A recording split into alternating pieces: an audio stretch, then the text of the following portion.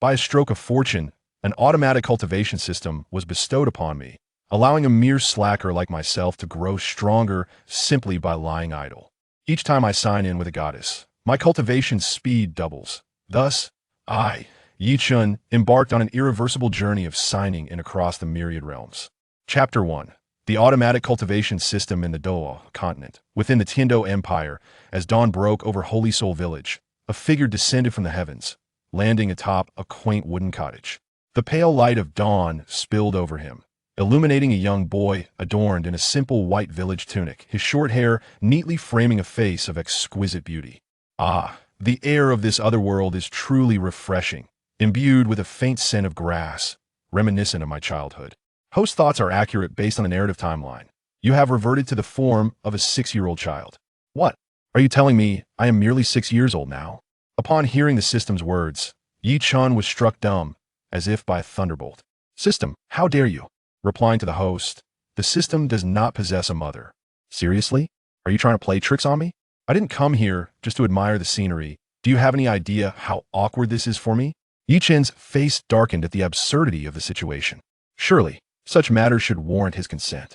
Just as he was about to unleash his frustration, the system's voice chimed in once more. Binding the automatic cultivation system. Host, Chen age, 6 originally 17 realm. Level 0 unawakened classification. 110 soul scholar, 1120 soul master, 2130 great soul master, 3140 soul sovereign, 4150 soul clan, 5160 soul king, 6170 soul emperor, 7180 soul saint, 8190 soul daw, 9194 ordinary title daw, 9598 super daw, 99100 ultimate prodigies. Orphan of the Yi clan in Holy Soul Village. An orphan? Chen was utterly speechless. This system was clearly toying with his psyche. Notice, please read the system usage instructions carefully before confirming the binding. As soon as the words faded, a translucent screen, visible only to Chen, appeared before him, displaying glaring red text. Automatic cultivation system, capable of automatic cultivation and enhancement without any manual operation. Wow, this is incredible. A smile spread across Chen's face, an expression of sheer delight. He had never been fond of conflict. This system seemed tailor-made for him. Being a laid-back individual, he could now level up effortlessly, far more enjoyable than the relentless grind of other protagonists in novels. Confirm binding. System binding successful. A flash of white light enveloped him, and Chen felt a subtle warmth flowing from his dantian, coursing through his body in a unique, unceasing trajectory. Is this the beginning of my automatic cultivation?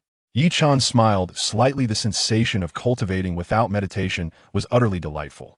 As this warm flow navigated through his body several times, it appeared to grow in volume and intensity, though he could not discern if it was merely an illusion. Ding! Detected that the host is a novice. Would you like to immediately claim the beginner's gift pack? Wait, there's a gift pack? Chen's excitement was palpable as he exclaimed, claim it now. Successfully claimed the beginner's gift pack. Would you like to open it immediately? Open it. Ding! Congratulations to the host for acquiring the option to select soul rings from 500 to 2000 years twice and a spatial ring of 10M. A beam of white light descended from above, and a seemingly ordinary black ring appeared in Chen's hand. After slipping it onto his index finger, daybreak had fully arrived, and the village was becoming busier. He decided to postpone the selection of soul rings for later, opting instead to descend from the rooftop and explore the unspoiled beauty of the Douluo Continent.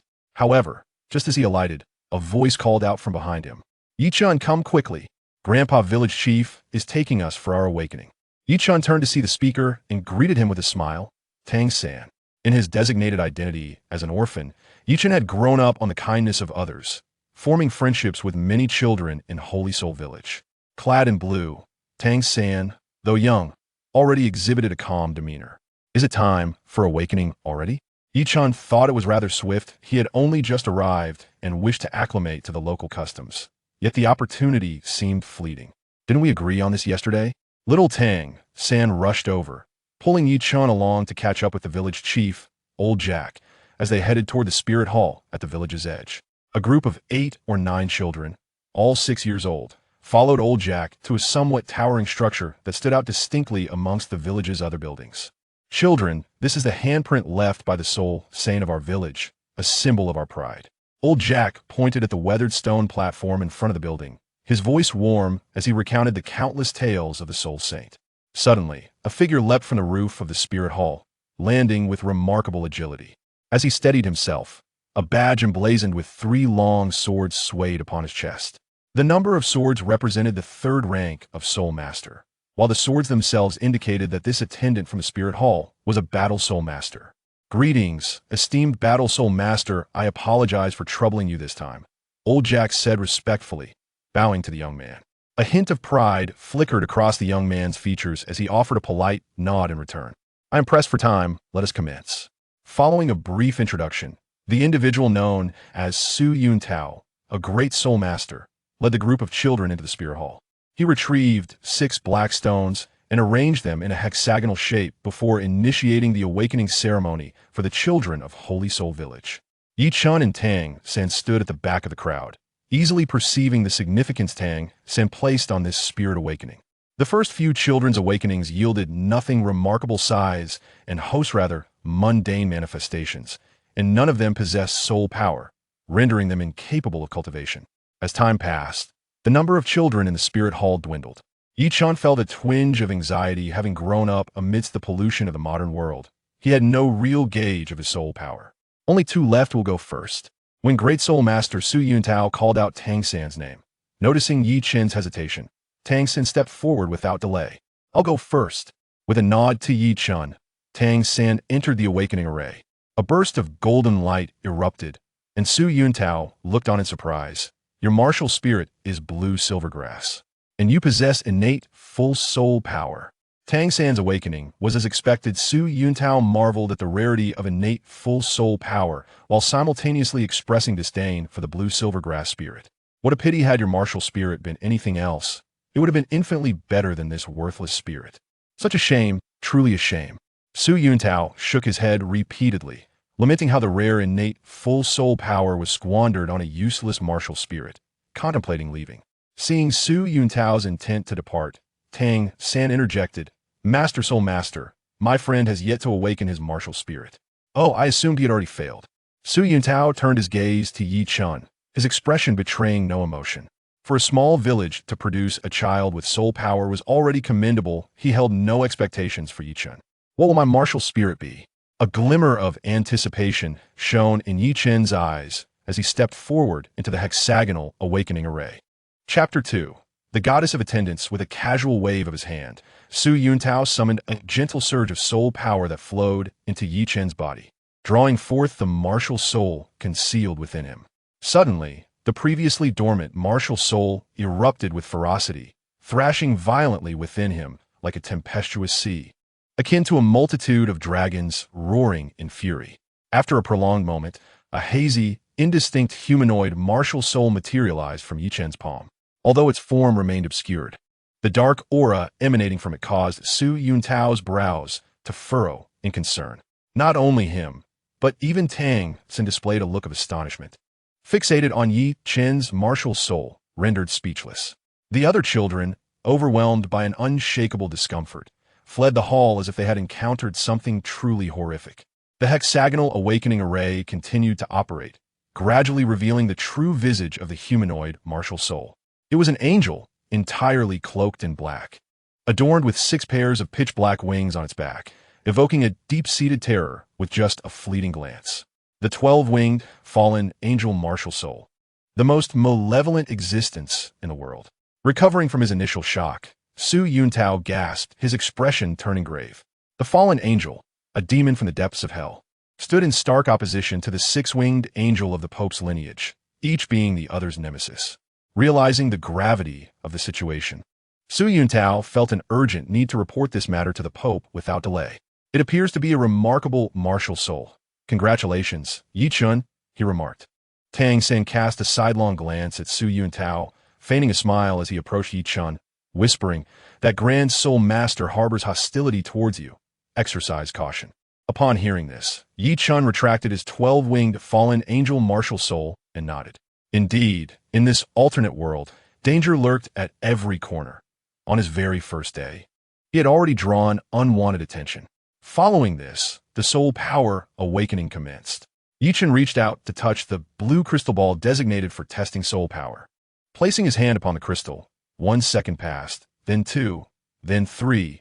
There seemed to be no response, indicating that Chen might possess no soul power. Alas, little San, I seem to lack soul power, he said, a look of disappointment crossing his face as he shrugged, his emotions a tangled web. Before Tang Xin could respond, Su Yuntao's somewhat stern voice broke in. Try again. I have 3 more soul power crystal balls. Perhaps the previous one was faulty, resulting in your lack of detection. Before Chen could agree, Su Yuntao retrieved 3 more exquisite crystal balls from his bag and placed them before him, leaving him with no choice but to comply. Thank you, esteemed soul master. I shall make every effort, Chen replied, a hint of a smile gracing his lips as he extended his hands towards the next 2 crystal balls. However, the outcome mirrored the previous attempt. No reaction, remaining dim and lifeless. It was only upon touching the final crystal ball that a faint glimmer of light suddenly emerged from within it. Though the light was barely perceptible, it undeniably signified its existence. Any semblance of soul power indicated the potential for meditation and cultivation, thus proving that Chen met the fundamental prerequisites for cultivating soul power. Soul power, level 1. Su Yuntao murmured, his vigilance easing considerably. Innate soul power almost exclusively denoted the quality of one's cultivation talent. Possessing only level 1 innate soul power, as Chen did, was indicative of abysmal aptitude. One could surmise he would struggle to progress significantly even if he were to cultivate throughout his lifetime. In this light, even with the fallen angel martial soul, Chen's potential seemed irrelevant. The spirit hall need not fear the rise of a waste. Nevertheless, Su Yuntao believed it necessary to report the existence of the fallen angel martial soul to the Pope. With the awakening complete, Su Yuntao prepared to depart from the sacred soul village. As night fell, the silvery moonlight bathed the tranquil village in its glow. On the roof of a small wooden house, 2 slender figures reclined, gazing up at the luminous moon above. Tang San remarked, the village chief said there is only 1 enrollment spot at the Nodding Academy. You should seize it. Chen retorted, why would I go? Does Nodding Academy even deserve my presence? Tang San responded earnestly, I am serious. Your martial soul is exceedingly unique. Su Yuntao mentioned its malevolence, which might pose risks to you. You need strength to safeguard yourself. Chen acknowledged, while that may be true, I still cannot go. Nodding City is teeming with people. If my martial soul were to be exploited by those with ill intentions, it would be exceedingly inconvenient. Tang Sen pressed, have you devised a plan? Chen replied, of course. Do you think I would relinquish such a golden opportunity to you? Very well. Let us each strive for greatness. In 6 years, we shall reunite in Nodding City for a contest. I hope you will not disappoint me by then. Tang San sat up, raising his fist in a gesture of camaraderie towards Chen, who responded with a chuckle, agreed, we shall meet again in 6 years. But let us make it in Soto City. By then, little San, do not let me defeat you with a single strike. Impossible. You are only at level 1. I possess fully cultivated level 10 innate soul power. Tang San smiled faintly, for he had the Xian Tian treasure record by his side, while Chen's innate soul power stood at a mere level 1. Though they spoke of a martial contest, Tang San's true desire was to ensure that his childhood friend would still be alive 6 years hence. All gatherings must eventually disperse. After returning home, Tang San, Chen took advantage of the night to leave Sacred Soul Village. He needed to find a reliable family or sect. Otherwise, should the Spirit Hall take measures against him, he would be at a severe disadvantage, especially without a titled Douluo father to protect him. The following morning, Chen quietly departed from Sacred Soul Village without notifying anyone. System, is there any way to expedite my cultivation? To be on the safe side, Chen inquired of the system, realizing that his dream of lying idle as a salted fish was likely unattainable. Detected the host's desire for strength. Would you like to activate the subsystem? Goddess Attendance System? What is that? Please elaborate. Goddess Attendance System. Complete attendance tasks to win the hearts of goddesses. Function. Increases automatic cultivation efficiency. Each goddess signed and boosts cultivation speed by 100, stacking cumulatively, with a maximum of 10 goddesses per realm. Duration. Upon entering another world, automatic cultivation speed will revert to its initial state. Upon hearing the system's explanation, Chen could not suppress his excitement. Signing in goddesses to accelerate cultivation? Huh. You are truly a mature system. I adore it. Chapter 3. Refusal of Sword. Leveraging his youthful appearance. Yichen managed to hitch a ride to the seven-treasure glazed tile school, albeit with some difficulty. Upon arrival, he found himself at the premier auxiliary sect in the world, which frequently recruited external disciples to compensate for its inherent deficiencies in combat strength. The new round of selection trials commenced 3 days after Yichen's arrival. In the expansive plaza outside the seven-treasure glazed tile school, a throng of individuals from all corners of the world formed 2 lines by age, one for 6-year-old children who had yet to awaken their martial souls, and another for those under 18. Yichen surmised that this arrangement aimed to identify promising talents for early cultivation amidst the sea of applicants. Xiao'er, martial soul, iron chopsticks, soul power level, 0, eliminated. Li Shang, martial soul, kitchen knife, soul power level, 1, eliminated. Lin Yiru, martial soul, 3-clawed cat, soul power level, 3, eliminated. The crowd surged in the plaza, and, as most candidates, faced elimination. Yichen felt a twinge of anxiety as he noticed the dwindling number of individuals ahead of him. His martial soul was exceedingly unique. Would the seven-treasure glazed tile school accept him? Yet, recalling his months of training during which he had elevated his soul power to level 10, he felt a renewed sense of confidence. Although the preliminary stages of soul power cultivation may appear simple, the speed of the automatic training system rivals that of true geniuses. If Yichen could sign in with a few more goddesses to expedite his training, he could hardly fathom the exponential growth of his soul power. The selection process of the seven-treasure glazed tile school was not as effortless as one might imagine. After all this time, only 2 or 3 individuals from Yichen's row had advanced, which was an exceedingly slim chance in a line of thousands. At the entrance of the sect, Ning Fengji, the sect master of the seven-treasure glazed tile school, gazed at the departing figures and could not help but lament the absence of a genius with a strong attack-type martial soul. Such a talent would secure the future of the sect. Despite being one of the 3 great sects, the supportive nature of their martial souls ultimately lacked offensive capabilities, rendering the sect somewhat shallow in depth. Candidate 101, Yichen, innate full soul power. A resounding voice echoed through the crowd, causing Ning Fengji's eyes to ignite with astonishment. Simultaneously, the gazes of thousands converged upon Yichen, filled predominantly with envy and jealousy. A short-haired boy clenched his fists in frustration, exclaiming, "That kid is truly fortunate to possess innate full soul power. Why am I stuck at level 5? A petite girl beside him chuckled, "Come on, you're not content with level 5? Yet, it certainly pales in comparison to innate full soul power." "What do you mean? Are you mocking me?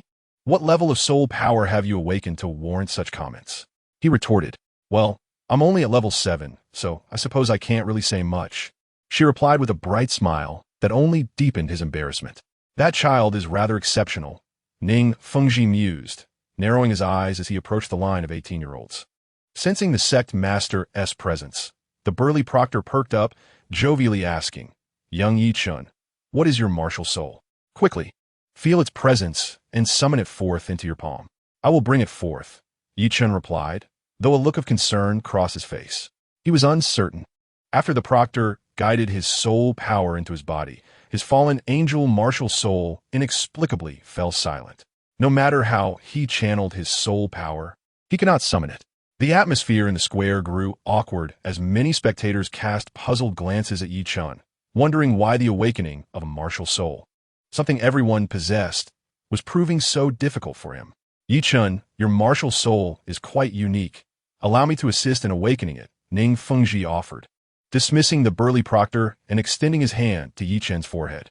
In an instant, a surge of gentle soul power flooded into Yichen's mind, resonating with the martial soul within him. However, peculiarly, there was no sign of the 12-winged fallen angel martial soul emerging. Instead, a blood-red longsword gradually materialized in the right hand of the fallen angel, bursting forth from Yichen's palm with great force.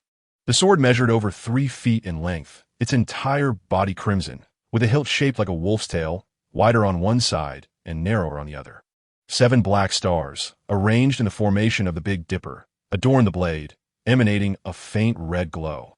"This is the 7-star Demon Abyss Sword," Ning Fengji exclaimed, his aura surging with excitement. The legendary god-ranked martial soul, 7-star demon abyss, was said to have only appeared in ancient times, a miracle of an era heralding the awakening of the Dark Age. Ning Fengji recalled a fragment of a saying from his youth. When the 7 stars align, the demon abyss emerges, the sword spans the heavens, casting aside all for eternity. As the demon abyss reigns supreme over the realms of gods, the first master of the 7-star demon abyss martial soul, Lin Qi, was rumored to have ascended to godhood through darkness, dominating half of the divine realm alongside the fallen angel and establishing their own realm of demonic divinity. However, as time passed, tales of the sword demon Lin Qi and the fallen angel gradually faded from the stage of Douluo Continent, with the realm of demonic divinity becoming an obscure legend known only to a select few. Yet, whispers in the folktales spoke of a sword demon tomb left behind by Lin Qi in the frigid northern lands, where recognized heirs could inherit the sword demon's divine essence and ascend to the divine realm. Ning Fengji recalled that Sword Uncle had once sought the sword demon tomb, but for reasons unknown, the endeavor had come to an abrupt end. Suddenly, a silver light shot from the 7-treasure glazed tile school, swiftly arriving above the sect square. A figure dressed in immaculate white robes, with meticulously groomed silver hair, stood there holding a pure silver longsword, approximately 3 feet in length and devoid of any ornamentation. His expression was remarkably indifferent, his eyes seemingly blind to the world around him, exuding an aura of supremacy over all existence. "Follow me," the middle-aged man commanded with a wave of his hand, causing Yi Chen's body to uncontrollably soar toward him, heading directly into the depths of the 7-treasure glazed tile school. Observing this, Ning Fengji could not help but smile at long last. Our 7-treasure glazed tile school has awaited this day. With a fervent heart, his smile broadened uncontrollably. In the bamboo grove behind the 7-treasure glazed tile school, within a humble thatched cottage, Yi Chen stood in awe beside this powerful title de law, the ability to soar through the air and wield a sword, originating from the 7-treasure glazed tile school, could only belong to the legendary sword Douluo, Chen Xian. Realizing this, Yi Chen quickly clasped his hands in greeting. "I am Yi Chen. It is an honor to meet you, esteemed elder. Your composure is commendable. Meeting me with such calmness is rare. Others would either plead to become my disciple or be too awestruck to speak," Chen Xian remarked, his demeanor still aloof as he prepared tea for himself. Yi Chen shrugged and chuckled softly. "Elder, you are hardly a fearsome beast. Why should I be afraid? Do you know why I brought you here?" Chen Xian's lips curled into an enigmatic smile, making it difficult to discern his intentions. "Seeing my unique martial soul, you wish to take me as your disciple?" Yi Chen guessed. Chen Xian nodded. "You are indeed perceptive. You qualify to be my closed-door disciple." "Wait, esteemed elder," Yi Chen interjected. Do you have more to say?" Yi Chen's face flushed with embarrassment. His innate martial soul was a sword, and to be Chen Xian's disciple would be a tremendous honor. "However, I am truly sorry, elder, but I cannot become your disciple. I hold great admiration for Bon Douluo." Upon hearing this, Chen Xian's indifferent expression quickly morphed into one of anger. He had not expected his personal attempt to take on a disciple would be met with rejection, especially for someone like Bon Douluo. Did he believe himself inferior to that ancient elder? "At midnight, I shall await you at Donglin," Chen Xian said, hastily taking a sip of tea, casting Yi Chen a meaningful glance before vanishing from the thatched cottage.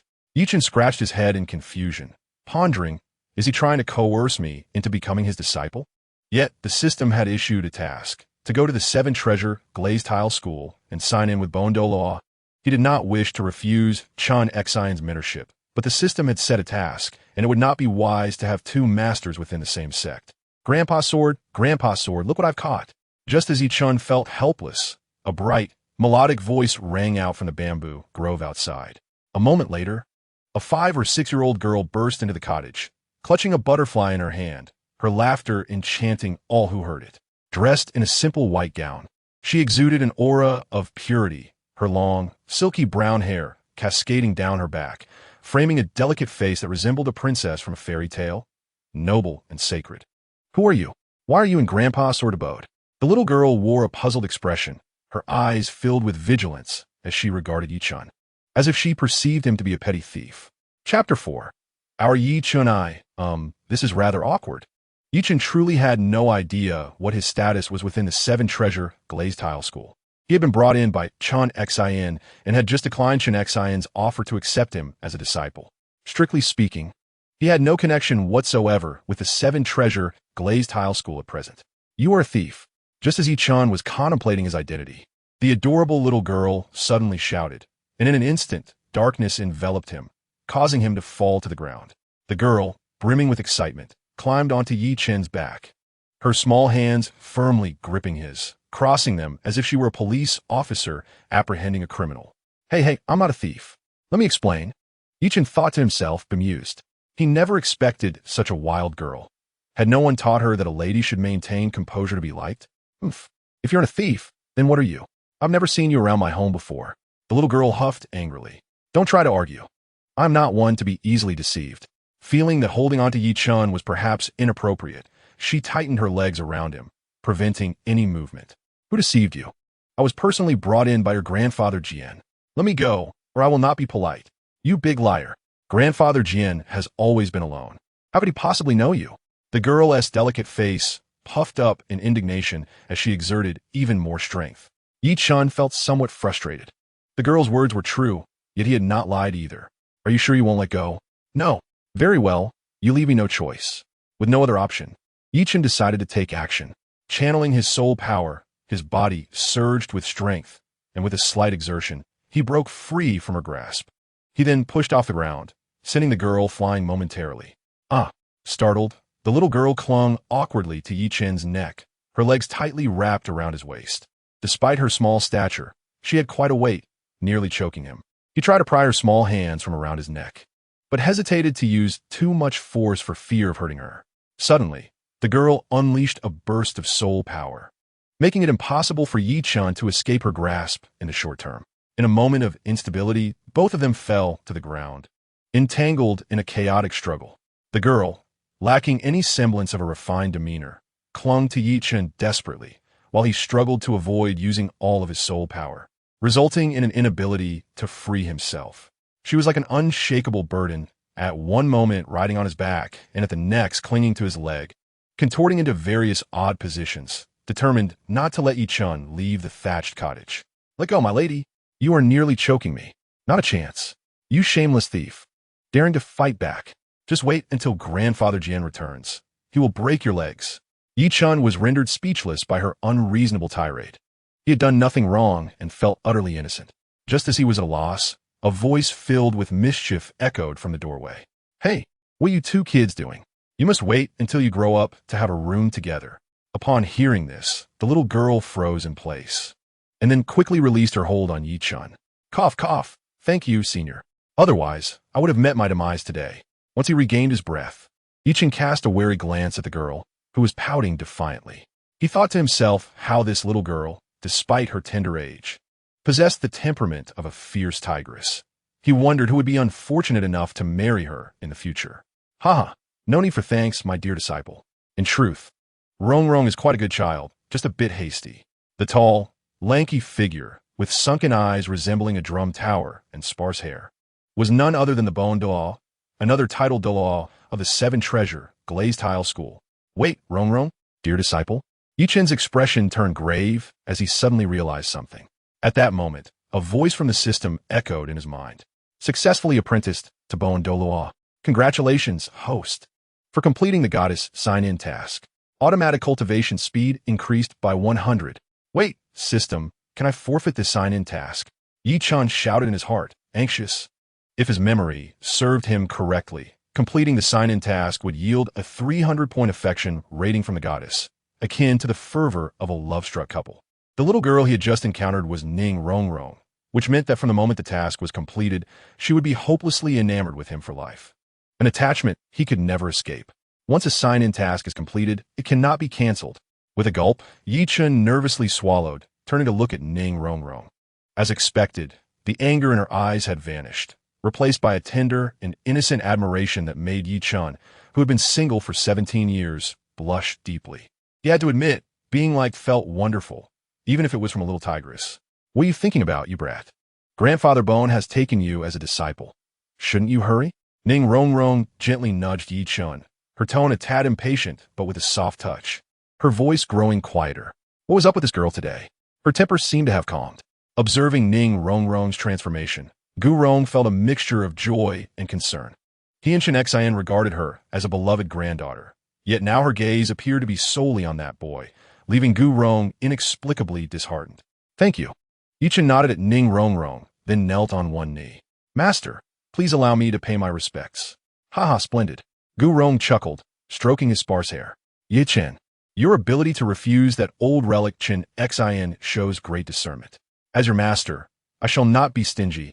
Accept this small token as a gift for your apprenticeship. With a wave of his bony hand, a beautifully crafted blackbone pendant fell into Yi Chen's palm. Gu Rong continued, focus on your meditation and practice.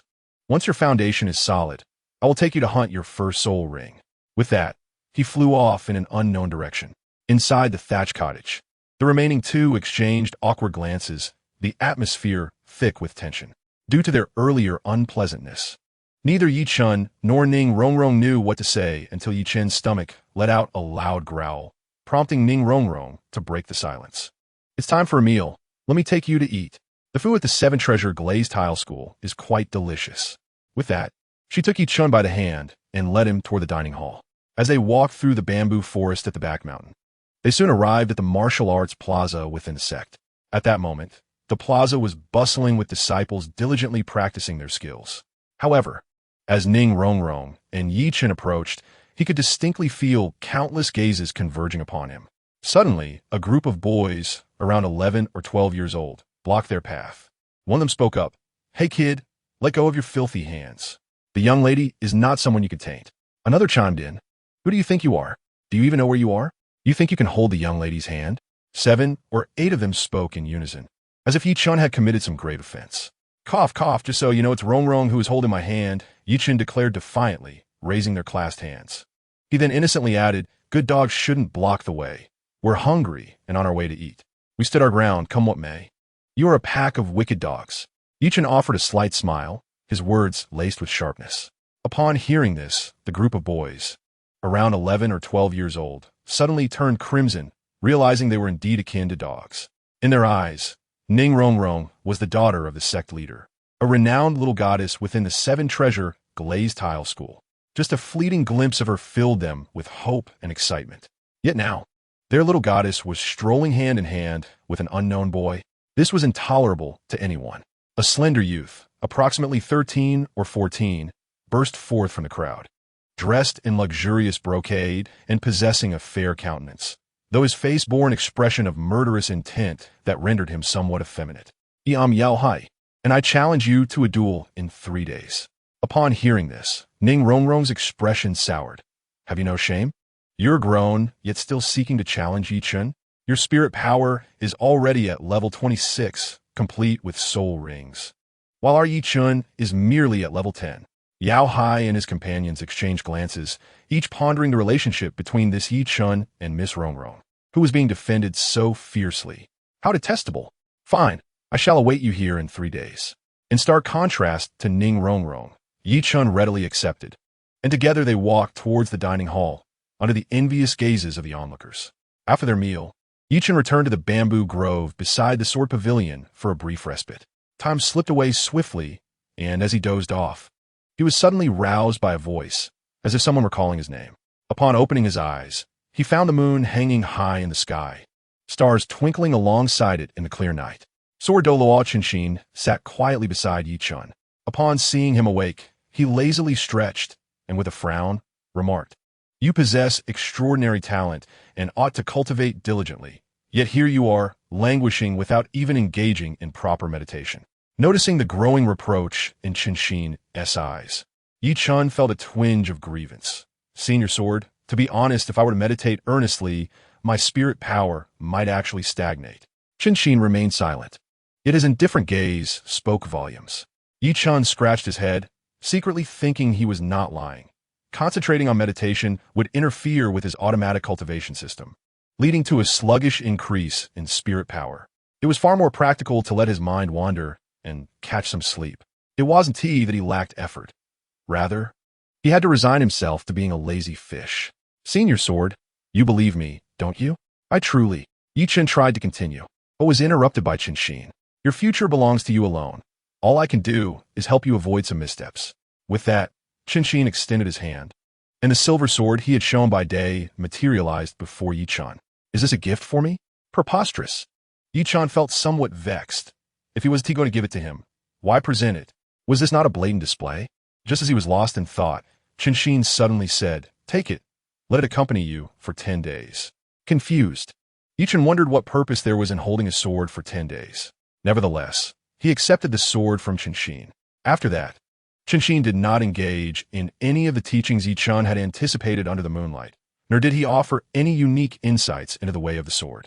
He simply departed from the bamboo grove, leaving Yi Chen in a state of bewilderment under the moonlight.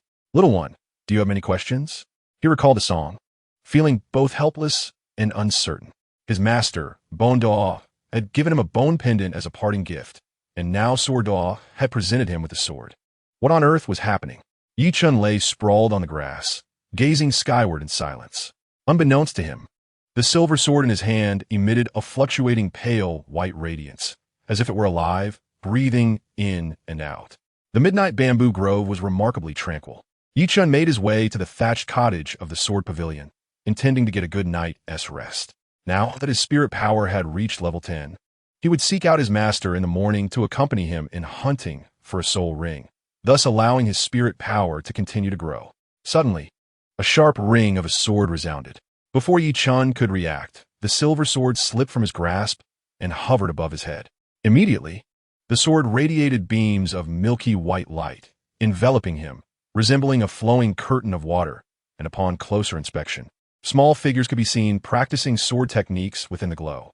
Beep detected that the host is comprehending sword technique inheritance. Would you like to activate the system's automatic cultivation? Yes. Open it. Yi Chen suppressed his joy.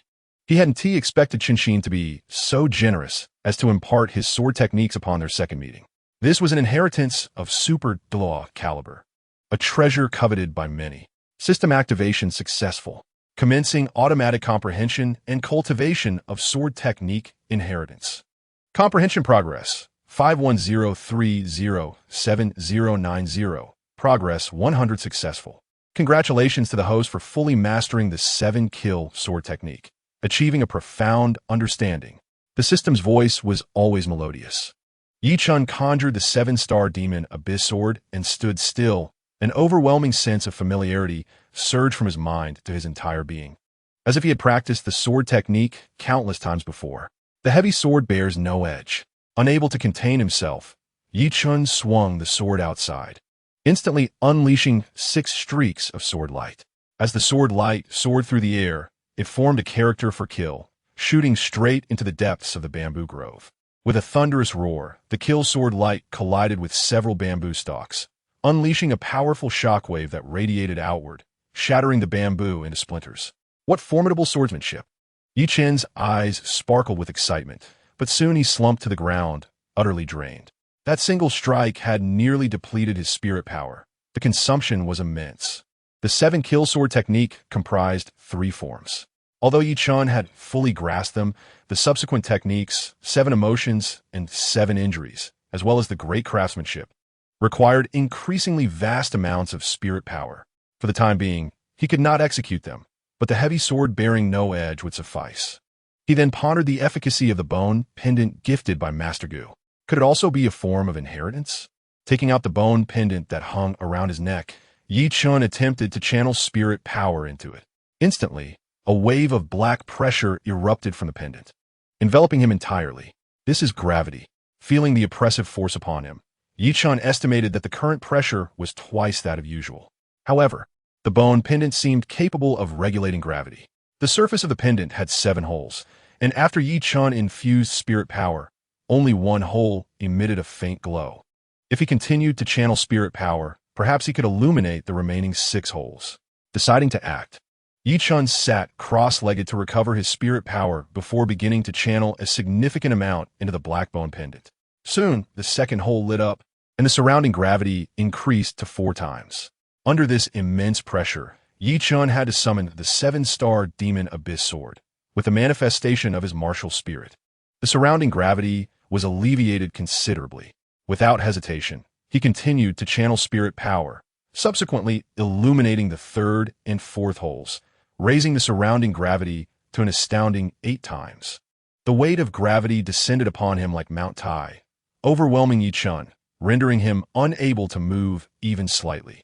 Strangely, however, he felt his spirit power significantly amplifying under this immense pressure, and the operation of his automatic cultivation system accelerated remarkably. Upon witnessing this, Yi Chen could not help but inwardly exclaim, "The gifts bestowed by my master are indeed exceptional. If I continue to cultivate at this pace, it will not be long before my soul power reserves rival those of a high-ranking soul master. Yet, it is still insufficient." A glimmer of greed flickered in his eyes as he lay on the ground and bellowed, summoning with all his might his primary martial soul, the 12-winged fallen angel. The long-hidden fallen angel martial soul responded to Yi Chen's call, swiftly manifesting above him. The 7-star demon abyss automatically flew into the hands of the fallen angel. And as the two fused, Yi Chen felt an overwhelming surge of strength coursing through his body. He then stood up under the immense pressure of 8-fold gravity. Immediately, the 5th hole on his bone pendant lit up, and the surrounding gravity suddenly intensified to 16-fold. Yi Chen trembled under such tremendous weight, reaching the limits of his endurance. Auto-Cultivation System, now it is your turn to perform. Sitting cross-legged on the ground, Yi Chen endeavored to maintain the most energy-efficient resting position, allowing him to endure in the 16-fold gravity environment for as long as possible. The greater the gravity, the faster the automatic cultivation would proceed, and he wished to grow stronger swiftly. This was the optimal strategy. Early the next morning, Ning Rongrong came running to play with Yi Chen. Upon seeing him cultivating his soul power, she mimicked him by sitting beside him to meditate and practice. Whenever she grew weary, she would chat with Yi Chen. When tired, she would simply rest on the bamboo bed within the sword pavilion. However, their harmonious cultivation days were soon interrupted by a group of uninvited guests. "Yi Chen, the time has come. You must battle. Come out, do not hide like a coward." Upon opening the door, Yi Chen raised his hand, unleashing a beam of sword light that instantly sent the level 15 soul master at the door flying. This scene left the dozens of disciples gathered outside in utter shock. Yi Chen then placed a finger to his lips and whispered, "Shh, keep it down. Rongrong just fell asleep." At these words, everyone in front gasped in astonishment. What had Yi Chen done to provoke such thoughts? How could he, a mere child, dare to lay hands on someone so young? Suddenly, the minds of those present were filled with dangerous speculations. It was difficult not to think further upon hearing such a statement. Chapter 6. The boiling battle intent. At this moment, Ning Rongrong awoke and emerged from the sword pavilion, displeased to see a crowd targeting Yi Chen. She pointed an accusing finger at Yao Hai, rebuking him fiercely, "Do not go too far. I have warned you that if anyone dares to bully my people again, I shall tear them to shreds, regardless of who they are." Instantly, the disciples who had come to confront Yi Chen fell silent, their heads bowed in fear. However, Yao Hai's face darkened, unable to tolerate seeing the woman he admired stand up for another man. With a clenched jaw, he replied, "Miss Rongrong, this is a private matter between Yi Chen and myself. I trust that Sect Master Ning would not impose too much." Mentioning Ning Fengji caused Ning Rongrong's aura to diminish significantly. Her father held deep admiration for this man. Yao Hai was regarded as the pinnacle among the outer disciples. And since the 7 Treasures Glazed Tile sect primarily possessed supportive martial souls, Yao Hai, with his powerful attack-type martial soul, was highly valued. Just as she pondered this, a figure suddenly descended from the sky, revealing the presence of Sect Master Ning Fengji. "Father, I pay my respects to the Sect Master." In front of the sword pavilion, the disciples knelt, bowing their heads in silence, astonished that the matter had escalated to attract the attention of the leader of the 7 Treasures Glazed Tile sect. Was he here to support Yao Hai? "Greetings, Sect Master Ning." Yao Hai lowered his head, a smile creeping onto his lips.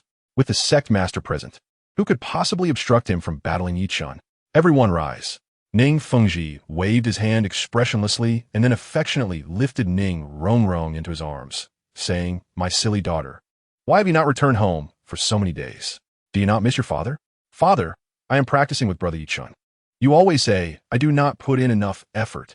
Ning Rongrong pouted, prompting Ning Fengji to lovingly tap her forehead with a smile. You are the cleverest. I merely fear that you might be bullied here.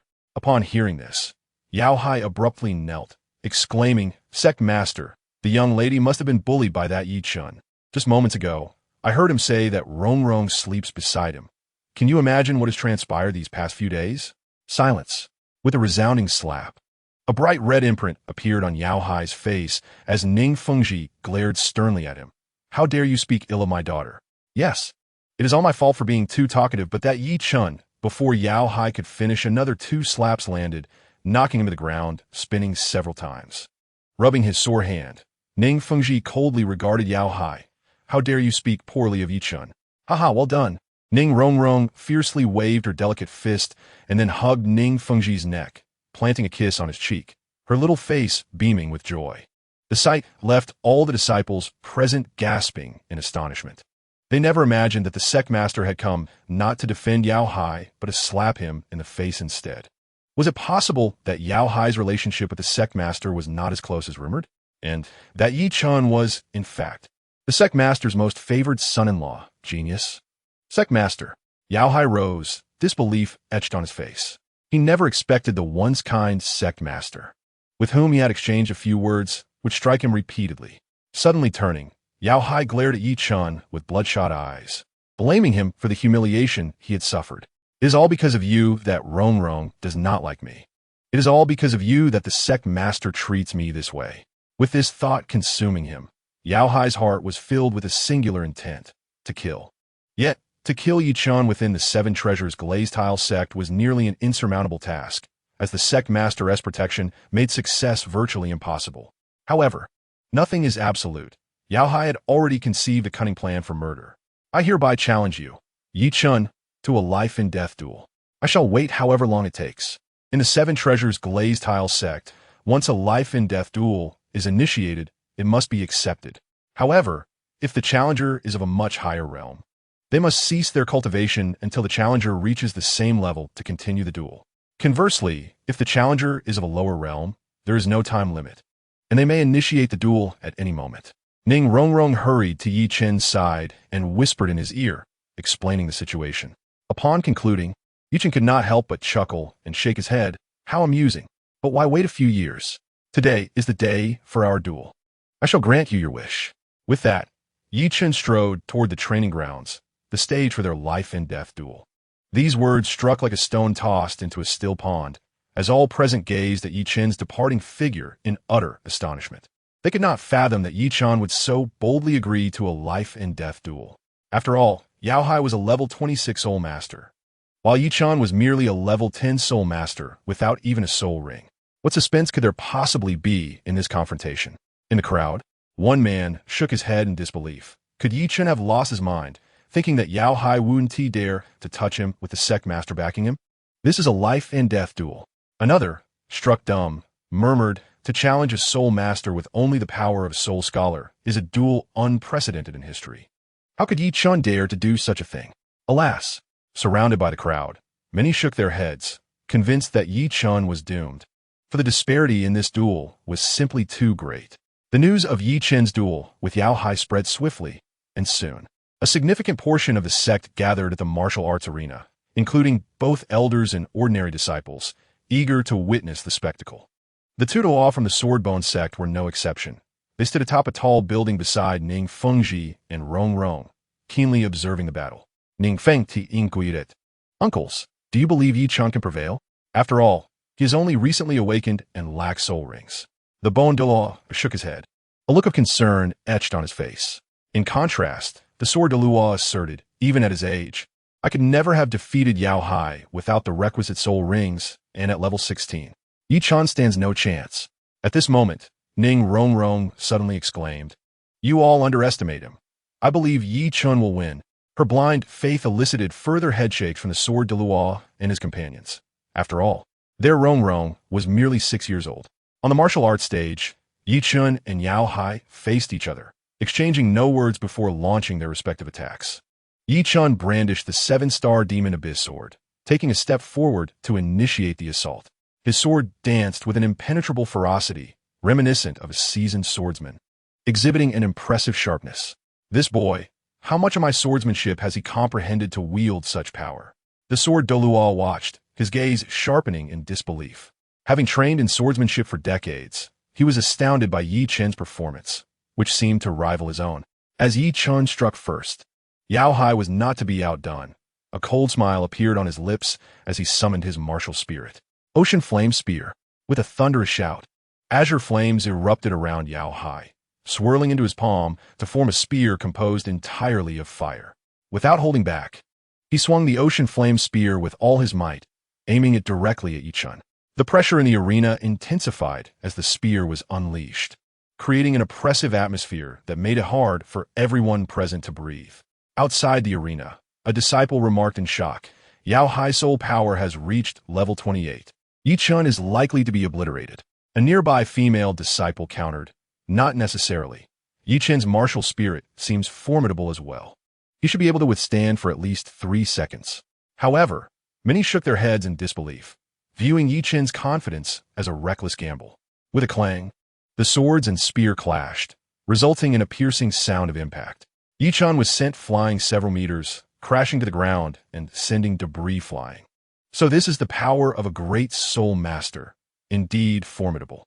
Blood surged in Yi Chen's throat, and his sword hand trembled, yet a smile crept onto his face.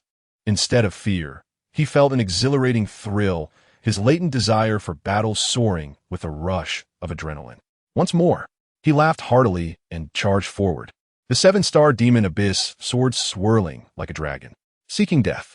Yao Hai's eyes glinted with murderous intent. After parrying Yi Chen's strikes, he seized the opportunity to thrust the Ocean Flame Spear straight at Yi Chen's forehead. With a resounding clang, Yi Chen's swordplay was remarkably swift. He raised the demon abyss in time to block the lethal spear, yet he was still sent reeling backward, though this time the distance was notably reduced. This kid's soul power is astonishing. What manner of creature is he? Yao Hai tightened his grip on the Ocean Flame Spear, realizing that Yi Chen's attacks had long surpassed the limits of a mere soul master, approaching the prowess of a high-level soul master. I cannot afford to delay. This must end swiftly. After repelling Yi Chen once more, Yao Hai seized the moment to raise his Ocean Flame Spear, fully unleashing his second martial spirit ability. Flame Sea. With a fierce roar, he hurled the spear into the air, where it disintegrated into countless azure flames that filled the sky, resembling stars scattered across the martial arts arena. The temperature soared rapidly, causing the disciples watching below to break into a sweat, retreating several meters before feeling any relief. Such formidable power. It is time for me to unleash my strength.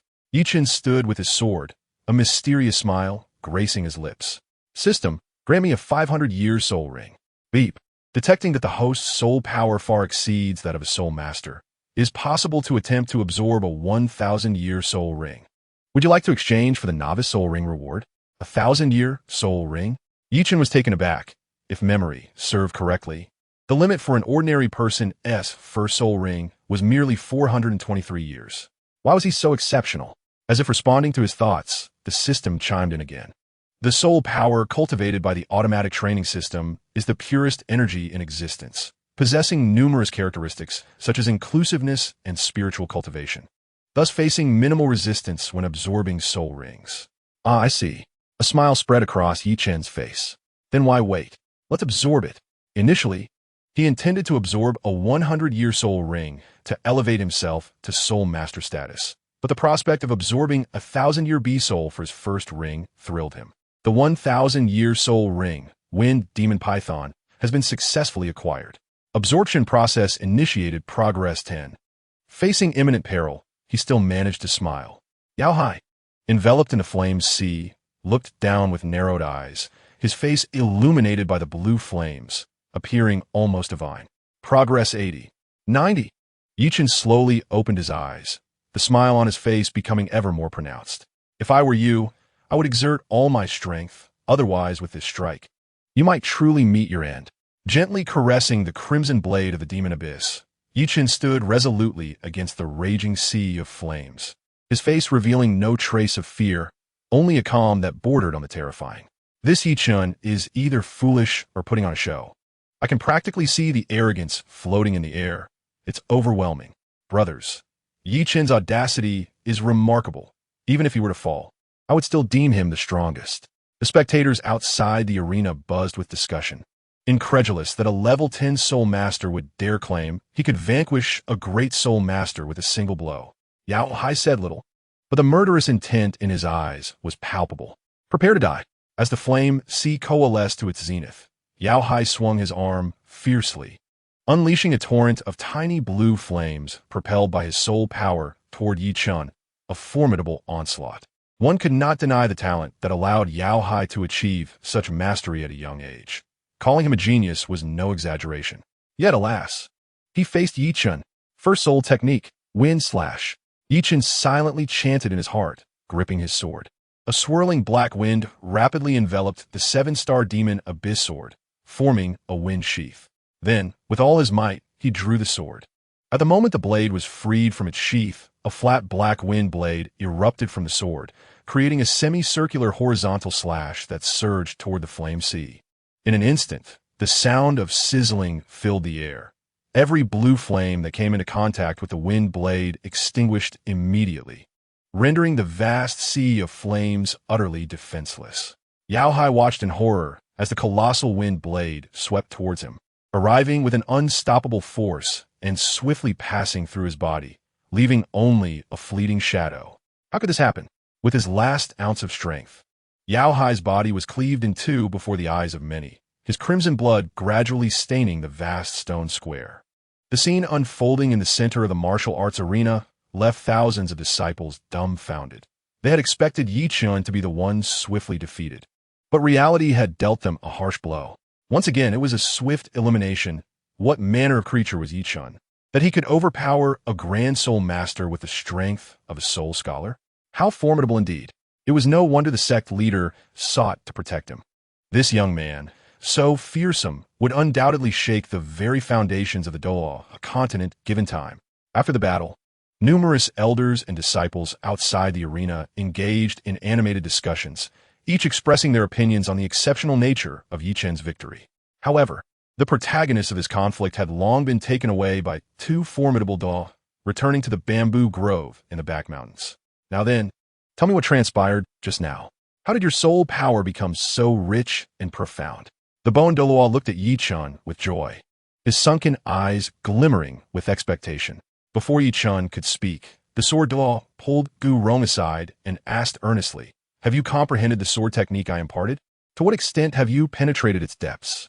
Previously, I observed your swordplay to be astonishingly proficient, nearly in my own level, if not surpassing it. Simply incredible. Old sword, he is my disciple.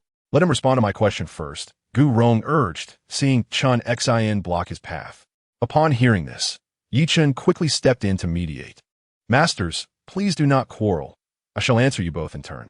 Gathering his thoughts, Yi Chen continued, "The bone token my master gave me has been activated to 16-fold gravity, which is why my soul power has surged. As for the sword technique passed down by Senior Sword, I believe I have comprehended it entirely." His words, though softly spoken, sent shockwaves through Chen Xin and Gu Rong. 16-fold gravity? Is this defying the heavens? Gu Rong exclaimed. "The sword technique I have labored over for decades, fully comprehended by a mere 6-year-old child in less than a night? How is this possible?" The two exchanged incredulous glances, each reflecting disbelief. "Is everything you say true?" Setting aside the gravity bone token, the inheritance of Old Sword was birthed from years of battle. "How on earth did you achieve this?" Gu Rong could not contain his confusion, and even the sword Douluo displayed a rare hint of anxiety, eager to know the truth. Scratching his head, Yi Chen replied calmly, "I just learned by watching. It didn't seem too difficult." With that, he summoned the 7-star demon abyss and swung his sword towards the distant bamboo grove. A cross-shaped sword light surged forth, instantly shattering several stout bamboo stalks. This is the first form of the 7-kill sword technique, the heavy sword without edge. Witnessing this, Chen Xin was no longer doubtful, though his astonishment lingered. Gu Rong laughed heartily. "Yi Chen, my disciple, you're truly a prodigious talent. With such monstrous aptitude, there is likely no one on this continent who can match you." "Master, you flatter me. I am merely ordinary," Yi Chen modestly replied. Thud! Before he could finish, Gu Rong playfully gave him a light slap on the back of the head. Being humble is commendable, but excessive humility can be quite irksome. Master, I speak the truth. I am, in fact, a waste, struggling to cultivate even my soul power. Another hefty hand landed on Yi Chen's head as Chun Xian looked at him sternly. You're so young, yet already trying to show off. Haven't you heard the saying, those who flaunt will attract lightning strikes? What have I flaunted? Those are merely truths. Yi Chen muttered, rubbing his sore head, feeling aggrieved. Why was he punished for speaking the truth? He was certainly no genius. Chapter 8.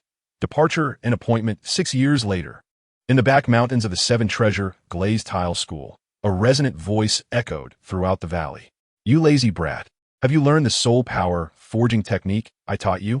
A massive bone dragon soared above the valley, its head adorned with Gu Rong, who scanned the surroundings in search of someone. Moments later, Chen Xian arrived on his sword and inquired, Old Gu, where is Yi Chen? Has he grasped the new interpretation of sword intent I laid out last month? In response, Gu Rong scratched his already sparse hair. I haven't seen that boy for half a month. All he does is feast and frolic instead of cultivating. I truly do not comprehend what he is thinking. His talent is astonishing, yet he is so lackadaisical. It infuriates me. Chen Xian sighed, shaking his head. Since that duel, Yi Chen had settled into the Seven Treasure Glazed Tile School, and these two old fellows had treated him as their own, imparting their knowledge without reservation.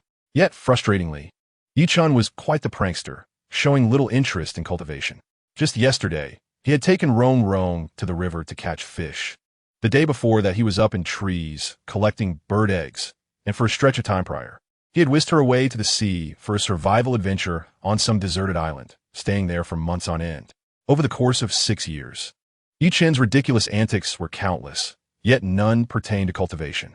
What was most infuriating was that despite this, Yi Chen's soul power continued to grow rapidly and steadily. Chen Xian thought to himself, if that boy would just apply himself a little, even a smidgen, I would be thoroughly satisfied. But would he ever put in the effort? Alas, I can only hope that when he ventures out for training, he will become a bit more sensible. With a shake of his head, the bone Douluo lamented, not even believing his own words. Inside the clock tower of the outer building complex of the Seven Treasure Glazed Tile School, Yi Chen lay beneath the giant clock, gazing through the stained glass at the distant horizon. 6 years had flown by. I wonder how you were doing, Xiao San. Time had passed swiftly, and the day of his appointment with Tang San had arrived. It was time for him to prepare to head to Soto City, where the third mission from the system awaited him. Xiao San, who is that? Do you still have siblings out there? Ning Rongrong, nestled against Yi Chen, looked at him with curiosity. Over the past 6 years, she had yearned to be close to this man, yet Yi Chen always insisted she was too young, maintaining a distance between them. Gazing at Yi Chen, who was so near, Ning Rongrong often felt an overwhelming urge to leap forward and devour him. But alas, the closest they had come to intimacy was a sweet little kiss. Xiao San is a good brother from my hometown. We grew up together, Yi Chen said, running his fingers through Ning Rongrong's chestnut hair. The little girl had blossomed into a breathtaking beauty, her delicate complexion radiant, draped in a cerulean pleated skirt that accentuated her well-developed figure, exuding an air of nobility. Though she was only 12, Ning Rongrong appeared more like a young lady, both innocent and alluring. Seemingly aware of Yi Chen's gaze, Ning Rongrong suddenly sat up, playfully tilting his chin and teasing, Am I beautiful? Coughing awkwardly, Yi Chen quickly diverted his gaze, no longer looking at her. This little enchantress had grown increasingly captivating, her flirtation skills evolving. And had it not been for Yi Chen's accustomed demeanor, he might have found it hard to resist her charms. As his final days at the Seven Treasure Glazed Tile School drew to a close, Yi Chen began to pack his belongings in preparation for departure. On this splendid day, under the warm sun, the plaza outside the sect echoed with the heartfelt admonitions of the two Douluos and Ning Fengji as they gazed at Yi Chen and Ning Rongrong standing before them. Yi Chen, you must take good care of Rongrong. Should I discover that even a single hair has gone missing from her, I shall not spare you, they cautioned. Disciple, as you venture into the world, remember to train diligently. Do not forget that there are always stronger individuals beyond your sight. Exercise caution, and if you cannot win, retreat wisely, understand? Rongrong, on the other hand, appeared exhilarated, playfully clinging to Yi Chen's arm and laughing. Grandpa Jian, Grandpa Gu, father, you can rest assured to entrust me to Yi Chen. He will certainly look after me well. With a wave, she pulled Yi Chen into the carriage, embarking towards Soto City. This girl is infatuated with Yi Chen to the core. Thankfully, that lad is steady and composed. Otherwise, I would have to intervene. Ning Fengji mused as he watched the pair gradually fade into the distance, shaking his head and turning back alongside the two Douluos. Soto City, located at the intersection of the Barak Kingdom and the Fasno Province, was reached by Yi Chun and Rongrong after a month-long journey without delay. Upon entering the bustling main city, the lively streets were filled with people from both kingdoms, frequently gathering in Soto City for trade, which birthed the vibrant metropolis it had become, surrounded by the lively shops. Rongrong's innate affinity for shopping seemed to awaken as she eagerly dragged Yi Chun along to explore various stores. Yi Chun, do you think this earring is beautiful? And this dress is so different from what I've seen before. Yi Chun feigned a smile, responding, yes, they're all lovely, buy what you like. Before long, Yi Chun found himself burdened with an assortment of shopping bags, resembling a walking tree adorned with various parcels. Just as Rongrong was about to step into a large mall, a voice both familiar and strange suddenly reached them from a distance. Pushing aside the obstructive bags, Yi Chun's lips curled into a smile. Tang San, long time no see. As he attempted to greet his old friend, he realized his hands were full. Approaching them was Tang San, clad in blue, accompanied by the spirited Xiao Wu, who sported a scorpion tail braid. It has been a while. You must have fared well these past years, he chuckled, observing Yi Chun's disheveled state and Ning Rongrong standing beside him. In response, Yi Chun silently summoned his soul power and effortlessly stored all the shopping bags into his spatial ring, shrugging with a sigh. Certain individuals believe this is the only way to demonstrate how much I care for her. It's quite a headache. With his hands freed, the four of them headed toward the hotel, intending to sit down and catch up. The architecture of Douluo Continent bore a resemblance to Nordic design, with Roman columns and crystal chandeliers in the lobby exuding a contemporary atmosphere. Boss, please provide us with 2 premium suites, Xiao Wu said, winking at Ning Rongrong, before teasingly adding, 2 rooms? Have you two been? Absolutely not. You are reading too much into this, Yi Chun interjected hastily. But Ning Rongrong merely puffed out her cheeks, unconcerned. We often sleep together, and father has said not to waste extravagantly while traveling. ISNT that right? Feeling the warmth of Rongrong's embrace, Yi Chun offered an awkward smile and nodded. You are absolutely correct. We must be frugal. Upon hearing this, Tang San and Xiao Wu exchanged amused glances, both aware of the numerous impractical items Rongrong had purchased. If this did not qualify as extravagance, then surely booking 10 more rooms would be quite economical. As they laughed, a tall, blonde-haired man sauntered in, embraced by 2 alluring women, drawing envious glances from those nearby. Most striking were his peculiar eyes, dual-colored and mesmerizing. With no rooms available, the young man shouted at the front desk, "Newcomers, summon your manager." Unable to bear it any longer, Tang San stepped forward to remind him that they had arrived first, only to be arrogantly rebuffed with, "I see you're also soul masters. Allow me to give you a chance to withdraw." Seeing this, Xiao Wu and Tang San prepared to confront him, but the young man merely pointed at Yi Chun, declaring, "You, being the strongest among them, shall duel with me." "Me?" Yi Chun scratched his head, shoulders slumping in resignation. "You should choose Tang San instead." The blonde youth scoffed, "What, afraid?" "Quite afraid." Yi Chun nodded, a light chuckle escaping his lips. "I fear that if I make a move, you might end up lying on the ground." Tang San's heart tightened at the disdainful expression on the blonde's face. He could not gauge the opponent's strength, suggesting that his soul power was significantly higher, with Tang San at the level of a 29th rank Great Soul Master. If this young man surpassed him, he would likely be at least a 30-level soul ancestor. Without resorting to hidden weapons, Tang San doubted his ability to defeat this opponent, and he pondered just how far Yi Chun's power had progressed since he had started as a mere first-level soul master 6 years ago. "Let me handle him. It will be a chance for you to witness my progress over the past 6 years. Do you remember our promise?" Tang San urged. "Of course I remember. My primary reason for coming to Soto City was to find you." "Xiao San," Yi Chun replied with a smile, fully aware of his own capabilities. "Hey, have you two finished your chatter? Let us get started." The blonde youth, clearly impatient, called out as he unleashed his white tiger martial spirit. In an instant, a massive white tiger materialized behind him, accompanied by a purple soul ring that erupted with energy, sending a wave of chaos through the hotel lobby. 1,000-year soul ring, 37th level battle soul ancestor. Tang San gasped, hastily summoning his blue-silver grass to prepare for combat. Yet, the dual-eyed youth showed no intention of engaging him. He stomped down fiercely, cracking the marble floor, and lunged towards Yi Chen with incredible speed. Yi Chen, watch out! Tang San shouted in alarm, swiftly activating his soul skills, Parasite Bind. Almost instantaneously, he attempted to shield Yi Chen. However, the young man's soul skills required a brief moment to manifest. The blue-silver grass barely began to coil around the blonde when he was sent flying like a cannonball, crashing through the hotel doors and rolling outside. The abrupt spectacle left Xiao Wu in shock, and even Tang San stared at Yi Chen, astonished, muttering. 1,000-year soul ring, 2 of them. 2 dazzling purple soul rings radiated around Yi Chen, and before he even drew his sword, the dual-eyed youth collapsed.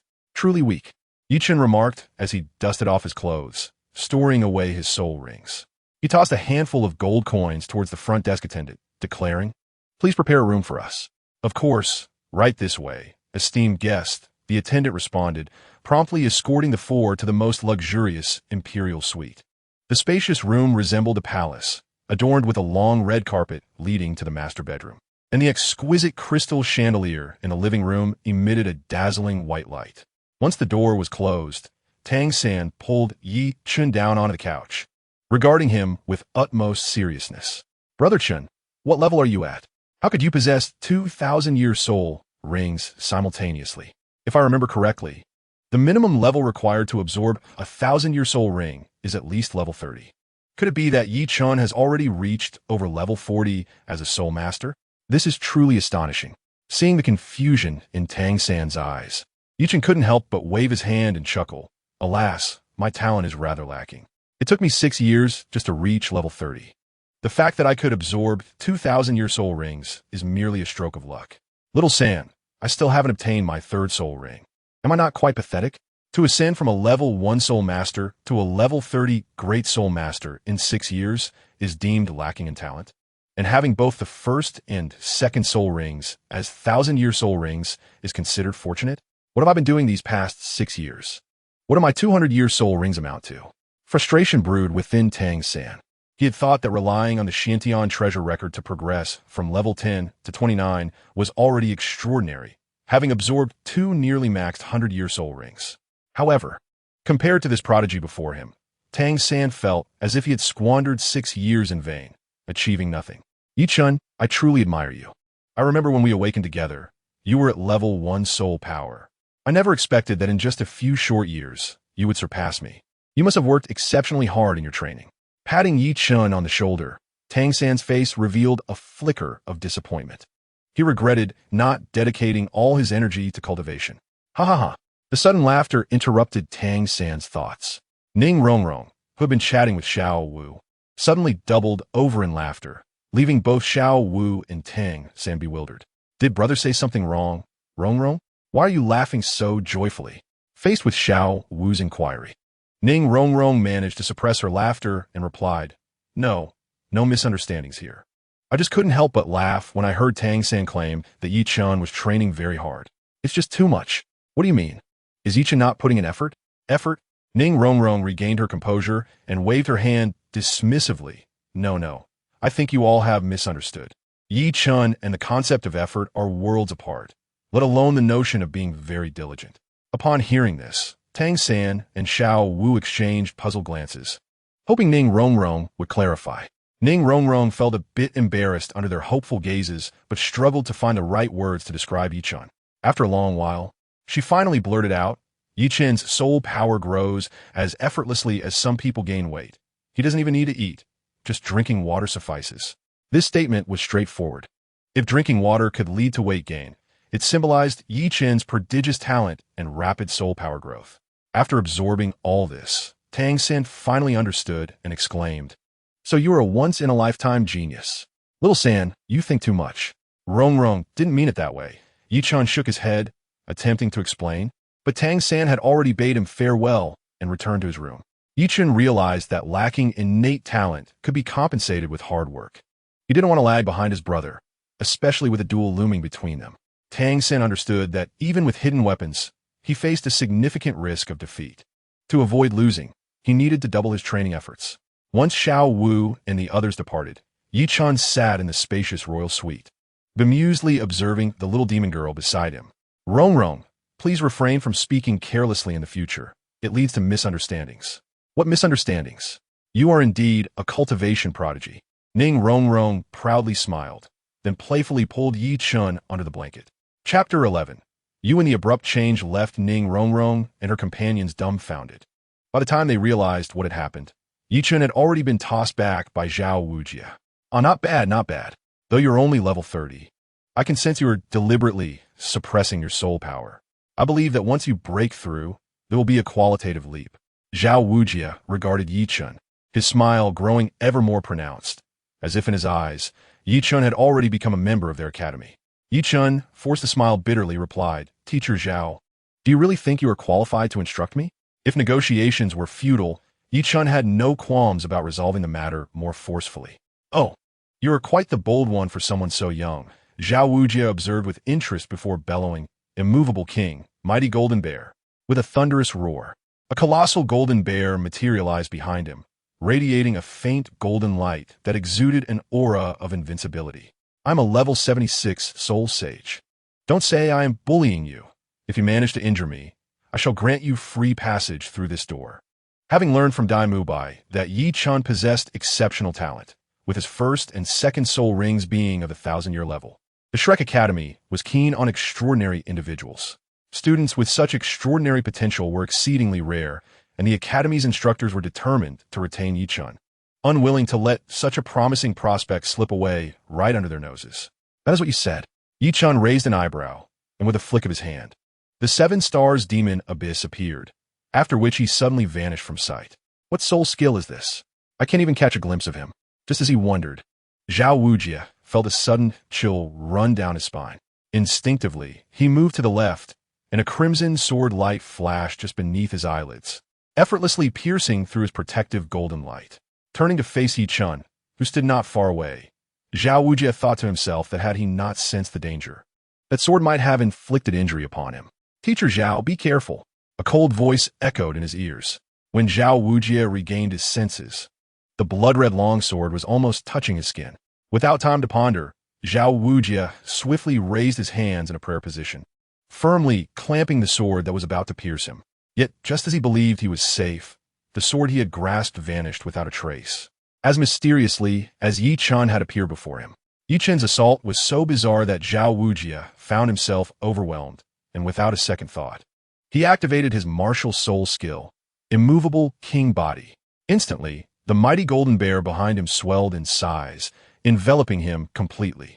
With a resounding clang, the vanished blood-red longsword appeared at his chest, piercing through most of the Immovable King Body. What a powerful sword technique. Where did you learn it? Hearing this, Yi Chun merely scoffed. Powerful? It was still blocked, wasn't it? Disappointed with his own offensive, Yi Chun retreated several dozen meters and shouted, Second soul skill. Space jump. With that, Yi Chun unleashed 3 strikes forward, each generating 6 streaks of sword light, which converged into 3 lethal sword beams aimed at Zhao Wujie. Seeing the astonishing sword beams of soul power, Zhao Wujie dared not underestimate them. He crouched low and activated the Immovable King Body to withstand all of Yi Chun's attacks. However, just as Zhao Wujie prepared for everything, Yi Chun's ultimate move had only just begun. His second soul skill was a spatial auxiliary ability that allowed any object's energy to traverse short distances through the void, achieving the effect of instantaneous movement. In an instant, the 3 heavy swords vanished and reappeared inside Zhao Wujie's Immovable King Body, directly targeting his throat. The exceedingly strange soul skill changed Zhao Wujie's expression, and at that moment, he disregarded his pride and immediately activated his second martial soul skill, Mighty Golden Palm. Soul power surged into his palms, and in a heartbeat, Zhao Wujie's hands transformed into something as hard as diamonds, swiftly swinging to strike at the 3 lethal sword beams. Without any unexpected developments, Yi Chun's sword radiance was effortlessly extinguished. The disparity in soul power between the two was simply too vast, far beyond what a sophisticated combination of martial soul techniques could counteract. I have lost. Yi Chun shook his head, secretly lamenting the overwhelming strength of his opponent. However, Zhao Wujie suddenly retorted, No, you have won. With a sigh and hands behind his back, Zhao Wujia moved towards Flinder's office. Gazing at the unimpeded gates of the academy, Yi Chun turned to Tang San and scratched his head, asking, "Did I injure him?" Tang San smiled and pointed to the bloodstains on the ground, saying, "Not only did you injure teacher Zhao, but you did so quite severely." In the Shrek Academy's principal's office, Flinder inquired, "So, how formidable is that young man? Is he as strong as Mubai claimed?" Upon hearing Flinder's question, Zhao Wujia extended his hands for inspection. "Principal, Yi Chun may be even more astonishing than we anticipated. I sensed he did not exert his full strength during our battle. 3 prominent blood streaks adorned his palms, and the air was permeated with the foul stench of decaying flesh. Zhao Wujia's wounds bore remnants of fierce sword energy, intermingled with a peculiar black soul power that continued to ravage his flesh. Can he truly inflict such damage? Are you certain he is merely at level 30? Flinder expressed his astonishment, knowing Zhao Wujia was a formidable soul sage at level 76. The gap in soul power and the defensive prowess of his martial soul should have rendered him nearly invulnerable. Although Zhao Wujia had underestimated his opponent, it was still unusual for a soul master to inflict such harm on him. With a wry smile, Zhao Wujia conceded, "That lad is indeed a great soul master at level 30, but his martial soul is the legendary 7-star demon abyss sword, capable of effortlessly penetrating my immovable king body. Furthermore, his sword techniques resemble the unique 7-kill sword technique of the Ning family. I suspect he and that young girl are connected to the 7-treasure glazed tile school." Upon hearing this, Flinder breathed a sigh of relief. If he is indeed a direct disciple of that titled Douluo, it is understandable that he possesses such might. It is a pity we could not recruit him into Shrek. I would truly relish the opportunity to personally mentor such a promising talent, and perhaps even have him participate in the Soul Arena to help bolster our Academy's funds. Do not worry, Principal. I believe Yi Chun shares a deep bond with that Ning Rongrong girl, as well as with Tang San and Xiao Wu. As long as they come to our Academy, he will not be able to escape. That is true indeed. Laughter erupted between the two men as they sat on the worn couch, imagining the future of sternly guiding Yi Chun. In the plaza of Shrek Academy, Dai Mubai approached Yi Chun and the others from a nearby building. "What a pity. I thought Teacher Zhao's strength would be enough to retain you. But you are even stronger than I had anticipated." In response, Yi Chun smiled, saying, "Do not worry. I plan to stay at the academy for some time. Feel free to seek me out for sparring whenever you wish. Remember your words. Do not complain later." For the proud Dai Mubai, being bested by someone younger was difficult to accept. He longed to overcome Yi Chun, and though he may not be able to do so now, he was determined that the future would be different. As night fell, Ning Rongrong and Xiao Wu successfully passed Zhao Wujia's second test and entered Shrek Academy. Following Dai Mubai into the boys' dormitory, Yi Chun was assigned to share a room with him. Although he had not officially joined the academy, Zhao Wujia had ensured Yi Chun had a place to stay after assessing Ning Rongrong and the others. Unable to bear staying in, Yi Chun quietly slipped out of bed and jumped through the open window into the night, where the moonlight was sparse and dawn was approaching. Remembering the system's assigned task for check-in, Yi Chun decided to take this opportunity to explore Shrek Academy. The task was simple. A leisurely stroll throughout all areas of the academy would suffice, which posed no challenge at all. With few buildings within Shrek Academy, Yi Chun completed his tour of the teacher's quarters and the principal's office in a matter of minutes. It seemed Flinder did not reside on campus, and the other instructors paid little mind to Yi Chun, assuming he was merely a visitor. By now, daylight had fully arrived, and it appeared he had only one place left to explore. Gazing at the 2-story building not far from the boys' dormitory, Yi Chun pondered whether it would be appropriate for a young gentleman to enter the girls' dormitory. However, abandoning the idea was not in his nature. After considering, he concluded that visiting now was better than sneaking in later. There were few female students in the academy, so Yi Chun called out for Ning Rongrong from below. "What? You want to enter the girls' dormitory? Why?" Ning Rongrong expressed her confusion at Yi Chun's unusual request. Then, as if struck by a thought, she leaned close to Yi Chun and whispered, "If you want to see something, just ask me directly. I am a woman too. I can show you anything they have." With that, Ning Rongrong began to untie her nightgown, intending to reveal herself. Alarmed, Yi Chun quickly grasped her hand, exclaiming, "What are you thinking? I am merely curious about the architecture here. I just came from Zhao Wujia's office, truly." Upon hearing Yi Chun's explanation, Ning Rongrong chuckled before returning to consult with Xiao Wu and Zhu Zhuqing. Moments later, she reappeared. You can go in, Xiao Wu agreed. Thank you. Gently patting Ning Rongrong's long hair, Yi Chen finally stepped into the girls' dormitory. The first room he entered belonged to Ning Rongrong, and it seemed the building was even smaller than he had imagined. The furnishings were similar to those in Dai Mubai's quarters, with a few simple tables and chairs, but scattered clothes added a touch of disarray. Xiao Wu, appearing to have just awakened, greeted Yi Chen in her adorable pink pajamas before promptly returning to her bed. Not lingering in Ning Rongrong and Xiao Wu's room, Yi Chen traversed a short corridor only to be halted by a door. Creak. Upon opening the door, Yi Chen expected to exit the building, but to his surprise, a breathtaking sight greeted him. Zhu Zhuqing lay on a small bed, clad in revealing sleepwear.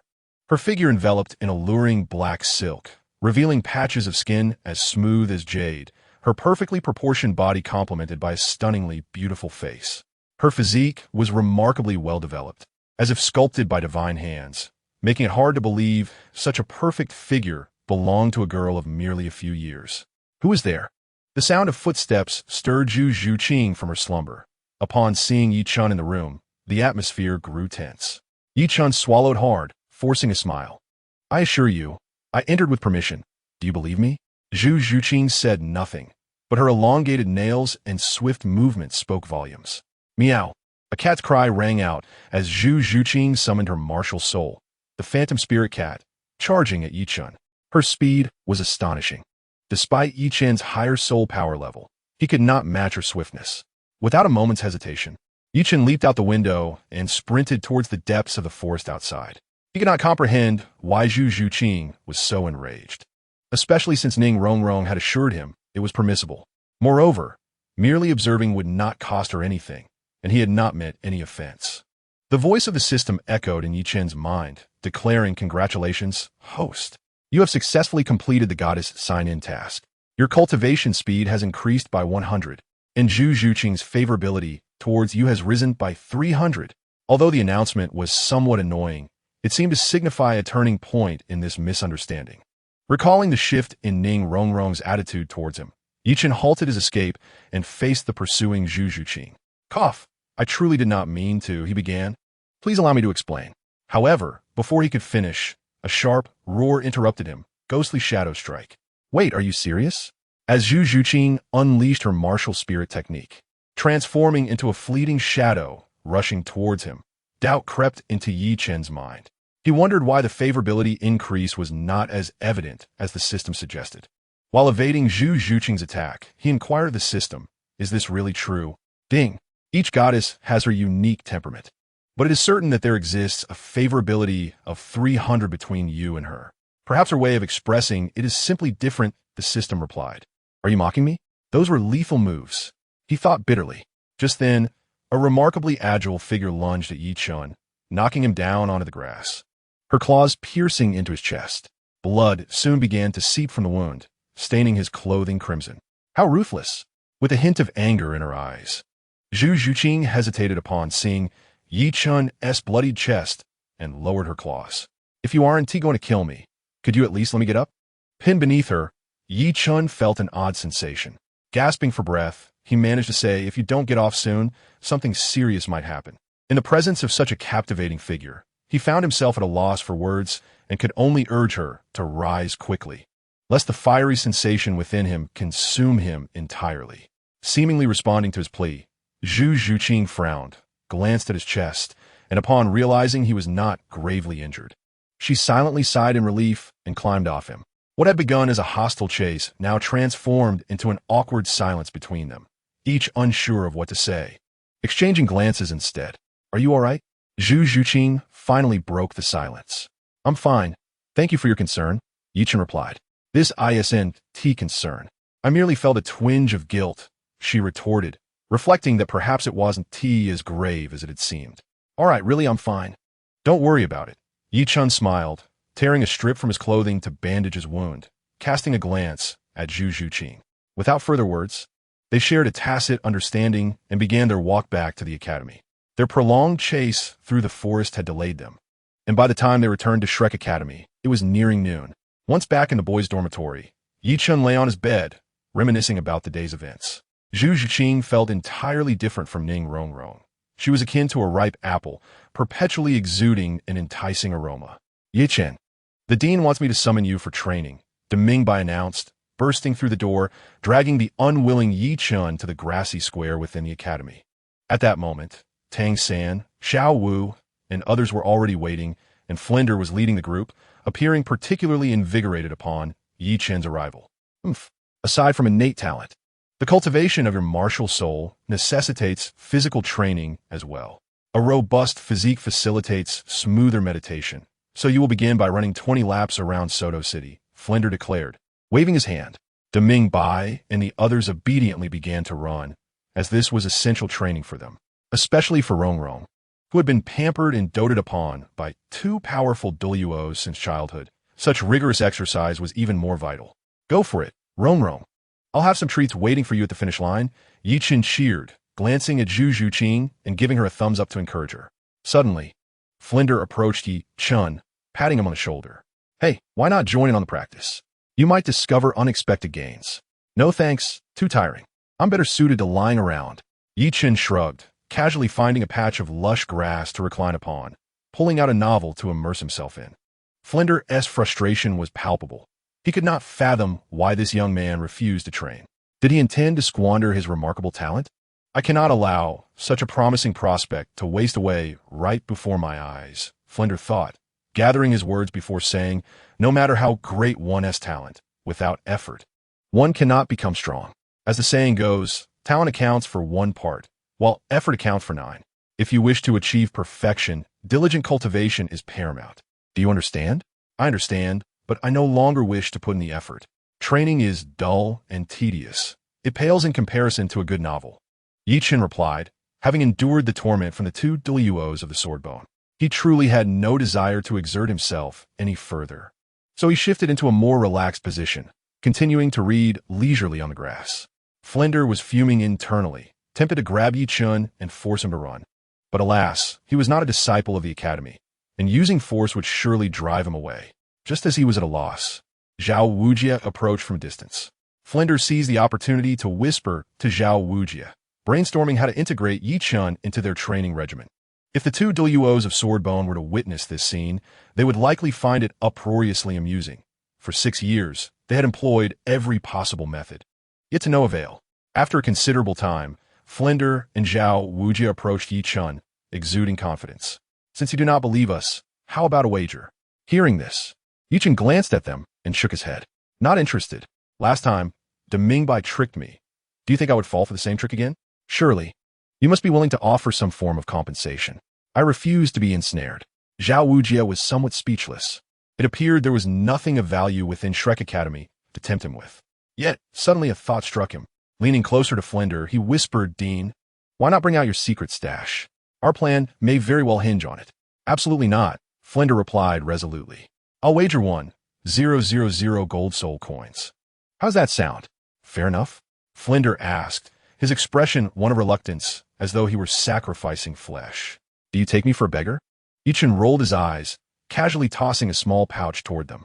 There are 10,000 gold soul coins in here. Consider a gift. Please do not disturb me again. 10,000 gold soul coins? Flinder exclaimed, beaming as he opened the pouch, his smile radiant.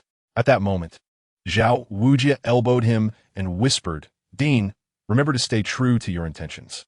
The success of our plan depends on your willingness to part with something. Upon hearing this, Flinder's demeanor shifted to serious, and he sat beside Yi Chen, stating, I'll raise the wager to 20,000 gold soul coins. What do you think? With a snap, another pouch appeared in Yi Chen's hand, and Flinder heard a dismissive voice next to him. There are 50,000 gold soul coins here. Do I look like someone in need of money? Who do you look down upon? I shall wager 100,000. If you agree to the bet, I will put forth an additional 100,000 gold soul coins. The last sentence emerged from Flinder like a roar, prompting Zhao Wujia, standing beside him, to quietly remind Dean, do you possess that much money? Upon hearing the mention of 100,000 gold soul coins, Yi Chen finally smiled and responded, very well, I accept. But you must sign the betting agreement. Otherwise, let us not proceed. As he spoke, A document detailing the terms of the bet appeared before Zhao Wujia and himself, with a wager of 100,000 gold soul coins described in painstaking detail. Witnessing this, Flander's beard bristled in indignation, and he exclaimed, "Yi Chen, you are as cunning as a little fox, but I will ensure you come to regret this."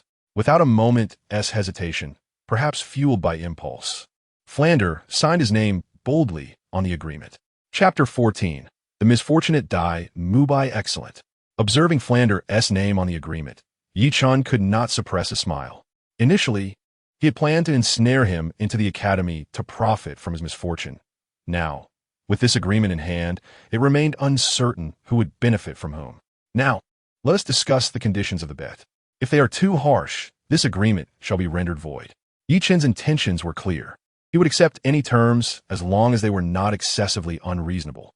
After exchanging glances, Flander and Zhao Wujia retreated to a corner of the plaza to deliberate further. Before long, Flander returned to Yi Chen's side, cautiously stating, "The terms of the bet are quite simple. If 1 month from now, your soul power surpasses that of Dai Mubai, you will win the wager. However, should you fail to exceed him, not only must you pay me the 100,000 gold coins, but you must also submit to my personal tutelage, accepting any rigorous training demands without question." "Isn't that a bit excessive, Dean?"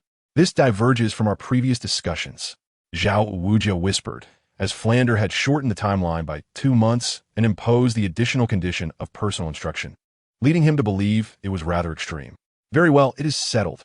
Yi Chen readily agreed and resumed reading his book, as though their exchange had merely been a mundane conversation. Flander was somewhat taken aback. He had anticipated Yi Chen would contest the terms. Yet it was evident that the latter did not regard this bet with the gravity he expected, or perhaps the young man possessed considerable confidence in surpassing Dai Mubai. A flicker of confusion crossed Flander's face. He wondered what fueled Yi Chen's confidence. Could it be that by remaining idle and neglecting training, his soul power would grow on its own? Regardless, he dismissed the thought, convinced that once he triumphed, he would ensure that this young man was thoroughly managed. The agreement was signed in duplicate, with Yi Chen's signature included.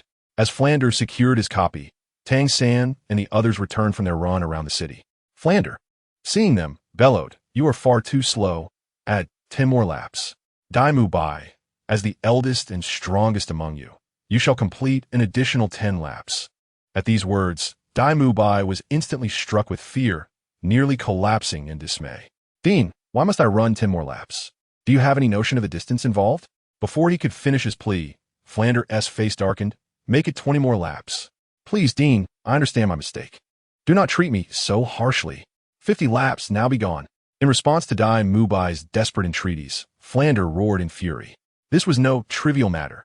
It involved a wager of 100,000 gold soul coins, and he would not permit any mishaps. Even though Yi Chen appeared utterly indifferent and showed no inclination to train, there was a possibility he was merely feigning his lack of effort, perhaps intending to train vigorously come nightfall. With this thought, Flander nodded to himself and summoned his four-eyed cat Eagle to fly alongside the training group. As Dai Mubai ran, he mistakenly believed the dean had come to relieve him of his additional punishment, and thus he waved cheerfully, "Dean, have you finally had a change of heart?" Before he could finish, Flander shouted, "Training is no jest. Dai Mubai, how dare you laugh at me?" As he spoke, a massive boulder entwined with vines plummeted from the sky, landing swiftly before Dai Mubai. Once the stone struck the ground, the figure in the sky vanished, leaving only a weighty command carried by the wind. "Carry it on your back. Return to the academy and report to me only after you have completed 50 laps." This proclamation left Dai Mubai in despair, collapsing to the ground as he muttered in disbelief, questioning his existence. "Is the dean targeting me? What have I done to provoke his ire? Did he discover that I brought a girl back to the dormitory last night? Why is this happening to me?" With a dejected countenance, he staggered to his feet and approached the boulder, hoisting it onto his back. He dared not defy the dean's orders, and though he felt immense reluctance, he could only endure in silence. "Thank you for your hard work." Ning Rongrong was the first to reach Dai Mubai, patting him on the shoulder before bursting into laughter, reveling in his misfortune as she dashed away. "Thank you for your hard work." Soon, Xiao Wu and others came to offer their consolation before swiftly disappearing from Dai Mubai's view, leaving him alone to bear the weight of the stone under the setting sun. It was not until deep into the night that Dai Mubai finally completed 50 laps. Just as he thought he could finally rest, Flander dragged him into the soul-hunting forest, returning only by midday the next day to Shrek. At first, Tang San and the others were perplexed as to why the dean was so harsh with Dai Mubai. But they later learned from Zhao Wujia that it was connected to the wager between the dean and Yi Chen. However, in stark contrast to Dai Mubai's woeful predicament, Yi Chen continued his days as usual, indulging in meals and slumber, entirely unconcerned with training. As 10 days passed in the blink of an eye, one morning, Tang San sought out Yi Chen, who was still lounging in bed. Do you recall the promise made 6 years ago? I understand you have refrained from training and acquiring soul rings in hopes of facing me on equal terms. That time has come. Tang San observed as Yi Chen's internal power surged, signifying his recent breakthrough to level 30. Excellent. I, too, wish to witness the true extent of your strength. Yi Chen nodded and followed Tang San to the grassy area outside their dormitory. 6 years had elapsed. 2 boys from Holy Soul Village had undergone profound transformations, and this duel could no longer be avoided. Their actions drew a gathering crowd, with Flander and Dai Mubai prominently positioned for the best view. Watch closely, Mubai. This battle may reveal Yi Chen's true capabilities. Both of these young men exude an air of exceptional talent, Flander remarked. In response, Dai Mubai nodded. Since learning of the dean's wager involving Yi Chen, he had ceased his complaints. Determined not to suffer defeat at Yi Chen's hands for a second time, he persevered through the rigors of training. Beside them, Ning Rongrong and Xiao Wu exchanged glances before speaking in unison. Who do you think will prevail? Of course, my brother. His true combat ability far exceeds what is currently displayed. I, too, believe Tang San is unfathomable, yet I have faith in Yi Chen. He will surely triumph. Upon hearing this, Zhu Zhuqing interjected, I, too, believe Yi Chen will emerge victorious.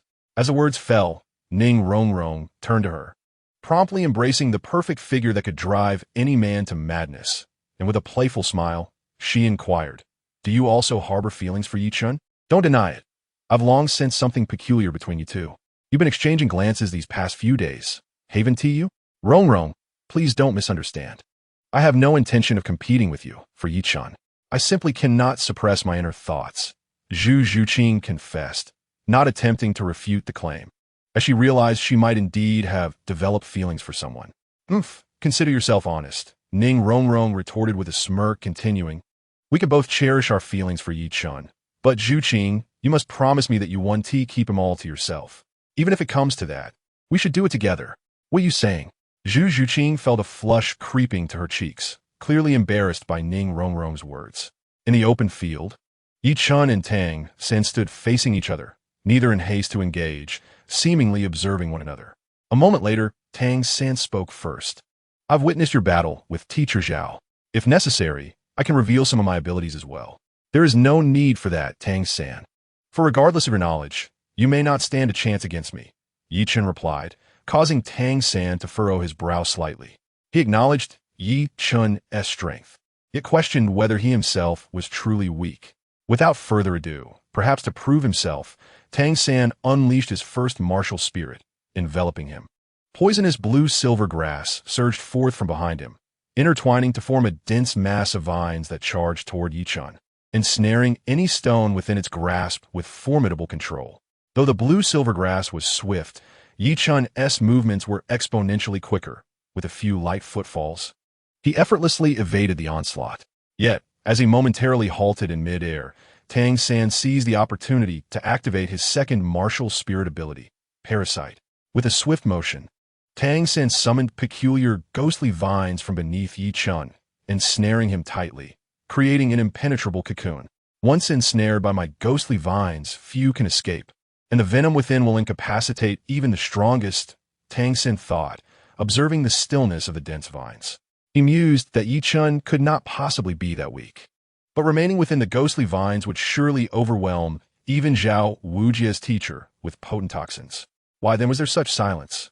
Suddenly, a resonant clang echoed from behind, sending a wave of alarm through Tang San.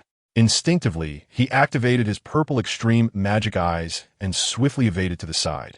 Yet as he leaped, Yi Chen's figure shadowed him closely, and by the time Tang San took his second step, Yi Chun's magic abyss was already poised at his throat. "Xin Yu hand!" Tang San silently exclaimed, and his hands transformed to become as unyielding as jade, reaching out to intercept Yi Chun's sword. Noticing this, Yi Chun cautioned, "Be careful, you cannot withstand it." The sharpness of the seven-star magic abyss sword was such that even Zhao Wujia, a soul sage, would find it impossible to deflect. Clang! Ignoring Yi Chun's warning, Tang San opted to meet the magic abyss head-on with his Xianyu hand. Yet, even as he managed to block it, his hands, fortified like jade, sustained a grievous wound. After a brief retreat, Tang San's eyes glimmered with an unprecedented seriousness. Yi Chun's second soul skill was remarkably agile, rendering his ghostly shadow steps nearly ineffective in comparison. With his second martial spirit, the Haotian hammer, lacking the power of spirit rings, Tang San resolved to employ his most potent secret weapons to confront Yi Chun. Are they both monsters? How can they be so formidable? Dai Mubai, watching from the sidelines, was astonished by Tang San's prowess.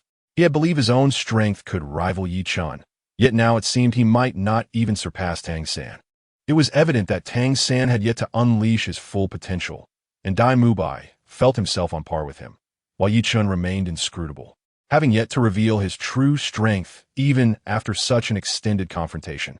Just how vast is the chasm between us? A wave of helplessness washed over Dai Mubai, but it was swiftly quelled by an indomitable spirit. Turning aside, he sat cross-legged, reflecting on the years wasted that had led him to such weakness. The dean was right. To avoid lagging behind others, one must cultivate strength. Resolutely ignoring the clash between Yi Chun and Tang San, Dai Mubai delved into meditation, embodying a sense of fervent dedication. Flandra, observing him secretly, felt a surge of pride. This child shows promise. Mubai, you must exert yourself doubly hard. My 10,000 gold soul coins rest entirely upon your shoulders. Meanwhile, in the open field, Tang San could no longer restrain himself, launching his concealed weapons. His hands moved like phantoms, unleashing a torrent of hidden daggers and needles that rained down upon Yi Chun, sealing off all avenues of escape. Seeing this, Yi Chun chuckled lightly. Now this is more like you, Tang San. Without your hidden weapons, this duel would be rather dull. Amidst the deluge of projectiles, Yi Chun recognized that even with spatial jumps, he could not evade the encompassing range of the hidden weapons. Yet, therein lay the intrigue, did it not? Without invoking any soul skills, Yi Chun stood firm, his presence and sword appearing as if they had melded with the very essence of the surroundings. As the myriad of projectiles neared within a foot of him, he began to wield his sword with remarkable speed, parrying several needles and causing his magic abyss to move with increasing velocity, creating multiple afterimages. Gradually, within a foot of Yi Chun, a formidable wall of swords emerged, deflecting countless projectiles to the ground, quickly forming a mound of discarded weapons at his feet, a sight to behold. How fascinatingly versatile weapons can be, Zhu Zhuqing mused, glancing at her own cat's paw before mimicking Yi Chun's sword movements in the air. Suddenly, she seemed to grasp something profound and promptly sat in meditation. After a considerable time, upon opening her eyes, an indescribable excitement shimmered within them. She had discerned a defensive technique from Yi Chun's swordplay that suited her perfectly. Though it was not a martial spirit skill, it endowed her with formidable defensive capabilities, effectively compensating for the limitations of her martial spirit, which could only attack. Noticing Zhu Zhuqing's transformation, Ning Rongrong pouted. Yi Chun's swordplay has surely progressed significantly, benefiting even Zhuqing immensely. It's ironic. This fellow has been slacking off beside Grandpa, sword all this time, and yet he earns such admiration. Having grown up together, no one understood Yi Chun better than she did, yet the more she understood, the more elusive he became, igniting an incessant desire within her to claim all of him for herself. She yearned to truly merge with him, believing that only then would this man harbor no secrets from her. Go for it, brother. I believe you will surely prevail. Xiao Wu's heart ached at the sight of blood dripping from Tang San's palm, but she still offered her encouragement. Will I win? Tang San managed a bitter smile. All the hidden weapons in the moonlit night of the 24 bridges had been expended, and he had even discreetly released the few remaining dragon whisker needles. Yet they had vanished as if cast into the abyss, leaving not a ripple behind. He had not anticipated that Yi Chen's swordsmanship would be so exquisite, effortlessly parrying all the hidden weapons he launched. As if he were the natural nemesis of the Tang sect, showing not the slightest flaw. It seemed that only when his soul power overwhelmed Yi Chen would he have a chance to defeat him. After such an extended assault, why not experience my unique sword technique? Yi Chen stood still, chuckling softly. Sword control. Suddenly, the demonic abyss slipped from his grasp, autonomously slicing towards Tang San with astonishing speed, enhanced further by Yi Chen's spatial leap. In a startling instant, the demonic abyss appeared before Tang San, executing a series of intricate sword moves around him, combined with Yi Chen's second martial soul ability. Within mere seconds, Tang San found himself in a rather disheveled state. Let it end. Yi Chen smiled, his fingers tracing a graceful arc as the demonic abyss hovered ghost-like at Tang San's throat, rendering him unable to resist in the slightest. Observing from the sidelines, Flinders sighed at the spectacle. This kid is truly formidable. Though Tang San possesses unique abilities that might prove effective against others, even old Zhao would struggle against him. Yet in the face of Yi Chen, he simply falls short. Shaking his head, Flinders departed from Shrek Academy. Realizing that Yi Chen had surprised him too many times, he needed to find a powerful ally to ensure victory in the bed of 100,000 gold soul coins. Chapter 16 Master. Yi Chen is in peril. The outcome of the duel was self-evident as Tang San stood disheartened, gazing at Yi Chen with a sense of helplessness. How could this be the conclusion when my talent far surpasses his? He was born with full soul power, while Yi Chen's innate soul power was only at level 1. Logically, his cultivation should progress much faster than Yi Chen's. Yet reality had dealt him a harsh blow. Reflecting on the 6 years since their separation, Tang San had believed that upon their reunion, he would consider Yi Chen's feelings and deliberately hold back, ensuring he wouldn't lose too embarrassingly. However, the current situation was a complete reversal of that imagined outcome. Are you all right, brother? Xiao Wu approached Tang San, offering her words of comfort. A temporary setback does not dictate future outcomes. As long as you keep striving, you will surely surpass Yi Chen one day. When did it become your turn to comfort me? Tang San chuckled, ruffling Xiao Wu's hair. I am not unhappy, merely a bit unwilling. I have confidence in myself. With a slight twist of his left hand, his second martial soul, the Haotian hammer, subtly revealed itself. His confidence was not unfounded. He had reached this level with only his blue-silver grass martial soul. If one day he could absorb the soul ring of the Haotian hammer, Yi Chen would no longer be his match. If Tang San were aware of Yi Chen's rapidly accelerating cultivation progress, he could only imagine the feelings that would stir within him. Currently, he had only signed in with 2 goddesses, boosting his cultivation speed by 200. What if he continued to complete sign-in tasks, increasing it to 300, 500, 700, or even reaching the maximum of 1,000? The future was simply unimaginable. Then you must double your efforts, Xiao San. I hope that in our next duel, we can engage more thrillingly. Yi Chen smiled lightly, patting Tang San's shoulder in encouragement. Suddenly noticing Dai Mu Bai practicing diligently not far away, Yi Chen thought, now that my soul power has reached a certain threshold, it is nearly overflowing. If I do not break through soon, I will gain nothing. The first and second soul rings were obtained from the beginner's gift pack, consisting of a 1,000-year and a 2,000-year soul ring, respectively. To continue advancing, I must prepare to absorb a 3rd soul ring. Regarding the wager, although Yi Chen was uninterested in money, he detested the feeling of defeat even more. It was time to venture into the soul-hunting forest. I hope to find a suitable soul ring. Resolute, Yi Chen sought out Ning Rongrong and Zhu Zhuqing, informing them of his intention to leave. How long will you be gone? Can we go together? Ning Rongrong looked at him intently, her beautiful eyes revealing a hint of concern. Yi Chen gently tapped her forehead. Why follow me? Your cultivation is the most important thing. Before I left, Uncle Ning specifically asked me to take good care of you. When I return, if you haven't improved your soul power, don't blame your brother for disciplining you. Upon hearing this, Ning Rongrong playfully thrust her hips in front of him, almost beckoning him to come and hit her, a carefree expression plastered on her face. Be careful while you're out. Zhu Qing and I will wait for your return at the academy. Zhu Zhuqing, rarely displaying gentleness, looked at Yi Chen with many unspoken words in her heart. You take care of yourself too. Don't think too much about me. With a slight smile at Zhu Zhuqing, Yi Chen waved goodbye and set off towards the Stardow Forest. Although he claimed to be going to the soul-hunting forest to alleviate Ning Rongrong and Zhu Zhuqing's worries, he knew that he could not casually absorb his third soul ring. 3 days after Yi Chen's departure, Flinder returned to Shrek Academy with a middle-aged man.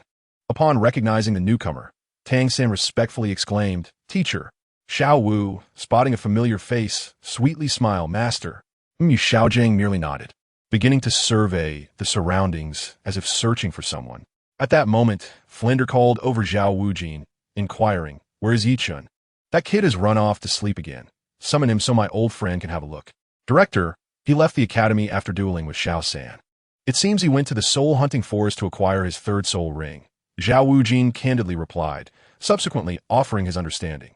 There should be no cause for concern. With his strength, hunting a soul beast over 1,000 years old is hardly a challenge. "That is a grave misunderstanding," Master suddenly interjected.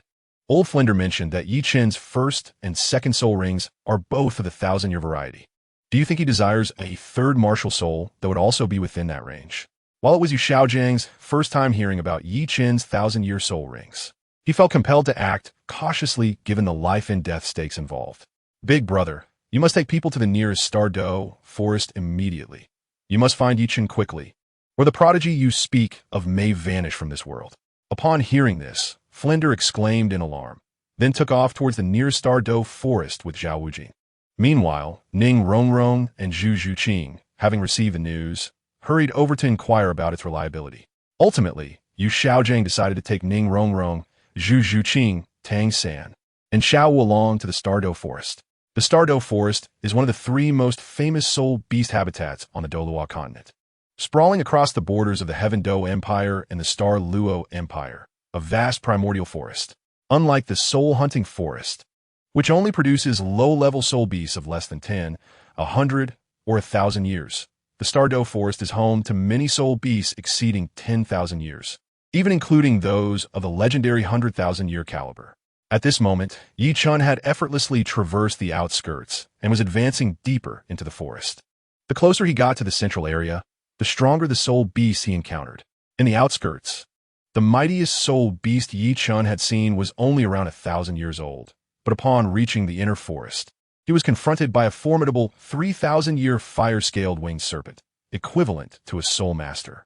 This fire-scaled winged serpent coiled around a nearby tree trunk, measuring nearly 100 meters in length, with an incredibly massive body and a pair of small wings emitting purple flames, resembling the comical forelimbs of a dinosaur. Yet, its slight flapping radiated waves of searing heat.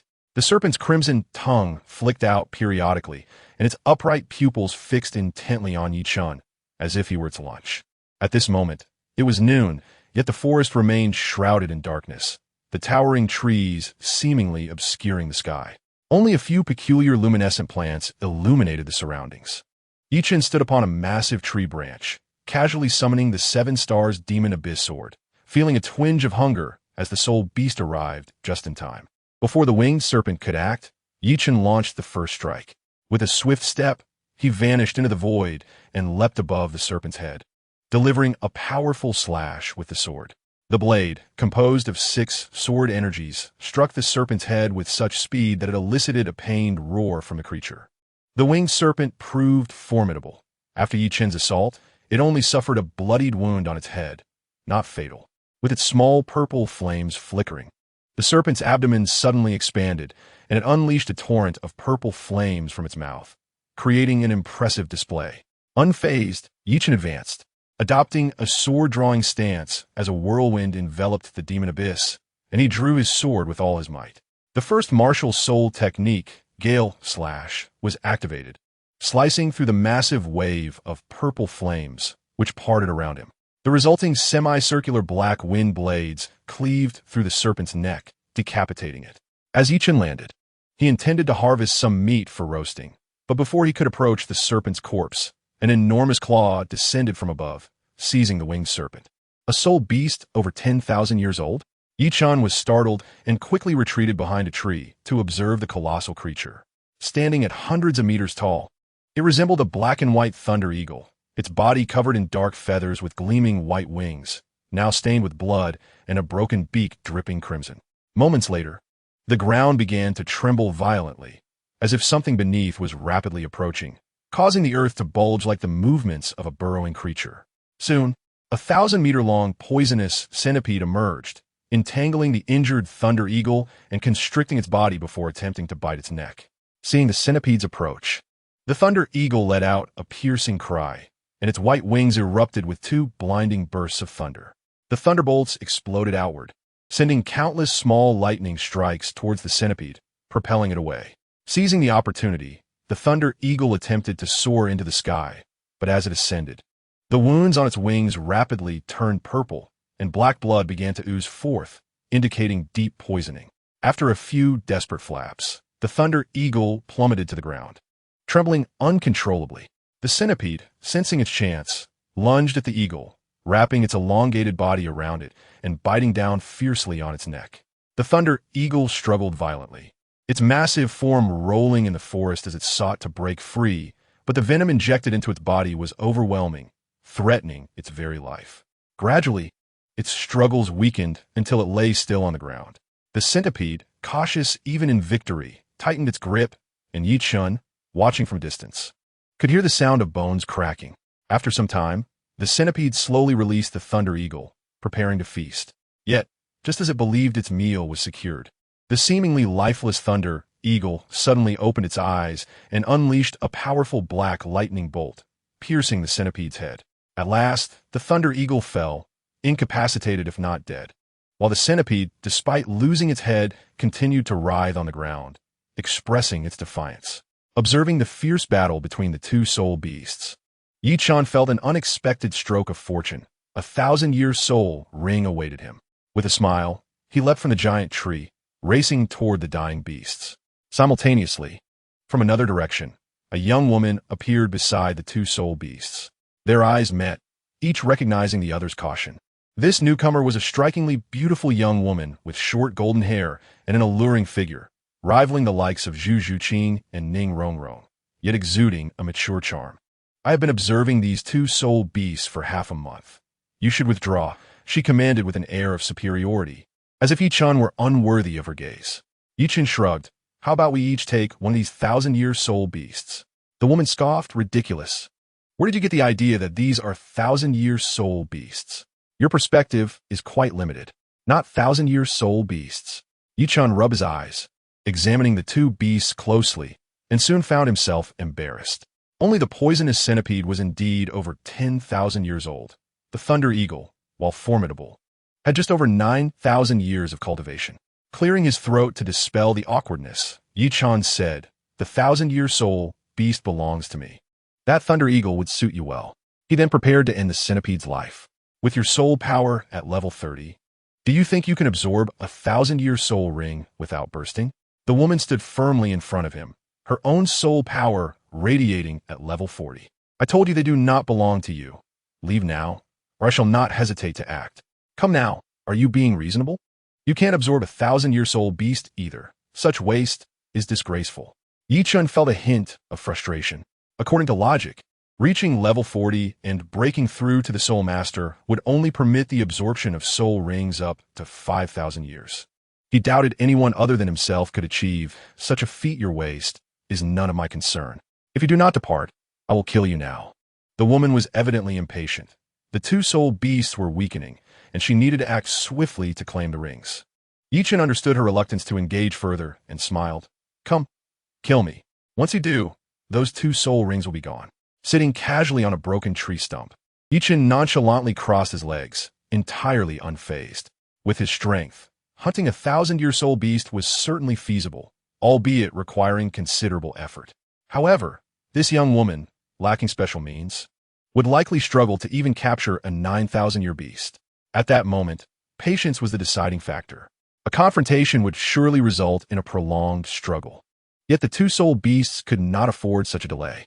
Upon encountering a man so audacious for the first time, the exquisite woman displayed a flicker of anger upon her fair visage, yet found herself devoid of any effective recourse.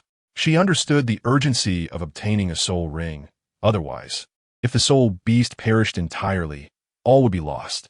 However, The thought of the embarrassing state she would present while absorbing a soul ring that exceeded her prescribed duration filled her with hesitation.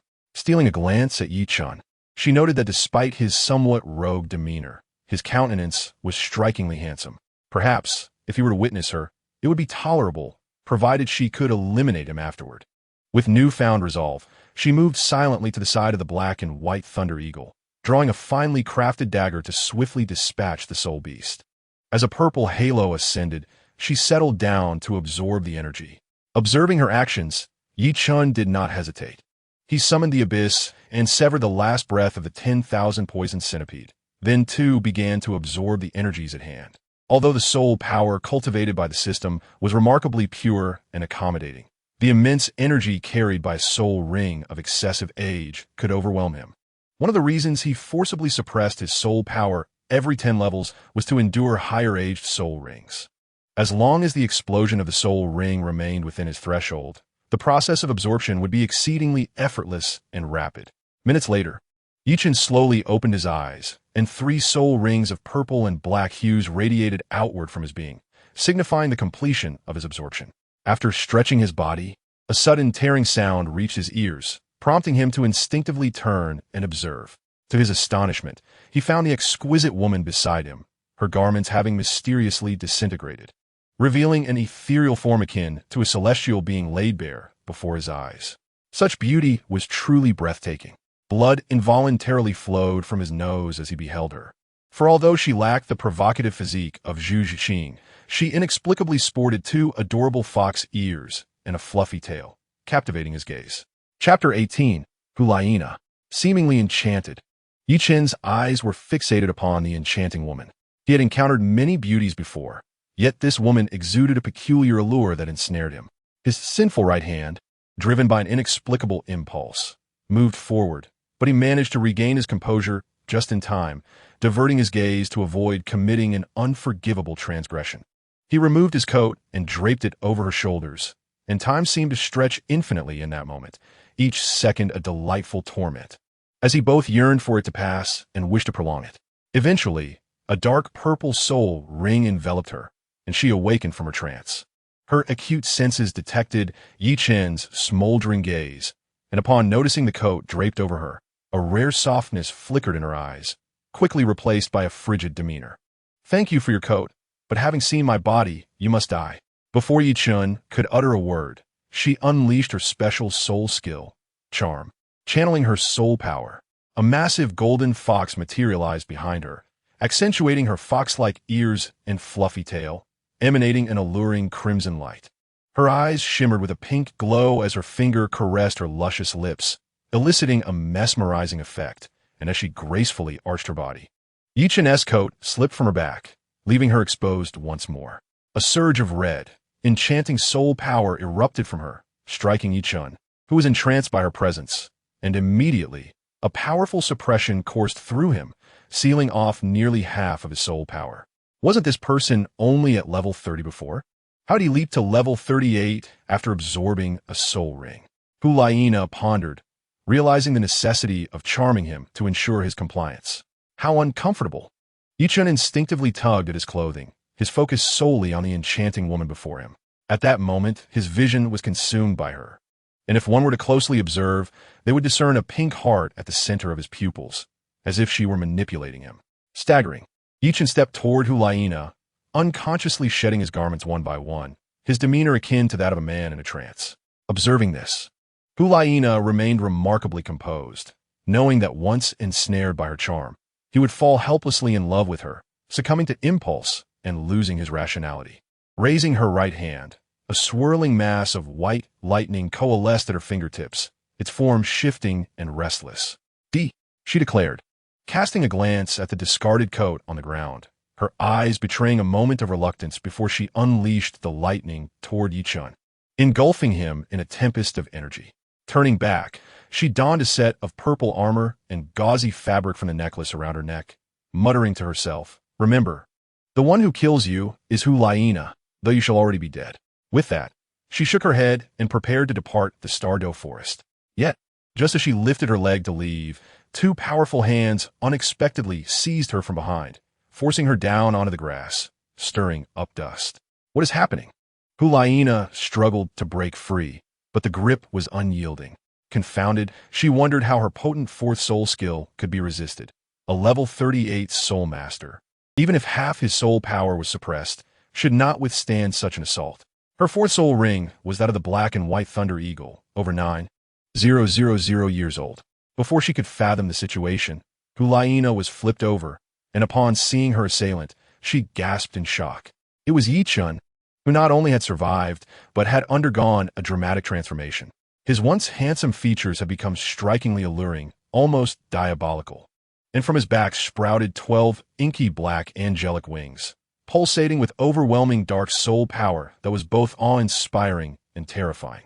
"Release me," Hulaina demanded, unwilling to be subdued. Gathering her soul power, she conjured a formidable black lightning serpent above her head, the ultimate manifestation of her fourth soul skill, derived from the beast's soul inheritance of the black and white thunder eagle. Crackling with energy, the serpent simmered with latent electricity, the air around it growing increasingly charged. Once fully formed, Hulaina unleashed it, recognizing that Chen's charm was still in effect, and his actions had become increasingly brazen. As mere seconds had seen her freshly donned attire torn asunder. The black lightning serpent roared as it lunged toward Chen's heart, intent on delivering a fatal blow. The ferocious black lightning serpent unleashed its astonishing power, shattering the fabric of Chen's chest before he could even react. In an instant, the serpent opened its gaping maw, piercing him and leaving a charred, gaping wound the size of a bowl in his chest. Vivid crimson blood poured forth like a river, breaching its banks, and Chen's rough movements ceased abruptly, leaving him motionless. At last he was dead? Hulaina, wary of the seemingly demonic Chen, winced at the multiple bloody scratches across her chest, pondering how this man was utterly devoid of tenderness, as brutish as a demon. As she retrieved another outfit from her storage necklace, she suddenly noticed the fingers of the man she thought dead twitching ever so slightly. No, it was not an illusion. Disregarding the possibility of a misperception, Hulaina observed Chen again and was astonished to see the flesh within the gaping wound writhing under the influence of a dark soul force, rapidly forming a vibrant heart that pulsed with audible beats. As the heart regenerated, the wound began to heal at an astonishing rate, returning to its original state in mere seconds. The entire process of restoration took less than a minute, and Hulaina, sitting there in shock, momentarily forgot to flee. Then, she was suddenly tackled to the ground by a robust figure. Chapter 19. Master, you are unworthy. The heavy heat enveloped her face, and Hulaina found herself tensing up. At that moment, her soul power was nearly depleted, rendering her incapable of dispelling her charm skill. Gazing at Chen, who was now so close, Hulaina regretted her decision to enchant him, feeling the urgency to eliminate him. Was it merely the gaze upon her body that warranted such drastic measures? A fleeting moment of patience could have sufficed, and in hindsight, it hardly seemed significant. Yet now, the situation had escalated beyond mere casual glances. What should I do? The distance between Chen and Hulaina diminished, and even without words, they could sense each other's breaths. The man's aura grew increasingly chaotic, and the red heart shape in his eyes expanded with his rising emotions, as if he might transform into a ferocious beast at any moment. Can you spare me? I can grant you anything you desire if you agree. Looking at Chen with a glimmer of hope, Hulaina realized that, even under the spell of her enchantment, a flicker of self-awareness remained within her. I only want you. Regrettably, Chen's thoughts were consumed by Hulaina, and as an inexperienced novice, he could not resist such temptation. Without awaiting her response, he kissed her forcefully, his actions overwhelming. Hulaina, taken aback by the sheer audacity of his approach, intended to resist, but was swiftly subdued by an even greater force, plunging her into a foggy state of confusion, her mind blank. After merging for the first time with his 12-winged fallen angel martial spirit, Chen succumbed to unconsciousness. Upon regaining her freedom, Hulaina, not even having the time to change her clothes, contemplated killing him. However, her raised hands lingered in the air before slowly lowering. Subsequently, she bit down fiercely on Chen's chest and hung him from a concealed giant tree, before limping away toward the spear hall's branch. Time passed, and Chen felt something moist dripping onto his face jolting him awake. He discovered himself bound within a massive spider web, directly beneath a grotesque giant spider. Its body exceeding 1.5 meters in diameter, with 8 spear-like legs stretching over 3 meters long. Its glossy, black exoskeleton glistened, and the slender tips of its legs silently pierced the ground with each movement. The spider's underbelly bore white patterns that starkly contrasted with its dark body, forming a sinister human face, with 8 small eyes glowing ominously in purple light. Am I being harvested? Chen gazed at the spider, remaining still, when familiar voices echoed from a distance. That was the 5000-year-old faceless demon spider. Old Zhao, let us hurry. Brother Chen, we have come to rescue you. Chen, try to remain still. Do not struggle, or the faceless demon spider will consume you. Flinder, Ning Rongrong, and Zhu Zhuqing shouted anxiously from afar. With Tang San and the master hastening to his side, each in a flurry like ants on a hot stove. Master Yu Xiaojiang ran, while shaking his head solemnly, remarking, "This child is far too reckless, daring to provoke the faceless demon spider. Such spirit beasts possess not only a formidable exoskeleton, but also incredible speed. Even a newly matured 100-year beast can contend with ordinary 1,000-year soul beasts. And this faceless demon spider has reached 5000 years of age. It could even stand against a 10,000-year beast." Chen's arrogance is staggering. Understanding that Chen, despite his extraordinary talent, lacked discipline. Master Yu Xiaojiang wished he could correct all of his bad habits and guide him onto the right path. Just as he contemplated how to instruct Chen in the future, a shocked cry from Flinder reached his ears. As he turned, he saw Chen, bound yet revealing only his face, suddenly surge with soul power, breaking free from his restraints. However, this action drew the immediate attention of the faceless demon spider, which swiftly approached Chen, its jaws poised to strike. Old Flinder, save him quickly, Yu Xiaojiang shouted urgently. Flinder reacted swiftly. His four-eyed cat eagle unleashed a barrage of over 100 azure feathers aimed directly at the faceless demon spider, moving with great speed. However, in midair, a crimson longsword flashed by even faster than Flinder's feathers, cleaving through the spider's 8 legs in a single stroke, rendering them useless as they fell to the web, writhing helplessly. Is Chen's third soul ring already at the Soul Master level? Even a high-level Soul King should not possess such extraordinary strength to slay a creature with nearly 10,000 years of power in one fell swoop. Yu Xiaojiang swallowed hard, feeling like a novice overwhelmed by the display before him. Previously, he had deemed Chen excessively arrogant.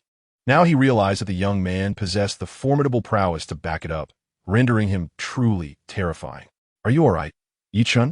Why did you hide from us and venture into the Star Dough Forest? Weren't you supposed to be in the soul-hunting forest? Ning Rongrong exclaimed, her voice laced with concern as she embraced Chen, pressing her head against his chest, her eyes glistening with unshed tears. In the future, you must not conceal your adventures from us. Do you not realize that it only heightens our worry? Zhu Zhuqing, standing beside Chen, appeared indifferent.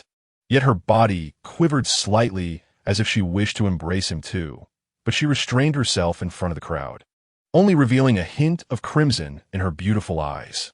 Seeing this, Chen disregarded the situation and wrapped his arms around Zhu Zhuqing, smiling gently as he reassured. It's all right, do not be sad. I promise to inform both of you before I go anywhere from now on. That should suffice, right? As he lightly patted Ning Rongrong's back and caressed Zhu Zhuqing's hair, he shared a helpless smile with Flinder and the others nearby. Chen, what level have you reached? I can't help but feel that your soul power seems to surpass mine by a considerable margin.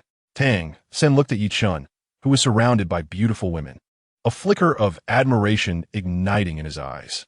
However, more than that, he was concerned about Chen's progress in soul power. Level 38 Soul Master? How is that even possible? Kid, did you consume growth hormones? Flinder gazed at Chen in astonishment. To leap 8 levels in just over 10 days was simply extraordinary. Level 38 Soul Master?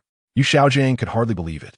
After confirming with Flinder, he began to reassess Chen. Wasn't this young man the one who could realize all his theories the fastest? Indeed, it seems so.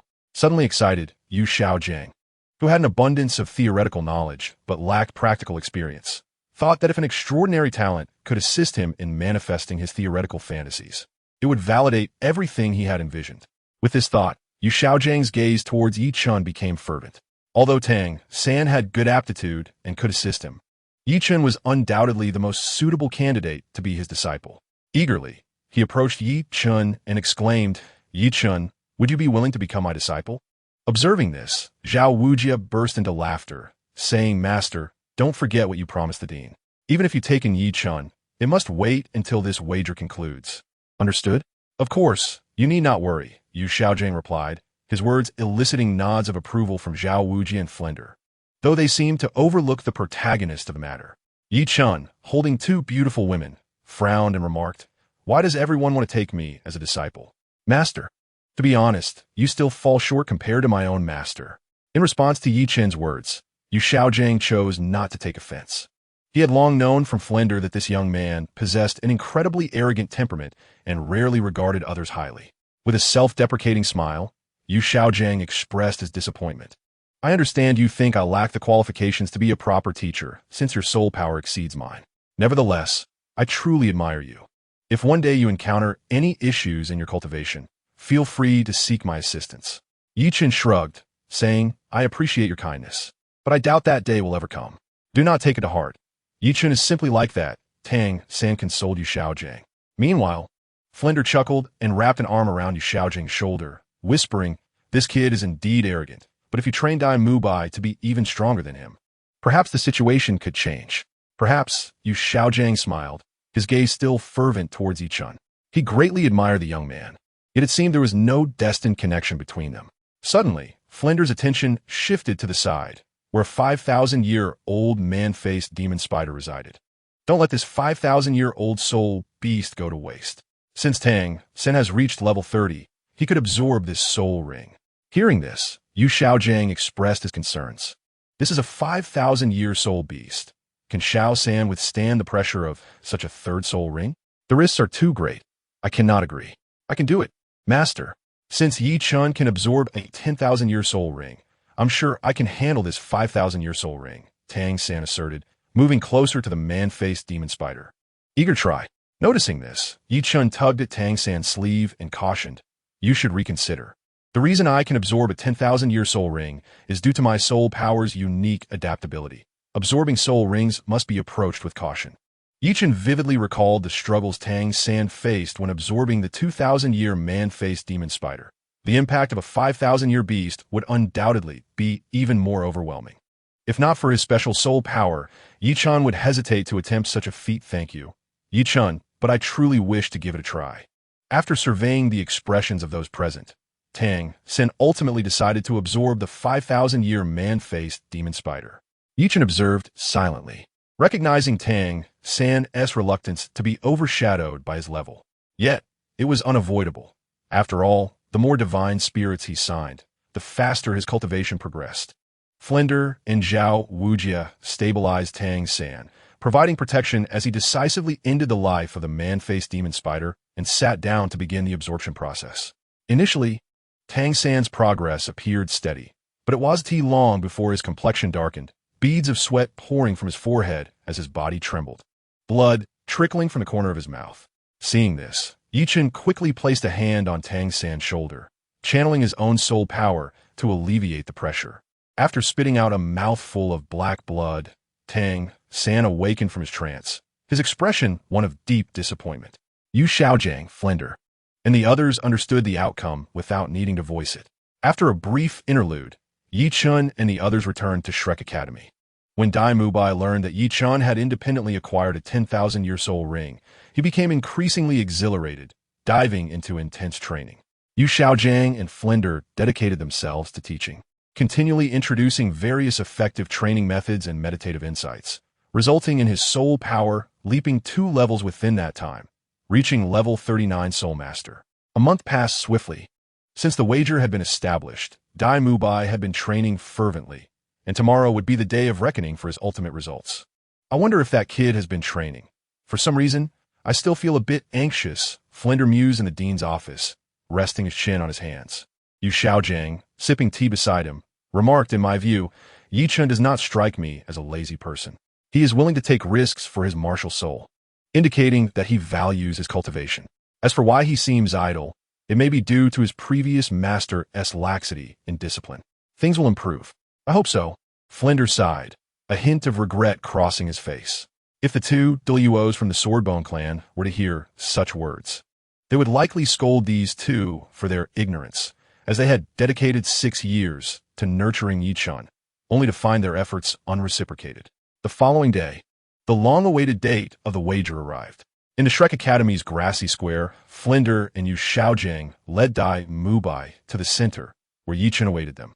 Zhao Wujia, Ning Rongrong, and other academy teachers and students gathered nearby, eager to witness this momentous occasion that could redefine the academy's financial future. If they won, Shrek Academy would no longer be burdened by financial woes and would flourish. If they lost, the academy might struggle to survive another year, as they were genuinely impoverished. Several teachers barely earned a living wage, relying on passion alone. All right, Chen, let us see your soul power. I'm curious about how much progress you've made this month, Flinder said confidently, his gaze fixed ahead. Since Chen's return, only 10 days had passed, and he could hardly believe that this young lad could surpass Dai Mubai, who had undergone rigorous training under him, and Yu Xiaojiang in such a short time. Then I shall begin. Are your 100,000 gold soul coins ready? Chen smiled as his soul power surged forth, radiating a pure, milky white light from his body. Such pure soul power, seemingly generated spontaneously without any impurities.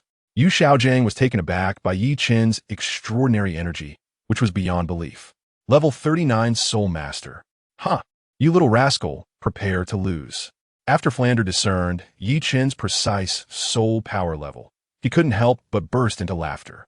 Subsequently, Dai Mubai stepped forward, unleashing the full force of his soul power, which was indeed impressive, yet it appeared to be at the 39th level.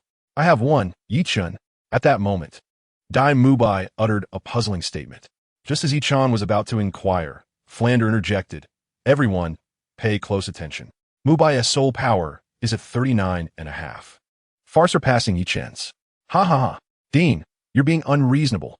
We agreed to compare soul power levels. And what does this 39.5 even mean? Ning Rongrong interjected on Chen's behalf, while Zhu Zhuqing chimed in. Both are at level 39, so I believe this wager should be considered a draw. Ah, but you all misunderstand, Flinder chuckled, stroking his beard. If we're to be precise about soul power levels, a half level does exist. Indeed, such a distinction is acknowledged. Chen, you need not be too concerned. Losing isn't a big deal, Yu Xiaojiang added to console him. However, Chen suddenly burst into laughter. Ha ha, who told you that a 39.5 means victory? With that, Chen ceased to conceal his full soul power. Level 40. It is level 40. Ning Rongrong and Zhu Zhuqing exchanged glances and then erupted in joyous laughter. Their beloved had triumphed, and regardless of the wager, they felt elated for Chen. To ascend from level 38 to 40 in just 10 days was nothing short of extraordinary. How had he achieved such rapid progress? Yu Xiaojiang stood in stunned silence, utterly flabbergasted and at a loss for words. Meanwhile, Dai Mubai felt disheartened, realizing that his hard-earned 39.5 soul power was suddenly diminished in significance. How is this possible? Surely you haven't cheated, Flinder muttered, even feeling a twinge of insecurity himself. He then patted his pocket, only to blanch as he realized he lacked the 100,000 gold soul coins. His earlier wager had been made in haste, leading to an awkward predicament. Under Chen's almost mocking gaze, Flinder reluctantly produced all his possessions, 30,000 gold soul coins, and tossed them to Chen. The remaining 70,000 will be on credit. Just give me some time, and I will repay you. With that, Flinder hastily fled, leaving behind a delighted Chen who continuously tossed the coin pouch in the air. Sometime later, a sensational piece of news reverberated through the Soto City Soul arena. A mysterious strongman had emerged within the arena, prompting the organizers to grant him a special exemption to battle over 100 matches daily, invigorating the arena's economy for months. Yet this enigmatic figure was solely motivated by monetary gain. This commotion led to the Spirit Hall, dispatching several powerful individuals to Soto City. Curiously, they quietly departed after witnessing the mysterious figure's final match, allegedly heading outside the city, seemingly with ulterior motives. In the Soto City Soul arena, Flinder, despite his exhaustion, struggled to channel his soul power against his opponent. After this last duel, he would finally be free from his debt to Chen, which had tormented him for months. Boom! With all his strength, he unleashed his seventh soul skill, ultimately causing his opponent to collapse. As the referee declared Flander the victor, he lay back on the ground, relieved, having been worn out from the struggle to repay his debts. Stretching his body, Flander took his prize money and headed towards Shrek Academy. Along the way, he encountered numerous individuals he wouldn't typically meet, all heading in the same direction towards the path leading to Shrek Academy, creating a bustling scene. Wait a minute. Aren't these villagers from the surrounding areas? Their way home doesn't seem to be this route. As he observed the increasing crowd, an ominous premonition arose in Flander's heart. Dismissing his fatigue, he spread his martial soul wings and swiftly flew towards Shrek. Before he could approach, he noticed thick smoke rising from the academy, as if a fire had broken out. Could something truly be amiss? Flander quickened his pace, finally arriving above the academy a few minutes later. However, his expression quickly darkened as he beheld the devastation. Buildings within Shrek were in ruins, as if a great battle had transpired. In the grassy square, 3 men clad in spirit hall robes surrounded everyone from the academy, while Zhao Wujin, Li Yusong, and several teachers stood resolutely in front of the students, confronting them. Flander landed beside Zhao Wujin, his face pale. Esteemed members of the spirit hall, why have you intruded upon our Shrek Academy without cause?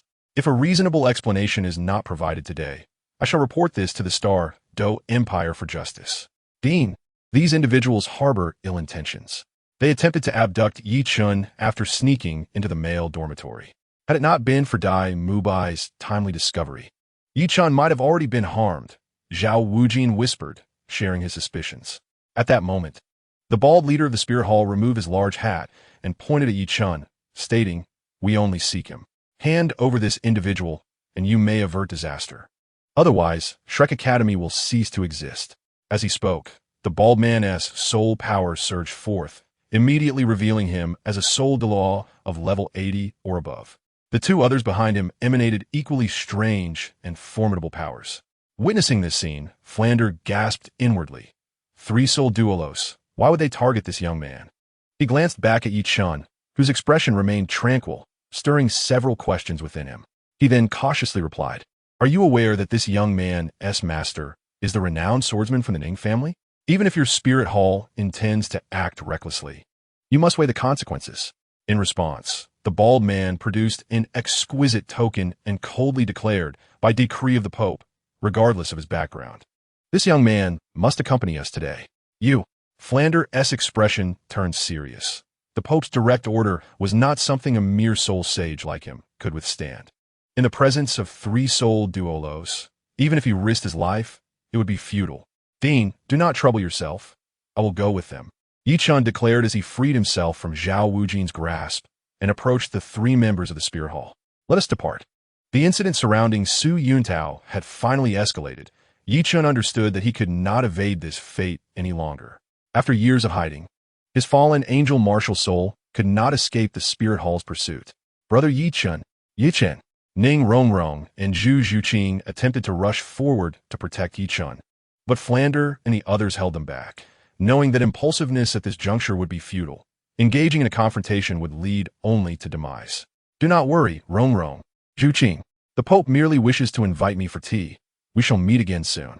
With a wave of his hand, Chen's voice had barely echoed when he was lifted away by the 3 soul Doulos, vanishing into the depths of Shrek Academy. Brother Chen. Tears streamed down Ning Rongrong and Zhu Zhuqing's faces, filled with frustration over their inability to protect their beloved. If only time could rewind, they vowed to utilize every moment to cultivate and grow stronger. Even though they understood that today's situation could not be altered, Ning Rongrong and Zhu Zhuqing could not help but harbor such thoughts. "Do not be disheartened. At present, our strength is insufficient to rescue Chen. Only through relentless cultivation can we hope to shake the very foundations of the spirit hall," Tang San stated with remarkable clarity. He was acutely aware of the formidable power of the spirit hall, recognizing that feelings of despair would yield no fruitful outcome.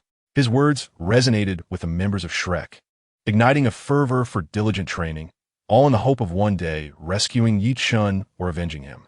At the headquarters of the Spear Hall, in the grand and empty hall of the Papal Palace, Yi Chun stood at the center, restrained by specially crafted iron chains, his soul power nearly depleted.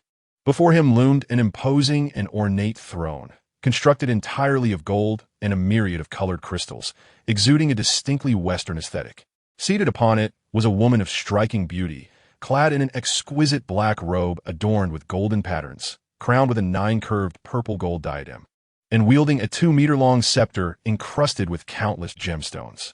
Her fair skin and nearly flawless visage set her apart, emanating an intangible aura of nobility and sanctity that evoked a sense of reverence. When Yi Chen finally beheld her directly, he was taken aback by her astonishing beauty, noble, elegant, and serene. Each descriptive word seemed inadequate to encapsulate her essence. Despite the passage of time, not a trace of age marred her countenance. As Yi Chen pondered the purpose of his capture rather than immediate execution, a voice echoed within his mind. Sign-in goddess task issued. Target, BB Dong. Task content. A light tap on the target's posterior or a head pat will suffice to complete the task. Are you serious, system? Yi Chen thought, incredulous. Do you not realize the peril of touching a tiger's rear? You are sending me to my doom. As for the head pat, it seemed his hand would be obliterated by the scepter before it could even reach her. Swallowing hard, he acknowledged the risks, yet felt that any chance was better than leaving his fate in the hands of others. What if he managed to complete the sign-in task?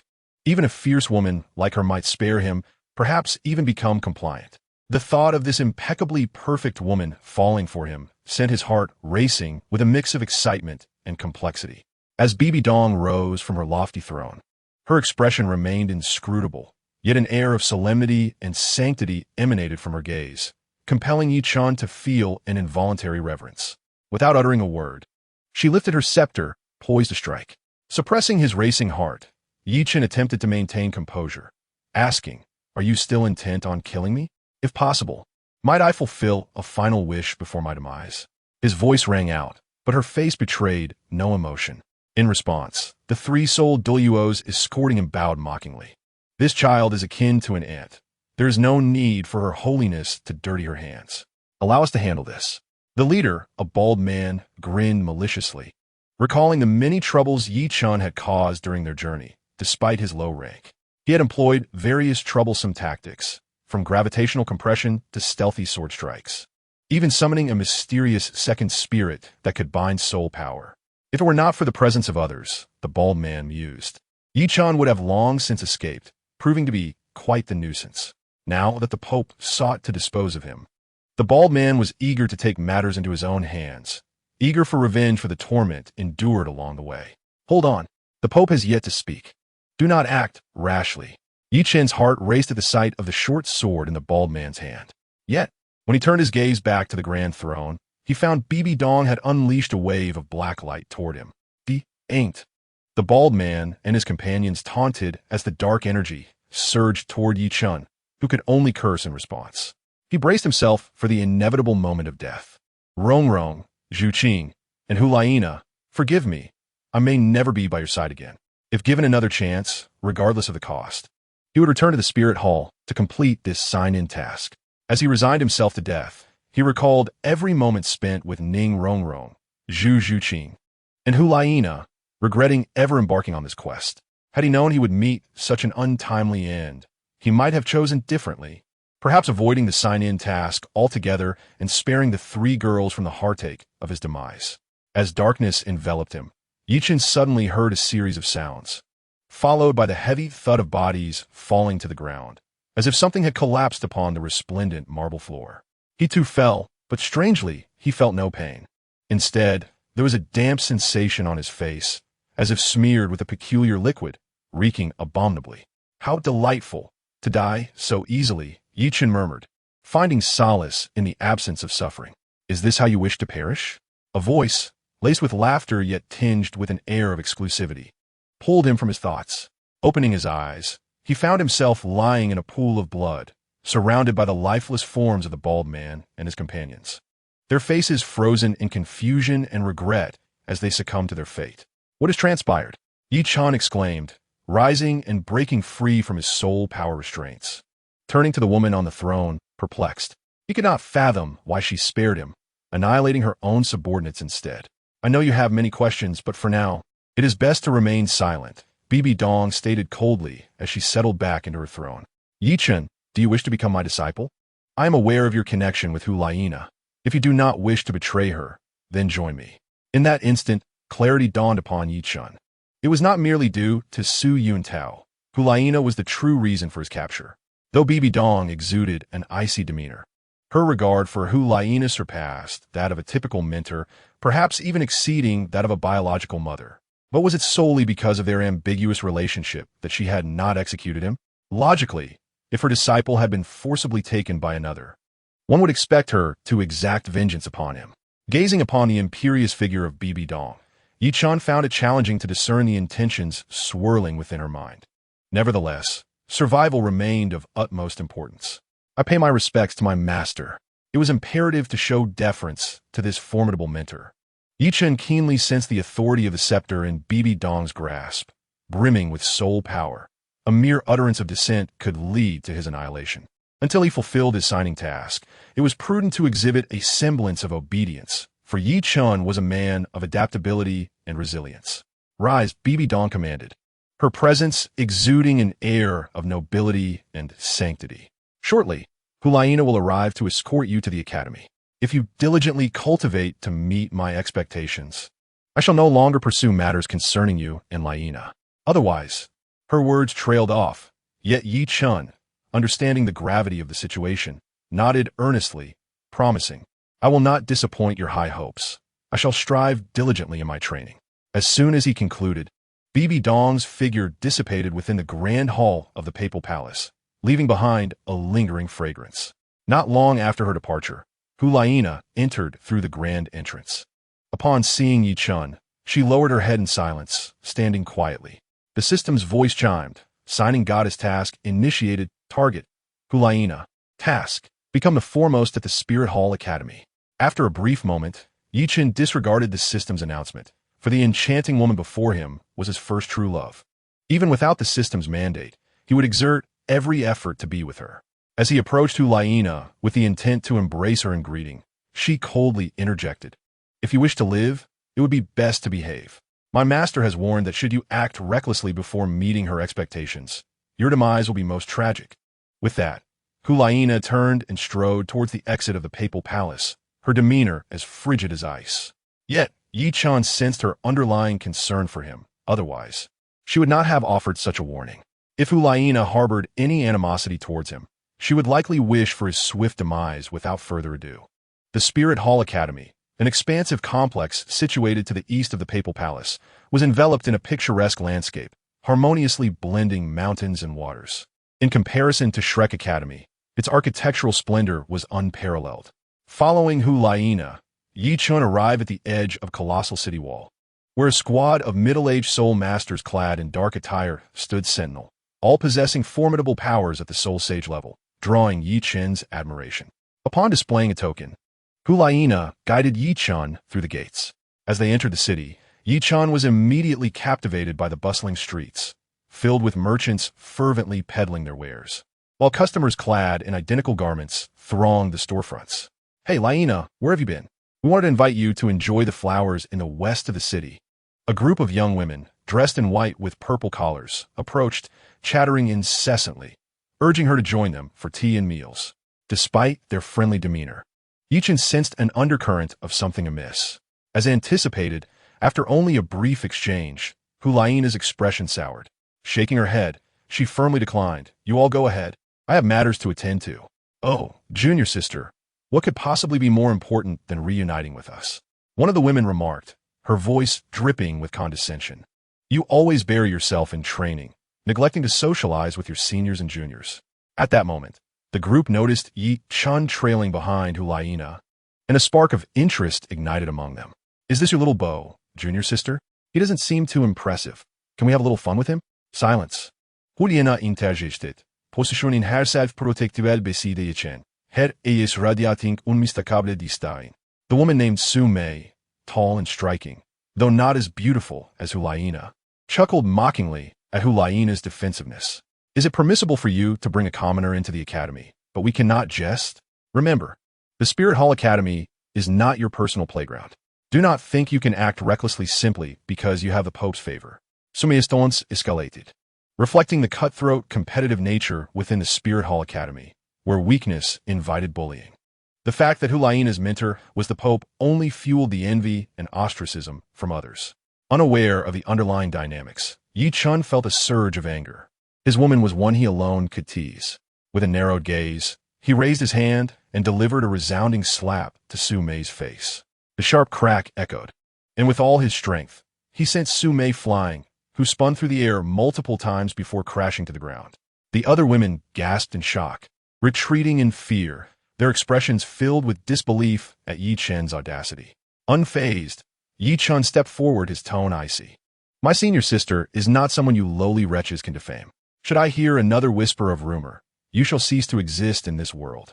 With that, he took Hulaina's hand and strode toward the imposing European-style building that he presumed was the Spirit Hall Academy. As they moved further away, Hulaina suddenly withdrew her hand, whispering, Yi Chun, be cautious of Su Mei. She is well-liked in the academy and may seek revenge. Let them come. For my senior sister, I would challenge the world. Yi Chun replied with a light-hearted chuckle, yet his earnest gaze left Hulaina momentarily speechless. Recalling the moments they had shared in the Star-Dough Forest, a flush crept across Hulaina's cheeks, and her eyes darted away, avoiding Yi Chun's gaze.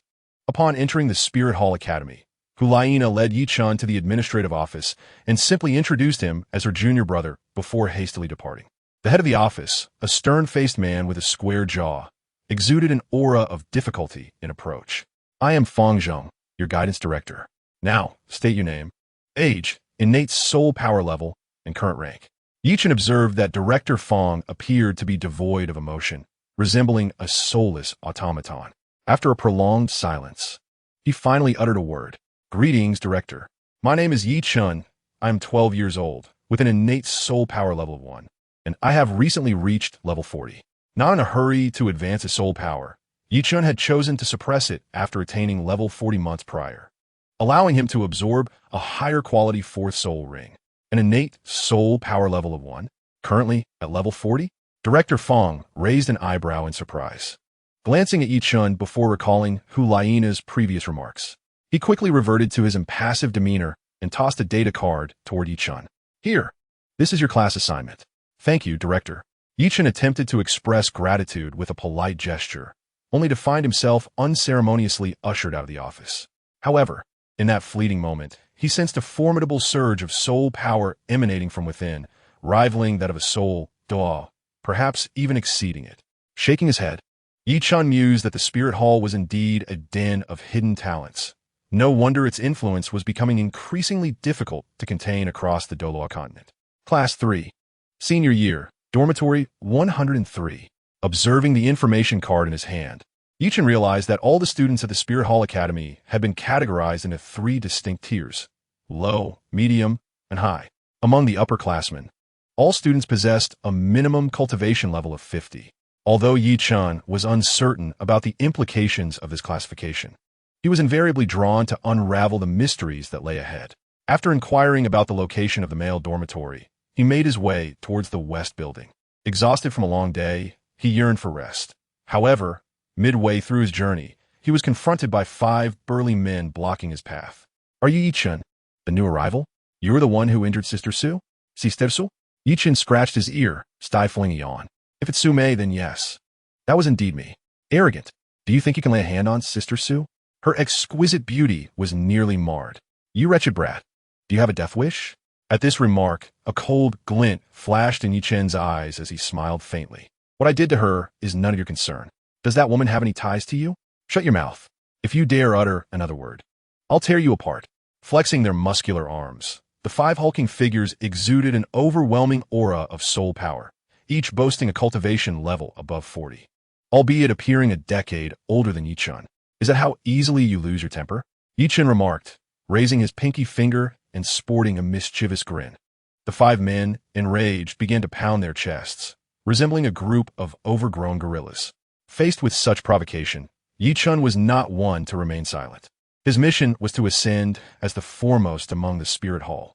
Thus, there was no need for humility at this juncture. He aimed to showcase his prowess to BB Dong and meet her expectations, which was essential for his potential liberation. As for these 5 clowns, they would serve as an excellent opportunity for him to hone his skills. Chen cracked his neck, producing a series of sharp sounds, and then turned his gaze toward the 5 men. Will the academy intervene in a private battle? If someone were to be killed, would a teacher come to uphold justice? Upon hearing this, the 5 burly men erupted in laughter. Justice?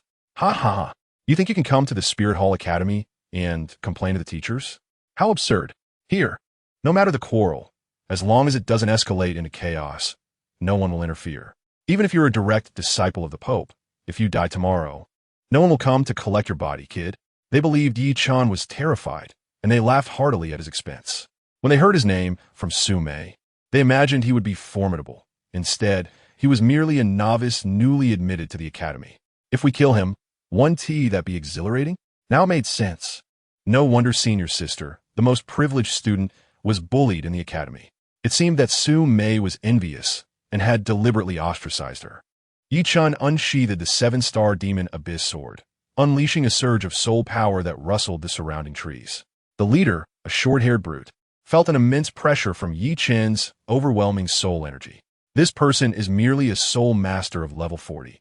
Why does his power feel so formidable? Even I, a soul king of level 53, can feel the pressure. This isn't good. Before he could finish his thought, a flat, semicircular blade of light appeared before his eyes, moving at such speed that it seemed like a flash of red. The short-haired brute felt a chill at his waist. This is impossible. As his vision blurred and consciousness faded, he collapsed heavily to the ground, his last sight being the legs of the remaining 4 standing men. The crowd around them abruptly halted, but most merely glanced at Chen before continuing on their way, indifferent to the unfolding drama. Only a few nearby students gasped in surprise. Yet soon, everything returned to normal, with people resuming their indifferent routines. Seeing this, Chen couldn't help but marvel at the Spirit Hall's might. Its new generation of power arose from a ruthlessly competitive elimination process. Only the strong could survive, while the weak were deemed unworthy of even fresh air.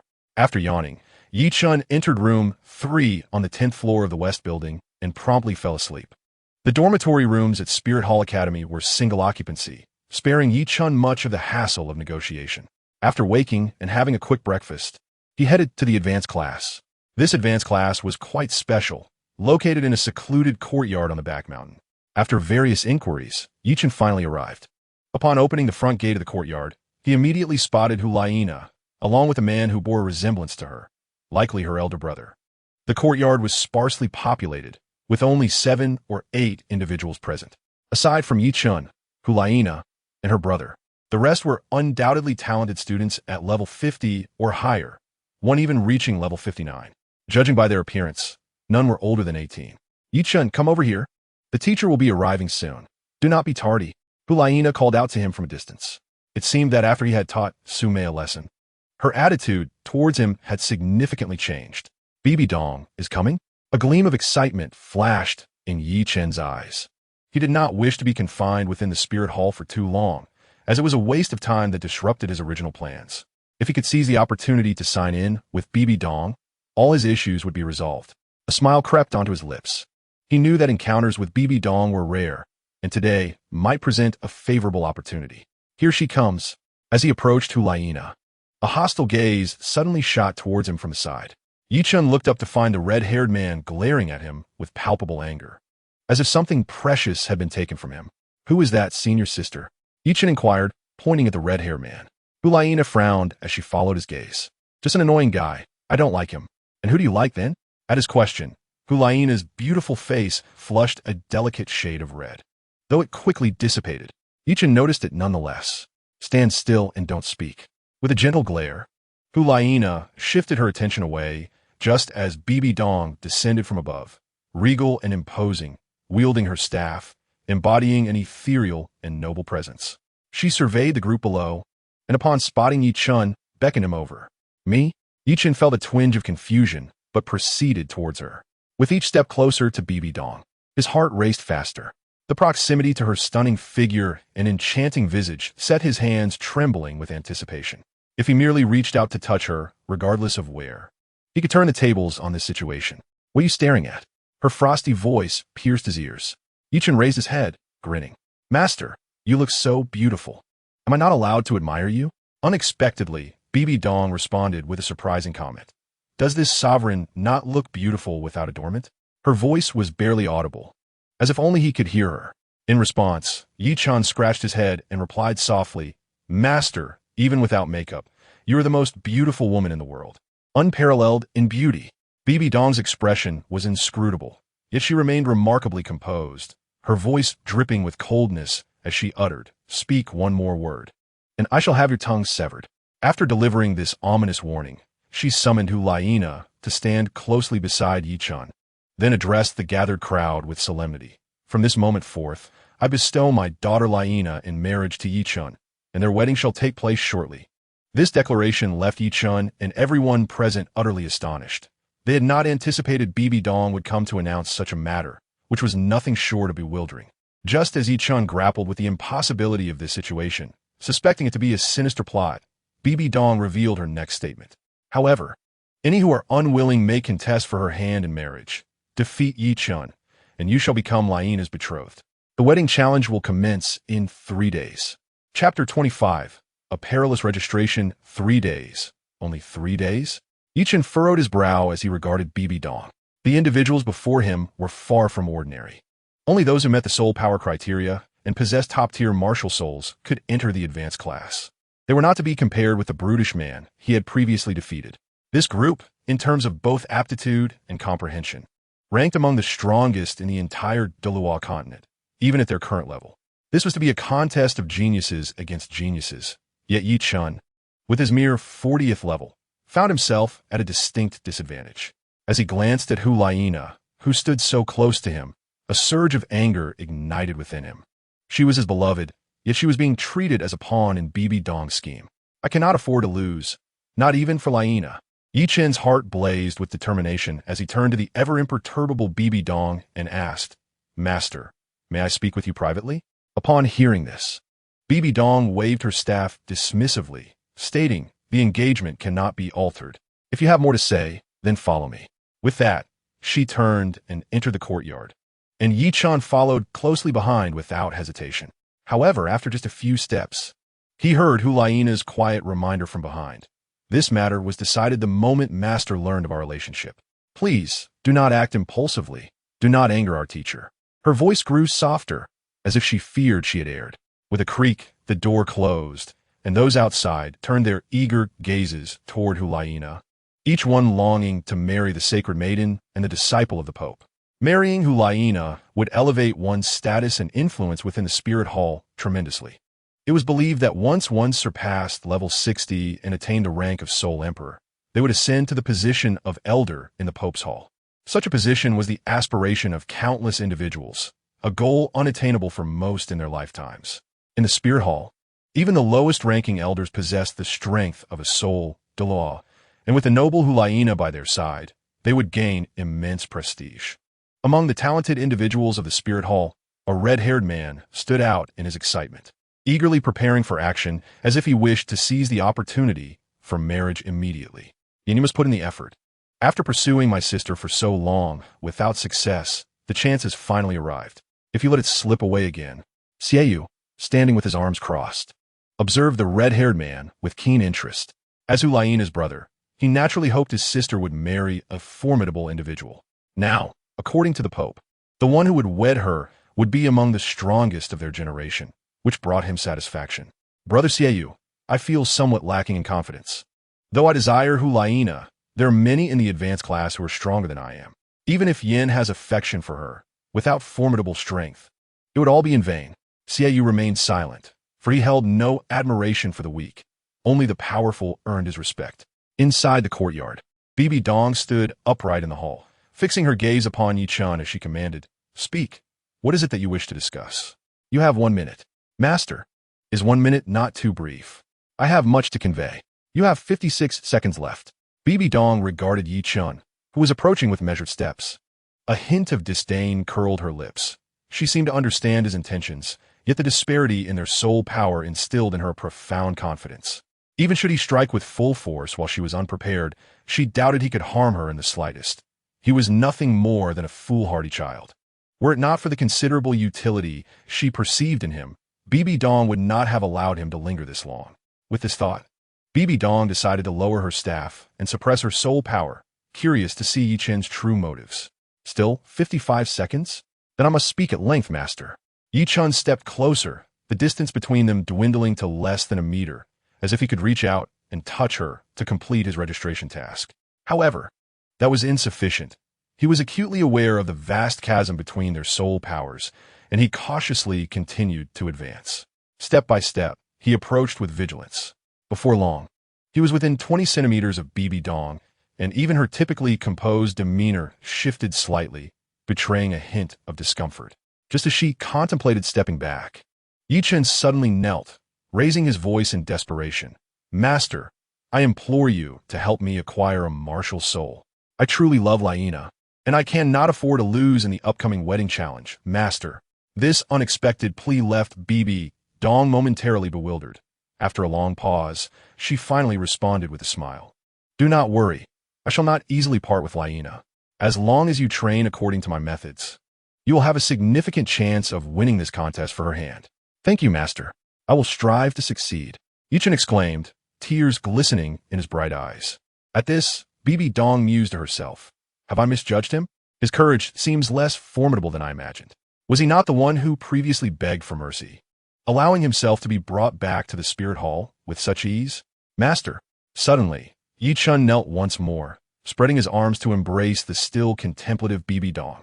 With a loud crack, Yi Chen's embrace ignited an inferno of rage within Bibi Dong. An inexplicable pain surged through her, triggering a furious response as her entire soul power erupted forth. Boom!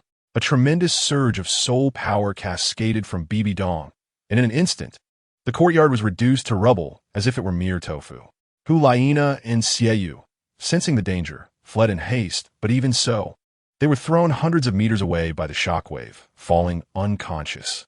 Yet, at the center of this tempest, Yi Chen found himself inexplicably unharmed. However, the look in Bibi Dong's eyes as she regarded him was so intense it made him feel as though he had plunged into an endless abyss, from which he could never escape. Fortunately, the system's announcement of his successful registration still echoed in his mind, leading him to believe that Bibi Dong would not take his life. At least he hoped so. Gulp! A flicker of anxiety pierced through him. For the coldness in Bibi Dong's gaze was chilling to the core, extinguishing any flicker of defiance within him. The two stood in a tense standoff for what felt like an eternity until Bibi Dong finally broke the oppressive silence. You should not have laid hands upon me. I almost killed you just now. Her eyes revealed a complex emotion that made Yi Chen regret his actions.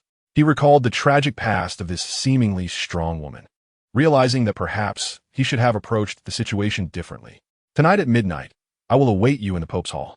Her self-reference had altered, and Yi Chen could sense it. After a moment of stunned silence, he uttered, I am sorry. Chapter 26, Soul Ring Gift, Azure Sky Dragon Fox. The news of the Holy Maiden of the Spirit Hall being betrothed to Yi Chen spread rapidly. Within just a few hours, no fewer than 100 challengers had come seeking to confront Yi Chen. However, upon learning that the official contest for the bride would commence in 3 days, these individuals made themselves comfortable, settling on the grass before the West Tower, patiently awaiting the appointed time. Yi Chen, a mere level 40 soul master, was commonplace within the Spirit Hall Academy, and many aspired to defeat him to claim the Holy Maiden as their own, hoping to ascend to greatness. Time passed swiftly, and the sky above the West Tower darkened. After lying in his dormitory for a while, Yi Chen set off for the Papal Hall. He was uncertain of Bibi Dong's current sentiments, but one thing was certain, she would never wish him harm. With a creak, he pushed open the grand, towering doors and entered the empty Papal Hall, where only Bibi Dong sat majestically upon the enormous throne. She remained as strikingly beautiful and divine as ever, her eyes devoid of any stray thoughts. Yi Chen felt as though he had failed his task. Bibi Dong had not increased her affinity for him by even a fraction. They stood as strangers, one above and one below. Go to the East Hall. There lies a gift I have prepared for you, Bibi Dong instructed with an impassive expression, pointing towards the east gate of the Grand Hall. She continued, I hope you do not disappoint Xiaona. You must win this contest for the bride, or else you will kill me. Yi Chen interjected, gazing at Bibi Dong as he moved toward the throne. Yet, as he stepped on the first stair, she abruptly waved her staff, conjuring a barrier of soul power to prevent him from advancing further. Bibi Dong turned away, her tall, perfect figure radiating an air of coldness. If you lose, I shall cripple your martial soul and expel you from the spirit hall, never to tread the path of soul masters again. What had come over her? Observing Bibi Dong's inexplicable fury, Yi Chen felt a pang of confusion. Logically, she should not be so indifferent towards him. What had gone awry?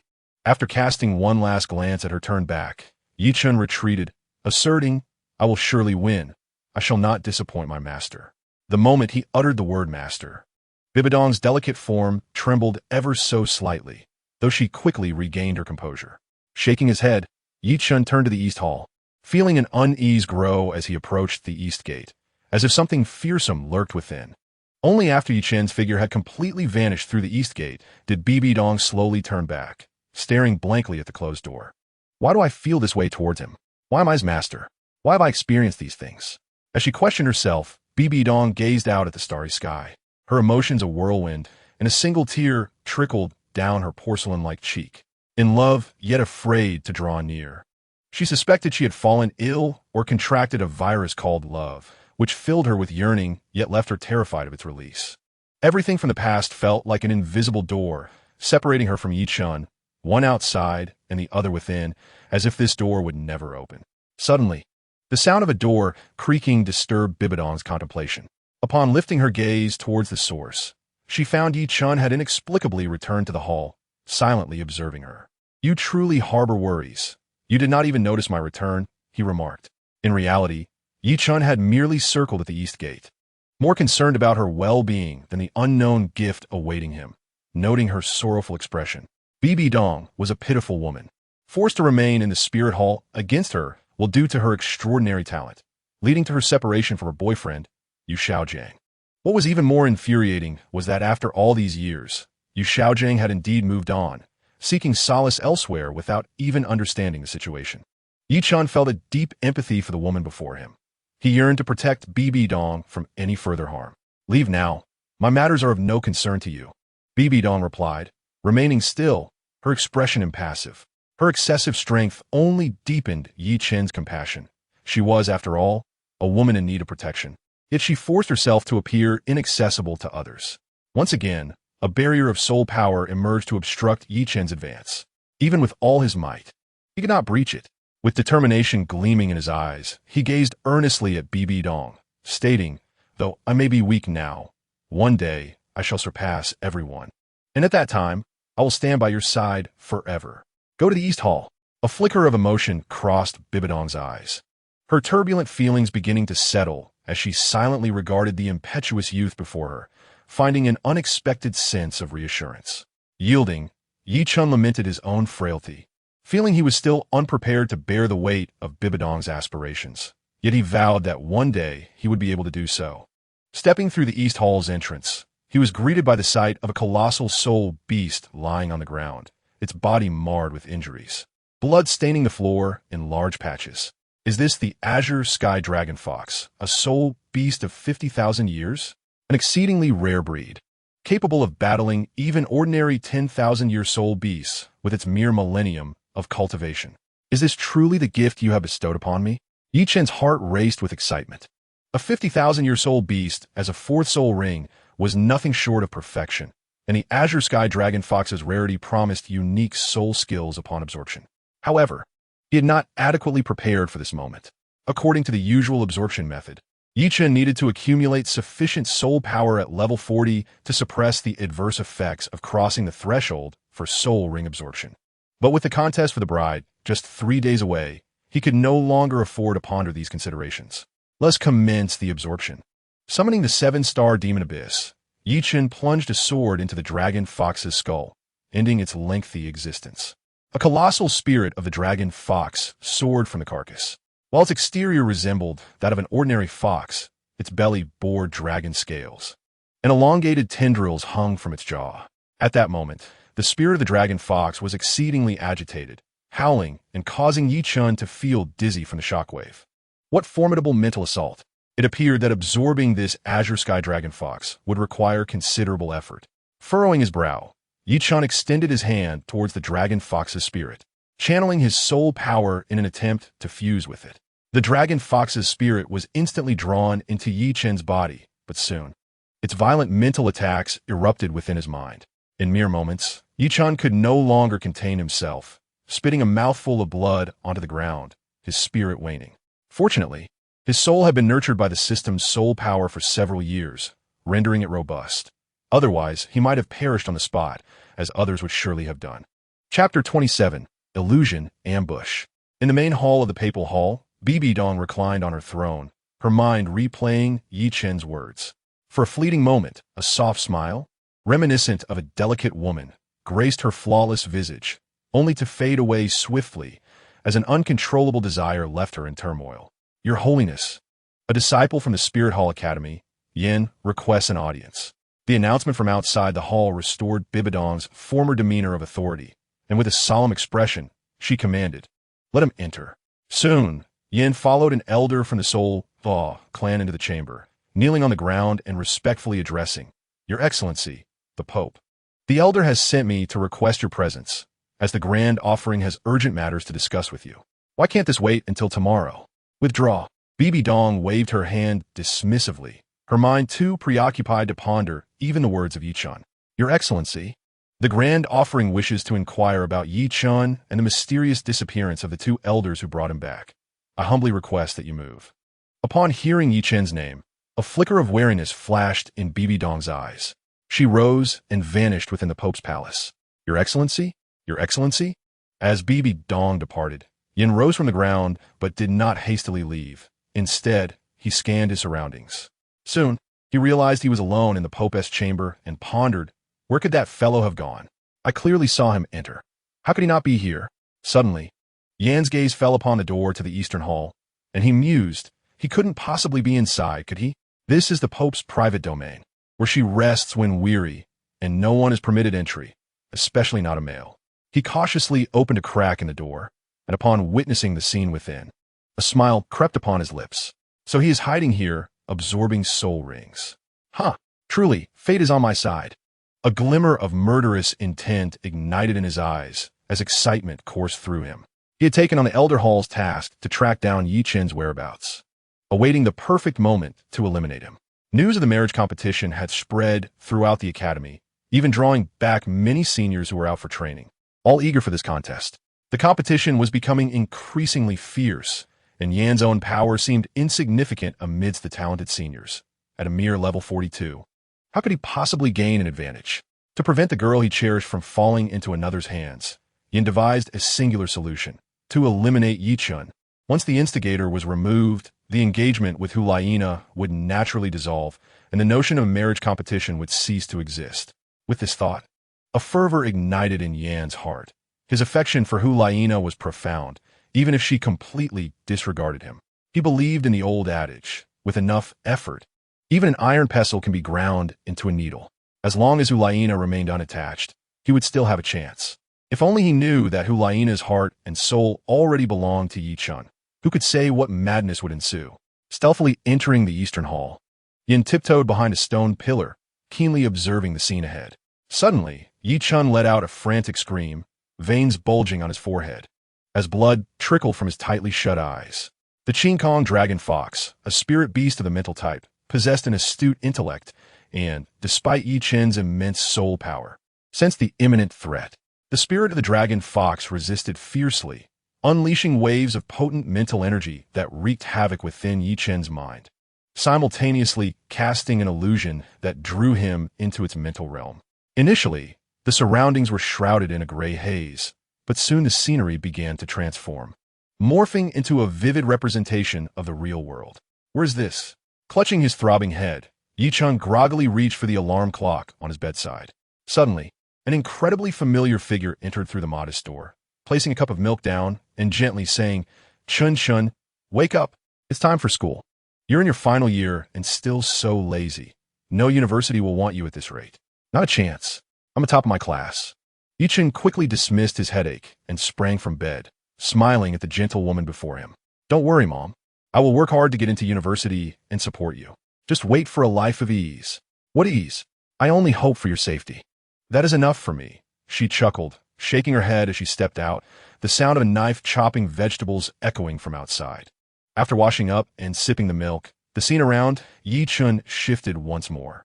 Everything was white. All around him were figures clad in white coats. Yi-chun found himself leaning over a hospital bed, tears streaming from his eyes. "Mom, look what I have," he exclaimed, ding, ding, ding. "Scrambled eggs with tomatoes. This is your favorite. Please get up. I truly want to make this for you." Grasping the increasingly cold hand on the bed, he remained gentle, but tears flowed uncontrollably down his cheeks as he sat lifelessly on the ground. The surroundings began to crumble into darkness, an endless void consuming him. In the depths of this darkness, the Qinkong dragon fox spirit laughed heartily. Though it could not speak, the curve of its mouth seemed to whisper, "Sleep, sleep, and descend into this eternal abyss with me." Once the dragon fox's constructed mental realm crumbled, the consciousness of anyone drawn within would disintegrate along with it, leading to their complete demise. Just as darkness was about to engulf Yi-chun, Yin had approached, waving his hand before Yi-chun's eyes, finding him unresponsive. Summoning his martial spirit, the Flame Lord, he unleashed a surge of heat throughout the Eastern Hall, causing Yi-chun's clothing to catch fire. Yet the ordinary flames could not harm his true self. Seeing this, a murderous intent flickered in Yan's eyes as he thought, second soul skill, granite rock. The immense form of the Flame Lord took a step forward, its colossal fiery arm merging with Yan's, transforming his limb into a massive fist of molten rock, enveloped in seething flames. "Die, Yi-chun!"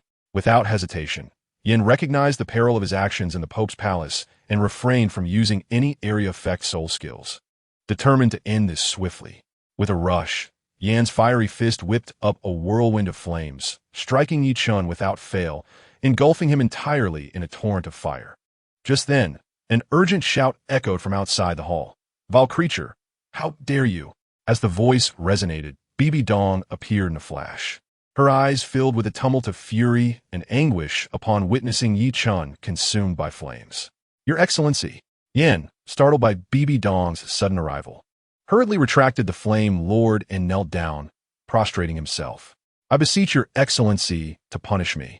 I discovered this man stealthily entering your chamber and feared he harbored ill intentions. Thus I acted. If I have overstepped, I humbly request your Excellency's judgment." With his forehead pressed against the ground and his body trembling, Yin understood that trespassing in the Pope's Easter Hall was a capital offense. He dare not argue, awaiting the Pope's decree. "You are unforgivable."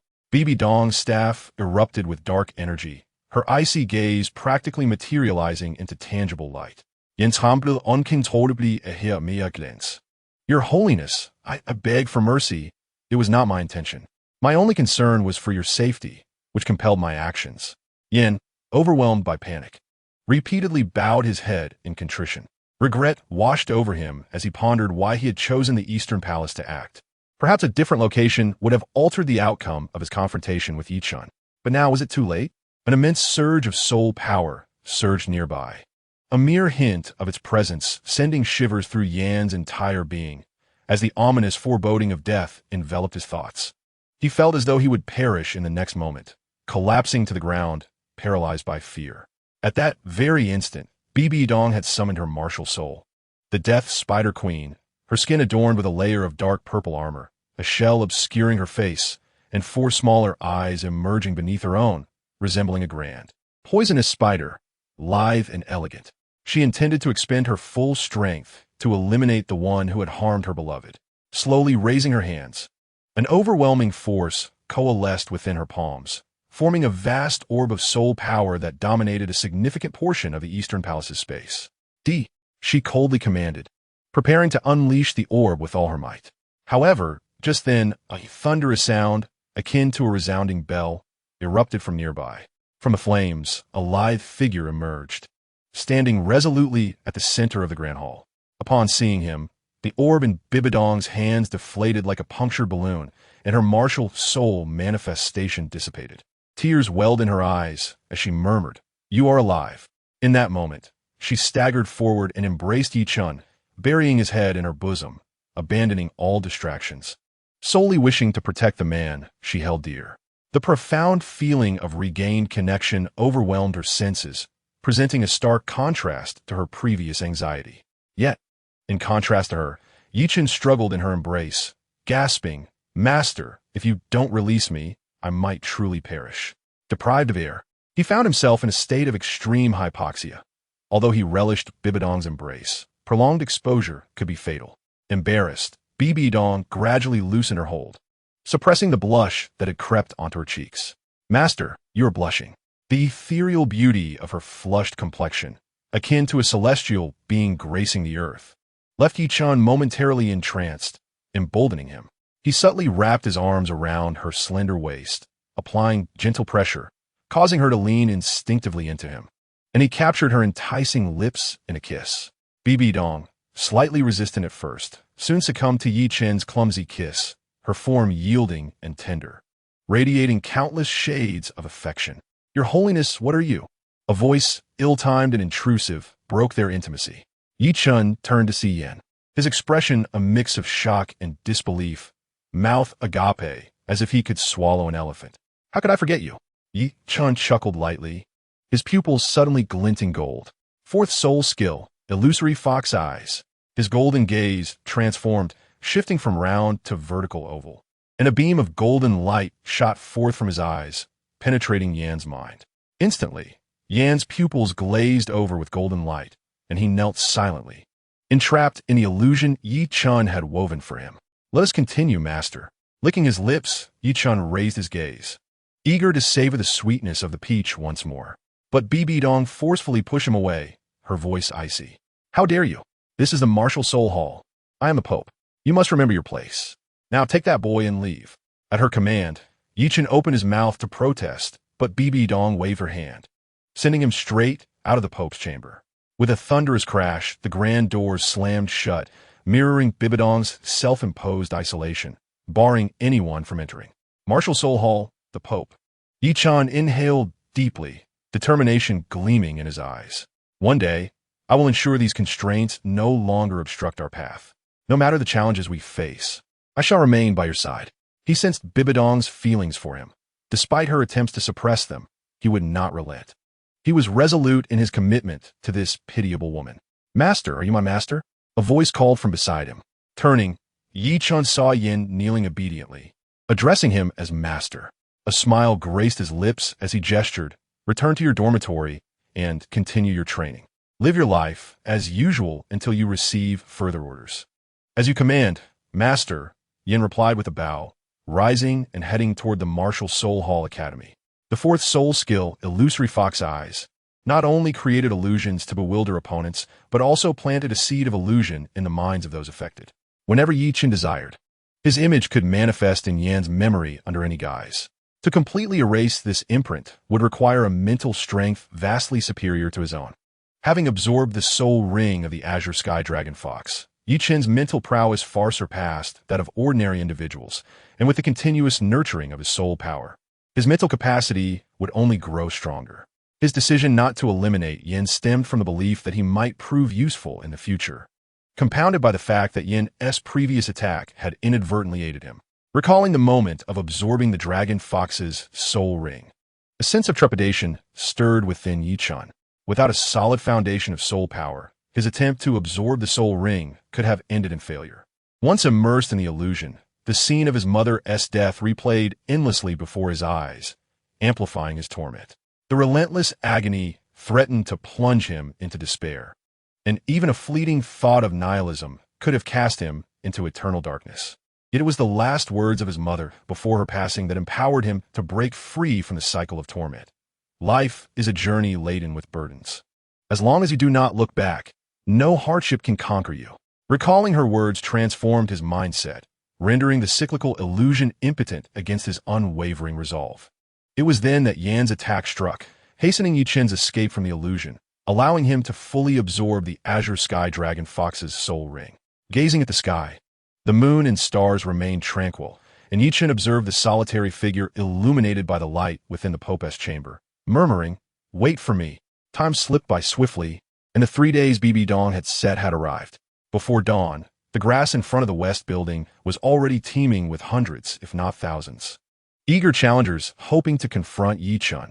The less experienced among them barely surpassed level 40, while many renowned talents within the Martial Soul Hall Academy boasted levels of 50 or above, and their numbers were substantial. Inside room 3 on the 10th floor of the West Building, Yi Chen addressed Hulina, who had stealthily entered the boys' dormitory. You should leave. I will advocate for you. Leave to where? Abandon you here in the academy? He looked at her earnestly. You are my woman. I will never forsake you. Upon hearing this, Hulina, filled with displeasure, retorted angrily. Do you comprehend what lies ahead? The individuals downstairs. Do you possess the confidence to defeat them all? They are not the ordinary students you encountered before. Do you truly grasp my meaning? Her anxious words caused her emotions to spiral out of control. Yi Chen chuckled lightly, taking her hand as they walked outside. I understand everything you said, but my purpose is to fight for my elder sister. As they stepped out of the dormitory, their joined hands sparked a commotion, with countless onlookers murmuring about Yi Chen's audacity. How shameless! Just engaged, and he dares to hold the saintess's hand. Is he not afraid of the Pope's wrath? One voice exclaimed. Indeed, it's infuriating. But can anyone claim they are not envious? She is the saintess, a beauty beyond compare, not to mention the Pope's prized disciple. Look, he has the audacity to wrap his arm around the saintess's waist. As Yi Chen's actions stirred the crowd, jealousy seeped into their expressions, almost spilling over. Witnessing this uproar, Yi Chen's mischievous spirit ignited. He embraced Hulina and leaped onto the grand stone statue in front of the West Building, shouting, Are you all here to challenge me? Instantly, the crowd erupted in shouts of disdain. Nonsense. We are not here to interrupt a wedding. Do you think we came to witness your love display? Come down and face your demise. The saintess belongs to me. Looking down at the fervent crowd, Yi Chen couldn't help but smirk, leaning in to plant a kiss on Hulina's cheek before bellowing, This is my woman. Do any of you dare covet her? How arrogant can he be? Another voice cried, Shut up. The saintess is mine. Let us kill Yi Chen and seize the saintess. Kill Yi Chen, seize the saintess. Kill Yi Chen, seize the saintess. The uproar intensified, their dissatisfaction boiling over the sight of Yi Chen and Hulina's affectionate display. Yet, since the wedding challenge was a personal duel, they could do little without Yi Chen's consent to engage. Flipping a finger at the crowd, Yi Chen whispered to Hulina, Elder sister, would you lend me your strength? What do you mean? Hulina was momentarily taken aback, but as Yi Chen leaned closer, she began to understand his intentions. The wedding battle was now unavoidable. Should Yi Chen be defeated, she would have to marry another. If that were the case, she might as well indulge in this moment. Gazing at the man she loved, Hulina slowly closed her eyes, meeting Yi Chen's lips in a passionate kiss, unreserved amidst the crowd's scrutiny. The sight ignited fury among the challengers, whose noble and pure saintess was being sullied, and they yearned to take her place. In an instant, the crowd roared, Ah, the saintess is mine, despicable wretch. Be silent, and come down to your doom. Yi Chen cowered. Dare to come down and duel? You are unworthy of the saintess's hand. Come, fight me. I will let you taste despair. Yet, amidst the taunts, Yi Chen savored the kiss, maintaining a defiant gesture with both middle fingers raised towards the crowd. Their anger and jealousy swelled, with veins bulging on their foreheads, but respect for the rules of the wedding challenge restrained them from attacking en masse. However, Yi Chen remained unfazed, lost in his embrace with Hulina, relishing the ire he provoked. This wedding battle was destined to make him the center of attention. Among the thousands beneath the statue, a few composed men sat calmly on the grass, meditating and adjusting their states. Observing them closely, Yi Chen was astonished to discover that the weakest among them possessed a soul power exceeding level 55, with one woman even reaching the graduation level of 60, though she had yet to absorb a soul ring to qualify for the wedding battle. Curiously, what motive could a woman have for entering a wedding challenge? Was it for power within the spirit hall? Or did she harbor special feelings for Hulina? With a smile directed at Hulina, Yi Chen leaped down from the statue, facing the throng of challengers head-on.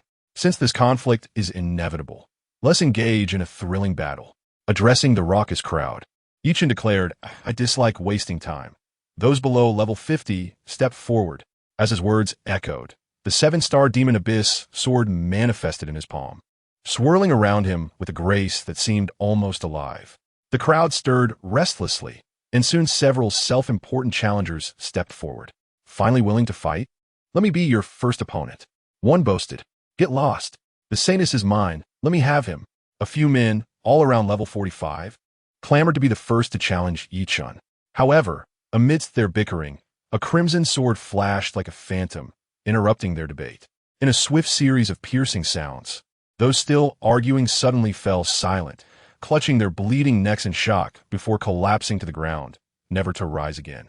The unexpected scene incited outrage, not over the loss of life, but at Chen's blatant disregard for duel etiquette. "How dare you ambush without declaring your challengers? You scoundrel! Has no one taught you the basic rules of combat? Chen, you are the most shameless person I have ever encountered." Amidst the chorus of condemnation, Chen scratched his ear, nonchalantly responding, "Trash." His words, though casual, reached the ears of a bald man with level 49 soul power, who pointed accusingly at Chen. "Are you insulting me?" Chen shook his head, chuckling. "No, please don't misunderstand. I was referring to all of you as trash." His words ignited a new wave of fury among the crowd. But before they could retaliate, Chen continued, "I clearly stated that challengers below level 50 should step forward. Is that difficult to comprehend? Or are you all too dim-witted to understand?" With an audacious grin, Chen stood confidently, relishing the chaos he had stirred. "All right, since you seek death, do not blame us for taking advantage of our numbers." The bald man summoned his spirit and charged at Chen, rallying his companions. "Brothers, why wait? Let us eliminate him first, then we can fight for the Saintus." Indeed, without his prompting, all disciples below level 50 present had long harbored resentment towards Chen. Now, upon his declaration to challenge them all, they disregarded any semblance of dignity and surged forward, intent on slaying Chen and seizing the Saintus. The scene quickly descended into chaos as the majority of the 1,000-strong crowd charged at Chen, while only a handful of level 53 prodigies remained stationary, exchanging glances as a fierce battle loomed ahead. One long-haired man, ranked 53, furrowed his brow and remarked, "Has Chen lost his senses? A mere level 41 soul master dares to utter such boastful words? Does he truly wish for his demise?" Another talented student beside him replied, "It's understandable to spout grandiose claims when defeat is certain, but he cannot control the ensuing chaos. I cannot fathom why His Holiness would betroth the Saintus to him. It is quite vexing." Upon hearing this, the gathering soul kings nodded in agreement, albeit with a degree of satisfaction, as they anticipated that this fray would alleviate many unnecessary troubles. As the impending conflict drew near, Hulaina, standing atop the colossal stone statue, felt a surge of anxiety.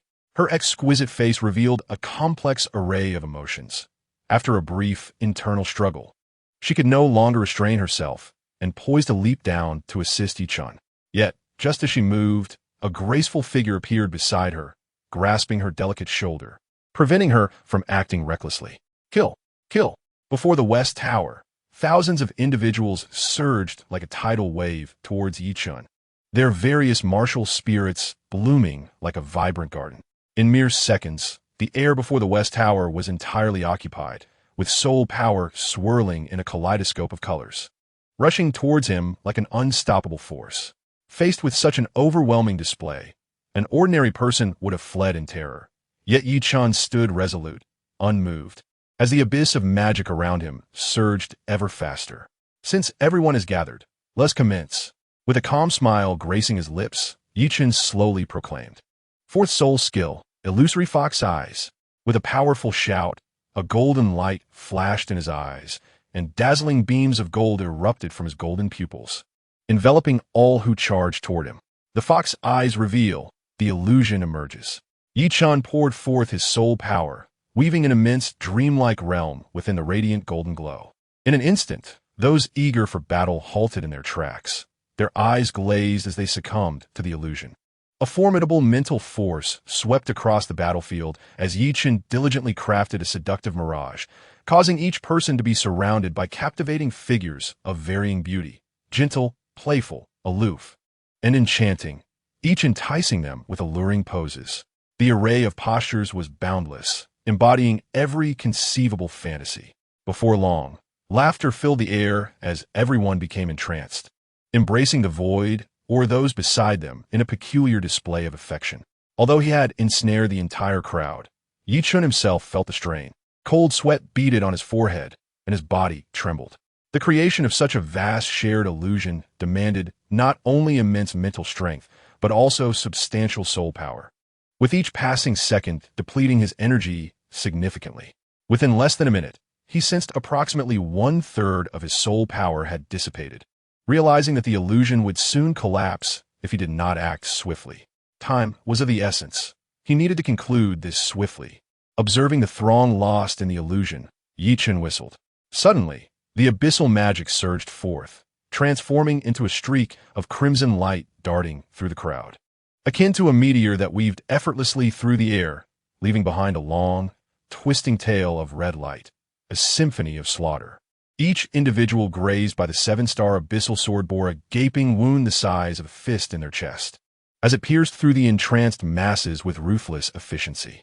Having absorbed the azure sky dragon fox, Chen's mental prowess was formidable enough to overpower opponents several realms above him, likely rivaling even a title Douluo. Coupled with the constant nurturing of his system's soul power, he could conjure a colossal shared illusion capable of ensnaring thousands. In comparison, the level 40 soul masters before him seemed childishly weak. Were it not for the excessive soul power required for his 4th soul skill, Chen believed he could effortlessly extinguish the consciousness of these challengers within the illusion.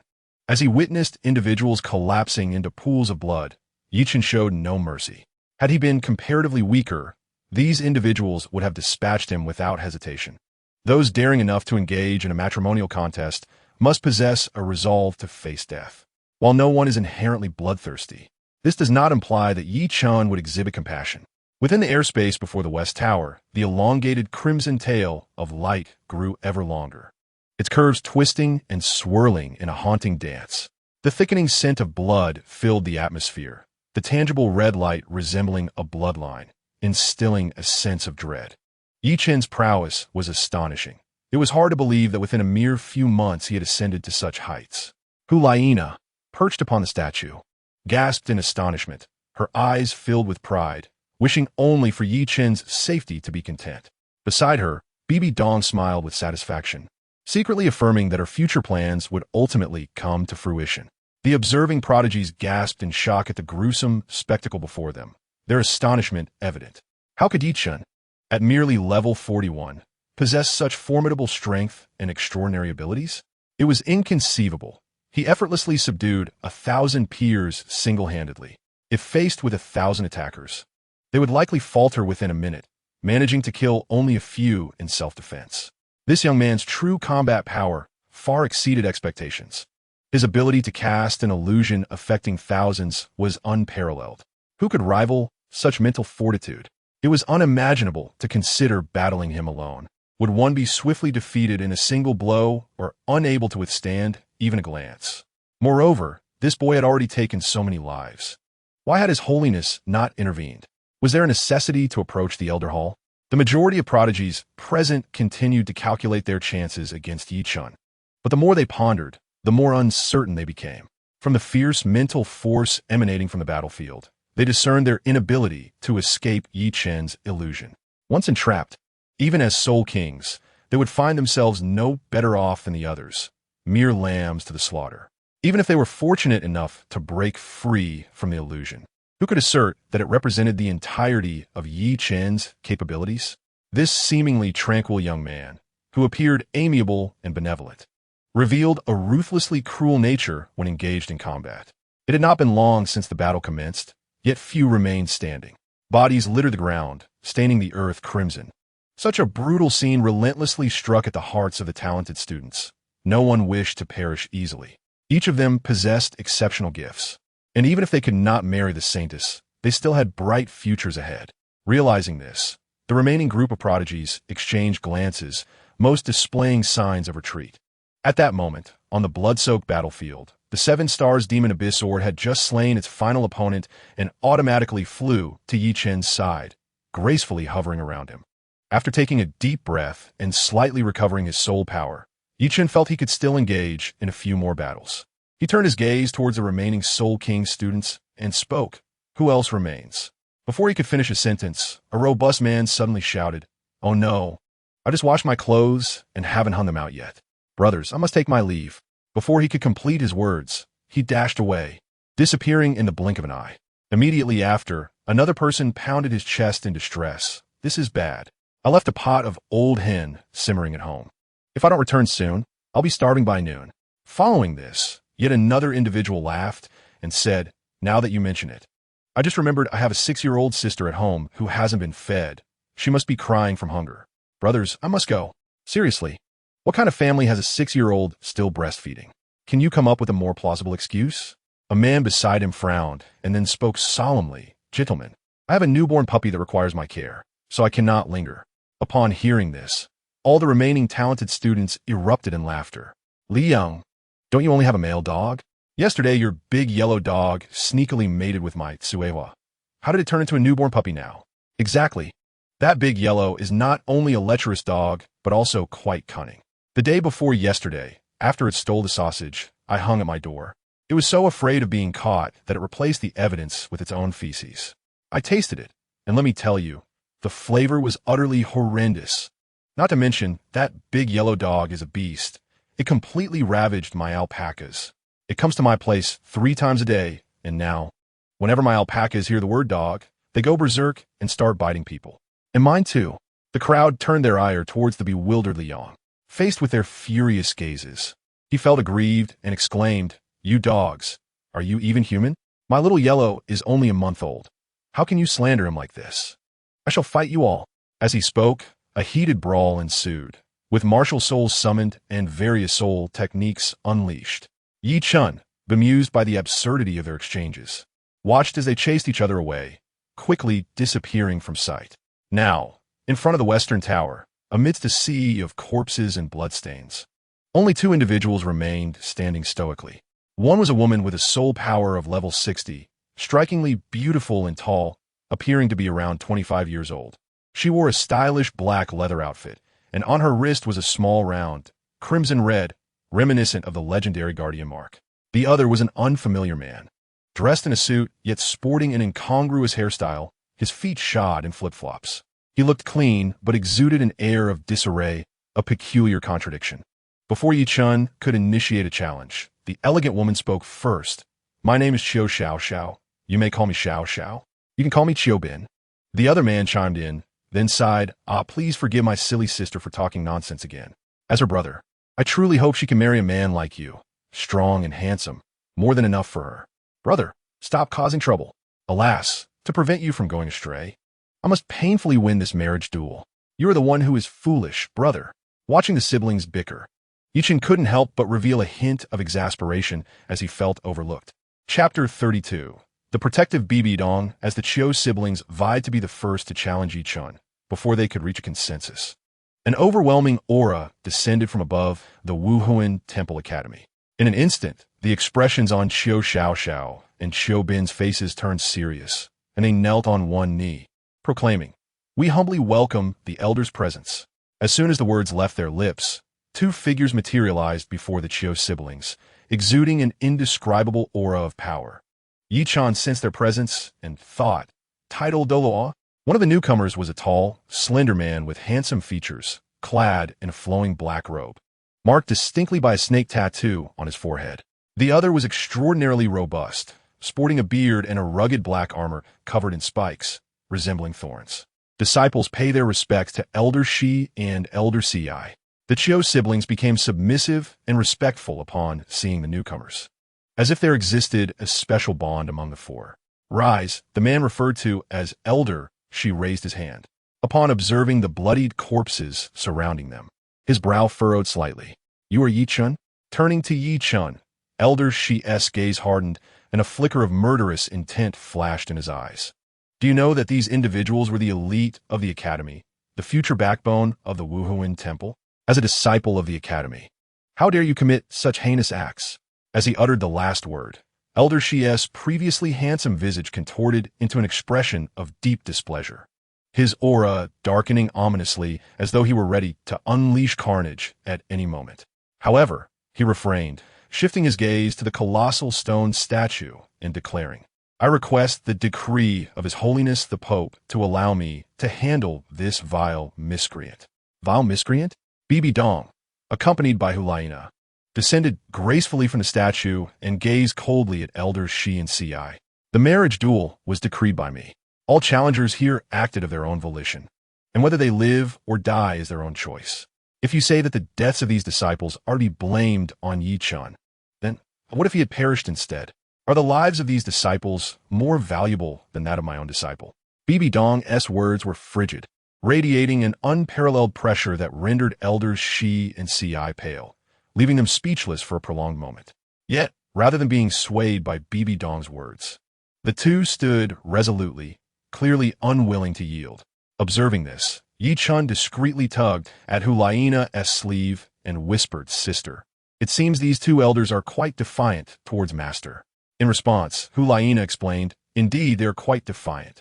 However, they are elders who serve the temple. Apart from the Grand Elder, no one can command them. Although our Master holds the title of Pope and ostensibly governs all affairs of the Wuhuan Temple, in reality, she lacks control over the various factions within the Elder Hall. It's akin to our academy, where many mid to high-level students enter the Elder Hall upon graduation." I see now, no wonder, Master.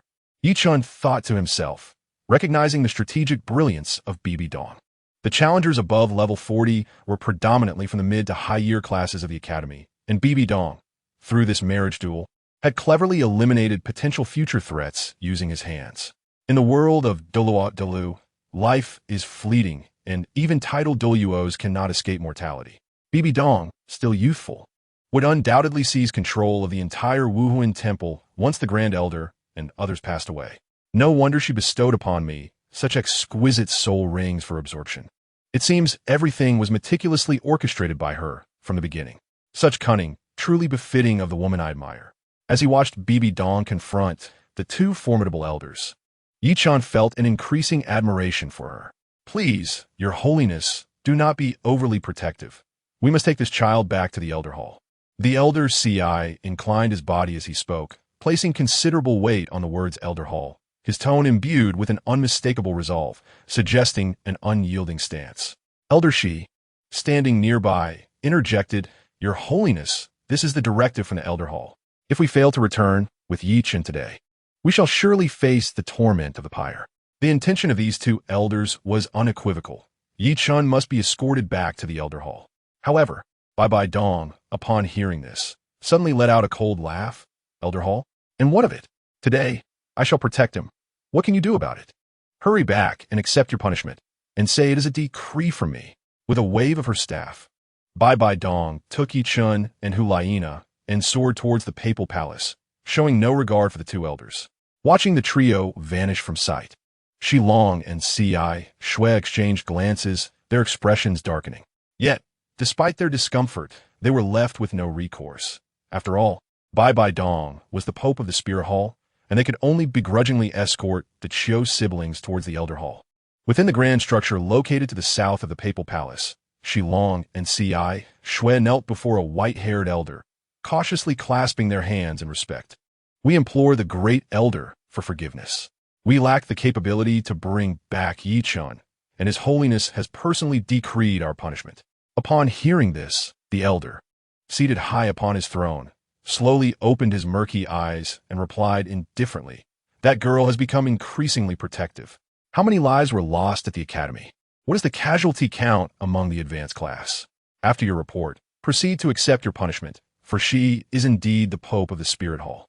"Understood." Shilong and Ci Shui's expressions shifted slightly, yet they complied. To report, great veneration, there have been no casualties in the advanced class, but the elite of the intermediate class.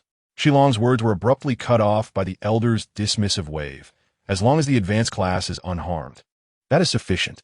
The loss of those around level 40 will soon be compensated by the students in the beginner class, though it may take several years." At this point, a flicker of unusual emotion crossed the elder's murky gaze as he continued. "However, that boy Yi Chen is indeed audacious, thinking he can act with impunity due to Bibi Dong's favor. Great veneration. That boy possesses only level 41 spirit power, yet he is exceedingly arrogant. Perhaps we should send Qiu Bin and Qiu Xiao to confront him." Shilong made a gesture across his throat, his meaning unmistakable. The elder said nothing further, simply closing his eyes once more, settling into silence. "We shall take our leave. Great veneration.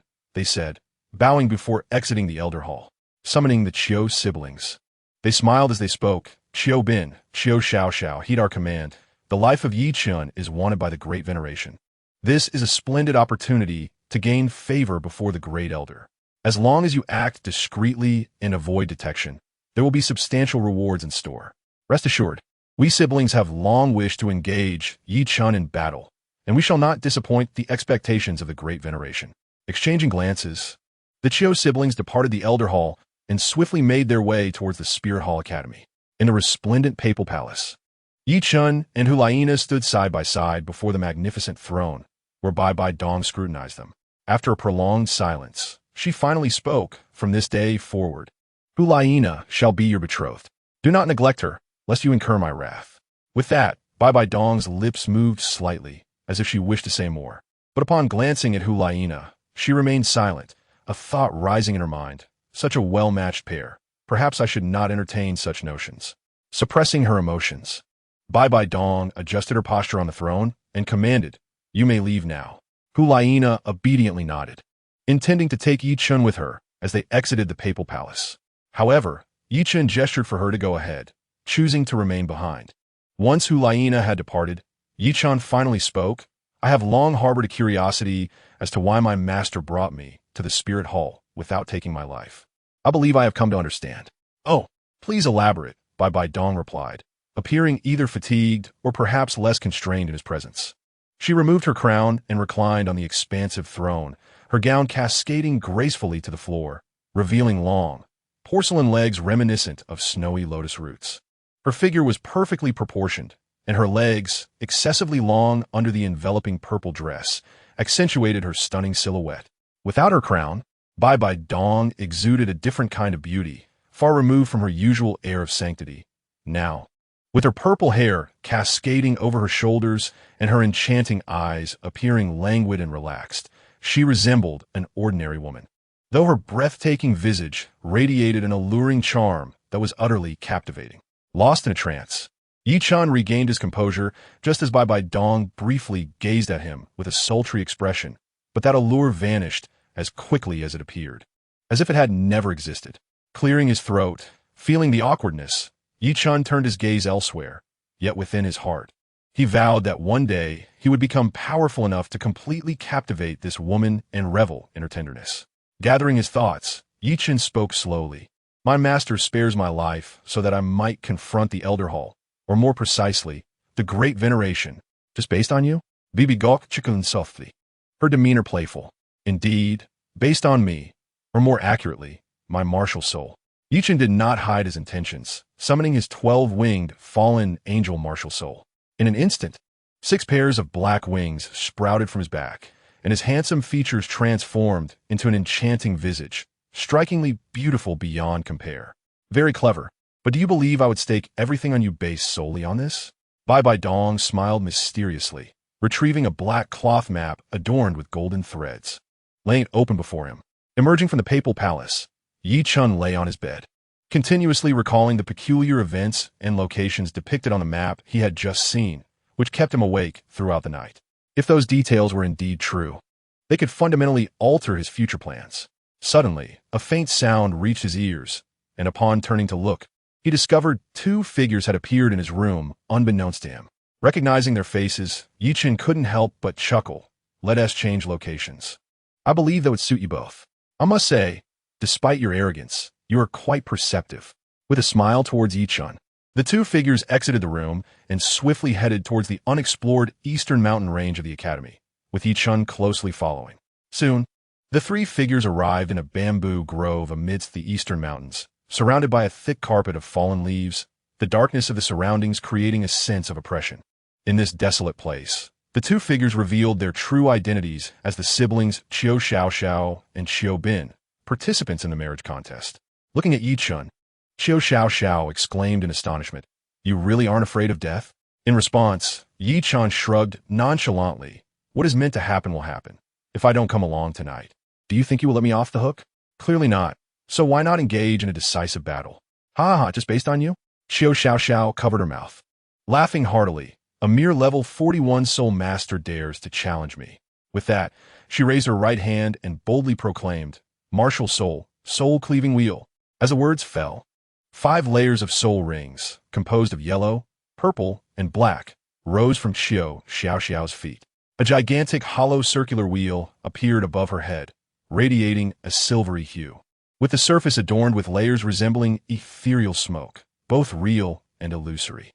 The moment the wheel manifested, Chen felt a sudden obstruction in the flow of his soul power, accompanied by a peculiar sensation that seemed to sever a connection between him and something profound within.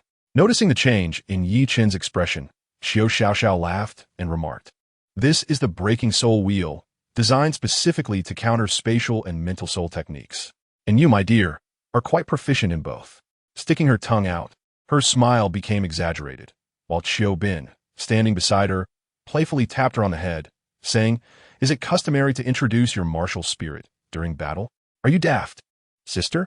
Despite his teasing, Xiao Bin wasted no time in summoning his own martial spirit, a rather ordinary spear, entirely black with a few notches that rendered it somewhat unique. Upon seeing it, Chen furrowed his brow and murmured, "The Spear of Annihilation." As its name suggests, this martial spirit, once cultivated to a certain level, can unleash the power to obliterate deities at the rank of title Douluo, making it one of the most formidable weapon spirits on the Douluo Continent. However, while the martial spirit was powerful, its cultivation was no simple feat. Xiao Bin was evidently older than his sister, who had already reached level 60 in soul power, while he lingered at level 52, boasting the same number of soul rings, 5, in the sequence of yellow, purple, and black. Observing the two who had unleashed their martial spirits, Chen suddenly stated with gravity, "I offer you a chance for a swift demise. This way, your end will be less burdensome." "Huh, are you jesting with us?" Xiao responded with confidence, believing that with their combined efforts, they could annihilate Chen in an instant. Yet, the notion of self-destruction he proposed struck them as utterly absurd. "Unwilling? Then do not blame me. I have extended the opportunity, and I hope your cries are not too loud upon your departure." A smile danced on Chen's lips as the 7-star abyss sword materialized in his palm. Almost instantly, 6 pairs of dark, angelic wings erupted from his back, unfurling gracefully as the 12 elongated black wings began to flap, lifting him off the ground. At the same moment, a vast expanse of black light surged from Chen's body, enveloping the bamboo forest within 100 miles in an instant. As the black light shrouded him, Xiao and Xiao Bin sensed an overwhelming foreboding. Their summoned martial spirits, the breaking soul wheel and the spear of annihilation, began to fade into pure energy before their very eyes, as if devoured by some terrifying entity. Behold the 12-winged fallen angel. As Chen entered the state of martial spirit embodiment, the expressions on Xiao and Xiao Bin's faces darkened significantly. This legendary spirit was regarded as the most formidable existence, feared by the Church of the 6-Winged Angels, where the highest command dictated that anyone encountering a wielder of such a spirit must be eradicated at all costs due to the ominous reputation of the fallen angel name. Realizing their martial spirits were being consumed, Xiao and Xiao Bin exchanged glances and swiftly prepared to retaliate. Second soul skill, Suppression of the Void. Fourth soul skill, Mental Resonance. They unleashed both techniques in quick succession, causing the breaking soul wheel above Xiao to whirl with the wind, expanding rapidly to cover a vast area overhead. Within the shielded space, the air compressed drastically, rendering Chen extremely uncomfortable. He attempted to activate his second soul skill, Space Jump, but only managed to create a narrow fissure before him, unable to traverse any further. Furthermore, the mental assault of his fourth soul skill was completely suppressed, resulting in a counterattack that would harm himself as much as his opponent, a true double-edged sword. Simultaneously, Xiao Bin exuded a menacing aura of annihilation, gripping the spear of annihilation high above his shoulder, preparing to launch it. The spear tip pulsed with a series of black, conical ripples, rising and falling like tides. Despite its seemingly ordinary appearance, Chen felt an undeniable pressure, as if he were on the brink of being slain. "Indeed, you are formidable. With this strength, even a soul saint would find it challenging to contend with you." Chen conceded, nodding appreciatively. Then, with a calm smile, he added, "Yet before me, It is no exaggeration to say you resemble two infants. Should we engage? I fear you might shatter at the slightest touch. Ha ha ha, what a claim. Let us see just how much you are worth. Xiao Bin's eyes narrowed, his muscles tensing as he declared, exclusive soul skill, the fall of the gods. With a thunderous roar, he hurled the spear of annihilation, which instantly transformed into over a dozen black spears, hurtling directly toward Yi Chen. The tidal waves emanating from the spear tips sliced through the night sky, leaving visible dark streaks in the air, obliterating everything in their path. Sister, allow me to lend you my strength, Xiao Xiao shouted, witnessing her brother's display of power as she activated her fifth soul skill, space distortion. Without hesitation, the breaking soul wheel above her spun rapidly, dragging a vast area of space into a wild whirl, quickly forming a gigantic distorted air sphere that surged toward Yi Chen. Upon its emergence, the bamboo forest within dozens of meters trembled violently, uprooting countless stalks that were mercilessly shredded to splinters within the distorted sphere, leaving no trace behind. The duo's onslaught was relentless, unleashing their mightiest soul skills without hesitation, leaving Yi Chen with no room for reprieve. As the spear of annihilation approached, a smile graced Yi Chen's lips. Truly, a spear capable of slaying deities. Even its annihilating aura is enough to instill fear. I wonder if a soul saint would perish upon a direct hit.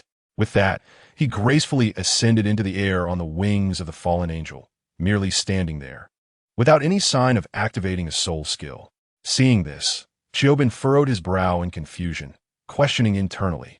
Is he truly attempting to withstand my spear of annihilation without using a soul skill? Has he lost his mind? Brother, could it be that Yi Chen is intentionally seeking his demise?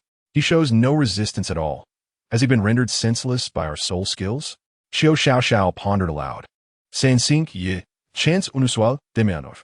Perhaps. Xiao Bin refrained from saying much. At this moment, his divine downfall had already descended upon Yi Chen. If the latter did not retaliate, his demise was imminent. Under the watchful gaze of Xiao Bin and Xiao Xiao, Yi Chen, suspended in midair, suddenly raised his hands and began to move swiftly, as if attempting to grasp the spear with his bare hands. A foolish endeavor. Observing this scene, a flicker of disdain appeared in Xiao Bin's eyes.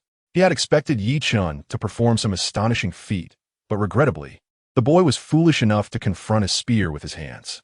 The Annihilation Spear was one of the most formidable offensive artifacts in existence.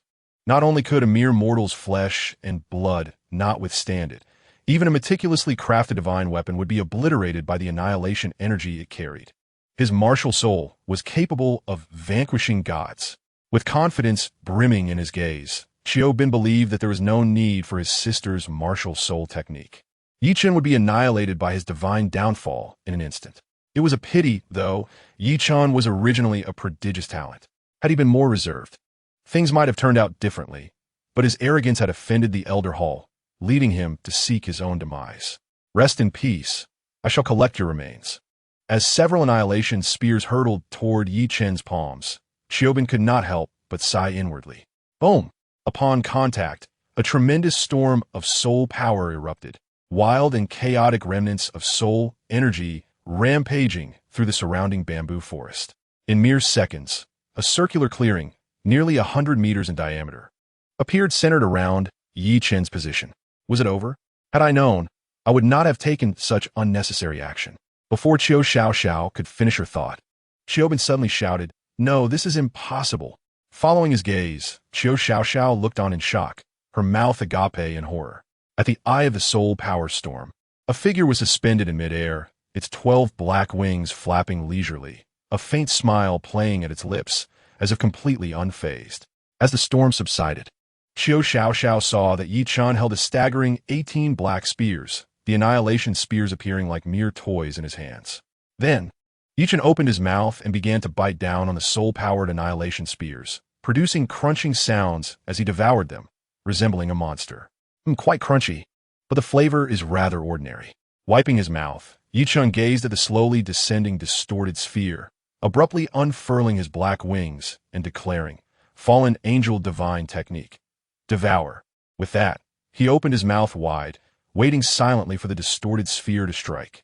A tremendous suction erupted from Yi Chen's mouth, followed by streams of pure, white soul power, surging within him, transforming the air into a massive maw that consumed Xiao's distorted space entirely, swallowing every last morsel. The turbulent soul energy of the distorted space was like a grand feast, devoured completely by Chen, leaving not a trace behind. The scene was too bizarre. Xiao stood in stunned silence, unable to utter a word. Xiaobin, equally dumbfounded, had never heard of anyone being able to directly consume a soul technique. Yet, here he was, witnessing this absurd reality with his own eyes. What manner of monster are you? That was a martial soul technique. Even ordinary people would be injured or die from merely touching it. Yet you consumed it so easily? The very word consume felt unbelievable to Xiaobin. But the truth was undeniable. Letting out a satisfied belch, Chen patted his stomach and said, "Since you are on the brink of death, I might as well share a few words with you." After a brief pause to organize his thoughts, he continued, "The so-called divine technique is one that only gods can possess. My fallen angel martial soul is quite unique. It inherently possesses 4 divine techniques, the only 4 skills: devour, self-heal, curse, and resistance. Regardless of whether I become a god, I shall never acquire any additional divine techniques, even if I transcend to a being beyond gods." At this, Chen couldn't help but curl his lip. He could not discern whether this innate divine technique was a blessing or a curse. However, prior to achieving divinity, possessing 4 divine techniques would grant him unimaginable combat prowess. Thus far, he could only use 3 divine techniques: devour, self-heal, and curse, which would grow stronger with his soul power cultivation, proving quite practical. As for the resistance technique, it showed no signs of being usable, and Chen remained uncertain of the miraculous effects the final divine technique might possess. Divine technique? Hearing Chen's succinct description, despair washed over the siblings. Xiaobin and Xiao. Their strongest attack had been consumed like a snack. How could they possibly hope to defeat him now? Why are you so powerful? At less than 13 years of age, you already possess level 41 soul power and dual martial souls. Why do I feel as though I am not facing a soul sect, but a soul Douluo? A bitter smile crept across Xiaobin's face as he looked at Chen, who resembled a celestial being with his flapping black wings. A feeling of helplessness surged within him, leaving him despondent. "You are not human. You are a devil." Xiao, standing nearby, stared blankly at Chen, lost and bewildered. "Don't be like that. Stay and fight me a little longer." Observing the 2 siblings, who had lost their fighting spirit, Chen felt a surge of urgency. This was his first true battle, utilizing his fallen angel martial soul. It was far too soon for it to end. He wanted to test the might of his other divine techniques. He had some understanding of the self-heal technique from his time with Hulayina. But what about the curse technique? You just say you won't fight and expect me to accept it?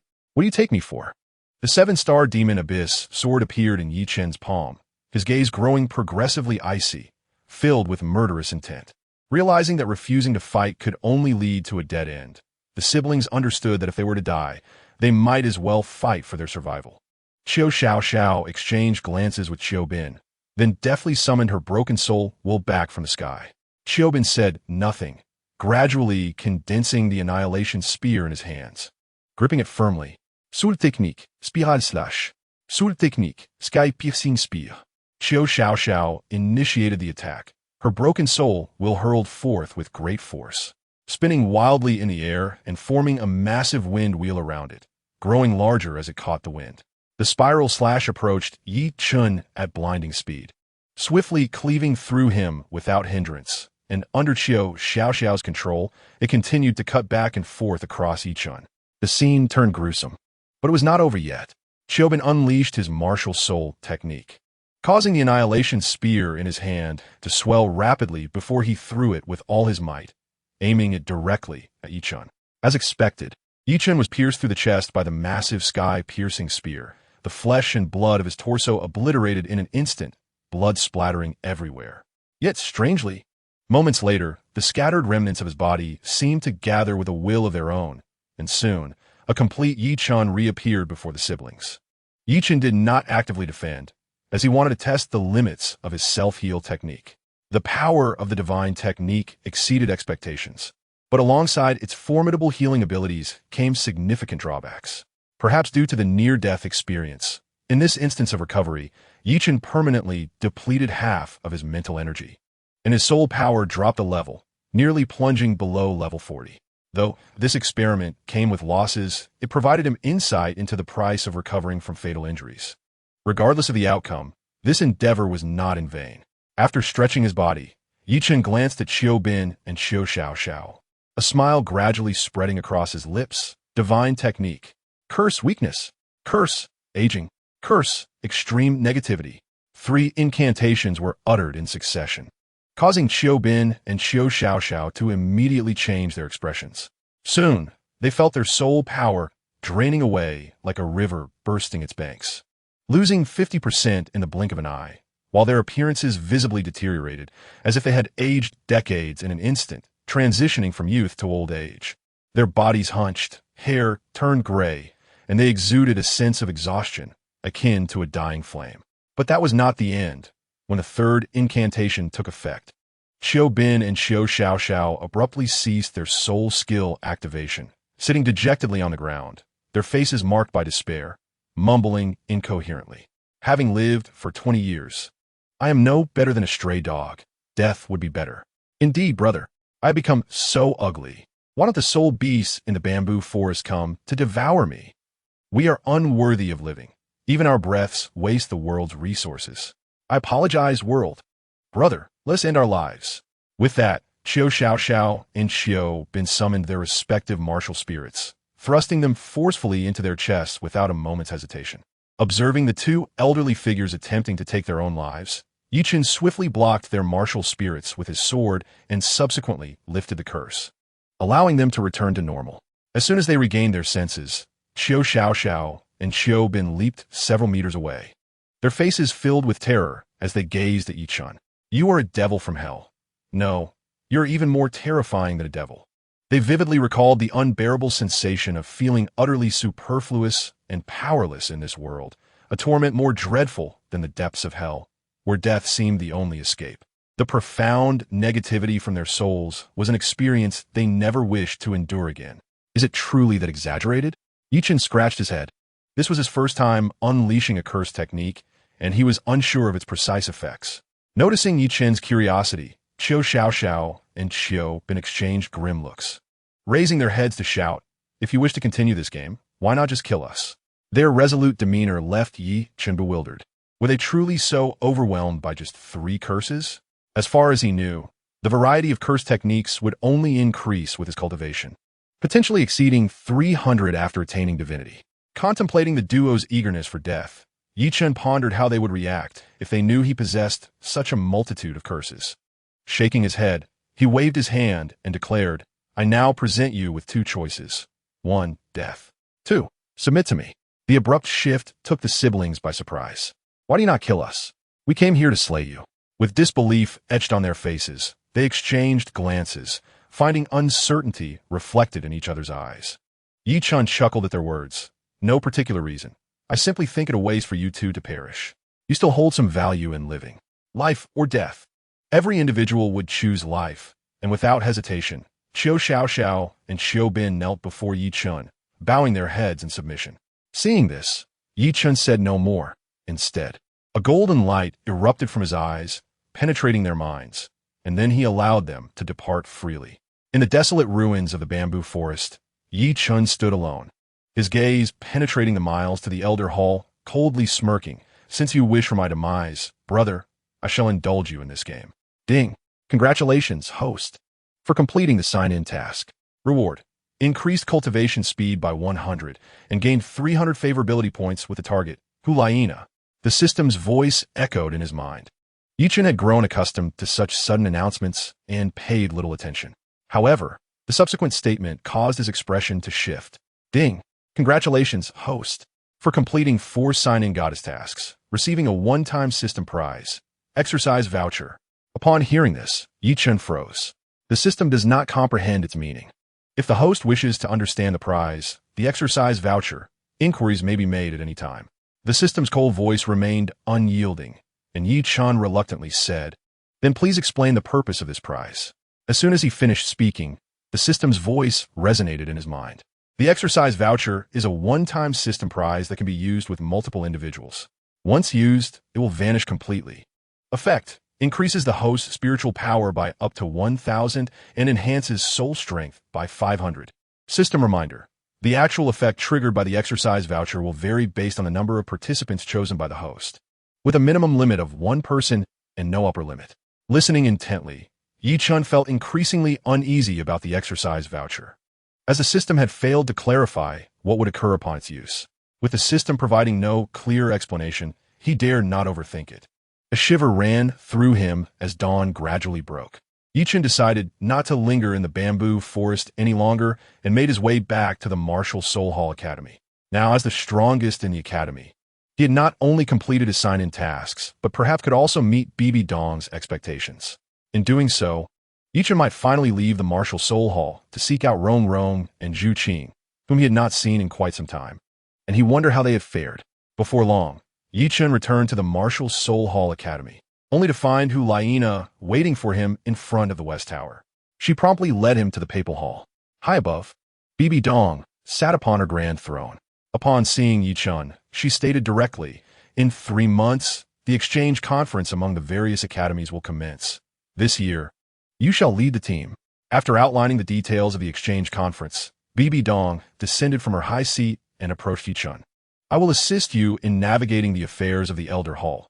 Such incidents as last night shall not recur." With that, Bibi Dong departed the Papal Hall. Watching her graceful figure vanish, Chen felt warmth in his heart, knowing that Bibi Dong held him in her thoughts. Smiling, Chen took Hu Laina's hand, heading toward the Martial Soul Hall Academy. The exchange conference was entrusted entirely to him, and currently, the only confirmed participants were Chen and Hu Laina. However, it was evident that they alone would not suffice. In previous years, the Martial Soul Hall Academy typically sent over 10 to 20 students to participate, both to gauge the elite levels of other academies and to elevate the reputation of the Martial Soul Hall Academy, achieving a dual purpose. As for this year, Chen wished to avoid unnecessary complications. Upon returning to the academy, Chen, wielding the papal order, selected a few peers of his age among the students and began awaiting the arrival of the academy's exchange conference. Time flew by swiftly, and in the blink of an eye, 3 months had passed. Before the entrance of the Martial Soul Hall Academy, several spirited youths gathered, awaiting their captain. After a while, Chen and Hu Laina emerged from the West Tower and soon joined a group of young men. "Greetings, Captain. Greetings, Captain." Following the incident of the marriage competition, Chen's reputation had already reverberated throughout the Martial Soul Hall Academy. He single-handedly defeated over 1,000 peers of the same realm, using bloody and thunderous methods to intimidate the elite of the advanced classes into retreating without a fight. Such a glorious record, coupled with his identity as the disciple of the Pope, elevated Chen's prestige to unprecedented heights within the academy and the entire Martial Soul Hall, with many students viewing him as an idol. Let us proceed, Yin Shiyue Suning, embracing the slender waist of Hu Laina. Chen was the first to ascend a carriage, prompting the other 3 to exchange knowing smiles before boarding another vehicle. Indeed, for this academy exchange event, Chen had selected only 3 individuals, not for any particular reason, but simply because he believed that their quintet sufficed for the occasion. The venue for the exchange was the Tiando Royal Academy, hosting several notable students from the Tiando Imperial Domain. However, an unexpected twist arose as Chen had extended an invitation to the Shrek Academy of Soto City under the banner of the Spirit Hall Academy. As they journeyed, the 5 of them leisurely arrived at the Tiando Royal Academy. Before them loomed a majestic complex of European-style architecture, gleaming in white. Chen led Hu Laina and the others directly into the Grand Plaza before the academy. At that moment, a group of men clad in white robes with yellow headgear occupied the plaza. Upon noticing the intrusion of Chen and his companions, they approached with hands clasped. The red-haired leader, brimming with arrogance, tilted his head and inquired, "Who are you?"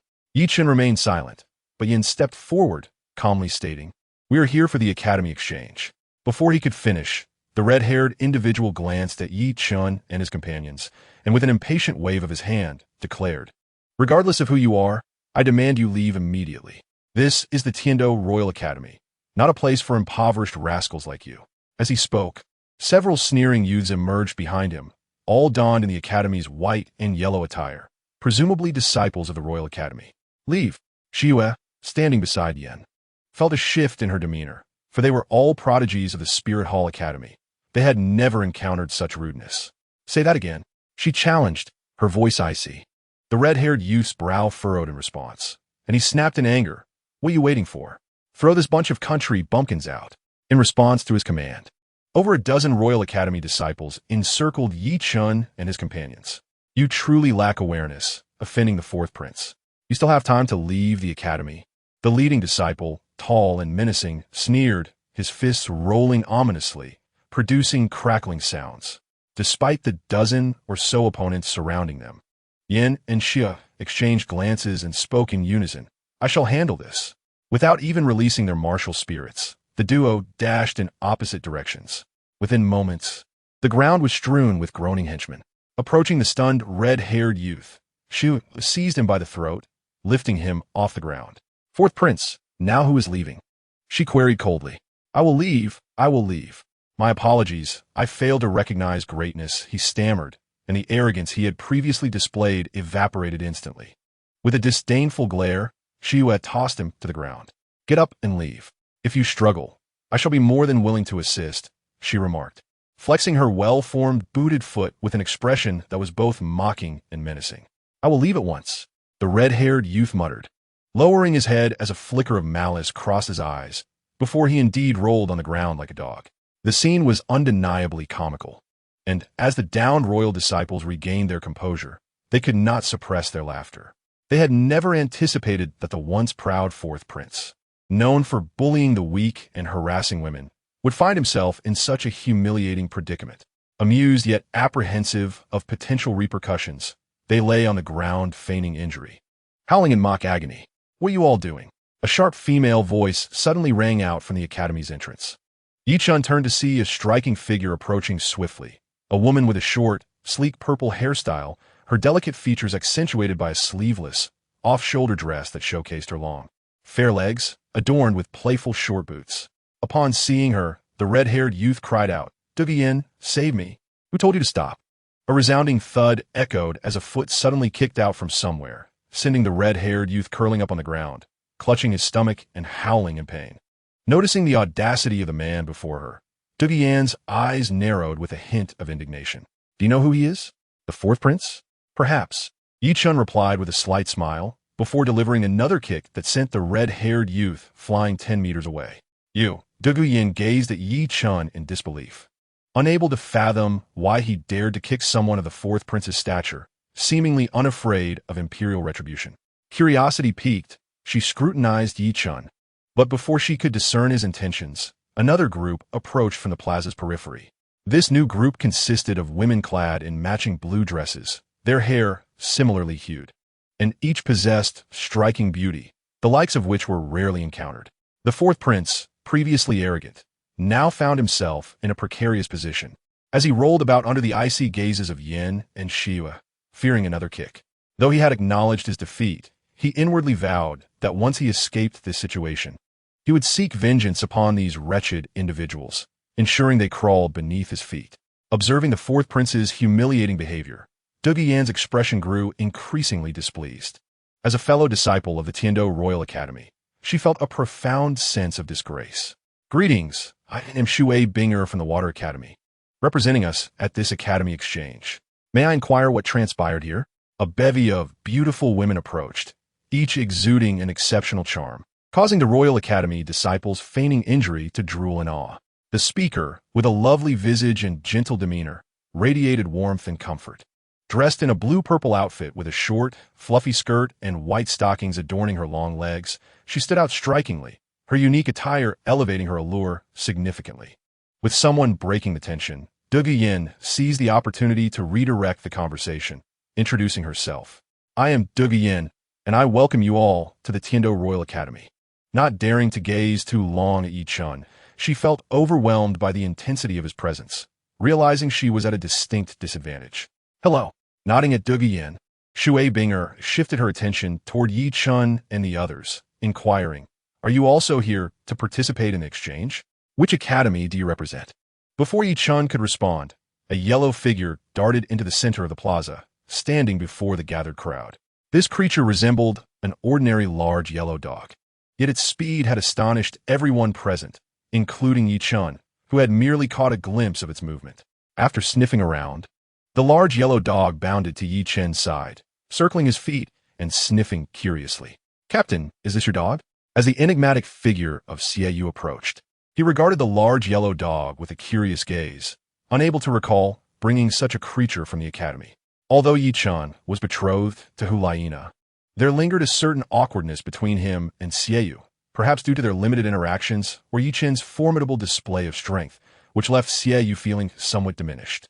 Nonetheless, he wished to cultivate a good rapport with Yi Chen, as the latter was poised to become the next successor to the revered pope. Given his status as the most exceptional disciple, "I do not own a dog," Yi Chen replied, shaking his head in bemusement. It was perplexing that this mysterious dog was so intent on following him. Suddenly, Hulaina, standing behind Yi Chen, furrowed her brow and remarked, "It appears to be a dog from the Li Yang family, the same coloration. I cannot recall anyone else at the academy with such a yellow dog." "Li Yang?" Xiaoyu exclaimed, as if a realization struck him. He then shouted at Yi Chen, "Stay away from that dog. It is notorious within the Spirit Hall Academy. Everyone fears it. If it weren't for its incredible speed, it would have long been caught and turned into a stew." Before Xiaoyu could finish his warning, the large yellow dog sprang up and lunged towards Yi Chen, its mouth agape. Yi Chen's reflexes kicked in, but he only managed to grasp a handful of fur. Fortunately, he emerged unscathed. Suddenly, piercing screams erupted from the crowd, and Yi Chen looked around in confusion at the panicked onlookers.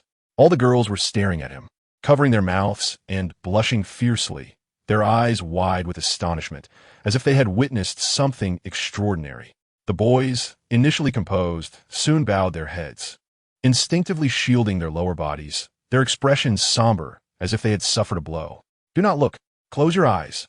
Hulaina swiftly interposed herself in front of Yi Chen, her face flushed like a ripe apple. "What is happening?" Yi Chen began to inquire, but a sudden breeze brought an unsettling chill beneath him. Glancing down, he was frozen in shock. "By the heavens, I shall have my revenge on that beast." Yi Chen erupted in fury, brandishing his 7-star demon abyss sword and propelling himself like a cannonball in pursuit of the fleeing yellow dog, pushing his speed to its utmost limit. Yet, under the clear sky, a pair of bare buttocks became quite conspicuous in the sunlight. Xiaoyu coughed several times, attempting to shield the retreating figure from view. "Let us not linger, everyone. We should head into the academy. Our captain will return shortly." Though his expression was strained, he maintained a facade of cheerfulness as he led his sister and teammates toward the gates of the Royal Academy. The female disciples of Tianshui Academy, covering their faces, hurried in behind Thiyen, while Hulaina and the others followed suit. The square was left with a group of despondent men, heads hung low, until others departed, prompting them to sheepishly rise and assist the dazed fourth prince as they quietly exited. Before long, a composed Yi Chen emerged, casting a resentful glance behind him. "You shall pay for this, you wretched creature." Clenching his fists, he sheathed his sword and strode darkly toward the Tianshui Royal Academy. As time passed, Hulaina and Xiaoyu vanished from his sight. Alone, Yi Chen entered the Royal Academy, unsure of where to go, so he began to survey his surroundings. "Is your name Yi Chen?" A gentle voice called from behind. Turning, he saw Douluo stepping out from the guardhouse at the academy entrance. "I have no desire to argue further. Just tell me where Xiaoyu and the others have gone," Yi Chen replied, a hint of discomfort evident as he avoided eye contact. "Please do not misunderstand. I merely wish to reintroduce myself," Douluo said, tucking a stray strand of hair behind her ear. "I am Douluo. I regret the hasty words spoken earlier without understanding the full context. I hope you can forgive my indiscretion. One is not punished for ignorance." "I hold no anger," Yi Chen replied, and Douluo smiled softly, leading him toward the guest accommodations. Douluo's hospitality was remarkable as she enthusiastically described the Royal Academy. Just as they approached the guest area, a voice called out, "Xiaoyan, come here. I have brought you something wonderful from home." Turning to investigate, they saw a golden-haired youth clad in the academy's attire, beckoning with enthusiasm. "Perhaps you should go ahead. The guest area is just up ahead, right?" "I can manage on my own," Yi Chen suggested. "Not at all. I insist on accompanying you. The dean has instructed me to personally attend to all participants of the exchange event. You must be a disciple from another academy, correct?" Douluo replied, glancing briefly at the golden-haired youth before smiling at Chen. Feeling disinclined to refuse, Chen nodded. Indeed, I am the team leader representing the Spirit Hall Academy. I apologize for the earlier misunderstanding. No need to apologize. The fourth prince is already quite arrogant, and you were right to teach him a lesson. Suddenly, Douluo's face flushed deeply, and after a furtive glance at Chen, she whispered, "Do you have a girlfriend?" "What?" Chen barely heard her due to the softness of her voice. Douluo's cheeks reddened further, and without another word, she dashed away. Chen stood bewildered by the encounter, shaking his head as he made his way toward the guest area. "Chen, you have returned." Upon entering the compound, Xiaoyu and Su Ning waved him over, though their posture appeared awkward, legs leaning conspicuously to the side, as if concealing something. "Yes, I have returned," Chen acknowledged, and the three of them proceeded to a luxurious villa nearby to rest. Time passed swiftly, and as a new moon hung in the sky, darkness enveloped the Royal Academy. Yet the tranquility of the night was disrupted. Outside the villa where Chen and his companions resided, a slender figure approached, soon knocking on the door.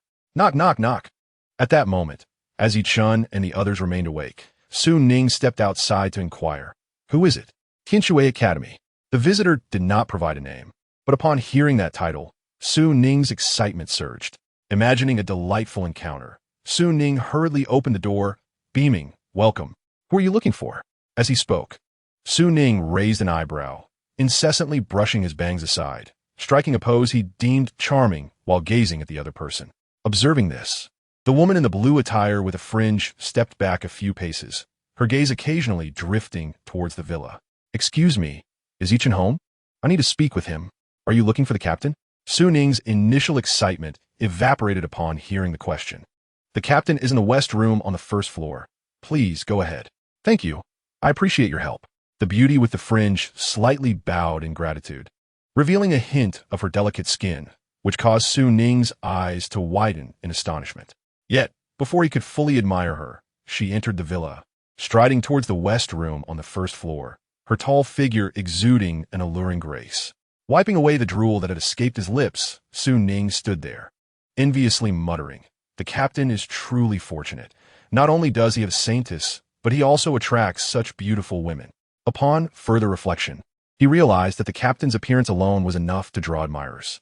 However, just as he was about to close the door and rest, a knock echoed from outside the courtyard. "Knock, knock." Peering at the firmly shut door, Su Ning felt a flicker of anticipation. This time, they must be here to find me, he mused, recalling that he was also a celebrated talent at the Wuhuan Temple Academy, with a decent appearance that should attract some romantic interest. Creak. As the door swung open once more, another alluring woman in blue attire appeared, her petite figure evoking an instinctual desire to protect. "I am looking for Chen. Is he in?" The blue-clad beauty inquired, her smile brightening the room. Upon hearing her question, Su Ning's expression soured, though seeking the captain was somewhat understandable. He gestured towards Chen's room, allowing her entry, before closing the courtyard gate again. However, just as he was about to secure the door, a slender finger slipped through the gap, pushing the door open. Seeing who it was, Su Ning numbly pointed towards Chen's room. "The captain is in that room." "Thank you, you are truly kind." The enchanting woman smiled at Su Ning, before proceeding into the villa, leaving behind a trail of fragrant air. "Surely, there won't be more women coming to find a captain, will there?" He pondered, muttering to himself. Yet, he did not close the door again, standing there with his gaze fixed outside. As expected, a few minutes later, another disciple from the Tianxue Academy approached, and under Su Ning's guidance, made her way to the west room on the first floor. This cycle continued, with 3 more beauties arriving at the villa, each directed by Su Ning to the west room, until the once bustling villa finally settled into tranquility, free from further interruptions. Dragging his weary body, Su Ning sensed that this night would be one of sleeplessness. Gazing at the moving shadows in the west room, he filled with envy and weakly shook his fist in a gesture of encouragement. "Captain, go for it." In the west room on the first floor, Chen lay in the bathtub, seeking to wash away his misfortunes. "What a dreadful day," he lamented, recalling how he had been humiliated by a large yellow dog in front of everyone. The mere thought left him speechless. Knock, knock. A knock sounded from outside, but as Chen was halfway through his bath, he simply called out, "Come in." After all, the villa was occupied solely by a few members of the Wuhuan temple, and the only female among them was to be his future wife, leaving no need for modesty. Creak. The door opened, revealing someone had entered, yet curiously, the newcomer remained silent. Who is it? Is there something that can't wait until tomorrow? Chen, where are you? I'm from Tianshui Academy. Hearing the mention of Tianshui, Chen's heart sank. After all, it was an institution filled with young ladies, and such rudeness was unacceptable. Hastily wrapping a towel around his lower half, he emerged from the bathroom. In the living room, seated on the sofa, was a girl in a strapless short dress with a fringe, her delicate features flushing crimson upon seeing Chen's bare upper body. Would you like some tea? Let me pour you a cup, Chen offered, adhering to basic etiquette, despite not knowing her purpose for visiting. He walked past the sofa towards the marble table in the corner to prepare the tea. No need. No need. I just wanted to tell you something, and I'll be on my way. The girl dashed over, attempting to stop him from brewing tea. In her haste, she accidentally knocked over the glass teapot, scattering shards across the floor. I'm so sorry. It was unintentional, she exclaimed, her face displaying a hint of remorse as she crouched down to gather the broken pieces, her flustered demeanor quite endearing. At that moment, a petite figure appeared at the doorway. Suddenly, another girl entered the villa, and upon seeing the petite one, she asked, "Junior sister, what are you doing here?" After which, she approached them. Hush! The petite girl quietly stepped away from the door, placing a finger to her lips and whispering, "The third senior sister arrived even earlier, and she is currently with Chen." But that was not all. After a brief moment of observation, 3 more senior and junior sisters gradually made their way to the villa. Noticing this, the petite girl and the one in blue instinctively silenced them, then pulled the group to observe quietly. Honestly, there is no need to clean up so thoroughly. Just tidying it a bit will suffice. Chen mused, glancing at the diminishing glass shards, contemplating how he wouldn't be staying at the Royal Academy for long. Why bother cleaning every last fragment? It's all right. I'm not tired. Shaking her head, the girl with the fringe spoke, but her gaze suddenly landed on the doorway, and she exclaimed in surprise, "Senior sister, junior sisters, what brings you all here?" The 5 who had been caught off guard diverted their gazes, feeling embarrassed. "We just came to take a look and to observe the soul power levels of the participants in this exchange conference. Oh, by the way, senior sister, what are you doing here?" The abrupt change of topic left the girl with the fringe blushing, as she had simply wanted to make a friend. "I accidentally broke the teapot in Chen's room, so I'm helping to clean it up." She lifted the bag containing the glass shards, and this sight left the other 5 blue-clad girls in astonishment. In an instant, they recalled the narrative they had imagined earlier, and flushes of red appeared on the faces of all the beautiful girls, each realizing their thoughts had strayed. "Well, too." A simple statement broke the awkward atmosphere, and the 5 eagerly entered Chen's room, crouching down to assist in cleaning up the glass shards. After surveying the courtyard and confirming no one else was arriving, Su Ning decided to return to his room for rest. However, just as he stepped into the villa's hall, laughter and chatter echoed from the west room. "Hello, still awake?" Upon spotting Su Ning at the door, Chen greeted him. "Sorry, I didn't mean to interrupt." Su Ning quickly shut the door behind him and hurried back to his room, muttering to himself, "The captain is too impressive. I must ask him to teach me how to attract girls tomorrow." Outside, under the night sky, a group hurriedly approached the villa, led by Douluo, with Shrek Academy members following closely behind. Pointing towards the villa in the distance, Douluo smiled and said, "Chen is staying here. Let me take you to find him." "Thank you." Zhu Zhuqing nodded calmly, yet her eyes betrayed a glimmer of anticipation. Observing the agitated Ning Rongrong beside her, Zhu Zhuqing could not help but let out a sigh. After Chen's capture, Ning Rongrong swiftly returned home to seek assistance. However, in the face of the spirit hall, even the 7-treasure glazed tile school dared not act recklessly. Their sect primarily focused on support, possessing insufficient combat strength to confront the spirit hall directly, and thus, Ning Rongrong's father merely suggested a long-term strategy. Consequently, Ning Rongrong returned to Shrek Academy in tears countless times, but fortunately, they had recently received news about Chen. Zhu Zhuqing was pulled along by Ning Rongrong, who rushed into the villa and eagerly flung open the door to the western room. However, they were soon left utterly stunned by the scene before them, while Flanders, who approached, stared in disbelief, muttering, "This rascal certainly enjoys his fair share of fortune." Rongrong, Zhu Qing. Allow me to explain. Yi Chen exclaimed joyfully upon seeing the one he missed dearly, stepping towards the Shrek group. Yet just a few steps in, the towel wrapped around his waist snagged on the corner of the sofa, leading to an awkward moment. Simultaneously, the 6 beautiful female disciples from the Tianshui Academy, hearing the commotion, stood up. A panic shout from Xiao Wu at the entrance prompted Tang San to angrily remark, Yi Chen, you really need to be more mindful of yourself. With that, he chased after Xiao Wu out of the villa. Meanwhile, Flanders and the others covered their eyes and shook their heads as they exited. At the entrance, only Ning Rongrong, Zhu Qing, and the blushing Douluo Yin remained. This is a misunderstanding, Yi Chen exclaimed, hastily retrieving the towel to cover himself. A look of distress plastered across his face as he gazed at Rongrong and Zhu Qing, his mind racing with a torrent of exasperation. A misunderstanding? How do you explain these women? Ning Rongrong's delicate face flushed with uncontainable fury as she pointed at the 6 exquisite girls from Tianshui Academy. Even the usually aloof Zhu Qing's eyes glimmered with anger. What? Yi Chen frowned, turning to look at the Tianshui Academy female disciples, but upon seeing them, his mouth involuntarily twitched. The 6 girls exchanged disappointed glances with Ning Rongrong and Zhu Qing before offering a few apologetic words and hastily leaving the villa. Nervously swallowing, Yi Chen similit akardi. You see, I told you it was a misunderstanding, right? Haha. Clearly, his explanation fell flat, lacking any persuasive power despite its truth. Ning Rongrong turned to Douluo Yin and softly said, Thank you for bringing us here, but we won't trouble you further. After ushering Douluo Yin out and securing the door, Ning Rongrong and Zhu Qing slowly approached Yi Chen.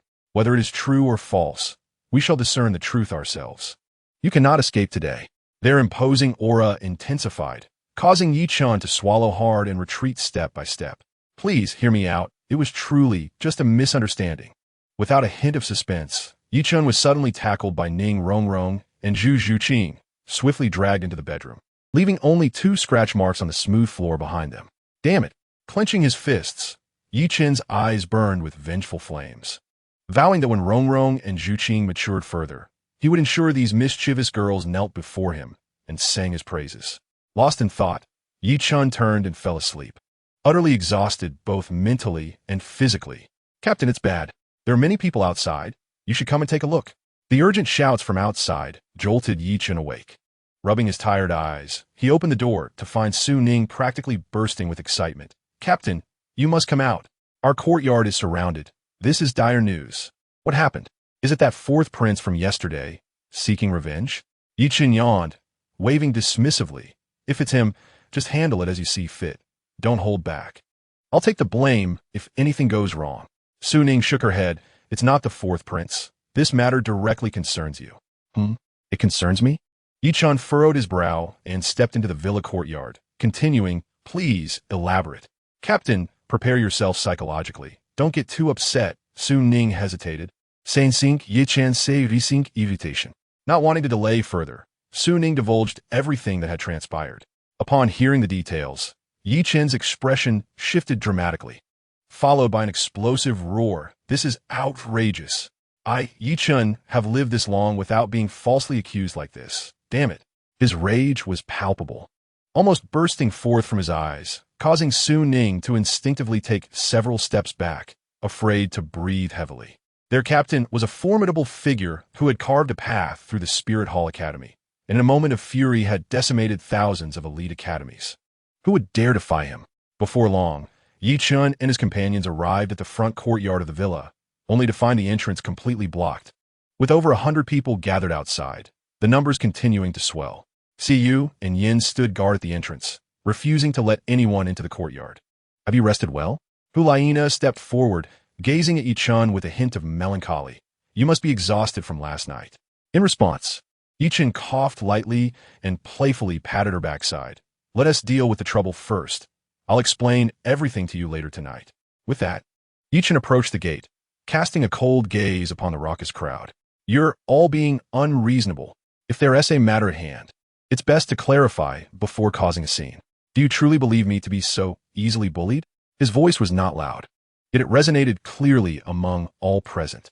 At that moment, A man clad in white and gold stepped forward, pointing at Yi Chen and hurling insults. "You shameless brat. Don't you have any conscience about your actions?" Following this, a man in green continued, "Yi Chen, unless you provide us with an explanation today, not only will the Royal Academy not let you off the hook, but neither will the other academies." A woman dressed in fiery red chimed in. "Well said. Yi Chen is nothing but a villain. We must demand justice from him." As their voices rose in fervor, the tension escalated, with students from other academies joining in the hostility towards Yi Chen, who now appeared to be the target of universal disdain, with the standoff intensifying. A man from the crowd could no longer contain himself and stepped forward to recount his grievances. "Just last night, my pet wolf, barely 3 months old, was insulted. Yi Chen, hand over that monstrous dog. Today, I swear I will slay that foul beast." A beautiful girl beside him exclaimed, "At least your wolf resembles a dog. My chubby orange cat is a 5-tailed demon. That silver beast had the audacity to harm it. Not avenging this would defy all reason." Upon hearing this, yet another man, filled with rage, bellowed, "You think your pets are the only ones suffering? Last night, while I was busy, that big yellow dog of yours leapt through my window and kicked me hard before fleeing. Do you have any idea what it's like to have filth flying everywhere, invading your senses?" As I recall the scene from last night, I feel a wave of nausea. Before he could finish his words, hundreds of people began to retch in unison, hastily distancing themselves from a man, their faces filled with disdain.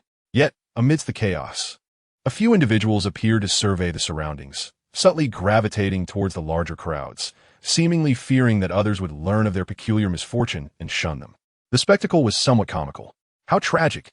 In comparison to the anguished complaints of these few, Yi Chen began to feel that his own predicament was trivial.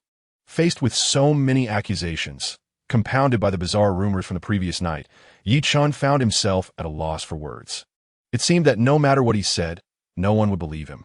Meanwhile, the instigator of this turmoil, the large yellow dog, had vanished, leaving a trail of chaos and a multitude of troubles in its wake. It was utterly reprehensible. Taking a step forward, just as Yi Chen contemplated using force to quell the scene, Douluo suddenly emerged from the crowd, positioning herself before him. She spoke earnestly. "Everyone has misunderstood Yi Chen. The raucous yellow dog causing the disturbance is not his. I witnessed that very dog attack him yesterday, so the only one you should blame is that yellow dog.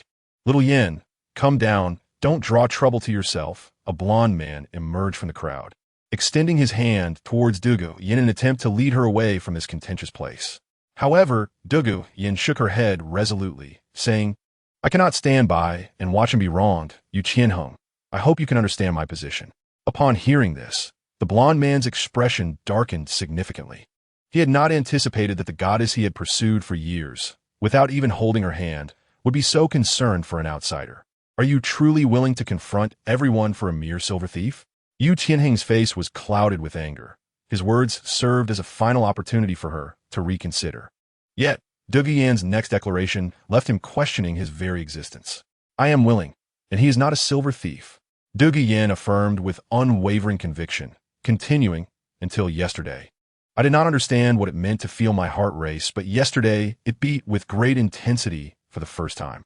Turning to glance at Yi Chen, Douluo boldly revealed her feelings before the crowd, displaying remarkable courage. At that moment, Shrek, the fourth prince who had been lurking in the crowd, suddenly stepped forward, exclaiming loudly, "Tianheng, it must be that Yi Chen employed some form of seductive soul technique to turn Douluo into this shameless woman. This fellow is truly despicable and shameless." With that, Shrek smirked, secretly reveling in his thoughts. "Isn't he just a kid from the spirit hall? Since I cannot deal with you alone as the son of the emperor, let us see how the Thunder Dragon family weighs in." With this thought, Shrek smile grew increasingly arrogant, envisioning a scene where Yi Chen would kneel before him, begging for mercy. Douluo's unexpected stance, coupled with Shrek words, immediately incited the crowd outside the villa to become increasingly agitated. While they may have previously doubted Yi Chen's ability to seduce women, they now found it hard to dismiss the notion. Consequently, the notorious yellow dog, known for its misdeeds and unruly behavior, could not possibly belong to anyone other than Yi Chen. Yi Chen narrowed his eyes at the fourth prince, a surge of murderous intent rising within him. Having previously overlooked the provocation, he was astonished that Shui Peng dared to stir trouble in public again. Was he not content with his life?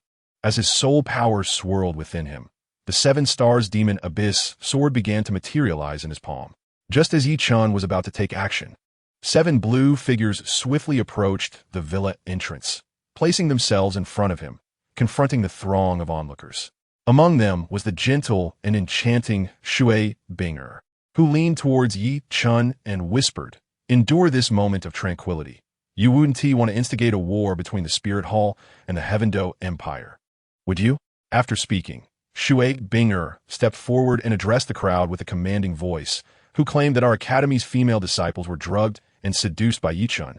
Are you aware that our Tianshui Academy punishes slanderers with ruthless severity? The seemingly gentle Shui Binger exuded an overwhelming aura that silenced the crowd, leaving them momentarily speechless. Who do you think you're trying to intimidate? At that moment, Shui Peng, brimming with confidence, interjected with a smile. Last night, I witnessed all Tianshui female disciples, save for you, fleeing from Yi Chen's quarters. How will you refute that? With excitement coursing through him, Shui Peng felt fortunate to have followed Yi Chen last night, initially intending to annoy him, but instead witnessing the very scene he had just described, a true stroke of fortune. If he weren't drugged or seduced by some special soul technique, how could the esteemed disciples of Tianshui Academy possibly associate with a man? Who would believe such a tale? You. Seeing Shui Peng's self-assuredness, Shui Binger found herself momentarily at a loss for words. To deny the allegations would be to invite disbelief, while admitting to them would tarnish the reputations of her fellow sisters. Just as Shui Binger wrestled with her thoughts, the 6 women behind her stepped forward, smiling as they proclaimed, "We were fully aware last night. Even if something occurred with Yi Chen, it was entirely consensual." Prince Shui Peng, why must you defame a good man? Impossible. I refuse to believe it. Shui Peng vehemently shook his head, convinced that a man's charm could not be so potent as to attract women so willingly. However, the word from the 6 Tianshui women detonated like thunder, causing an uproar among the crowd. Such a bold admission left no room for doubt regarding Yi Chen's conduct. They had openly declared their consent, leaving Shui Peng looking like a fool. Yet, this revelation also cast a significant shadow over the reputations of the 6 women, a sacrifice that could not be understated. Just as Shui Peng struggled in his despair, Flinder, accompanied by the Shrek Academy entourage, hastily arrived on the scene. Before they could even approach the villa, Ning Rongrong and Zhu Zhuqing harnessed their soul power and rushed to the entrance, throwing themselves into Yi Chen's embrace while glancing back at Shui Peng, saying, "Are we the renowned beauties you mentioned? Thank you for the compliment. Impossible.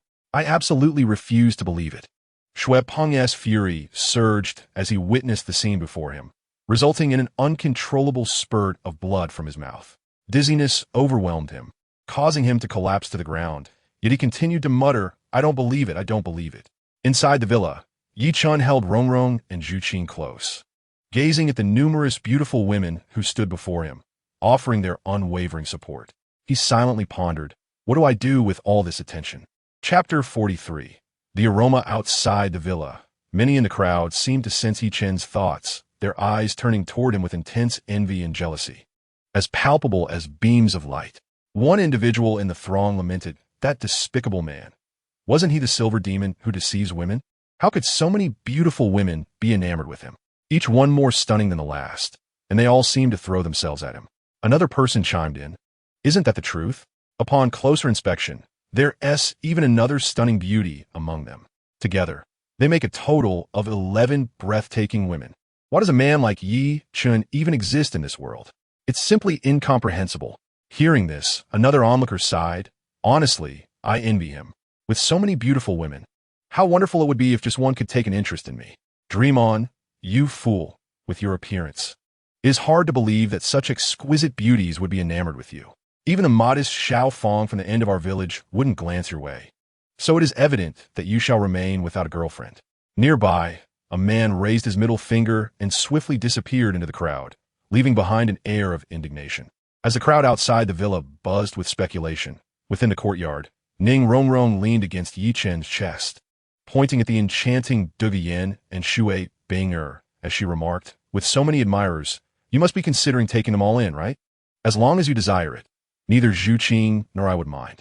Her words silenced the throng outside, who were eager to discover whom Yi Chen might choose amidst such affection, or perhaps if he would claim them all. Ah, Rong Rong, what nonsense are you uttering? They are merely here to assist, Yi Chen replied with a mischievous grin. How could he respond to such a sensitive inquiry? With so many witnesses, it was only fitting to declare his intentions audibly. Upon hearing this, the crowd erupted in astonishment, followed by a renewed wave of chatter. A man with a buzz cut gazed longingly at the 6 lovely ladies behind Shui Binger, drooling as he exclaimed, "What a waste of beauty! Though these 6 may not dazzle as much as the other girls, they're still quite remarkable. If I were in Yi Chen's shoes, I would take them all." Beside him, a long-haired companion scoffed, "Come on, you're not Yi Chen. Even securing one would be a tremendous victory. Why dream of 6? At this, a bald man burst into laughter, earning glares from his companions. "Ha ha ha! Haven't you all realized? If Yi Chen chooses none, the opportunity falls to us. These are all top-tier beauties. To win one as a wife would make this life worthwhile." The buzzcut man replied, "They are indeed beautiful. But didn't T. Schweb Bung mention that they have all been with Yi Chen? You still want them?" The long-haired man chimed in, "Exactly. There are plenty of fish in the sea. We are young and have many options." The bald man patted Chung Liang's head and said with a grin, "At 26, you're still relying on your hands. Is finding a girlfriend really that dire for you? Farewell, I'm off." His words ignited a flurry of protest from the others. "You bald idiot, wait for us." Inside the villa, Ning Rongrong playfully thumped Yi Chen's chest, pouting. "Yi Chen actually dared to choose. You infuriate me."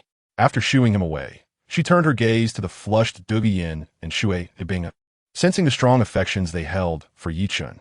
"Since the misunderstanding is cleared, we shall take our leave," Shui Binger said. Her face red as she hurriedly led the 6 Tianshui girls towards their villa. Dugu Yin also made a quick exit, seeking refuge behind a large rock in the woods, occasionally giggling like a lovesick girl. Shortly after their playful banter, Flinder and Tang San approached.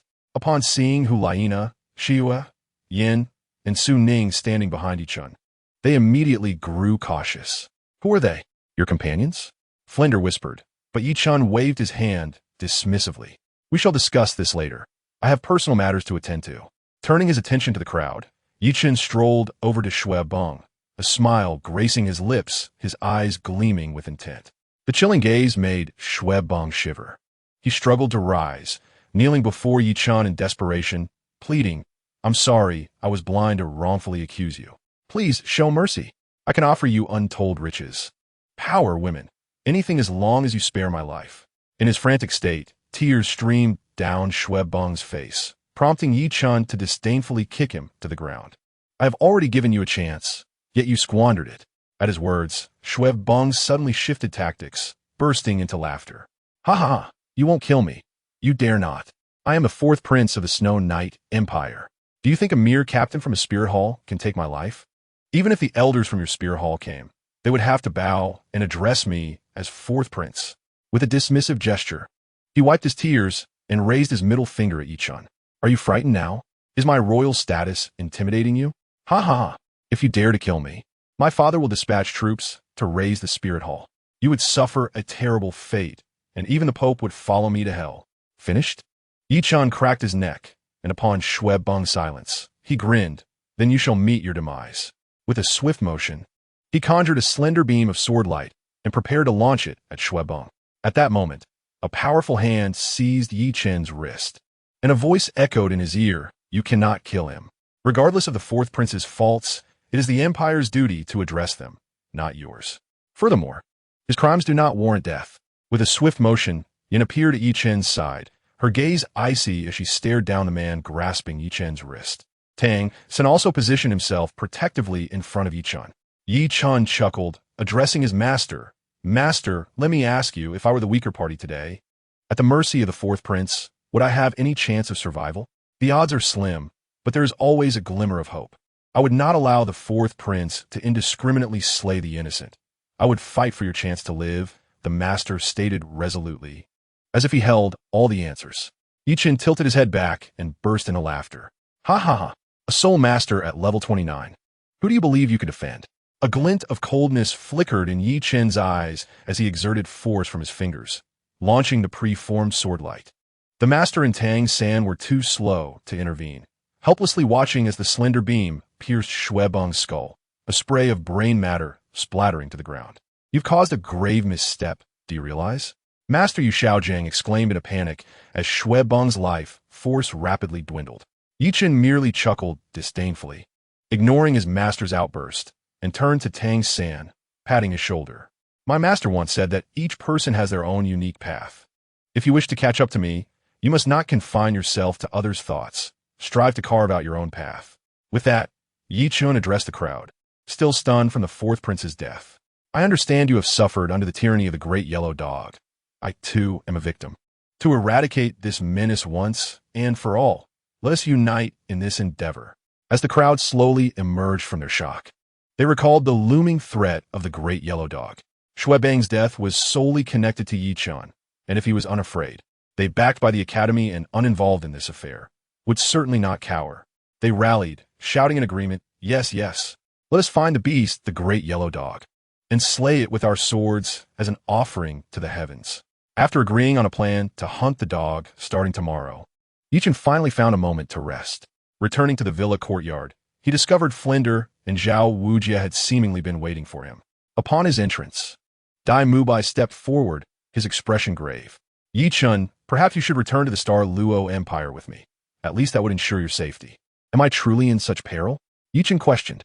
Yi Chen gently patted Dai Mubai's shoulder and turned to the crowd with a faint smile, assuring them, "Rest easy. It's merely a prince. Killing him will not stir up too much chaos." Yet, despite his words, the reality remained that he was the son of the Snow Knight Emperor, and taking his life would undoubtedly incur repercussions. Zhu Zhuqing approached Yi Chen, wrapping her arms around his, her face etched with worry. She felt, once again, like a powerless, ordinary woman without connections or strength, helplessly watching the one she cared for become ensnared in danger. Suddenly, a large hand rested upon her head, and Yi Chen's gentle voice whispered in her ear, "Do not fret, trust me, all right?" She nodded obediently, tightly clutching Yi Chen's arm, the imposing peaks before her making it difficult to focus. Although Yi Chen spoke words of reassurance, the atmosphere in the villa's hall remained tense, with everyone still perceiving the threat he faced. "Yi Chen, I need to tell you something," Hulaina said, pulling him into a side room. "My master sent word that recently 2 Super Douluos from the Spirit Hall Academy arrived. Both are at least level 95. They captured several students to inquire about someone, but those who were captured lost their memories upon release. My master wants to know if this is related to you.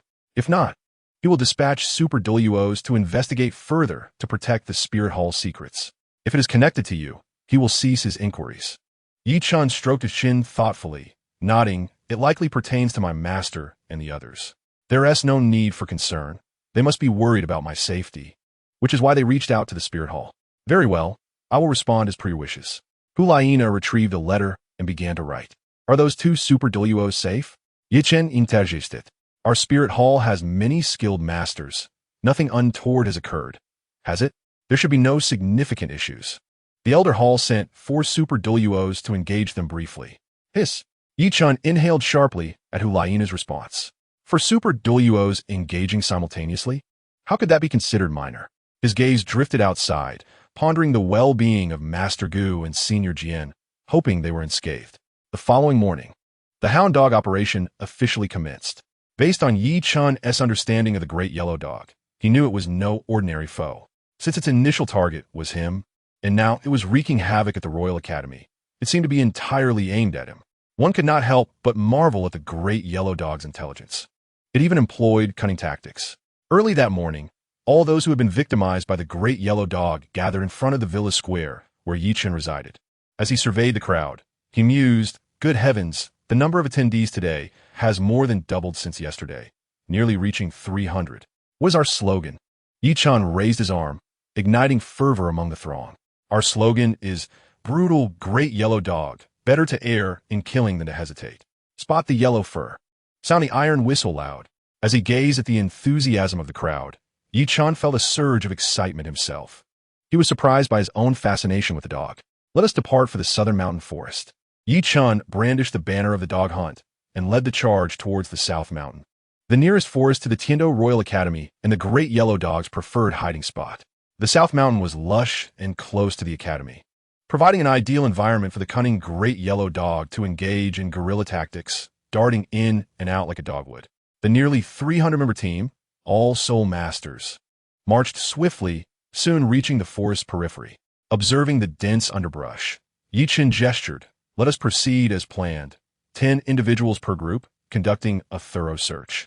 If you encounter the Great Yellow Dog, sound the iron whistle to alert others for support. Remember, do not be overconfident. That dog is remarkably swift. Rest assured, we know what to do." The group shared knowing smiles before splitting into numerous teams, fanning out to search the forest perimeter. However, not long after dispersing, a whistle sounded from the left. When Chen arrived at the scene, he was met with an absurd sight. A team of 10 had inexplicably fallen into a pit used by soul beasts for waste, the stench so potent that it burned the eyes before one could approach. Chen could hardly fathom how they had managed to get close to that area. "You all stay and rescue them. I will check elsewhere." With a casual remark, Chen hurried away, but soon after, additional whistles echoed from the right, as if several teams were encountering trouble. Without hesitation, Chen's singular focus was on capturing the Great Yellow Dog, and he rushed towards the signals of the teams. However, upon arriving at various locations where teams had sounded alarms, he was outwitted by the cunning of the Great Yellow Dog. Each team, composed of around 10 individuals, had been led into traps. Some had disturbed a nest of venomous bees, others had inadvertently shattered soul beast eggs, while even worse, some pursued a young soul beast with yellow fur, mistaking it for an easy target. As a result, those teams either suffered from bee stings that left them disfigured or were chased by powerful soul beasts, leaving them in a state of sheer panic. The unfortunate individuals who had pursued the young soul beast faced even graver fates, being crushed underfoot by its formidable mother. Rubbing his temples, Chen realized that continuing blindly like this was futile. He retrieved a pet soul beast from his bag, an ice crystal white wolf. He had pilfered it from an unfortunate soul, believing it would appeal to the Great Yellow Dog. Originally, Chen had planned to lure the Great Yellow Dog using beauty, but the numerous pet enthusiasts had outright rejected the idea, leaving him with no choice but to devise a backup plan. Gently stroking the ice crystal white wolf's fur, Chen thought to himself, "I'm counting on you, little sister. If that foolish dog dares to approach you, I will surely capture it."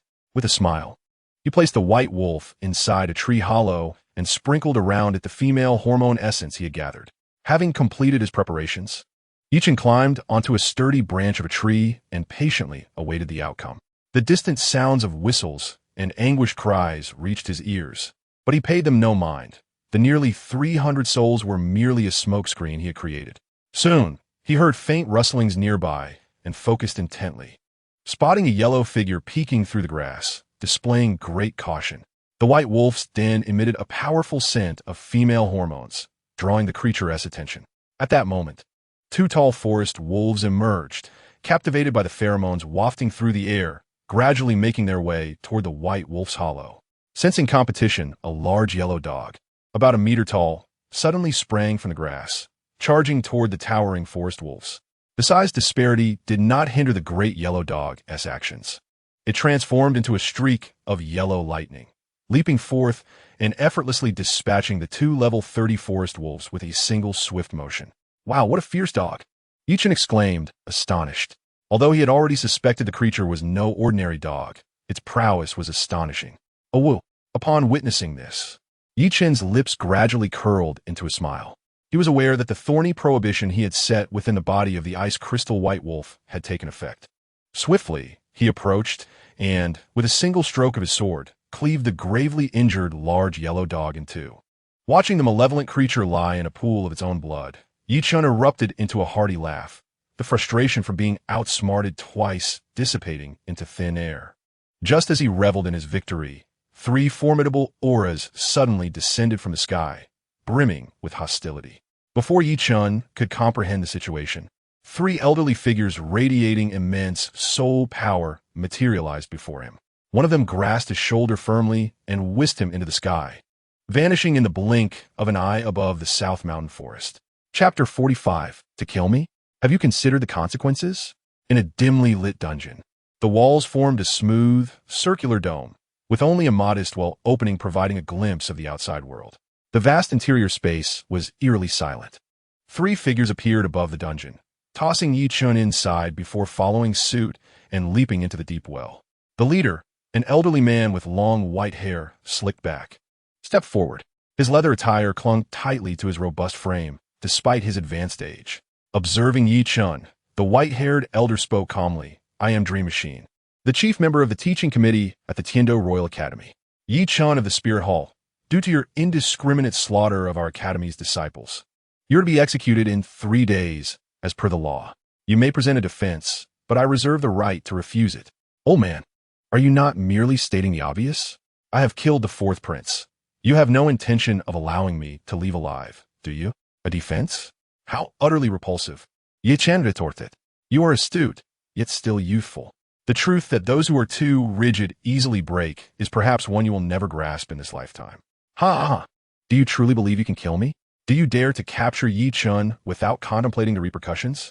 If I die, not only will the Royal Academy be unable to bear the consequences, but the entire Tiando Empire shall be rendered history." Yi Chun suddenly burst into laughter, his eyes filled with disdain, as if Dream Machine and the other 2 soul masters were non-existent. "Consequences? Do you presume that the Spirit Hall would turn against the Tiando Empire over the life of a mere Academy disciple? You overestimate your significance." Dream Machine's tone was icy.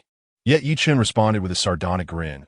"I wager you will regret your actions within 3 days and pay a heavy price for it. Do you doubt it? Let's wait and see. You are far too arrogant, which is why you find yourself in such a predicament." The stooped, golden-haired elder approached, shaking his head. Although Xuelang is somewhat spoiled and enjoys oppressing the weak, he has never taken a life. Even if he has wronged you, you should not harbor murderous intent. He is the son of the Snow Knight Emperor. "Silence," Yi Chen coldly interrupted, raising his thumb in mock appreciation. "A good-hearted child, you say? Is it not true that this is solely due to his status as the 4th prince? Why must you speak so pompously? Do you not feel a twinge of guilt?" "Impertinence!" The stooped elder's gaze turned fierce as vines suddenly erupted from the ground, ensnaring Yi Chun. The vines constricted violently, drawing blood from his skin. "I'm a vice-elder of the Royal Academy's teaching committee. How dare you speak to me like that, you mere child?" The elder's eyes glinted menacingly, and the vines tightened further around Yi Chun. In response, Yi Chun chuckled coldly. "Is this how the elders of the Royal Academy conduct themselves? Impressive indeed. I shall remember this grievance.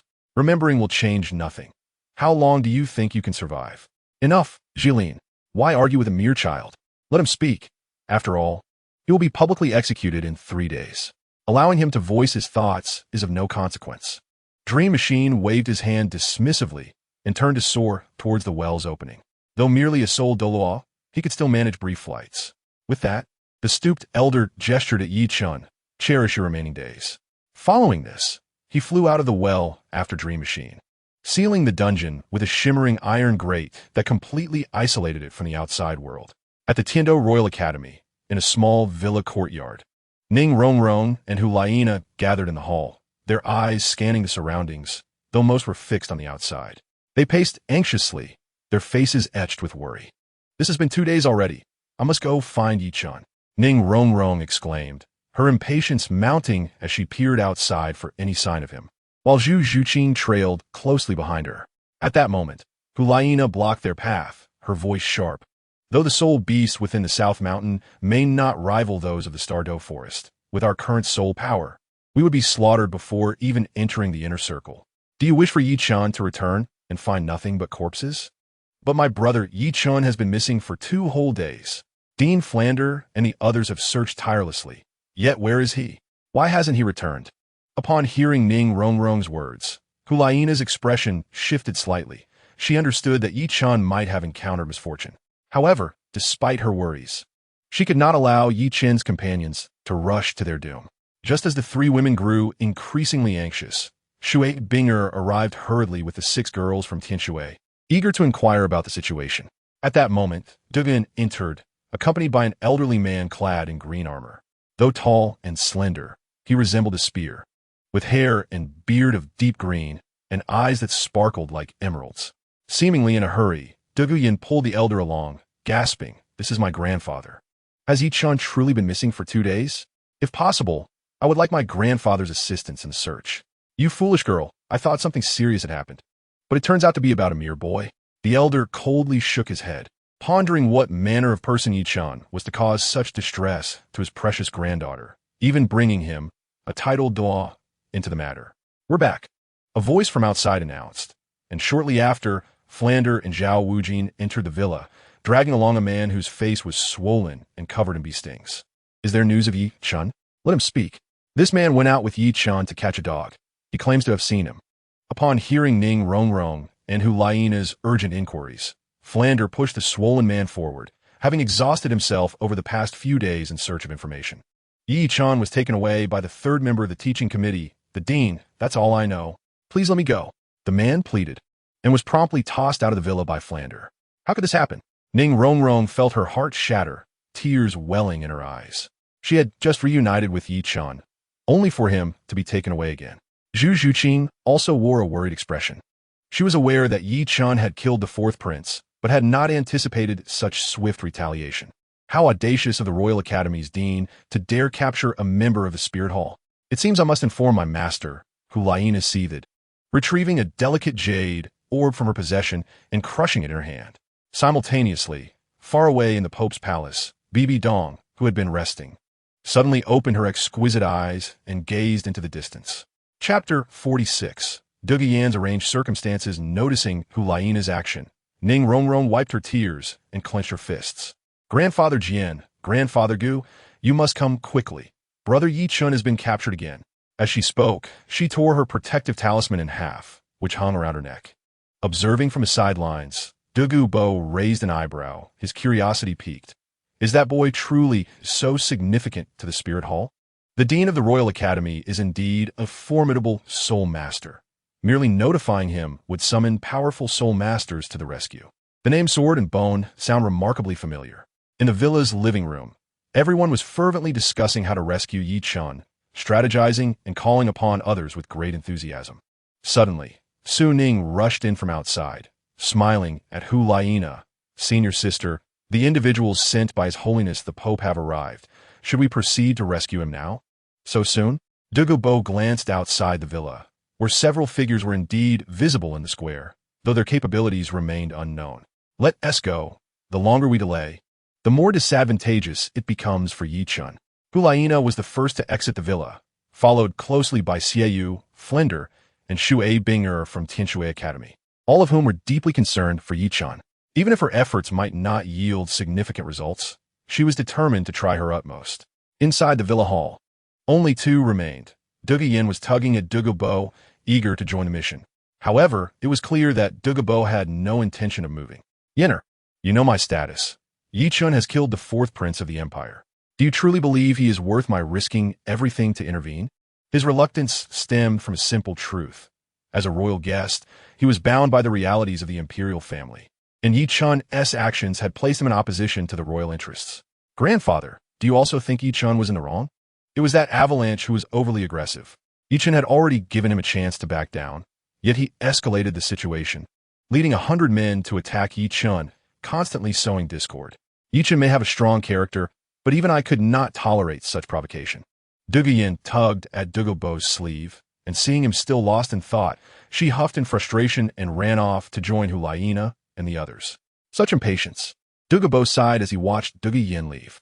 Yi Chen, I hope you can live up to Yenner's expectations. Otherwise, I shall never entrust her to you. With that, he began to stroll toward the gathering crowd. A large group of people arrived at the dean's office building, drawing the attention of Meng Shinji and his companions. As the doors of the dean's building opened, Hu Laina and the others entered without hesitation. The expansive and luxurious hall was adorned with striped white stone walls, supported by Roman columns, reminiscent of a Western palace. The three deans, Meng Shinji, Jilin, and Bai Baoshan, sat on stone thrones, observing the newcomers with cold indifference. Dean Meng, has Yi Chen been captured by your academy? Are you aware of his identity? How dare you secretly apprehend him? Hu Laina's tone was forceful. Her beloved was in imminent danger, igniting her temper. Yi Chen has recklessly killed disciples of our academy. What of it? Regarding identity, the one he killed was a prince of the Tiando Empire. Were it not for the reputation of the Spirit Hall, he would not merely face the penalty of death, Meng Xinji replied coolly, his expression betraying no emotion, as if all was as he had anticipated. Hulaina's beautiful face flushed with anger. She understood that mere words would not resolve the situation. With a wave of her hand, 3 elders clad in red robes appeared in the center of the hall, radiating immense soul power that demanded respect. 3 soul masters. Flinder was taken aback by the unmasked soul power of the elders. Realizing that Yi Chun had indeed been taken to the Spear Hall, he had initially thought the lad was doomed. Yet in just over half a year, he had become a focal point of protection for the Spirit Hall, a truly astonishing development. By the decree of His Holiness the Pope, if Yi Chun remains unharmed, the Royal Academy shall endure. If he suffers damage, the Academy's existence will be rendered meaningless. Should he perish, the entire Tiando will pay the price. The 3 elders spoke, their words laden with the Pope's authority and underscoring Yi Chun's unique significance to the Spear Hall. Haha, such audacity from the Spear Hall. Do you truly believe you can make such bold declarations? Meng Xinji's soul power surged, manifesting his martial spirit, the Black Demon, which filled a third of the hall with its imposing presence. The purple beast, adorned with 4 horns, roared at the 3 elders, unleashing a wave of power that rivaled that of a soul master. The 3 red-robed elders raised their hands defensively, but were forced to take several steps back, the disparity in strength evident. The atmosphere grew tense. What is this? Has the Spirit Hall sent such weak elders to confront us? Is Yi Chun truly so insignificant in the eyes of the Pope? A sudden gust of wind swept through the hall as Douluo Bo appeared in the center, surrounded by layers of yellow, purple, and black soul rings. He shook his head at the 3 elders, so weak. Do you truly think you can rescue someone with just the 3 of you? Titled Douluo. The appearance of Douluo Bo caused the elders of the Spirit Hall to display expressions of concern. They had merely come at the Pope's command, unaware they would face a titled Douluo. The 3 elders, unsure whether he was friend or foe, began to retreat cautiously. Meng Xinji and his colleagues also wore grim expressions, summoning their martial spirits as they recognized Douluo Yan among the rescuers, and Douluo Bo's presence only intensified their anxiety. Just then, metallic petals began to fall from the air, shimmering as they descended, soon transforming the hall into a cascade of floral brilliance. Suddenly, the 3 soul master elders, clutching their throats, collapsed heavily to the ground, and a melodious laughter echoed from outside the hall. They're finished, now what shall I do? Before the laughter faded, a golden-haired youth, adorned in dark golden armor and surrounded by metallic petals, soared into the hall. Douluo Bo frowned upon recognizing the newcomer, Yuju Douluo. He summoned forth a colossal azure phosphor serpent, fixating its gaze on the newcomer as it flicked its tongue. But soon after, another figure clad in black armor materialized beside Douluo, exuding an aura of dark soul power. 2 super Douluos? Meng Xinji and Ji Lin exchanged astonished glances, both equally bewildered by Yi Chen's status within the Spirit Hall and the Pope's decision to send 2 super Douluos to his aid. Salutations, Zhu and Gue elders. Xiaoyu and Su Ning knelt respectfully in unison upon seeing the newcomers. Rise, the 2 elders gestured lightly, then turned to Douluo Bo. We will set aside our grievances for the moment. The rescue takes precedence. Douluo Bo scoffed, but refrained from further comment. Zhu Douluo's gaze shifted to Meng Xinji, as the petals of the peculiar flower, encircling him, surged forward. Speak, where is Yi Chun? Faced with 2 super Douluos and a titled Douluo, Meng Xinji and his companions trembled in fear, abandoning any thoughts of resistance.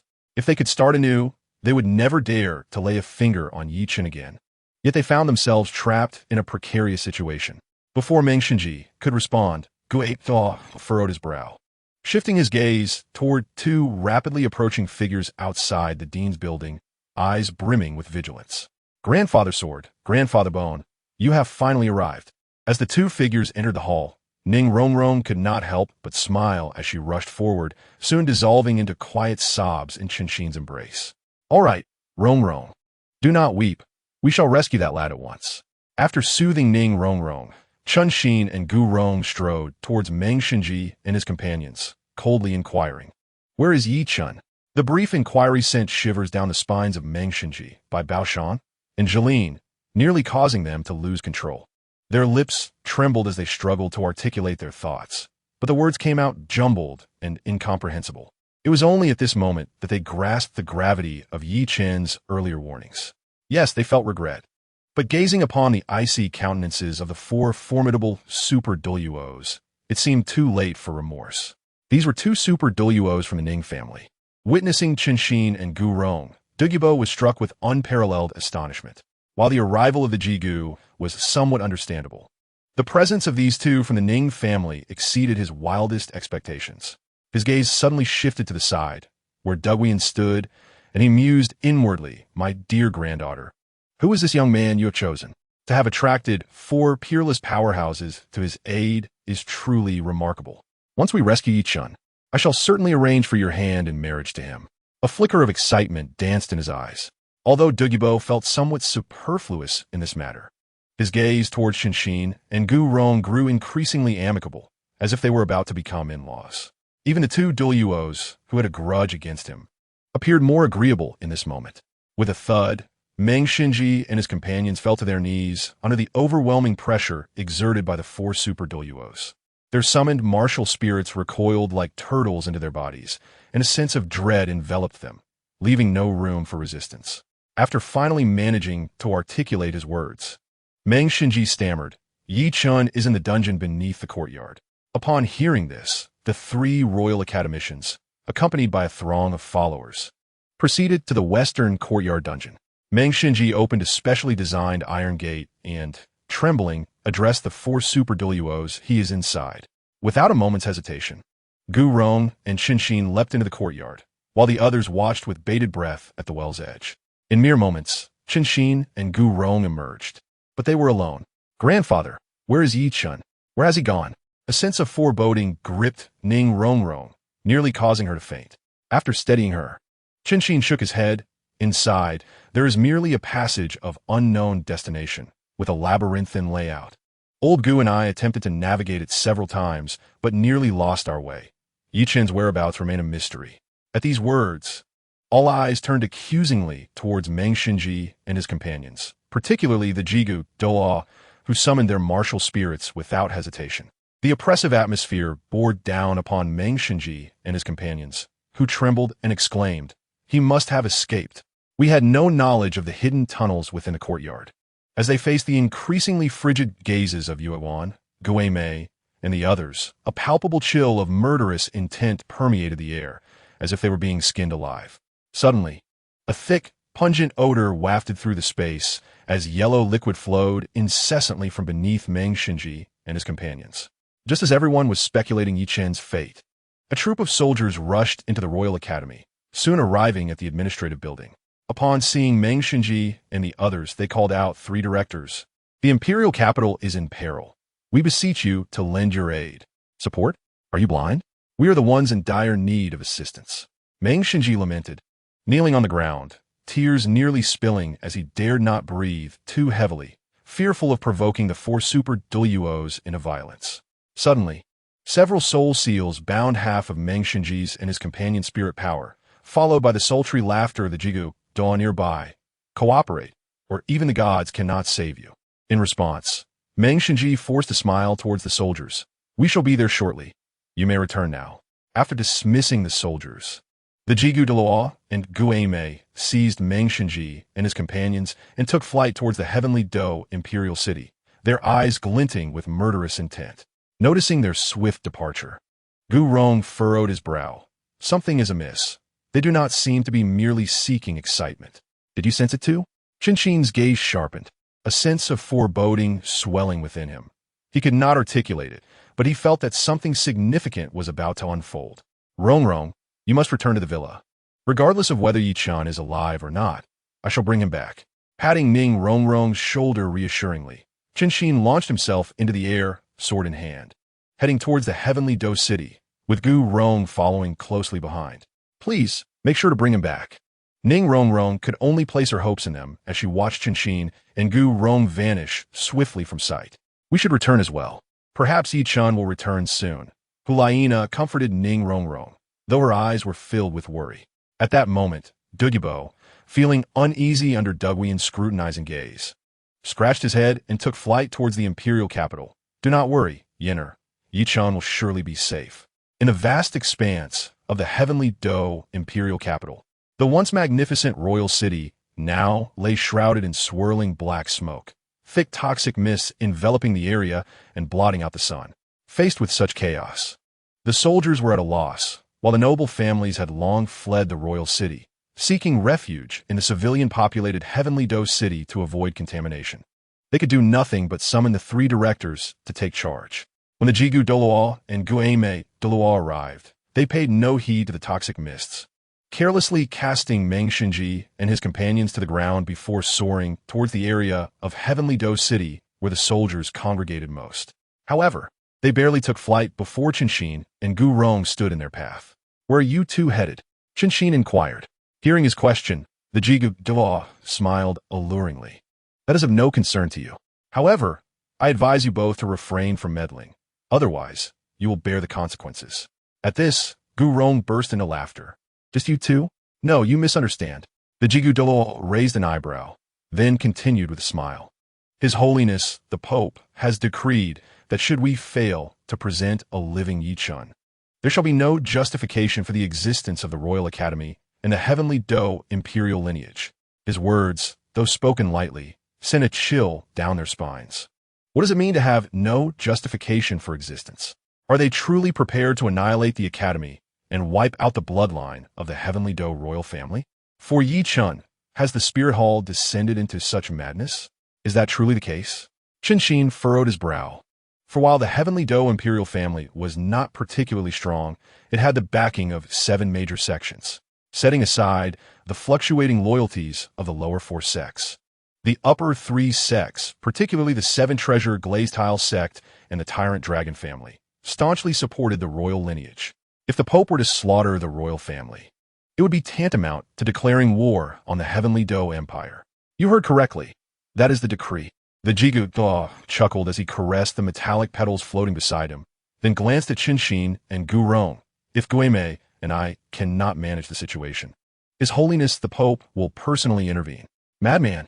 Chenxin's eyebrows knitted in response to the implications of their words.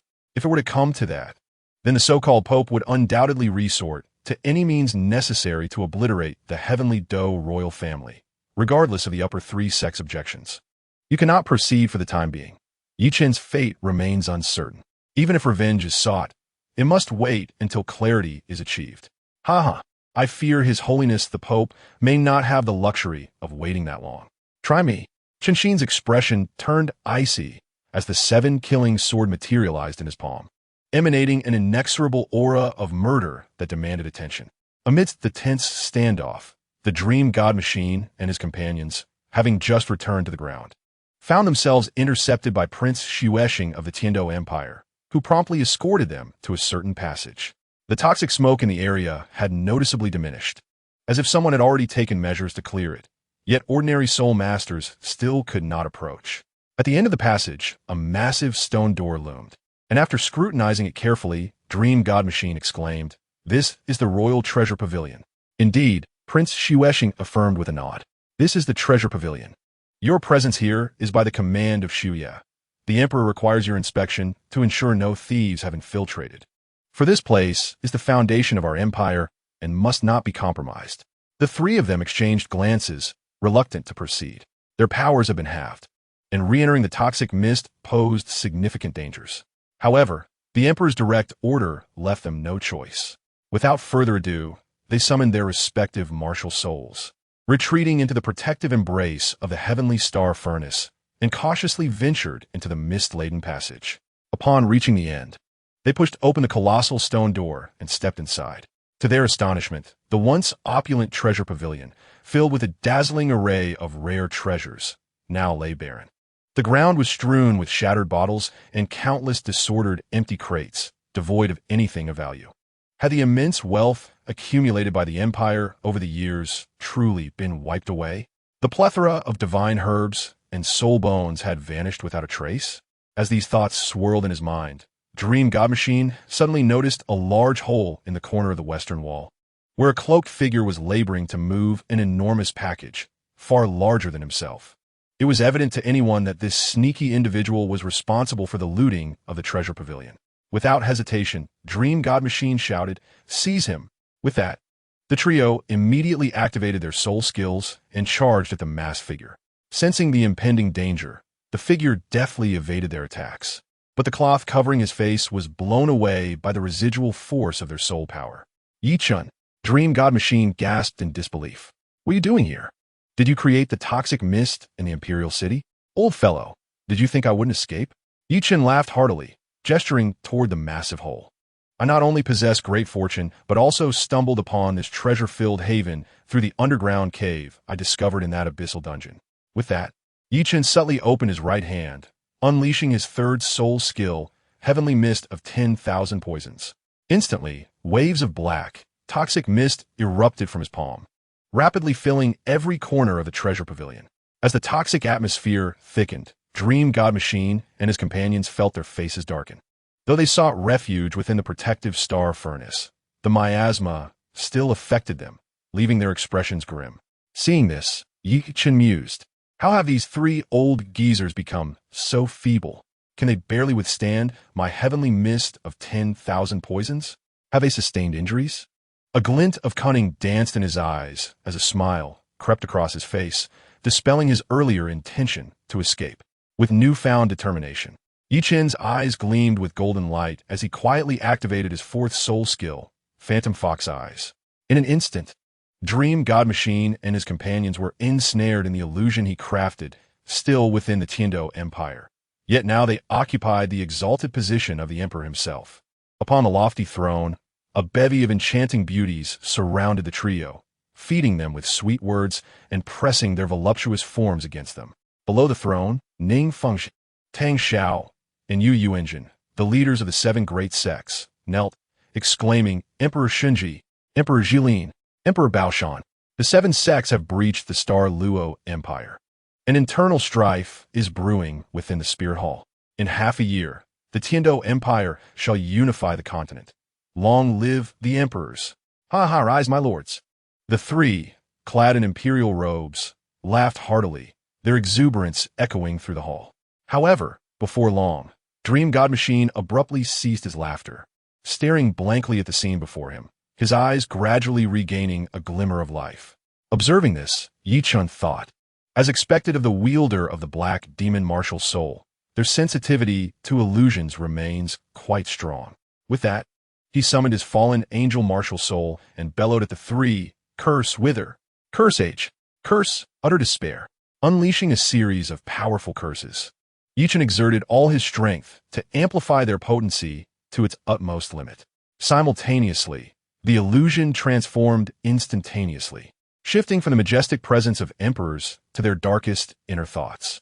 As three curses were cast, the essence of Dream God Machine, Jilin, and Baoshan dwindled by half, their sealed soul powers leaving them with barely 14, rendering them pitifully weak. Their appearances morphed as well. Their already aged faces became increasingly wrinkled, resembling withered trees. Why not just die? What is the point of living? Baoshan knelt, cradling his head as memories flooded back, despair etched across his ancient visage. "My body is so weary. I lack the strength to even lift a hand. Who will help me?" Jilin slowly raised his arm, under the overwhelming negativity and the illusion's influence. His movements were akin to that of sloth, as if in slow motion. What meaning does life hold, despite our titles as directors, serving the Tiando for decades? We are treated like dogs by the royal family. No, we fare worse than dogs. At least a dog is cared for by its master before death, while we are mere forgotten relics. Dream God Machine hung his head, his ancient eyes void of vitality, as despair consumed him entirely. Witnessing this scene, Chen retrieved a violet crystal dagger obtained from the treasure pavilion and forcefully tossed it before the three. A metallic clang resonated as Dream God Machine weakly raised his head, spotting the dagger. He crawled toward it, a relieved smile appearing on his face as he grasped it and slashed his own throat, collapsing lifelessly. The scent of blood roused Jilin and Baoshan, who scrambled onto Dream God Machine's corpse, fighting fiercely over the dagger until they were reduced to mere pulp from their own lethal strikes. As the grotesque scene unfolded, Chen covered his nose and shook his head, swiftly shouldering his precious package and disappearing into the large hole, vanishing beneath the imperial city. Above Tiando City, the four formidable super Douluos remained poised, refraining from engaging in battle. Zhu Douluo smiled seductively. Let us await the arrival of His Holiness the Pope. With that, she and Gui Mei flew back to the villa of Tiando Royal Academy. The two calculated that if they could no longer catch sight of Yi Chen, even if they could not eradicate the royal family, destroying the Royal Academy would still suffice as an offering to the Pope. After all, no matter how formidable Sword and Bone may be, they could not protect the vast academy. Upon landing in the villa, Zhu and Gui began to search the surroundings cautiously. Dustheart and Ancient Banyan followed closely, discovering Ning Rongrong seated at the back of the hall. A look of guilt crossed their faces as they said, "We're sorry. Rongrong, we still haven't found Yi Chen." Upon hearing this, Ning Rongrong scratched her head in confusion and replied, "There's no need to apologize. Grandpa Jian and Grandpa Gu, Yi Chen has already returned." "What did you say?" Dustheart and the others gazed at Ning Rongrong in disbelief, and then exclaimed in unison, "Is what you say true? Yi Chen is alive? What? Do you old fellows wish for my demise?" Before Ning Rongrong could respond, Yi Chen emerged from the West Room, wearing a cheerful smile that exuded confidence, entirely devoid of any sense of crisis. Seeing that it was indeed Yi Chen, Dustheart and the others finally felt relieved, as did the Chrysanthemum Douluo and Ghost Douluo, who silently acknowledged that a great battle had been averted. Dustheart and Ancient Banyan exchanged glances with Yi Chen, then turned their attention to Ning Rongrong. Dustheart gently patted her head, a hint of reluctance on his face, saying, "Since Yi Chen is safe, we should return. The Seven Treasure Glazed Tile School needs our protection. Rongrong, be cautious while you're out. We cannot always be by your side to protect you. So be careful not to be bullied, okay? Your father has instructed you to be wary of those around you." Hearing this, Yi Chen nearly spat blood in disbelief, thinking how well the master of the Ning family could speak. Who was really bullying whom? Remembering his recent encounter of being tied up by Ning Rongrong, he felt like the true victim. What a family devoid of reason. Understood, but the only one who bullies brother Yi Chen is me. He treats me well. Ning Rongrong smiled sweetly as she hugged Yi Chen's arm, while he forced a smile in return, reassuring her, "Rest assured, as long as I am alive, Rongrong will not be harmed." "Then it is settled. We must be on our way." With that, the two soared into the sky, vanishing in the blink of an eye above the Royal Academy. At that moment, the two elders, Chrysanthemum and Ghost, approached Yi Chen, saying, "Is there anything you wish us to convey to His Holiness? He has been quite concerned about you." Feeling a bit embarrassed, Yi Chen scratched his head and produced a shimmering purple gold dress from a storage ring, stating, "This garment is named the Shantian Purple Gold Robe. It promotes restful sleep. May Master have pleasant dreams each night." Upon seeing the exquisite item, Chrysanthemum Douluo immediately smiled seductively, saying, "A fine treasure indeed. It seems you possess some conscience, not unworthy of the kindness His Holiness has shown you." With that, the two elders flew off from the Heavendo Royal Academy. Once the four super Douluos departed, Flender, Tang San, and the others from Shrek Academy also left the villa, returning to their respective residences, as the Academy Exchange Conference had yet to conclude, and they needed to prepare. As the hall emptied, Yi Chen, embracing Hulaina, was about to indulge in a passionate battle when suddenly a large hand grasped his shoulder. "Come with me, young man. I have important matters to discuss with you," declared Douluo, taking Yi Chen and Yin to his lair in the Sunset Forest.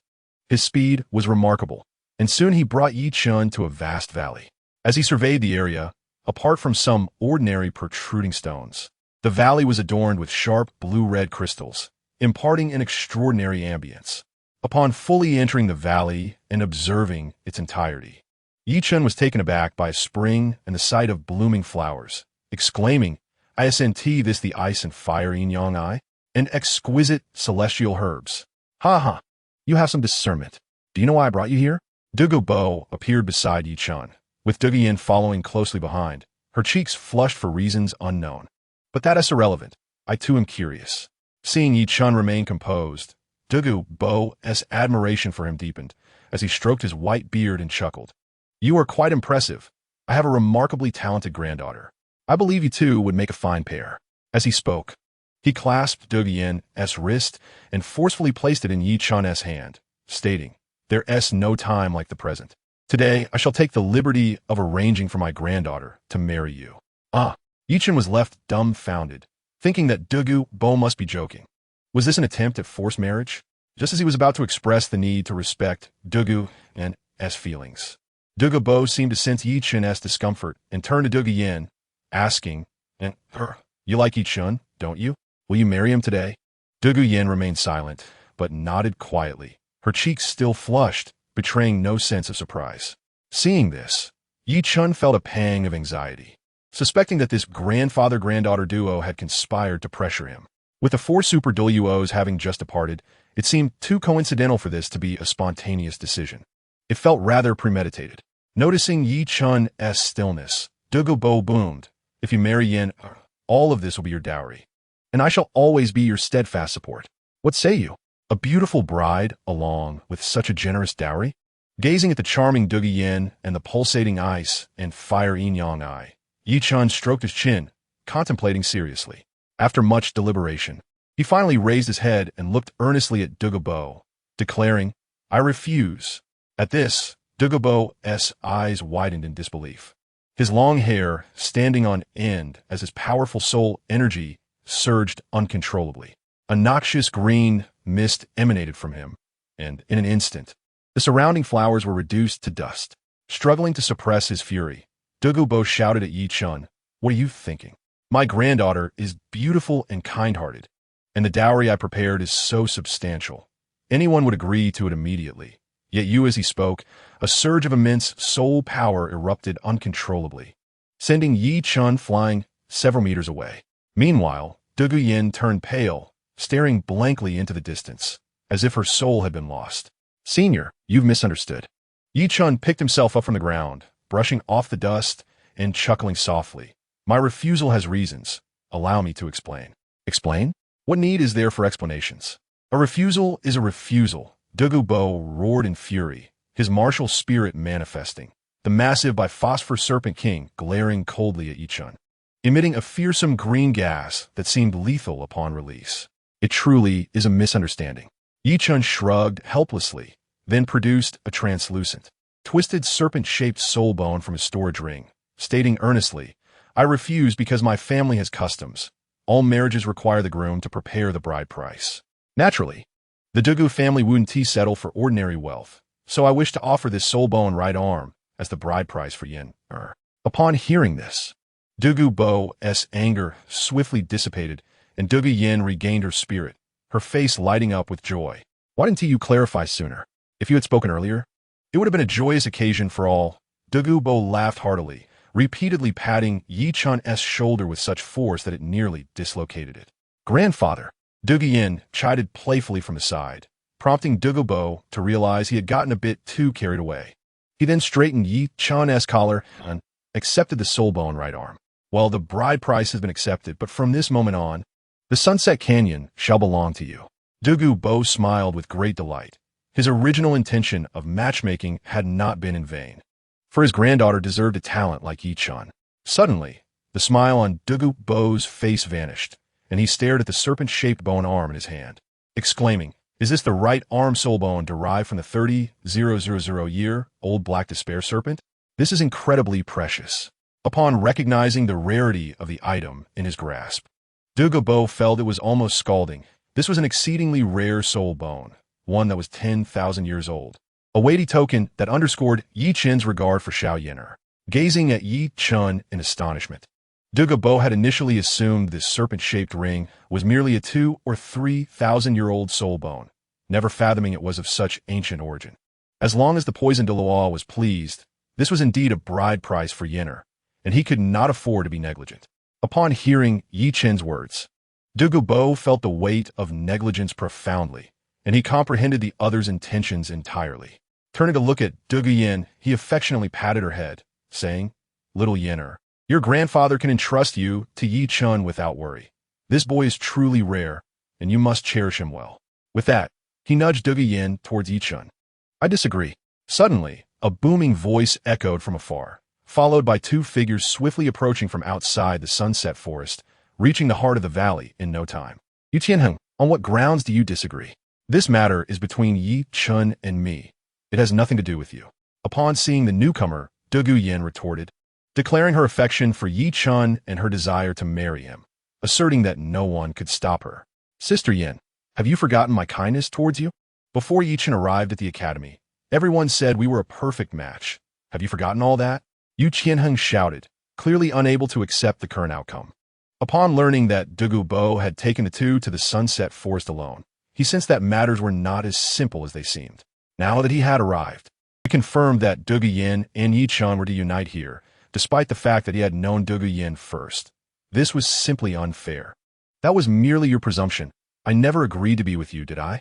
Douluo Yin's expression turned icy as she stole a glance at Yi Chun, fearing that he would be displeased by Yu Qianheng's obstinacy. Yu Qianheng was about to say more, but the elderly figure in black beside him grasped his arm and turned to Douluo Bo. Old poison. How could you wish for such a young girl to marry? I usually do not involve myself in children's affairs, but I genuinely like this girl, and she has had considerable interaction with my mischievous grandson lately. In truth, I hope she marries into my blue lightning tyrant dragon family.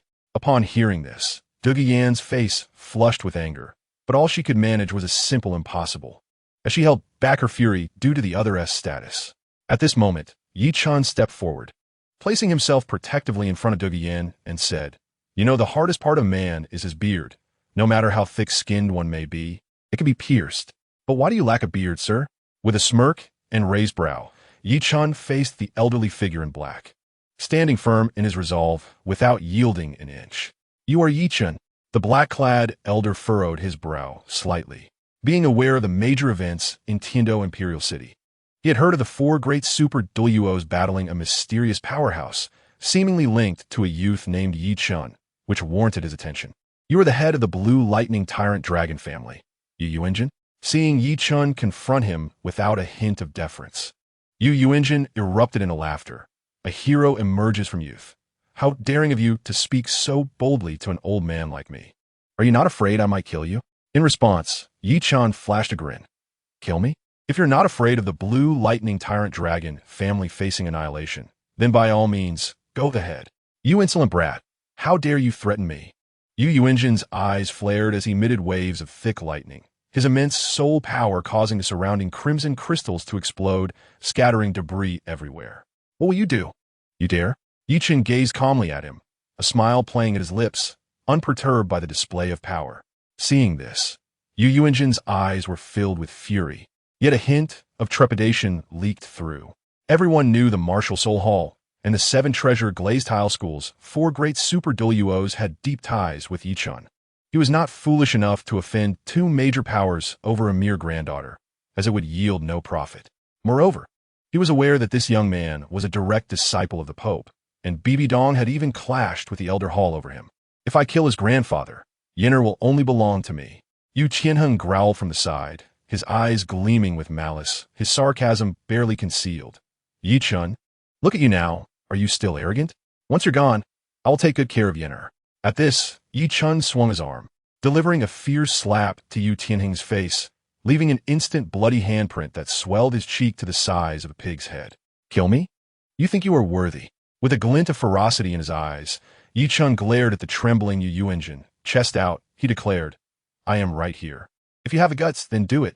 Douluo Bo, witnessing this, felt cold sweat bead on his palm. Unable to fathom how Yi Chun could dare to act so brazenly in front of a super Daw, he wondered who had given him such courage. Was it Liang Jingru? "You seek death. Grandfather, kill him," Yu Qianheng cried, clutching his swollen, burning face. Silence. Another slap came, sending Yu Tianheng tumbling through the air. But this time, it was Yu Yuanjin who struck him. With a darkened face, he spoke in a low voice. "Very well, a fine disciple of the Pope. I wonder how long Bibi Dong can protect you. One day, I will personally come for you." With that, he turned and carried Yu Qianheng into the sky. "No need to see us off." Yi Chun waved his hand, his eyes filled with a rage that surged like a tide. He would not let this matter rest. Any man would find such an affront intolerable, and one day he would reclaim his honor. "Are you all right?" Douluo Bo inquired with concern. Yi Chun shook his head. "I am fine, just rather displeased. I need to soak in that ice and fire spring to wash away this ill fortune." With that, he leaped into the dual spring. As the fallen angel martial soul emerged, its divine healing abilities automatically mending his body from the continuous erosion of the spring water. This child possesses an unwavering and resilient spirit, far from ordinary. Contemplating this, Douluo stepped beside Douluo Yin and softly said, "Dear granddaughter, you should also join him. I will go outside the valley to protect you both and strive to secure him." Clenching his fist, Douluo summoned most of his soul power to shield Douluo Yin, saying, "The temperature fluctuations of that spring are too extreme. I cannot protect you for long, so time is limited. Do your best." With that, he soared towards the outskirts of Sunset Valley, leaving behind a blushing maiden, her small hands tightly clenched as she stood in place. Chapter 51. Love is a tornado. After Douluo's figure completely vanished into the depths of the valley, Douluo Yin hesitated for a moment before attempting to approach the Eye of Ice and Fire. As soon as she made contact with the alternating icy and fiery springs, discomfort washed over her, and the protective soul energy enveloping her began to dissipate rapidly. Had it not been for the immense protective soul energy bestowed upon her by her grandfather, she feared she would not have lasted even a second. Soon, Douluo Yin plunged into the Eye of Ice and Fire, glancing around until she spotted a figure floating not far from the spring's bottom. As she drew closer, she beheld Chen, whose back was adorned with 12 expansive black angelic wings gently fluttering, coupled with a face so exquisitely handsome it seemed to descend from the heavens. She was momentarily entranced, having never seen Chen in such a striking light. His perfect visage appeared as if meticulously sculpted by a divine hand, radiating an otherworldly beauty that only the mysterious figure known as the Reader could rival. However, in that moment, Chen's body was marred with wounds, one side frozen, the other scorched, seemingly gravely injured. Yet, Douluo Yin noticed that the injuries were visibly healing at an astonishing rate, only to be reopened by the extreme temperatures of spring, creating a relentless cycle. "Chen?" she tentatively called out, rousing him from his reverie. "What are you doing here?" Upon recognizing Douluo Yin, Chen's heart tightened.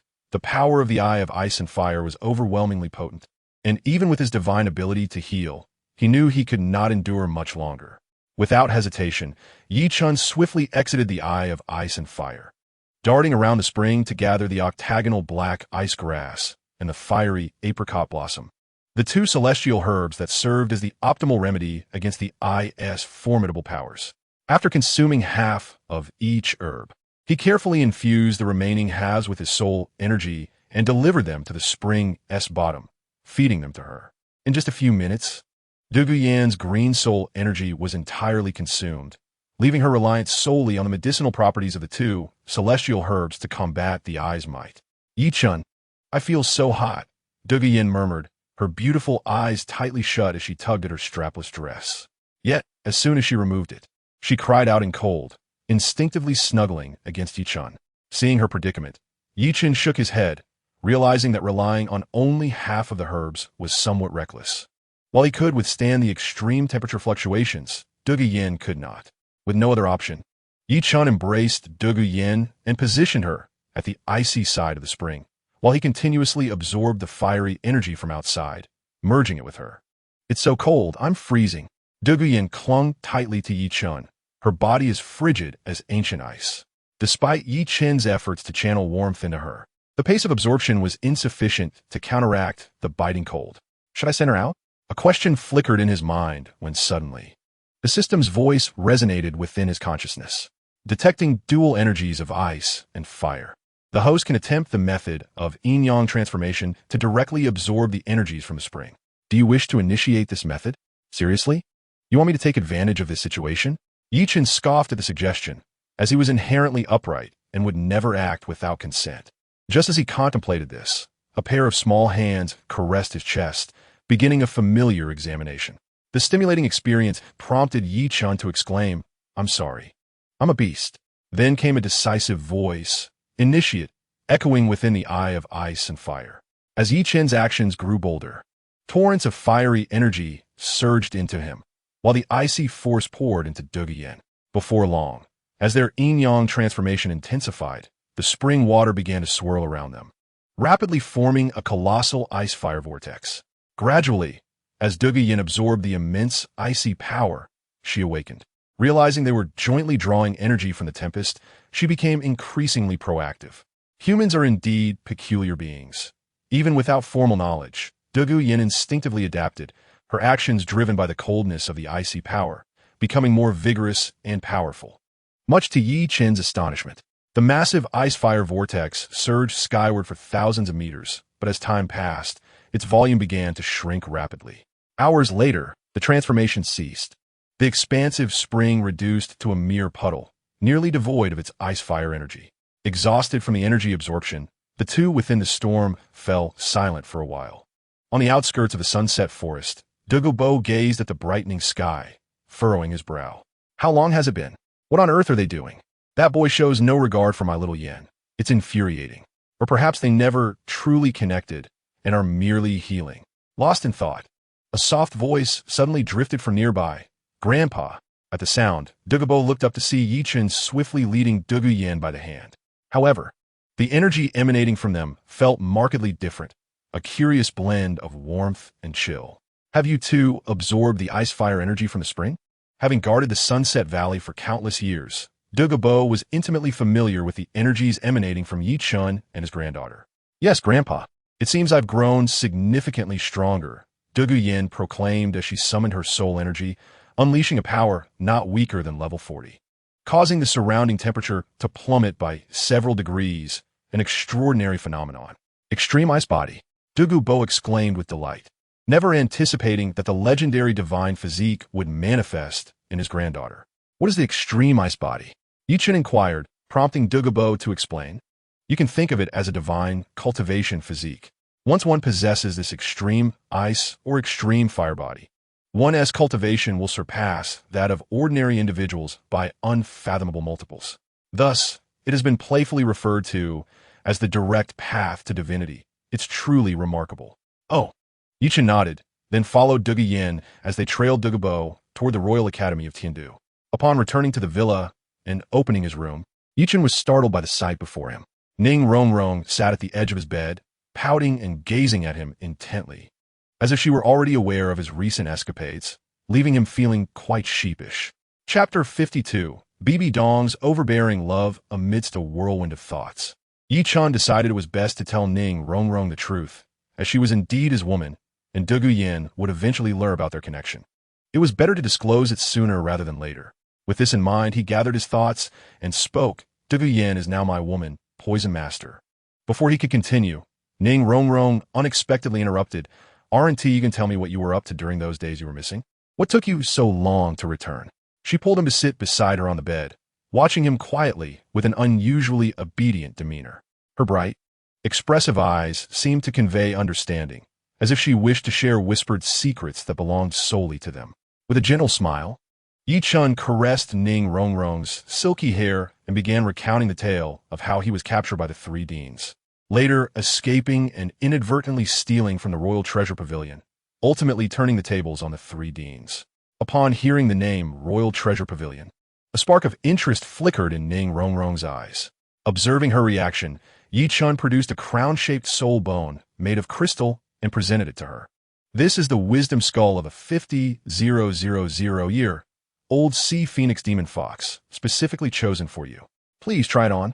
Ning Rongrong gazed in astonishment at the exquisite crown soul bone and asked, Brother Yi Chen, don't you need it?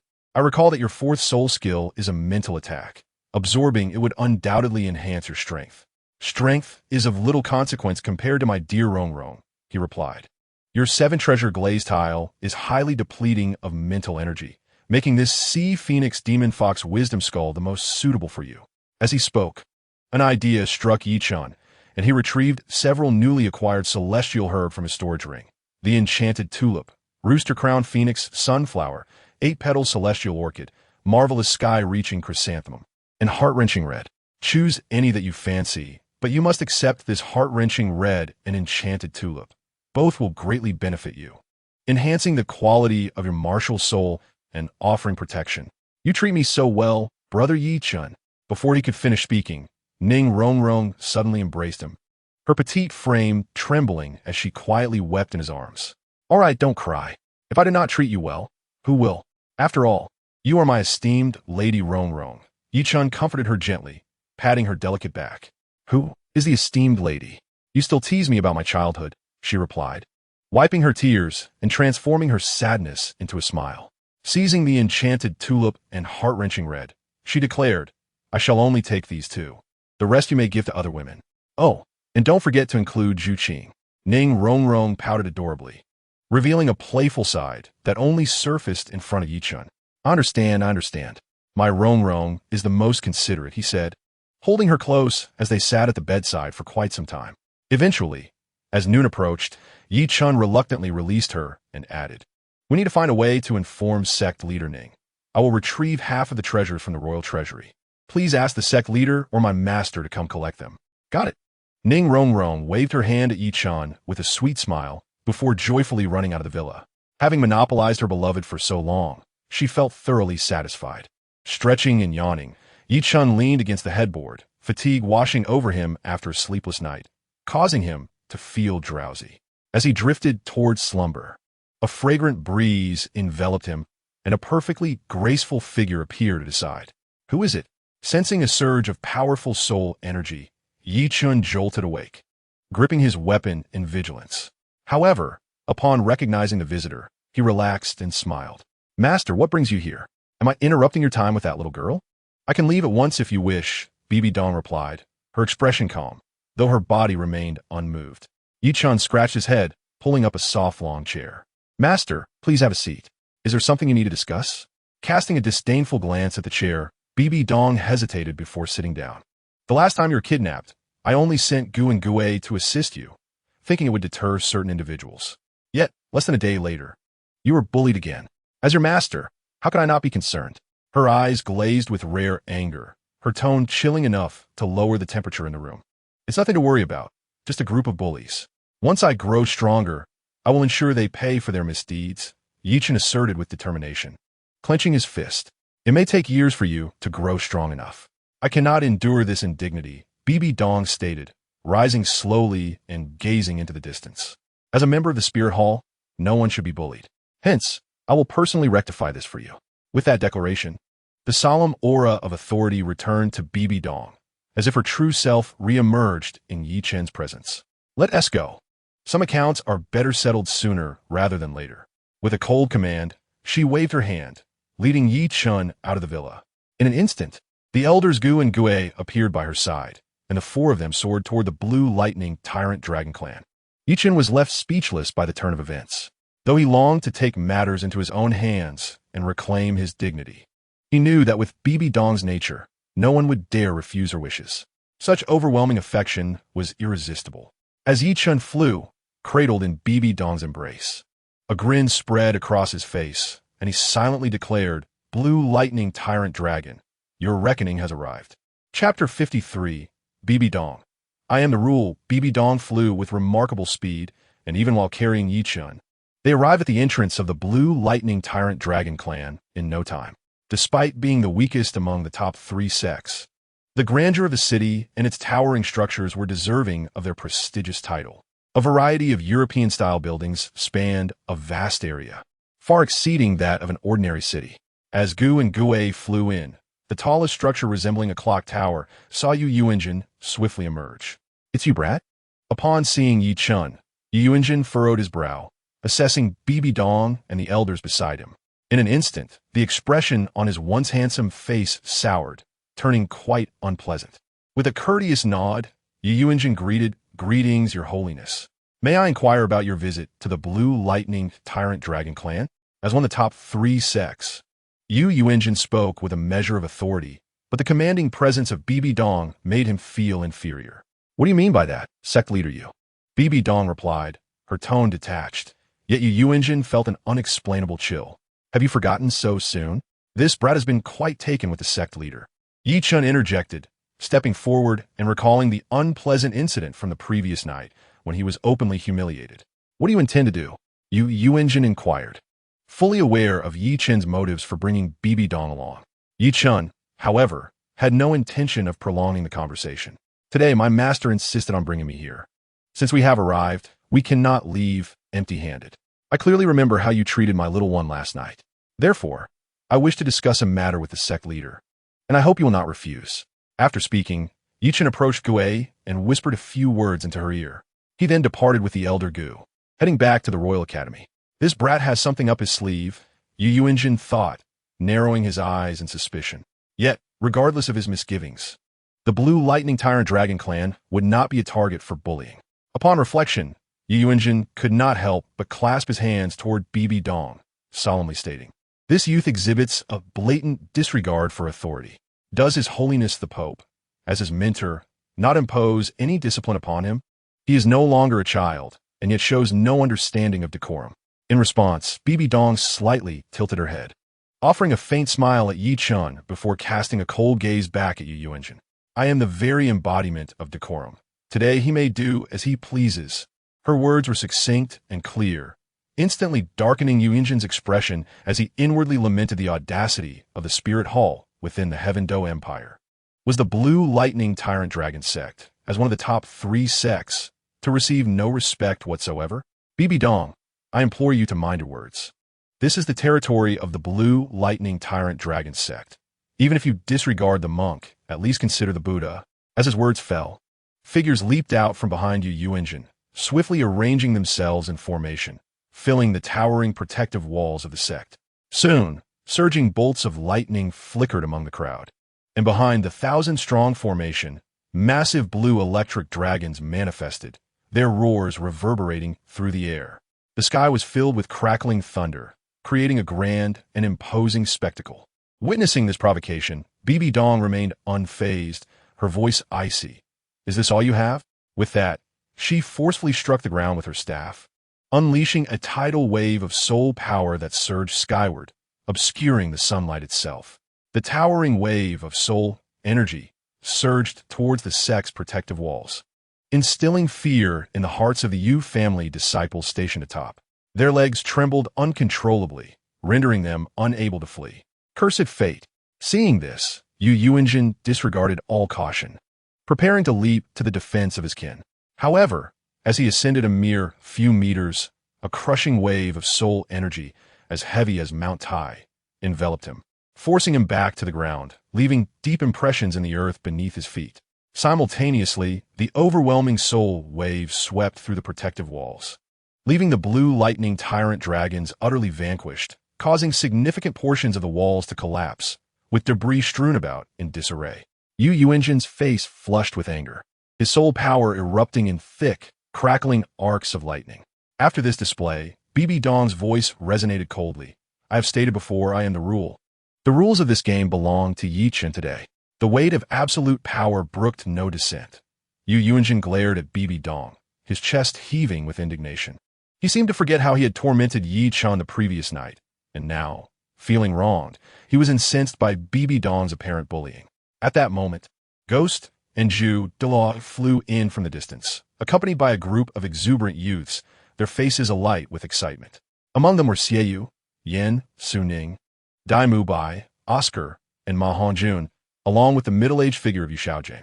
As soon as they landed, Yu Xiaojing rushed to Yu Yuanjin's side.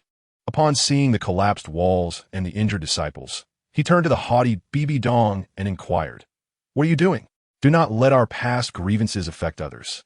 The past is irretrievable, and I hope you can find peace. I have a new love now.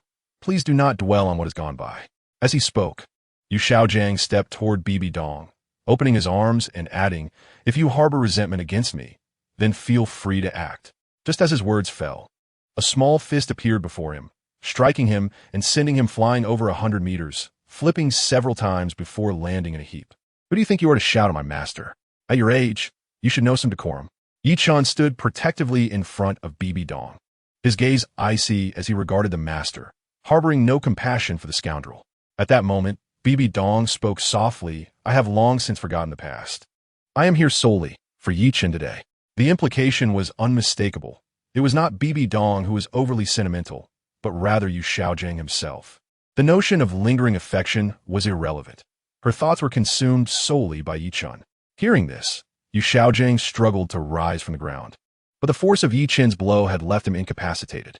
Yu Yuanjin, now furious, shouted, "What do you want to turn this situation around?" His furious glare fell upon Yi Chen, who had not only stolen his future granddaughter-in-law, but had also injured his eldest son, and he felt utterly humiliated. "Turning the page is simple. I shall repay you in kind for how you treated me last night."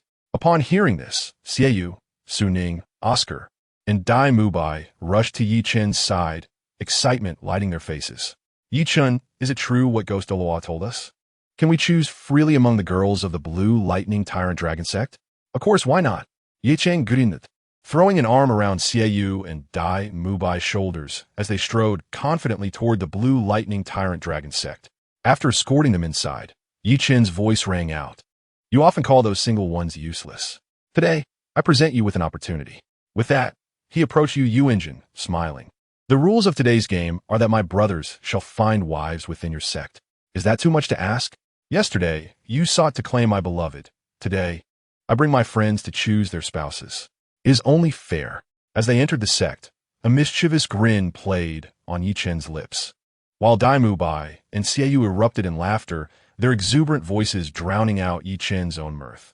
Each of them wore expressions of triumph, brimming with excitement. Yu Engine's emotions were conflicted. He was angered by Yi Chen's actions, yet he recognized the potential in Xiaoyu and the others, unsure whether to feel exasperated or to yield. Regardless, should the chosen girls marry others, they would no longer have any ties to the Blue Lightning Tyrant Dragon sect. A humiliation Yu Engine could not afford. Bibi Dong, along with Ju and Ghost Law, followed Yi Chen into the sect, while Yu Engine supported the pale Yu Xiaojiang. Trailing closely behind, the group arrived at the Grand Hall of the Blue Lightning Tyrant Dragon sect, a lavish and spacious chamber more opulent than the Pope's Hall, with Roman columns towering above and rich red carpets laid across the floor. Master Yu, summon forth the unmarried beauties from your family. We can hardly contain our anticipation. Wiping away his drool, Su Ning exclaimed, his expression one of sheer delight, while Oscar and Dai Mubai mirrored his eagerness. After all, these were the young ladies from one of the top 3 sects, raised in luxury and refinement, likely far more exquisite than the average girl. With the reputation of the Blue Lightning Tyrant Dragon sect, how could their daughters be anything less than splendid? Yu Engine disregarded Su Ning's enthusiasm and turned to Yi Chen. The rules of the game can be set as you wish, but I have an additional stipulation. Feel free to speak, Yi Chen replied, sensing Yu Engine's relief. He feared that Yi Chen might be the type to take advantage of his position, which would spell trouble. At that moment, Yu Xiaojiang suddenly whispered in his ear, Father, do not worry. Those 3 young men, Dai Mubai and his companions, were trained by me. They are completely worthy of our family's daughters. Be quiet. Are you implying that the girls of the Yu family are inferior to those boys? Furthermore, who knows what ulterior motives each might have? We must remain cautious. As he spoke, Yu Engine turned to Yi Chen and declared, the additional rule I will impose is that if your brothers wish to court a wife within my sect, they must defeat the girl they fancy. Moreover, if the girl from the Yu family does not consent, then it shall not proceed. Very well. We are all sincerely seeking girlfriends, so you need not worry, Sect Master Yu. If successful, I will cherish her for a lifetime. Before Yi Chen could respond, Dai Mubai and the others enthusiastically agreed, their eyes filled with resolve and fighting spirit. They were not merely playing. They genuinely sought to find a beloved wife to cherish for eternity. In the arena, only Oscar and Su Ning, who possessed auxiliary martial spirits, stood there looking disheartened. They lacked any combat capability, and facing a girl with a top-tier beast martial spirit would undoubtedly be quite challenging. Remember what you have said, Yu Engine beckoned. 2 elders who had been observing stepped forward and, following his instructions, exited the main hall. Before long, the unmarried girls of the Blue Lightning Tyrant Dragon sect began to enter the hall, one after another. The majority were stunningly beautiful, each with a unique style. Some were petite and cute, others exuded a mature allure, while some appeared aloof and icy, creating a breathtaking scene. Such an array of enchanting maidens left Dai Mubai and the others transfixed, their mouths agape in awe. As hundreds of girls continued to enter the hall, Bibi Dong suddenly interjected. How intriguing. This is becoming increasingly captivating. Wouldn't you agree, Yi Chen? Just as the words were about to escape his lips, Yi Chen caught a fleeting glimmer of sorrow in Bibi Dong's enchanting eyes, prompting him to amend his statement. Indeed, it is intriguing, but in terms of beauty. Only my master deserves the title of the world's most beautiful.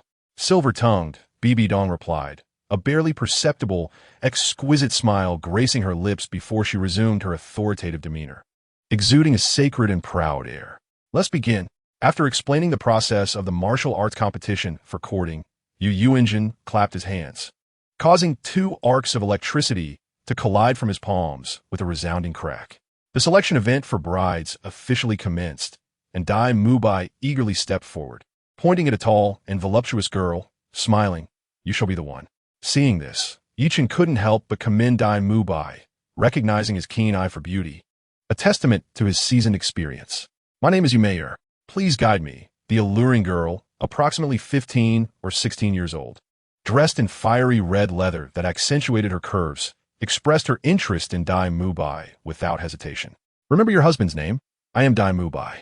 Without further ado, Dai Mubai summoned his evil eye white tiger and charged forward. Stimulated by Yi Chen's encouragement, Dai Mubai had rapidly advanced to level 41 in the past days, while his opponent was only at level 35. Despite the slight advantage the opponent's martial spirit had, he was soon defeated, and Dai Mubai took her hand, returning to Yi Chen's side. Next was Xiaoyu, who, as Yi Chen's brother-in-law, was 2 levels higher than Dai Mubai. Armed with 2 unique martial spirits, the Xiaoyu curved blades, he swiftly defeated a level 38 girl named Yu Su within mere seconds. His overwhelming prowess caused Yu Su's eyes to sparkle with admiration. Observing this, Yi Chen chuckled. It seems this reserved brother-in-law has a particular taste. Ma Hongjun, although only at level 30, was undeterred by his relatively low rank and sought a girlfriend from the Blue Lightning Tyrant Dragon family, who was also level 30. His martial spirit, the evil Fire Phoenix, was on par with the Blue Lightning Tyrant Dragon, and their duel erupted with ferocious intensity, ultimately resulting in Ma Hongjun's victory.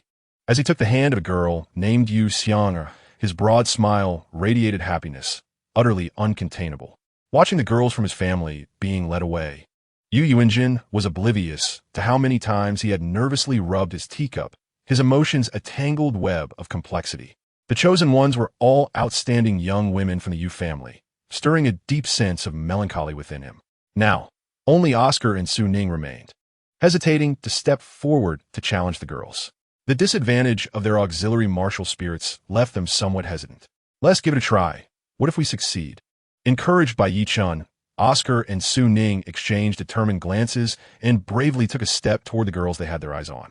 Meanwhile, Dai Mubai, Ma Hongjun, and the others were also urging Su Ning and Oscar on, their camaraderie acting as a catalyst, igniting their desire for love. However, just as they were about to act, a stunning girl with a youthful face yet mature figure suddenly stood in the center of the hall, gazing toward Oscar and Su Ning. Could it be that she has taken a liking to me? No way. She surely does not intend to express her feelings. Swallowing hard, Oscar and Su Ning exchanged glances, their eyes reflecting intense anticipation. They had never experienced a girl confessing to them before, and the moment made them extremely nervous, their hands awkwardly dangling by their sides, their steps unsteady. Yet, driven by their yearning for companionship, they finally approached the enchanting girl, their hearts racing with the hope of what might unfold. Finally, the girl parted her red lips, smiling softly at the two. "Are you here to join us? Could it be that a girl is confessing to me?" Su Ning's heart surged with excitement, recalling the scene of his captain being attended to by 6 beautiful women.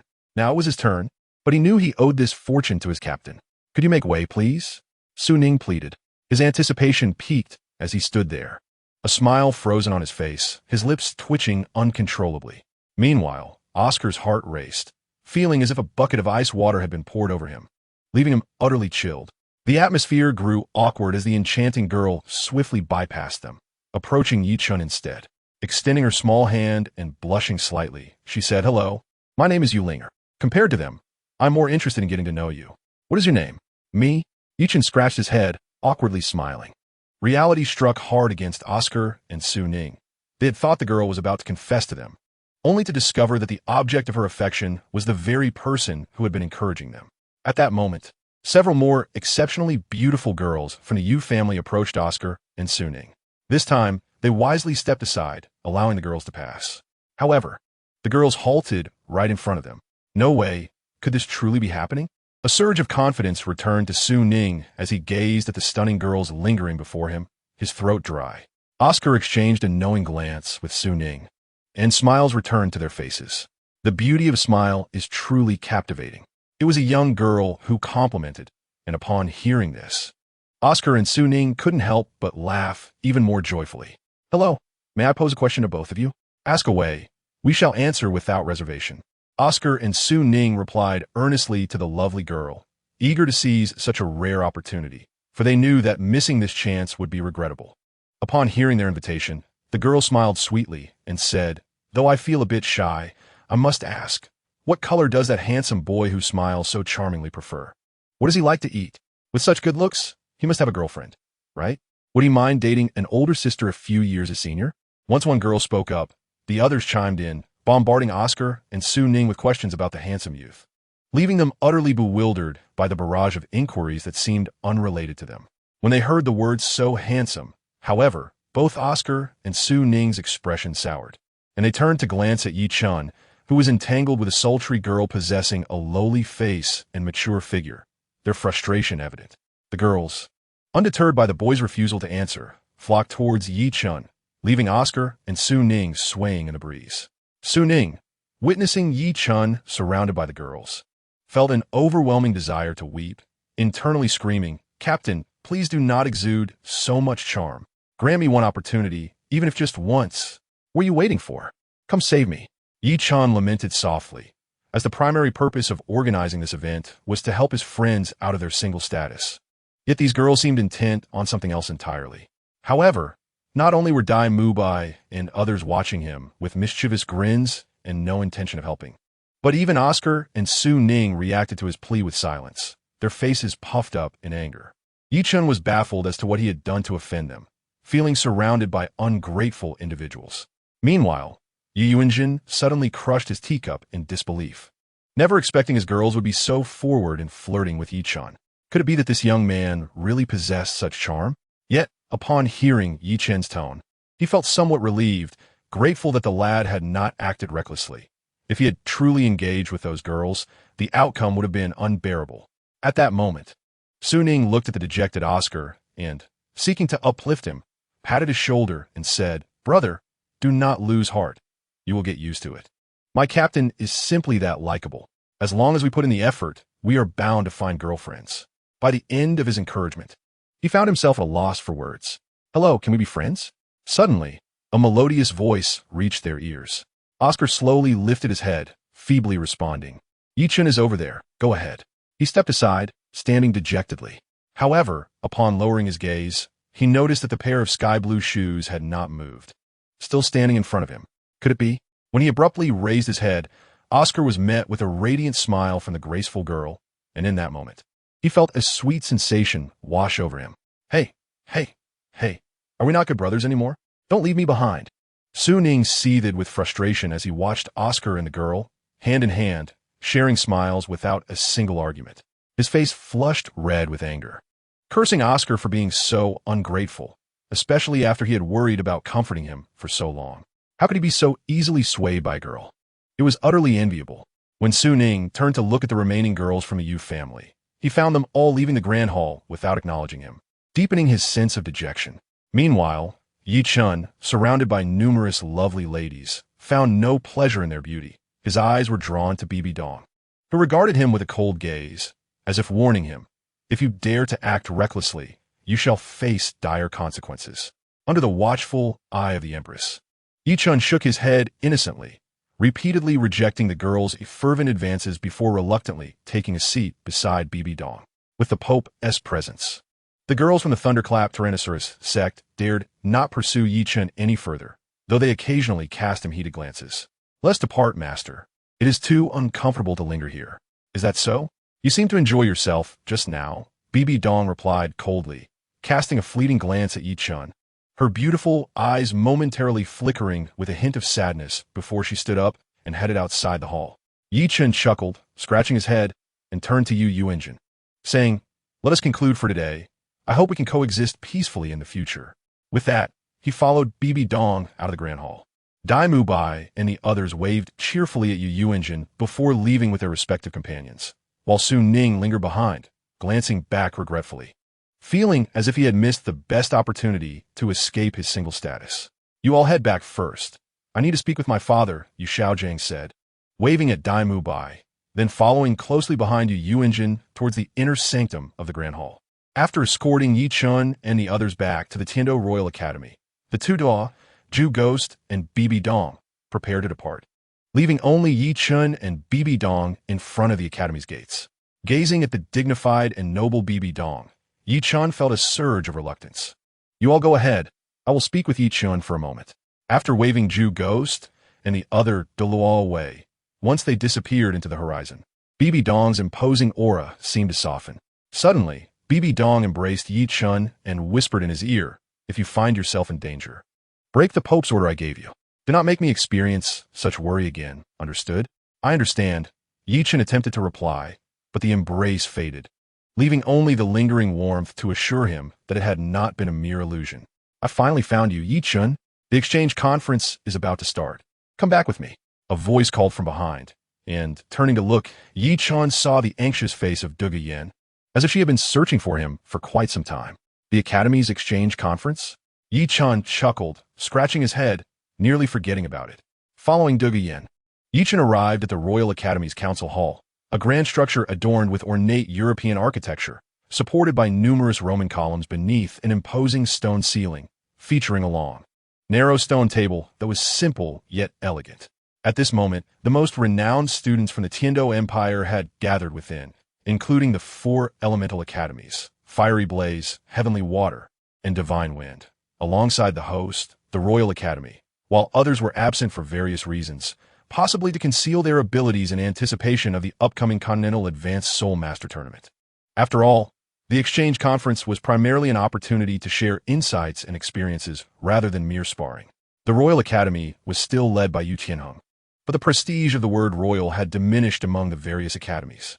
As Yi Chen stepped into the Grand Hall, the previously lively discussions ceased abruptly, and all eyes turned towards him, for the significant upheaval within the Royal Academy seemed to be connected to him.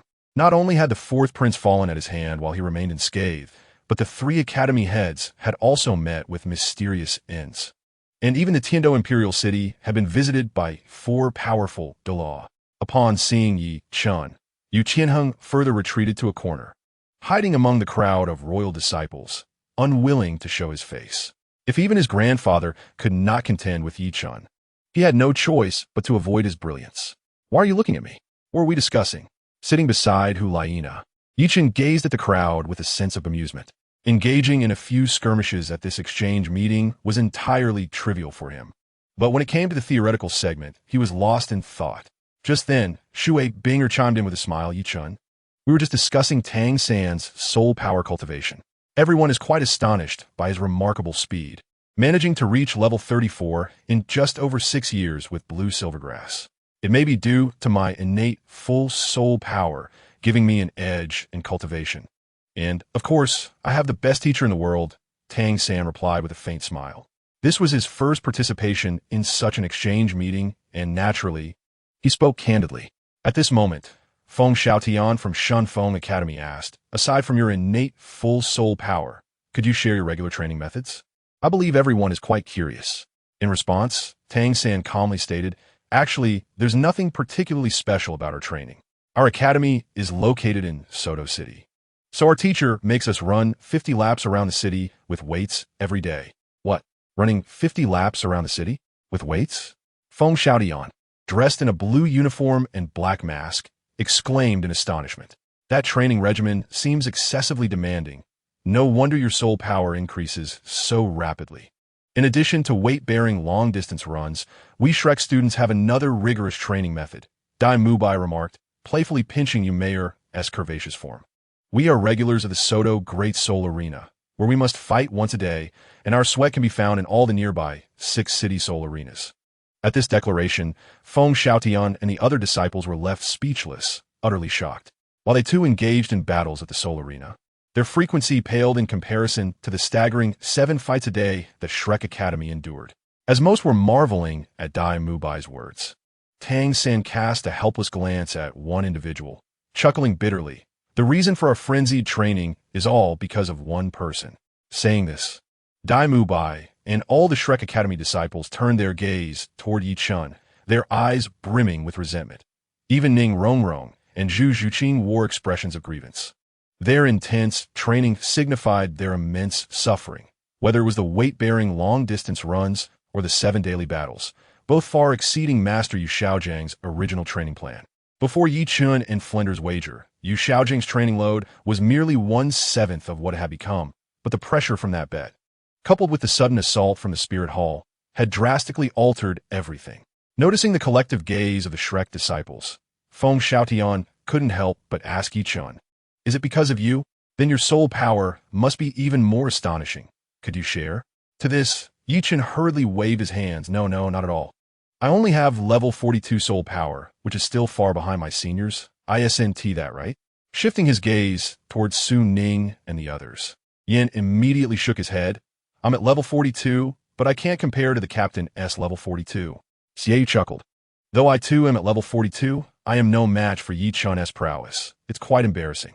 As each one continued to sing Yi Chen's praises, he found himself at a loss for words, a sense of foreboding rising within him. If this situation persisted, the theoretical segment would soon commence, leaving him at a loss for what to say. Casting his last hope towards Su Ning, Yi Chun fervently wished for the latter to deliver a harsh critique, to belittle him, as that would be the best outcome. Observing Yi Chen's fervent gaze, Su Ning seemed to understand, and then boldly declared to everyone, "Though our captain possesses level 42 soul power, he is a quickly, say I'm a waste, Su Ning." Yi Chun urged, anticipation gleaming in his eyes. The others were equally focused on Su Ning, curious about Yi Chen's image in the eyes of a senior, feeling an overwhelming sense of presence. Su Ning finally experienced the pride belonging to a true genius. He surveyed the crowd and proclaimed loudly, "But Yi Chun is an absolute prodigy." He then turned to Tang San, Dai Mu Bai, and the others, continuing, "You may not know of Yi Chen's astonishing feats at the Spirit Hall Academy. He single-handedly battled against elite disciples from 1,000 academies of the same level. Not just battled, but utterly annihilated them." Before he could finish, Su Ning noticed the expressions of shock on the faces of other academy disciples, rendered speechless. At that moment, he was engulfed in an overwhelming sense of pride. Yi Chun was his captain, and the extraordinary capabilities of his captain reflected the prowess of the Spirit Hall Academy, and by extension, of Su Ning himself. Delighted by the astonished gazes directed at him, Su Ning wished to amplify this immense pride further. Thus he opened his mouth. Not only did the captain annihilate them, but he also terrified those from the advanced classes with levels exceeding 50. As he spoke, a crumpled piece of cloth was forcefully shoved into Su Ning's mouth, and he turned to see Yi Chun glaring at him menacingly. Yi Chun was utterly at a loss for words. He truly wished to remain inconspicuous at this exchange meeting. How would he navigate the subsequent theoretical sharing?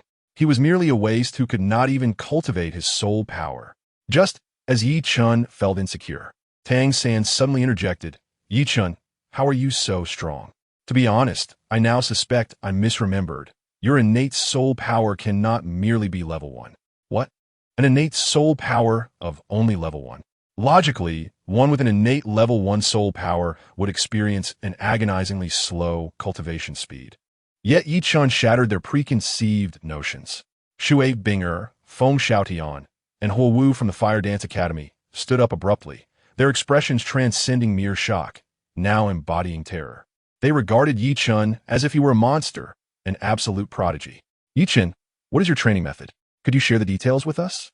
Huo Wu inquired eagerly, her gaze ablaze with fervor. "Indeed, Yi Chun, since you can achieve what others cannot, it stands to reason that you possess a remarkable training method.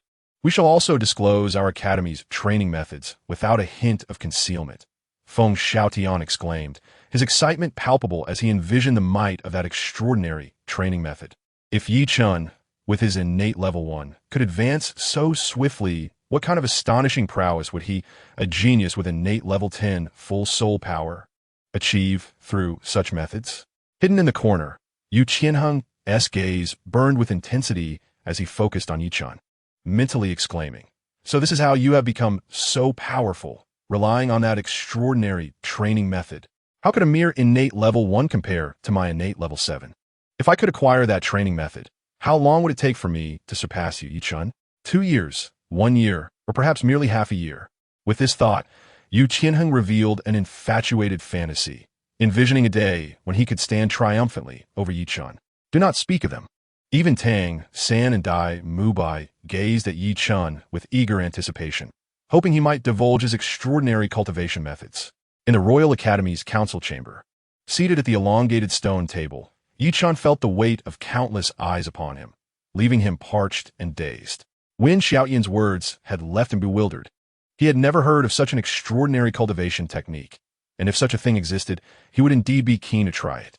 Yet, the question loomed, did such a thing truly exist? Yichen's lips twitched. He was utterly ignorant of this so-called miraculous method. His practice consisted of the simple pleasures of eating, drinking, sleeping, and enjoying life, casting aside his troubles like a carefree fish. If this could be deemed a miraculous cultivation method, he would gladly call it the strongest. The intense gazes of many upon him caused Yichen's cheeks to flush. Perhaps he should simply utter something to placate them. Resolving himself, he regained his composure and was about to share his fabricated miraculous cultivation method, when, unexpectedly, Su Ning exclaimed, I know the captain's method. Upon hearing this, Tang San and Wen Xiaoyan's attention was immediately drawn to him, and even Yichun was taken aback. Su Ning, having removed the fabric strip from his mouth, reveled in the attention he was receiving. Suddenly, Su Ning's expression shifted dramatically as he leaped several meters away and glanced back at Yichun. Seeing no reaction from him, Su Ning felt a wave of relief wash over him. He feared Yichun might eclipse his moment in the spotlight, rendering him invisible once again.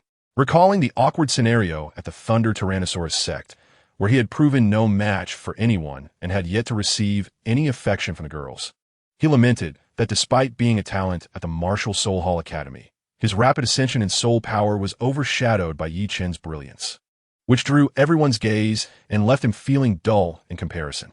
He preferred to remain slightly distanced from Yi Chen, basking in the faint glow of his own achievements. Don't just stand there, speak of the miraculous cultivation method, Wen Xiaotian urged impatiently, while Yu Qianheng's eyes glistened with eagerness, both envisioning a splendid future that awaited them. What has to rush? This is my captain's method, and you should feel fortunate to hear even a fraction of it, Su Ning replied.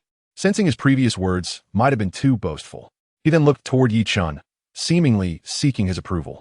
Seeing this, Yi Chen smiled and nodded, grateful that Su Ning was inadvertently helping him out of a predicament. After all, if such a miraculous cultivation method existed, merely stating it was simple would not convince anyone. It required a profound depth that Yi Chen could hardly fabricate. Now, it was up to Su Ning to elaborate. With Yi Chen's assent, Su Ning feigned a deep cough, and soon Wen Xiaotian presented him with a cup of hot tea, offering it with great courtesy. Su Ning's lips curled into a smile, relishing the treatment afforded to a prodigious talent. After sipping the tea, he stretched and remarked, I strained my neck last night. My whole body feels uncomfortable. Before he could finish, Wen Xiaotian and Yu Qianheng, along with a throng of others, rushed to attend to him, kneading his legs, massaging his shoulders, and providing thorough care. Su Ning let out a satisfied sigh, reveling in the attention. Witnessing this scene, Yi Chen couldn't help but worry. Su Ning was being overly dramatic. What would happen if the truth were revealed? After all, miraculous cultivation methods were but a figment of imagination. At that moment, Su Ning rubbed his belly, as if he were hungry, a sight that nearly drove Yi Chen to frustration. Enough already. If you don't speak, we might as well ask Yi Chen directly, Wen Xiaotian said, his expression darkening as he observed Su Ning's antics. Realizing he might have gone too far, Su Ning cleared his throat to ease the tension. Waving his hand dismissively, everyone, disperse. My captain's miraculous cultivation method is profound. You must contemplate it. With that, Su Ning stepped away from the crowd and approached a diminutive Roman pillar, inhaling deeply and then leaping to embrace the striped white column. He closed his eyes, and thereafter, there was silence. Wen Xiaotian and Yu Tianheng waited in anticipation, but when they saw Su Ning make no further movements, they exchanged puzzled glances. Is that it? Wen Xiaotian inquired. Su Ning opened his eyes to respond, but Dai Mu Bai, seated at the left side of the stone table, suddenly exclaimed, I've seen Yi Chen do that same pillar-hugging action before, but he was just sleeping with a pillow. Is this what you call a miraculous cultivation method? Surely you jest. At this, the expressions of Wen Xiaotian and Yu Qianheng darkened, their hands tensing as if ready to retaliate. No one could believe that Su Ning would dare use Yi Chen's sleeping posture as a basis for a miraculous method. Su Ning, realizing the gravity of the situation, leaped off the pillar and, facing the irate crowd, retorted, How could I possibly deceive you? I've lived in the same dormitory as the captain for months.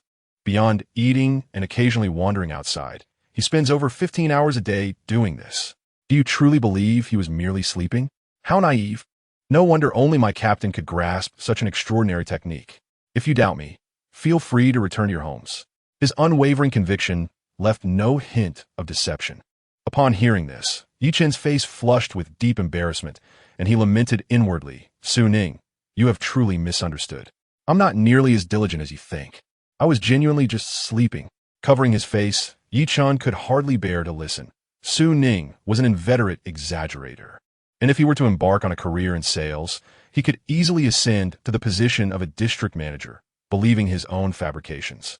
Are you really not deceiving us? Wen Xiaotian questioned skeptically. Su Ning, upon hearing this, turned defensive. Believe it or not, this miraculous cultivation method demands total focus. Only a prodigious talent like my captain can truly comprehend it. You'd best refrain from attempting it. Otherwise, if you fail, don't blame me for misleading you. All right, I'll trust you this once. Observing Su Ning's pride and determination, Wen Xiaotian hesitated no longer. He leaped toward a large Roman pillar, embracing it and closing his eyes to concentrate fully. His actions were swift, yet even swifter was Yu Tianheng, who had already closed his eyes and clung to a stone pillar. Moments later, his hands began to tremble under the strain, indicating he could not sustain it for long. At the same time, Dai Mubai, Oscar, and other disciples from various academies began to find their own pillars to embrace. Only Tang San and a few others, alongside some girls in skirts who found it difficult to move, remained still, their eyes shimmering with eager anticipation. After a brief passage of time, Yu Tianheng was the first to tumble down from the stone pillar. Observing this, Su Ning could not help but mockingly comment, "You must be Yang Wei, unable to withstand this for even a short while. Is this all you've got? And you wish to learn the extraordinary cultivation method of our team leader? Truly absurd." Upon hearing these words, the male disciples clinging to the stone pillars tightened their grips, fearing that they would be the next to fall and become a subject of ridicule. Witnessing this scene, Chen secretly admired Su Ning, thinking to himself how amusingly audacious he was. Surprisingly, most of those present found his remarks quite reasonable. Just as Chen was quietly chuckling to himself, Feng Xiaotian, still clinging to the pillar, suddenly burst into laughter, exclaiming, "This truly is effective. As time passes, the pressure I feel intensifies and concentrating becomes increasingly difficult. Even the consumption of mental energy becomes exaggerated. Yet, the moment I enter a meditative state, the growth of my soul power accelerates significantly compared to my usual training. I believe that if I can master this extraordinary cultivation method, I too can experience a meteoric rise in levels, just like Chen." With that, he excitedly resumed his unique cultivation method. Under Feng Xiaotian's influence, others began to diligently train. Even as their bodies trembled with exhaustion, they persevered, embracing the pillars. Thus, within the vast and ornate assembly hall, an odd spectacle emerged. Numerous disciples clung to the Roman stone pillars, their arms wrapped around them, legs tightly pressed against the surfaces, resembling a congregation of large frogs. Observing the diligent disciples of various academies training rigorously in this extraordinary cultivation method, Chen wished not to disturb their reverie. He summoned the students from the spear hall, gathering Ning Rongrong, Du Guiyin, and Zhu Zhuqing, intending to leave the assembly hall. The exchange conference would continue for several days. But judging by the determination displayed by Feng Xiaotian and Yu Tianheng, it seemed they were not inclined to engage in further discussions today. "Captain, you all may return first. I will remain here to provide further guidance to them, helping these fellows understand the profundity of your cultivation method," Su Ning stated, a hint of excitement in his voice. It was his first time leading such a group, and his pride had transformed into a sense of accomplishment, thoroughly relishing the experience. At that moment, he was animatedly directing the movements of his academy's disciples, who were attentively adjusting their postures in response to his corrections, with some even requesting additional guidance. A perfect match of willingness on both sides. Seeing this, Chen shrugged helplessly and simply told Su Ning, "Don't overexert yourself. If anything goes awry, remember to return quickly." "Thank you for your concern, Captain. It's not strenuous at all," Su Ning waved dismissively, continuing his grand endeavor in the assembly hall, while Chen led the group back to the villa for some well-deserved rest. The next day, the exchange conference resumed.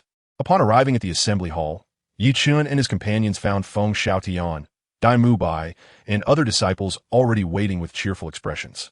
However, Su Ning, having spent the night in solitude, appeared somewhat dejected, slumped in a stone chair, lacking vitality. Yi Chun, you've arrived. Upon spotting him, Shui Binger instantly brightened, her smile causing Ning Rongrong and the other girls to exhibit jealousy, pulling him to a seat farther from her. At that moment, Feng Xiaotian stood up, clasped his fists, and cheerfully remarked, "Thanks to brother Yi Chun's generous sharing yesterday, we have all greatly benefited from the extraordinary cultivation method. I, being a humble student, have developed a unique, enhanced version of the technique, and in gratitude for Yi Chen's selfless contribution, I am willing to share my findings." Upon hearing this, Tang San and Dai Mubai abruptly rose as well, proclaiming, "Our Shrek Academy also wishes to present our newly comprehended second version of the extraordinary cultivation method. Since this is an exchange conference, we must all learn from Yi Chun's spirit of selflessness." Following suit, Shui Bingyue and Huo Wu, representing the Tianshui Academy and the Qihua Academy, nodded in agreement and began to elaborate on their insights regarding the extraordinary cultivation method.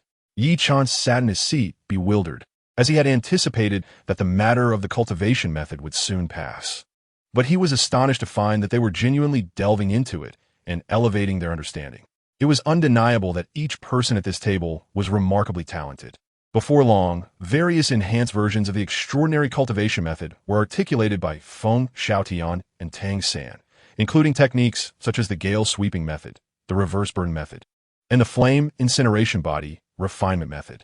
In the span of a single night, Yi Chen's so-called extraordinary cultivation method had unexpectedly spawned multiple enhanced variations. Observing Tang San, Feng Xiaotian, and others fervently discussing their modifications, it seemed they were thoroughly engrossed in the endeavor to upgrade this method into the ultimate cultivation technique. As he listened to their animated discussions, Yi Chun took a sip of tea to steady himself, finally understanding Su Ning's lackluster demeanor. It appeared he felt overshadowed.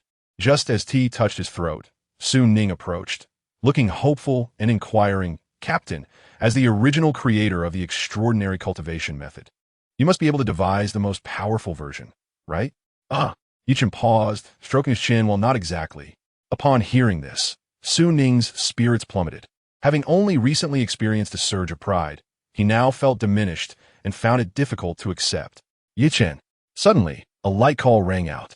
Yi Chun turned to see Feng Xiaotian and the others approaching, seemingly having concluded their discussion. Tang San faced Yi Chun, his body brimming with combat fervor. "Yi Chun, the elite competition among the continent's advanced soul master academies is about to commence. I eagerly anticipate our next confrontation. Previously, you possessed the extraordinary cultivation method, and now I have mastered it as well. One day, I will face you and triumph alongside my companions. Let us wait until you reach the finals to discuss that. Our Spirit Hall Academy is guaranteed a spot in the finals," Seiyu interjected, smiling. "This time, our Spirit Hall will secure the championship once more. To be frank, your current levels simply do not measure up. Whether or not you measure up is not for you to decide." Feng Xiaotian retorted confidently, "Times have changed. Do not underestimate us." In response, Seiyu displayed a disdainful expression, clearly dismissing Feng Xiaotian, a mere 33rd level soul master. At that moment, Tang San interjected, "Actually, both our teacher and Dean Flander have been hoping to have you return to Shrek Academy.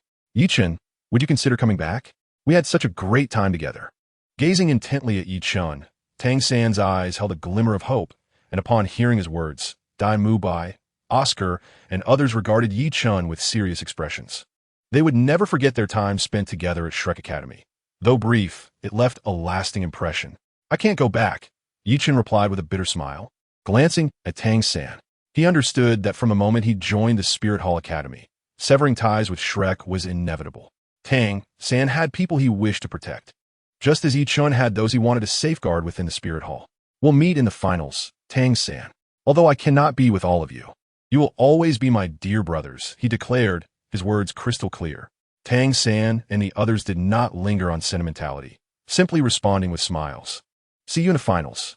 Time flew by, and the exchange conference concluded with each academy gaining valuable insights. Shortly thereafter, the academies departed from the Imperial Academy, returning to their respective cities to intensify their training in preparation for the elite competition among advanced Soul Master academies. In the villa courtyard, are you truly not coming back with us? What secrets could possibly be beyond my grasp? Hulaina furrowed her delicate brows, preparing to return to the spirit hall. Yet Yi Chen's declaration of not accompanying her left her perplexed. Xie Yu and Su Ning exchanged bewildered glances, equally mystified by Yi Chen's stance. It is perhaps better to disclose this matter to you, for it holds great significance. It is a task entrusted to me by my master. A wry smile crossed Yi Chen's face as he recalled the life-saving Pope's edict bestowed upon him by Bibi Dong, which was not merely a token, but rather an imperative laden with peril. Master, upon mentioning Bibi Dong, Hulaina ceased her inquiries, recognizing the gravity of her master's arrangements and yielding to them. Very well then, but do exercise caution in your undertakings. Do not jeopardize your safety for the sake of the mission. Observing Hulaina's palpable concern, Yi Chen gently embraced her slender waist and pressed his lips against her alluring red ones, lingering in that moment until they reluctantly parted. With a lingering gaze, Hulaina waved her hand in farewell, saying, I shall await your return at home. With that, she mounted the carriage at Xie Yu's call and departed from the Tiando Royal Academy. Yi Chen stood rooted, watching their figures fade away before turning his steps towards the direction of Tiando City. Chapter 59. A duet with Qian Rinxue at Tiando, the Imperial City. A towering Western-style round castle, its columns and variously shaped arches exude a formidable aesthetic, creating a striking contrast between the small windows and the expansive interior, which casts a dim, mysterious ambience. Guided by a guard, Yi Chen traversed the lengthy corridor, arriving at the Grand Hall center. The surroundings were eerily quiet and spacious. The guard left him there, and within the hall sat an elderly man with white hair and a golden-haired youth beside him. Upon sensing Yi Chen's presence, the old man opened his eyes, and an overwhelming pressure, akin to a mountain, surged towards Yi Chen. A hoarse voice followed. Has the spirit hall gone mad, sending a boy who killed my son to his doom? Are you not Bibidong's disciple? What is her intention? The piercing gaze bore the weight of authority. The imposing figure clad in golden armor, further amplifying the old man's formidable aura. Are you here to assassinate my last son? As he spoke, the old man glanced at the golden-haired youth, suspicion deepening in his eyes. Disciple Yi Chen, paying respects to the Snow Knight Emperor. Bowing slightly, Yi Chen thought to himself, if it were not for Bibi Dong's command, would I have chosen to come here? Lifting his gaze to meet that of the Snow Knight Emperor, Yi Chen continued, It is precisely because I mistakenly killed the fourth prince that my master has sent me to atone, to dispel the Empire's misunderstandings towards the Spirit Hall. Mistake? Misunderstanding? The Snow Knight Emperor's brows furrowed, fury almost bursting forth. If you wish to atone, then take your own life to appease my son's spirit. With a clang, a long sword was thrown at Yi Chen's feet, and the Snow Knight Emperor coldly remarked, Bibi Dong must hold you in high regard if she was willing to pressure the Blue Lightning Tyrant Dragon sect for your sake. Only your death would befit my son's life. The Snow Knight Emperor recalled a recent conversation with the Spirit Hall's Grand Douluo, who had suggested that Bibi Dong intended to offer Yi Chen to him as compensation for the death of his son. How foolish, to keep an enemy among us. Does Bibi Dong truly believe herself astute? As these thoughts swirled in his mind, the golden-haired youth beside the Emperor interjected, Father, the elite competition of the continent's advanced Soul Master Academies is about to commence. While Yi Chen may have killed the fourth prince, he is still a talent worth utilizing. You are mistaken, Qinghe. He is Bibi Dong's disciple. How could he serve us? He should be executed. The Snow Knight Emperor's words trailed off. But the youth shook his head. Father, I am aware of his unreliability. Yet our Tiando Empire has never won the Advanced Soul Master Academy competition. The rewards this year are particularly enticing. It is rumored that the Spirit Hall will offer 3 pieces of 10,000-year soul bones, one of which is an astonishing 60,000-year relic. Its value beyond imagination. Qinghe's reasoning held merit. Yet the Snow Knight Emperor saw in his only son the future of the Tiando Empire.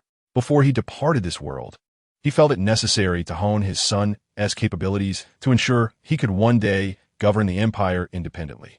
The astute Qinghe had already identified Yi Chen as a suitable candidate, albeit with the need for cautious strategies. Nodding slightly, the Snow Knight Emperor turned to Yi Chen and stated, Qinghe's words are wise. You may live, but Yi Chen, You must promise me victory in this competition, otherwise, no matter how much Qinghe values you, this emperor will show no mercy." At this, Chen stealthily gave Qinghe a thumbs up, then humbly bowed and said, "I am grateful for your mercy, great emperor. From this day forth, I, Chen, shall pledge my loyalty to the Tiando Empire and strive to secure victory in the Advanced Soul Master Academy competition."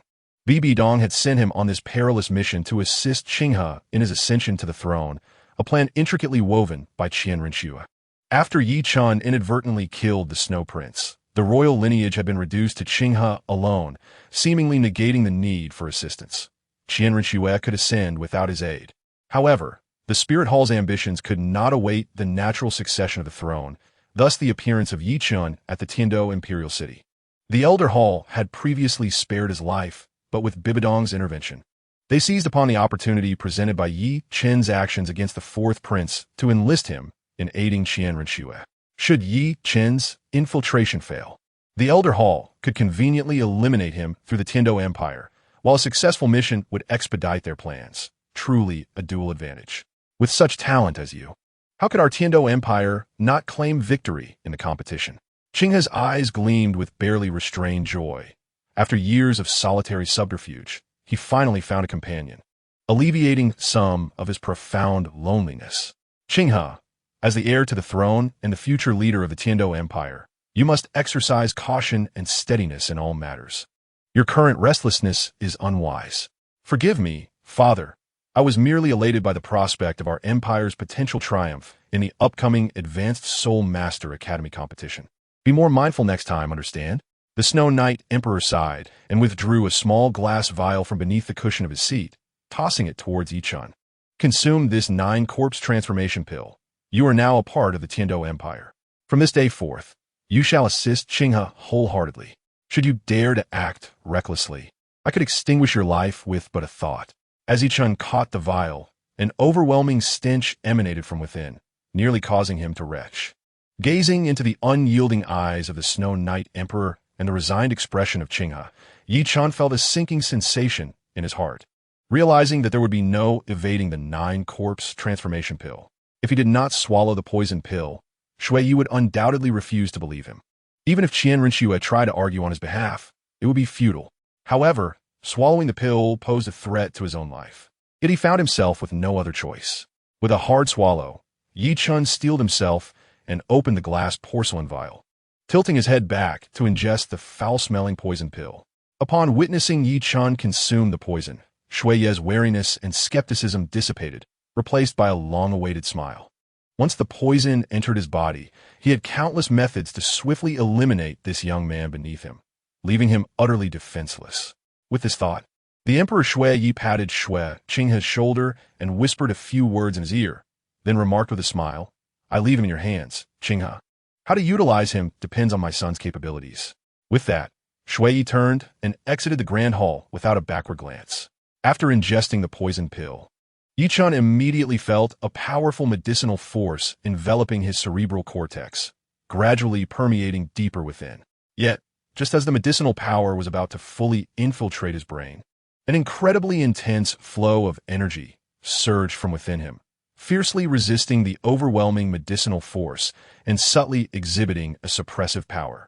Although the effect was not overtly pronounced, Yi Chun distinctly sensed that his extreme fire body had an inherent resistance to the poison. "Your name is Yi Chun?"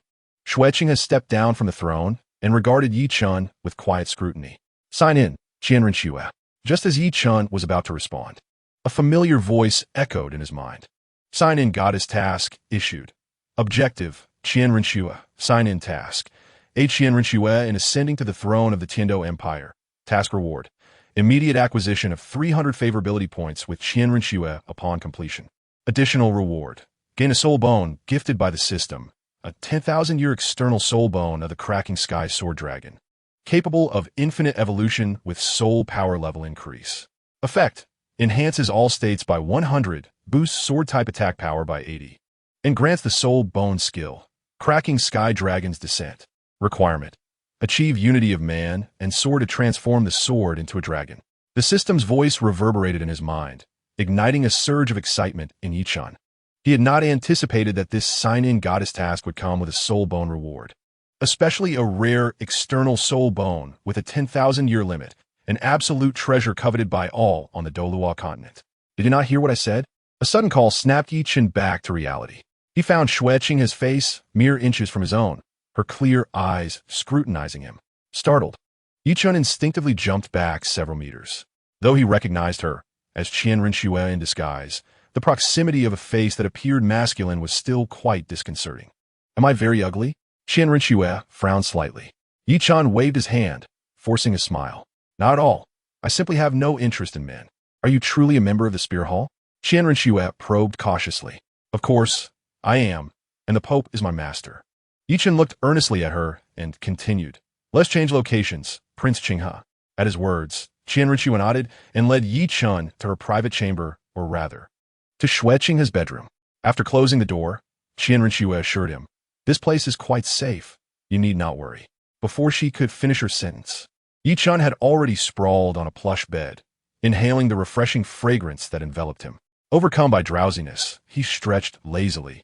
His extreme fire body had been exhausting, its energy battling the 9-corpse transformation brain pill, leading him to feel fatigued by midday. Hey, get off my bed at once. Or with a mere thought, I could bring about your demise. Seeing Chen's blatant disregard, Chen Rinxue felt a surge of anger. Had he not been sent by the Spirit Hall and a disciple of the Pope, she would have already dispatched him with a single strike. I'm so tired. Let me sleep for a moment. He yawned, his eyes watering with fatigue. He barely had the strength to turn over, and soon he fell into a deep slumber. How dare you be so rude? Get up. This prince still has questions for you. After several attempts to rouse him yielded no response, Chen Rinxue furrowed her brows. Ignoring her frustration, she seized the fabric of Chen's clothing and hurled him several meters away. However, she quickly realized that he lay as still as a dead fish, showing no reaction even when thrown to the ground. Instead, his snoring grew louder. Could it be that he is truly asleep? Chen Rinxue, having only a vague understanding of the 9-corpse transformation brain pill, recalled that Shui had whispered to her merely how to swiftly eliminate Chen and briefly alleviate the effects of the pill. Hey, wake up! She nudged Chen's side with her foot, but he remained utterly unresponsive, prompting her to sit in frustration at the edge of the bed. She had hoped to find someone to confide in, only to encounter a person who merely slept, and on her bed at that. Yet, would leaving him on the floor cause him to catch a chill or fall ill? Recalling Shui's warning that if the 9-corpse transformation brain pill was not alleviated in time, it could cause severe headaches and rapid decline in physical abilities, even leading to deep slumber, Chen Rinxue felt a pang of concern. After much deliberation, she approached Chen and hoisted him up, making her way back to the bed. This fellow looks slender, yet he is surprisingly heavy. Turning to glance at Chen Rinxue was struck by how his eyelashes were longer than her own, and his face possessed an exquisite delicacy. His chiseled features were sharply defined, and his aristocratic nose exuded an air of nobility, while his gently closed eyes resembled a cherub in need of care. As she gazed, a faint blush crept across Chen Rinxue's cheeks. She quickly turned away, too bashful to stare at Chen any longer, but found herself sneaking glances at him every few steps. Suddenly, she felt an unexpected resistance beneath her feet, causing her to tumble forward, bringing Chen along as they both landed on the soft bed. You're so heavy. Once you awaken, I shall teach you a lesson. Just then, a shout echoed from outside. Prince, are you in there? How strange. Why is the door ajar? Wait, Chen Rinxue began to call out to stop whoever was coming, but a maid entered, carrying a basin of water. Upon seeing Chen Rinxue, disguised as Shuiqinghe, pinned beneath Chen, the maid screamed and fled, dropping the basin and spilling water everywhere. With a firm grip, Chen Rinxue rolled Chen aside and hurried to the door, her brow furrowed at the retreating maid. What terrible luck that it had to be her who saw this. That maid was an informant placed by Prince Shuixing, who had previously supported the fourth prince, Shuibeng, in claiming the imperial throne. Although she had recognized the informant, she had hesitated to act, knowing that getting rid of this visible threat would merely invite more hidden dangers. But now, witnessing this scene, she could only wonder what rumors might arise. A glimmer of murderous intent flickered in her eyes, but it quickly vanished. After ensuring that no one was near, Chen Rinxue secured the doors and windows, erecting a barrier of soul power. Previously disturbed by Yi Chen's presence, she had neglected her defenses, and now she could only blame the slumbering figure on the bed. Upon entering the room, Qian Renxue gazed at Yi Chen, who slept soundly as if in a deep slumber. A mischievous thought of revenge surged within her, turning her attention to the paper and pen on the table. Along with some scattered trinkets, a glint of mischief sparkled in her eyes. Without hesitation, she seized the paper and pen, along with the small items, and began to craft a playful scene around Yi Chen. After a considerable amount of time, she finally settled down beside her masterpiece, a smile unconsciously gracing her lips. Perhaps she had not realized how long it had been since she last smiled so joyfully. Uncertain of how long she had dozed, Yi Chen awoke to find Qian Renxue nearby, resting her head on her hands, seemingly lost in her dreams. However, as soon as he stirred, Qian Renxue opened her eyes and, looking at him, remarked, "You're finally awake. Now, can you tell me your true intentions for staying in Tiando? If it's not what I suspect, even being the disciple of the Pope won't spare you from my wrath." As she spoke, a powerful aura emanated from her, revealing her status as a sole emperor of at least level 60, simultaneously enveloping Yi Chen in a faint golden light that rendered him immobile. Yi Chen chaklet unfazit and replied, "I want to elaborate further. All I know is that your name is not Xue Qinghe, but Qian." Upon hearing this, the hostility in Qian Renxue's eyes quickly faded. She sighed, "In truth, since Xue Beng's demise, I no longer require any assistance. Sending you here was entirely unnecessary. The Crown Prince is mistaken. Although you're the last prince of the Tiando Empire, the throne is not solely yours. Take our current pope, for instance. Traditionally, the position has been held by men. So why has it changed with my master?" Yi Chen stroked his chin thoughtfully. "If I recall correctly, besides you, the bloodline of the Snow Knight Emperor includes a little princess.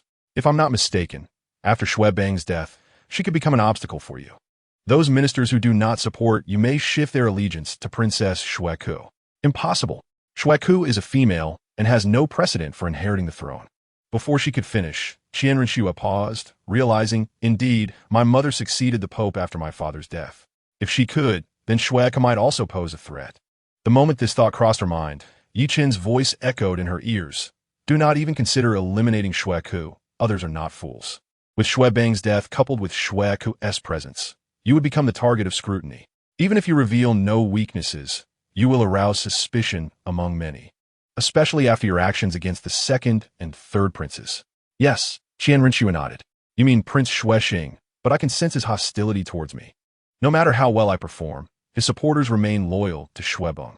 If anyone is likely to advocate for Xue Ku's ascension, it would surely be him." "That is correct. Prince Xue Xing is the younger brother of Xue Yi, and his influence beside the emperor is nearly as significant as yours." Yi Chen reclined comfortably on the large bed, using his soul power to summon an apple, which he leisurely began to eat. "What do you suggest I do to earn my father's full trust, and how can I persuade those ministers who oppose me to change their stance?" "Quite simple. The first step is to secure victory in the upcoming elite competition of the Continental Advanced Soul Master Academy. Secondly, you must devise plans for the Empire, showcasing your unparalleled royal demeanor and strategic vision to garner more support." "That sounds easy enough, but regarding the elite competition, the rewards from the Spirit Hall are substantial, including 3 soul bones over 10,000 years old, even if the Pope is generous. The Elder Hall will not allow such treasures to fall into the hands of other factions. Furthermore, the Tiando Empire has been prosperous in recent years. What strategies can you propose?" Qian Renxue shook her head, her expression filled with concern. In response, Yi Chen chuckled, "Leave the academy competition to me. Although the Royal Academy's team may not be as strong as others, with proper coordination, we still have a great chance of winning. As for the Empire's strategies, I have a few ideas that we can discuss in detail." After discarding the apple core into the trash, Yi Chen approached Qian Renxue and began whispering plans. "Knock, knock, knock. Prince Qinghe, His Majesty requests your presence." Just as they were deep in conversation, a maid's voice interrupted from outside the door. Qian Renxue frowned slightly, exchanged a glance with Yi Chen, and then led him back toward the imperial palace. As they walked along the wide stone pathway, Yi Chen noticed passers-by casting glances in his direction, followed by muffled laughter. Initially, he thought it was due to his handsome appearance. but soon realized that not only the maids were sneaking glances, patrolling soldiers were also stealing looks, prompting him to stifle a laugh. Am I that amusing? Frustrated, Yi Chun gestured rudely at the onlookers, muttering, haven't you ever seen a handsome man before? Bunch of bumpkins. Yi Chun, shall I take you for a bath first? You've been asleep for quite a while. You must be sweating, Qian Rinxue suggested softly, but Yi Chun waved her off. I'm perfectly fine. I never sweat while sleeping. Don't believe me? Feel for yourself. Seeing him lean closer, Qian Rinxue quickly stepped back. You should just take a bath. It would be best to wash your face as well. What do you mean? Is my face dirty? Qian Rinxue did not respond directly, but led Yi Chun into a grand bathing hall. The vast hall featured a gigantic rectangular pool, roughly the size of 2 basketball courts, filled with flowing warm water, wafting a delicate mist. The surface was adorned with pure white jasmine petals, exuding a subtle fragrance. Upon noticing Yi Chun's arrival, the maidens immediately began scooping up the petals with nets, replacing them with fresh ones. Several maids poured fragrant liquids from numerous glass bottles into the pool. As the delightful scent enveloped the air, Yi Chun shook his head, thinking, the royal family truly is extravagant. Even bathing is a lavish affair. His wide-eyed observation was reminiscent of a rustic villager entering a grand estate. Please hurry and wash up. I don't want my father waiting too long. With a smile, Yi Chun discarded his shirt and leaped into the expansive pool, instantly invigorated by the sweet fragrances filling his senses. Suddenly, a strange face resembling a calico cat emerged from the water, its face painted in vibrant colors, and its whiskers whimsically curled, making it appear comically absurd. Startled, Yi Chun gasped, who is this? Quickly realizing the absurdity, he turned to Qian Rinxue on the shore, shouting, did you do this? At his words, Qian Rinxue averted her gaze, appearing somewhat guilty. Seizing the moment, Yi Chun activated his second soul skill, Space Jump, and instantly appeared behind her, pulling her into the pool, causing a splash of water to erupt. At the very moment Yi Chun plunged into the water, regret washed over him. He suddenly recalled that Qian Rinxue was, in fact, a woman. Until now, he had been captivated by the visage of Xue Qinghe, oblivious to this crucial detail. With this thought, a pang of unease struck his heart, and he cursed under his breath. As the two of them fell into the hot spring, they were instantly engulfed by the water. Yi Chun, feeling the need to escape, discreetly swam away in the opposite direction, desperate to avoid the impending awkwardness. Damn you, Yi Chun, I will kill you. A furious voice echoed behind him, sending chills down his spine and propelling his limbs to paddle even faster. However, at that moment, a powerful current surged within the bath, pulling him backward. When he glanced back, he beheld the drenched Qian Rinxue floating in mid-air, a majestic swan spirit manifesting behind her, its pure white wings unfurling gracefully. The soul power radiating from her caused the water beneath to swirl into a vortex centered around her. The expression on Yi Chun's face was one of sheer terror, as he felt her piercing gaze, as if she could devour him whole. He swallowed hard, nervously stammering, I didn't mean to, do you believe me? In response, Qian Rinxue remained silent, her swan's spirit flapping its wings with increasing intensity, unleashing wave after wave of formidable soul power that swept through the bath. Soon, a water tornado formed beneath her, and the suction force intensified, dragging Yi Chun backward despite his frantic thrashing. I truly didn't mean to, Your Highness Qinghe. Think about it. I did mention my disinterest in men. Yi Chun attempted to justify himself, but upon hearing his words, Qian Rinxue's fury only escalated. The wings of her swan's spirit flapping faster, her soul power surging even more mightily. Realizing she had no intention of relenting, Yi Chun sighed in resignation. Can we settle this? How about we erase the debt for you portraying me as a big-faced cat? After all he had said, Qian Rinxue finally replied, No, you also slept in my bed. At her words, Yi Chun nearly choked in disbelief, retorting, We're both grown men. What's the big deal about sleeping in your bed? Don't be so petty. In return, you can freely sleep in mine anytime. Shameless. Qian Rinxue's brows furrowed, her soul power amplifying. In an instant, she drew closer to him. What's so shameless about it? You have the face of a man, lacking both chest and rear. What could I possibly desire from you? At this, Qian Rinxue's expression hardened, her angelic spirit beginning to show signs of distress, as if the facade was about to shatter. Just as the tension peaked, the soul power emanating from Qian Rinxue dissipated, and a slightly disheartened voice reached Yi Chen's ears. Do you prefer women with larger assets? What? Yi Chen was taken aback, utterly stunned that Qian Rinxue would pose such a question. As he pondered how to respond without offending her, a figure suddenly descended upon him, wrapping a delicate arm around his chest and dragging him down to the depths of the pool. After swallowing several mouthfuls of water, Yi Chen lamented to himself, women truly are capricious creatures. One moment they're shy, and the next, they unleash their inner tiger. In the depths of the bath, Qian Rinxue brought Yi Chen to the very bottom, where a radiant golden spirit materialized behind her, revealing the unique six-winged angel of the Spirit Hall's Pope lineage. The bath was deep, and the golden light she emitted barely illuminated a few meters around them. At that moment, all of Qian Rinxue's disguises fell away, revealing her true form. With a long, slender neck and golden hair flowing gracefully in the water, she resembled a celestial being. Her golden eyes were calm as water. Yet Yi Chen discerned a unique quality within them, an indescribable essence. A six-winged angel emblem adorned her forehead, and her snow-white skin and stunning beauty made her appear no older than 18 or 19. Am I still a man? Would you ever find me appealing? Qian Rinxue smiled gently, her underwater visage radiating an alluring charm that momentarily stunned Yi Chen, diverging completely from the masculine appearance of Shrek. The Qian Rinxue before him resembled a pure angel fallen to earth, divine and flawless. Yi Chen swallowed hard and asked, "May I speak candidly?" "Of course," she replied, her smile deepening, irresistibly enchanting. Seeing this, Yi Chen grinned. "I find you quite intriguing, but if you were a little more developed, that would be even more perfect." At his words, Qian Rinxue's smile froze, and she swiftly punched him. The six-winged angel behind her followed suit, unleashing a wave of scorching energy that engulfed the entire bath. The powerful soul power emitted caused the surrounding water to sizzle and boil, creating an impressive spectacle. "Are you serious?" Yi Chen's heart raced with fear, and he summoned his seven-star magic abyss sword to defend himself, only to realize it was utterly insufficient. Qian Rinxue's soul power, now unleashed from the six-winged angel, had surpassed level 60, showcasing unimaginable might.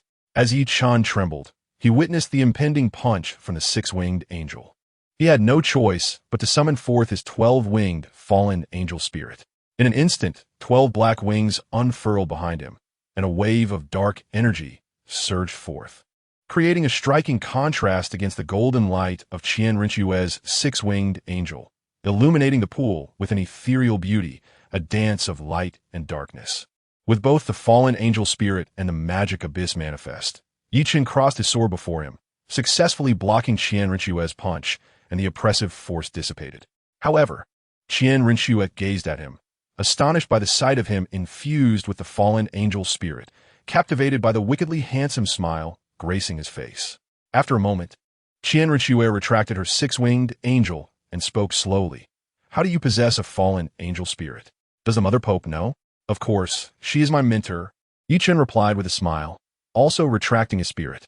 He understood that if she truly intended to harm him, he would be doomed the moment her angelic domain activated. So he had merely tested the waters.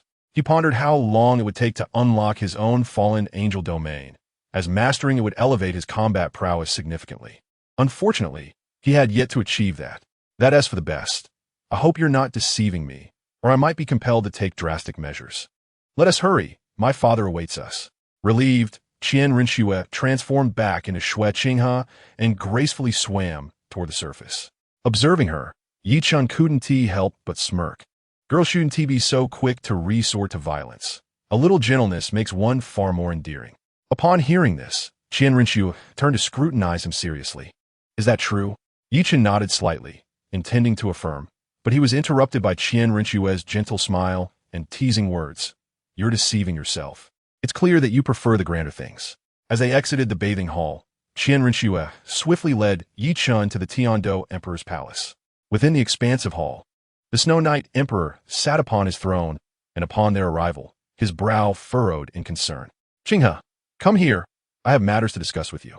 Qian Rinxue complied, stepping forward, but soon Snow Knight pulled her aside to speak in hushed tones, seemingly wishing to keep Yi Chen uninformed of their conversation. However, It wasn't long before her voice rose in anger. Who is spreading such lies? Father, you cannot truly believe this. Ah, foolish child. I do not wish to interfere with your affections, but we are of royal blood and must be mindful of our influence. This matter has been suppressed, but you must exercise discretion in your interactions. The future of the Tian-Do Empire rests on your shoulders. The gravity of the emperor's words weighed heavily upon Qian Rinxu, casting a shadow upon her expression.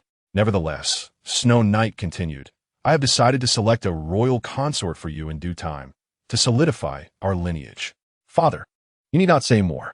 In the past, your lack of female companionship was tolerable, but now it is imperative. Rest assured, I have several candidates in mind, and I shall summon them shortly for your selection. Snow Knight's words were irrefutable, leaving Qian Rinxue with little room for counterargument. After all, rumors were already circulating, and without a woman by her side, she would be vulnerable to those with ill intentions. Yet, she grappled with the dilemma of her own identity as a woman. As she pondered, Snow Knight's voice interrupted again. Furthermore, Yi Chen may remain by your side, but his identity must remain concealed. No one can know. The Tian-Do Empire will not align itself with the Spirit Hall, and this is critical for you to understand. Understood, Father. Seeing Qian Rinxue comply obediently, the Snow Knight Emperor smiled, stroking his white beard, content that the future of the Tian-Do Empire was in such capable hands. Oh, and I have discussed your admission to the Royal Academy with your uncle. You should see him soon to finalize the arrangements. With that, Snow Knight dismissed Qian Rinxue, who had not exchanged a single word with Yi Chen, as if leaving his fate entirely in her hands. Where we headed? Following Qian Rinxue out of the Emperor's palace, they proceeded towards a certain location within the royal city. To the palace tailor, we need to select some garments for you. My current attire is quite satisfactory. It is unnecessary. No, it is indeed necessary, for you shall be my shadow for the foreseeable future. Qian Rinxue regarded Yi Chen earnestly, devoid of any jest. Soon, they arrived at the tailor's shop, where Qian Rinxue personally chose several sets of long black robes for him. Aside from the differing patterns, they were essentially the same style. This one is rather nice. It suits you well. Perhaps it is merely my good looks. Yi Chen chuckled softly, accepting the garments into his storage ring when Qian Rinxue casually handed him a half-masked black mask. From now on, conceal your identity well and embrace your role as my shadow. As she assessed Yi Chen, her smile widened upon seeing him don the mask, which revealed only half of his face. She then presented him with a golden bone bracelet. This is for you. It can assist in disguising your spirit. Thus, your 7-star demon abyss sword spirit will not attract undue attention. Very well, your highness. Do you have any further instructions? Yi Chen grinned, and as he donned the golden bracelet, a mysterious power enveloped him, subtly altering his voice, demeanor, and physique, rendering him nearly unrecognizable as Yi Chen. This item is quite impressive. With a smile, Yi Chen summoned the demon abyss, observing as the sword transformed into an ordinary crimson dagger, appearing sharp and lethal. Though lacking the elegance of the original, the sensation of wielding the dagger was similar, yet he noted a significant decrease in attack power, albeit with increased agility. Let us proceed to your uncle to complete your enrollment. Together, they made their way to the Royal Academy, as participation in the tournament necessitated being a student there. Meanwhile, the Spirit Hall had already erased Yi Chen's enrollment records, rendering him a free man. Upon exiting the royal city, they boarded a carriage bound for the academy. However, they had not traveled far when a convoy obstructed their path. Who dares to impede the royal prince? The driver, a simple man, promptly announced Qian Rinxue's name upon being stopped. It is you we seek. A blunt voice called from outside, and the carriage's curtain was forcefully drawn aside to reveal a familiar face before Yi Chen. The newcomer furrowed his brow upon seeing Yi Chen and urgently beckoned, Qinghe, come down. I have matters to discuss. Very well, teacher Ning. Qian Rinxue nodded and followed the man, Ning Fengji, down from the carriage, leading her to a secluded bamboo grove. Though Qian Rinxue accompanied him, Ning Fengji's brow remained tightly knitted. Have you lost your senses, Qinghe? Engaging in such indiscretions with a man in the palace could have monumental repercussions. Do you comprehend the impact of your actions? Ning Fengji gazed at Qian Rinxue with a mix of frustration and disappointment, his usual composed demeanor replaced by an unusual impatience. Teacher, you misunderstand. He merely passed out, and I help him to bed. I know not who spread such rumors. Regardless of the truth, This rumor has spread like wildfire throughout Tiando City, and within half a day, it has reached several neighboring city-states. In no time, the entire Tiando Empire will be aware of your scandal. How could this happen? Did father not say he had suppressed it? A glint of intelligence flashed in Chen Rinchue's eyes as she realized who was behind the mischief. But she refrained from voicing her suspicions to avoid drawing attention. I came to inform you that the situation is spiraling out of control. You must find a way to quell this matter swiftly, or it may affect your future. Ning Fingji then glanced at the masked Yi Chan standing beside the carriage and quietly proposed, I have thought of two strategies. First, you must distance yourself from that shadow. He must leave your side entirely. That is impossible. He will be my shadow for a day and my shadow for a lifetime. Chen Rinchue's gaze remained fixed on Yi Chun, her determination unwavering. Ning Fingji shook his head in response. Very well. My second suggestion is that you must hasten your marriage. I have heard that the Snow Knight Emperor is already selecting a royal consort, so it would be prudent to establish an engagement soon to silence the rumors. I will consider it, teacher. Rest assured, this matter will be resolved expeditiously. Seeing her resolve, Ning Fengji smiled and nodded. You are teachable. I shall await your favorable news within the sect, the sooner the better. After their discussion, Ning Fengji departed in a carriage. Just before leaving, he caught sight of Yi Chun inside the carriage and couldn't help but murmur to himself, this shadow of the prince evokes a sense of familiarity. Upon returning to the palace carriage, Chen Rinxue remained silent, instructing the driver to continue. Yi Chun, noticing her demeanor, inquired briefly but received no response. At the Tiando Royal Academy, Yi Chun gazed at the imposing structure before him, feeling a surge of emotions upon returning. He contemplated how Yu Tianheng, as the captain of the royal team, might react upon encountering someone stronger than himself, and whether Dugu Yin would recognize him. Your Highness, you have finally arrived. An elderly man with short white hair approached from the academy gate, beaming upon seeing Yi Chun and Xian Rinxue. Following him was the formidable Douluo, clad in green armor. It was evident that this elder was Prince Xuexing. Uncle Xuexing, I presume my father has informed you that my shadow will be joining the royal team. I kindly request that you arrange for someone to assist him with the necessary formalities, Qian Rinxue stated with a nod. Upon hearing this, Xuexing chuckled. No problem at all. I have already made arrangements for your shadow. Please follow me. The four of them proceeded into the academy, soon arriving at the Royal North Yard, the residence and training grounds for the Tiando Royal team. In preparation for the upcoming Senior Soul Master Academy competition, the Royal Academy had implemented special management for the teams. Although the three major instructional committees had passed away, the faculty at the Royal Academy remained robust. As they walked, Qian Rinxue suddenly furrowed her brows and remarked, Uncle, we seem to have missed the Northwest Central Yard. Not at all. Your shadow's arrangements are indeed in the yard ahead. I am not mistaken, Xuexing replied confidently. Then that means you intend to place my shadow there? Qian Rinxue's expression darkened, as it seemed she was aware of the significance of the Northwest Central Yard. In contrast, Prince Xuexing appeared quite relaxed. Your Highness, you are correct. The shadow has been arranged there, as agreed upon by the Snow Knight Emperor. Come along. With a smile, Xuexing led Qian Rinxue and Yi Chun to a location within the Northwest Central Yard, where 7 individuals were already waiting, 6 men and 1 woman, all clad in the Royal Academy's white and gold attire, looking rather impressive. Upon the arrival of Prince Xuexing, the 7 individuals immediately bowed and greeted, Good day, Dean. They then turned their attention to Yi Chun, who was shrouded in a black cloak, their eyes filled with disdain. The Tiando Royal Second Team? Uncle, do you regard my shadow with such disdain, or is it my presence that you belittle? Qian Rinxue recognized these 7 as those eliminated from the Tiando Royal Team, who had subsequently formed the second team, intending to compete from the preliminary rounds. In essence, these 7 were merely pawns in a gamble, destined to be stepping stones for the Tiando Royal Team, regardless of their success in the finals. To place Yi Chun in the second team clearly indicated a desire to suppress his chances of victory and undermine Qian Rinxue's reputation, ensuring that she could claim the title for herself and earn the Empire's acclaim. Your Highness has misunderstood. The 7 in the second team are already among the top students in the academy.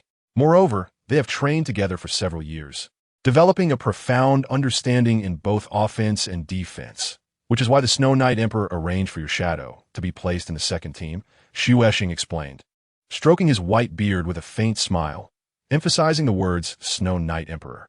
Upon hearing this, Qian Rinxue did not express her frustration. recognizing that her own influence was insufficient to alter the situation. As such, she chose to endure. At that moment, Chen approached her, gently patting her shoulder. Fear not. With them, we shall still claim victory. However, if I am to join the second team, it must become your personal academy team. Since your surname is Shui, let us call it the Chinchua Battle Team, signifying that 7 can triumph over 1,000. Chen's voice was low, barely discernible to others. Are you certain? If I petition my father, perhaps you could still join the main team, Chen Rinshua offered, a flicker of anger flashing in her eyes. Chen shook his head and turned to Shueshing. It is settled then.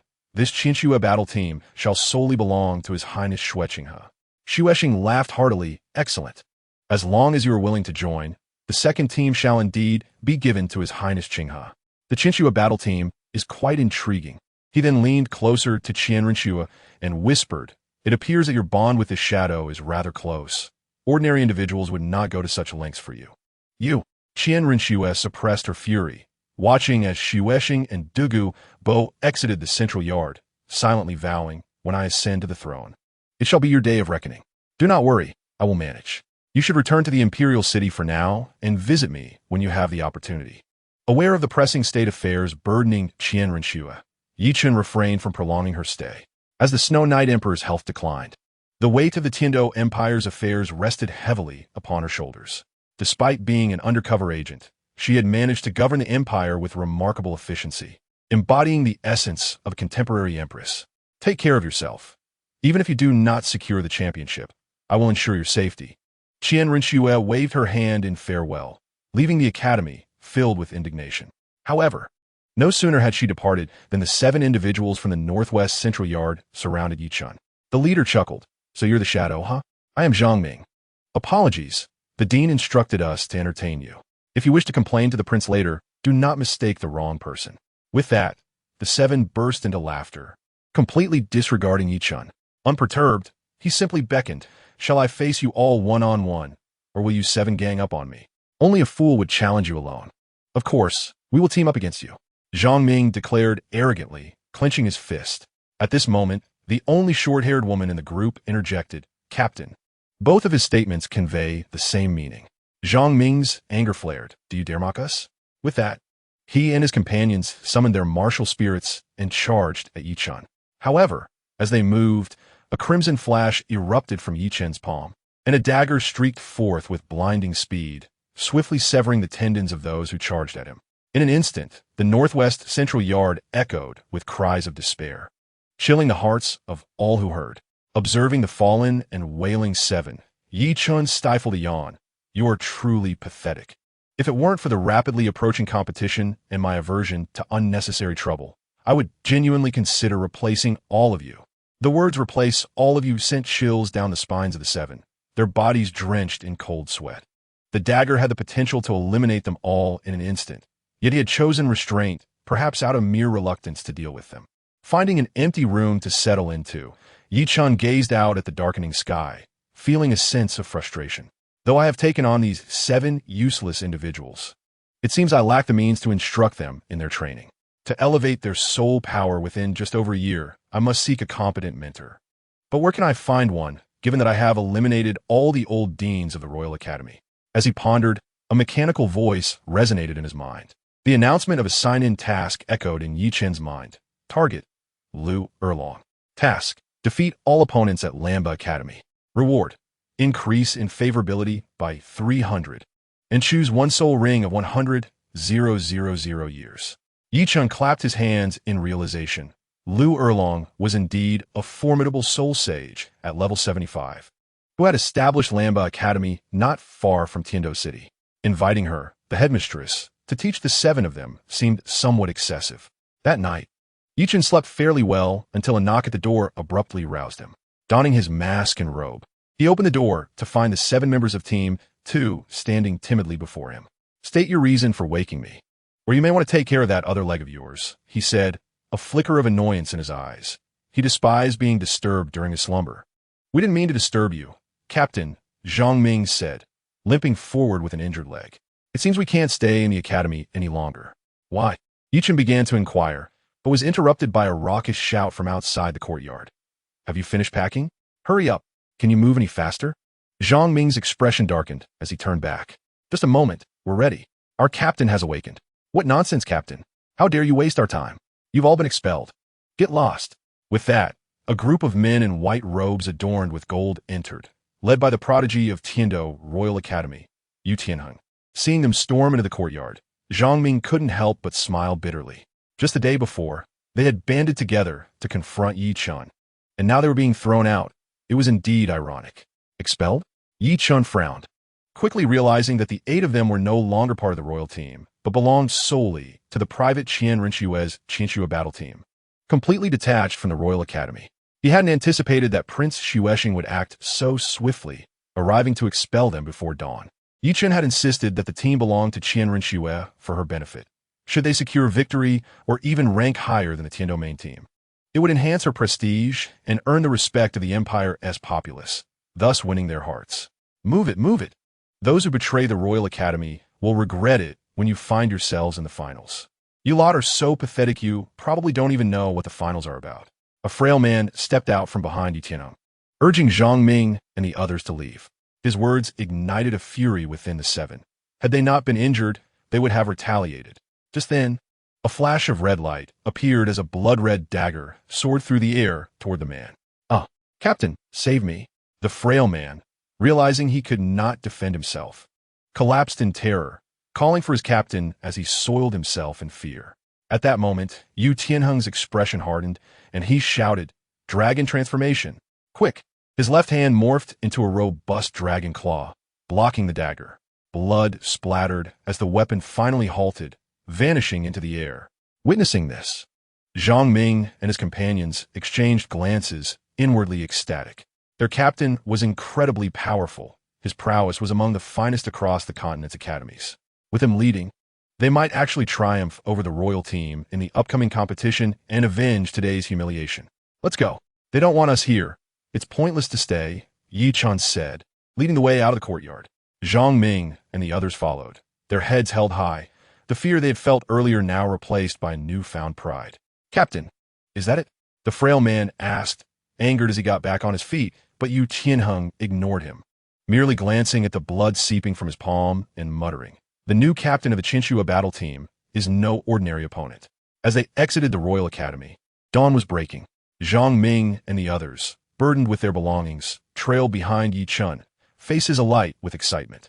They had never been able to hold their heads high before the main team, often treated as mere punching bags. But now they had a formidable new captain, one who could alter their destiny. "Captain, shall we seek out Prince Qinghe?" Zhang Ming inquired as Yi Chun paused momentarily. "You all go ahead. I have something to attend to," Yi Chun replied, gazing ahead before swiftly departing in another direction. Shortly after, Yi Chun arrived at an iron gate of an academy, adorned with a distinctive emblem of a winged dragon against a blue background. "Are you here to apply for admission?" a guard asked. "No, I'm here to see your headmistress," Yi Chun replied. "To see our headmistress? Please wait." The guard kindly appraised Yi Chun before hastily entering the academy. Moments later, a striking figure approached swiftly. The newcomer had long hair cascading down her shoulders, clad in a form-fitting black outfit that accentuated her alluring figure, adorned with silver armor on her shoulders and chest, making her appear strikingly captivating. The two regarded each other, and upon noticing Yi Chen's masked face, Lu Erlong spoke up. "You possess commendable talent. Do you wish to join Lamba Academy? I can admit you without an entrance examination." Yi Chen nodded, but then shook his head. "That may be so, but it is unnecessary." Lu Erlong's curiosity piqued at his response. Just as she was about to speak, Yi Chen interjected, "Let us wager. I bet that none of your students can defeat me." "Interesting. What are the stakes?" she asked. "You. What?"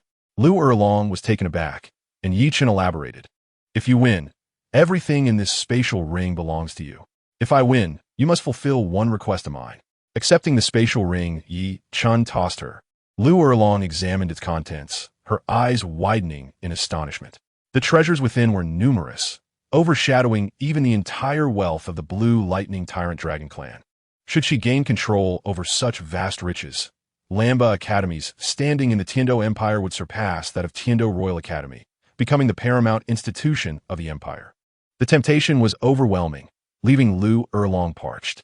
"Very well, as long as you can defeat every student at Lamba Academy, I shall grant any request you make," she said with a smile. With a slight gesture, Lu Erlong invited Yi Chen to follow her into the academy square, where an announcement resonated throughout Lamba Academy. "All upperclassmen, report to the training ground immediately. An audacious newcomer wishes to challenge you." As the words faded, several men rushed over, and upon Lu Erlong's indication, they understood that Yi Chen was the challenger. "I am Chen Liang. I look forward to your guidance," a tall man with a soul power around level 30 stepped forward, greeting Yi Chen with a respectful bow. Upon witnessing this, Yi Chen summoned the concealed demon abyss and swiftly waved it, unleashing a cascade of crimson light in the air. The burly man, unable to even call forth his martial spirit, was sent flying several dozen meters away by the demon abyss dagger, spitting blood. Another challenger stepped forward.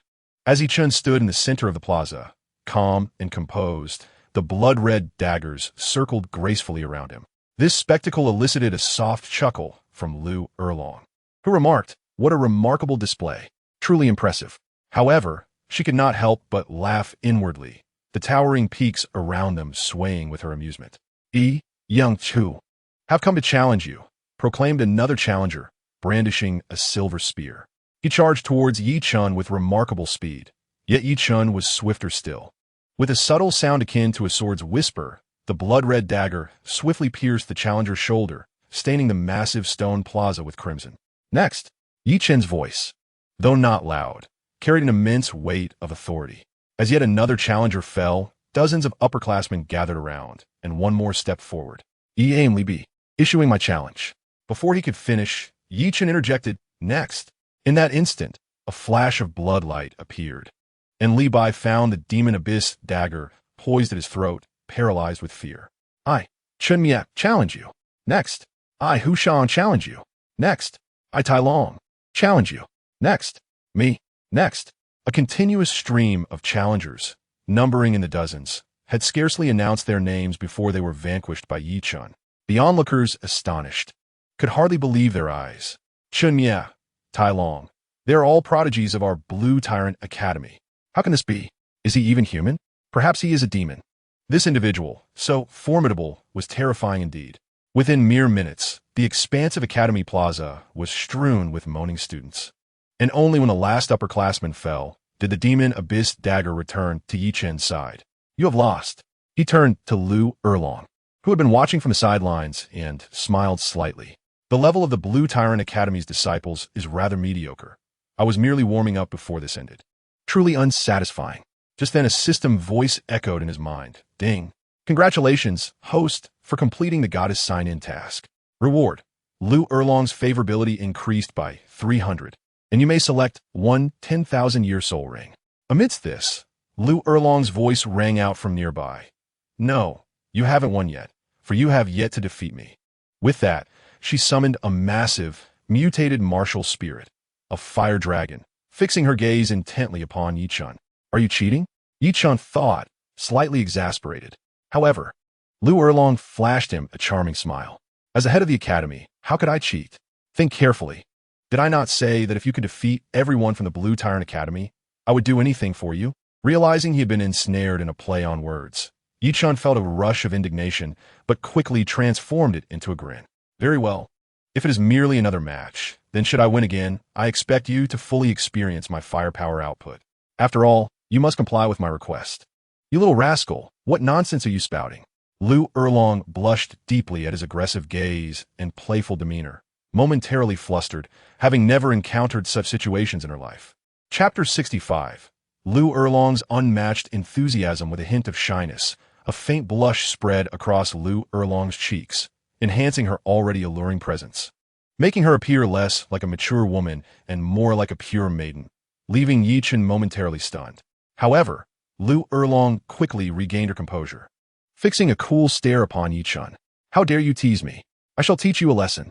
With that, she leapt onto the massive head of the fire dragon and charged at him with incredible speed. Yi Chen, recognizing the threat, had no choice but to evade her onslaught, darting out of the Blue Tyrant Academy and towards the distant mountains.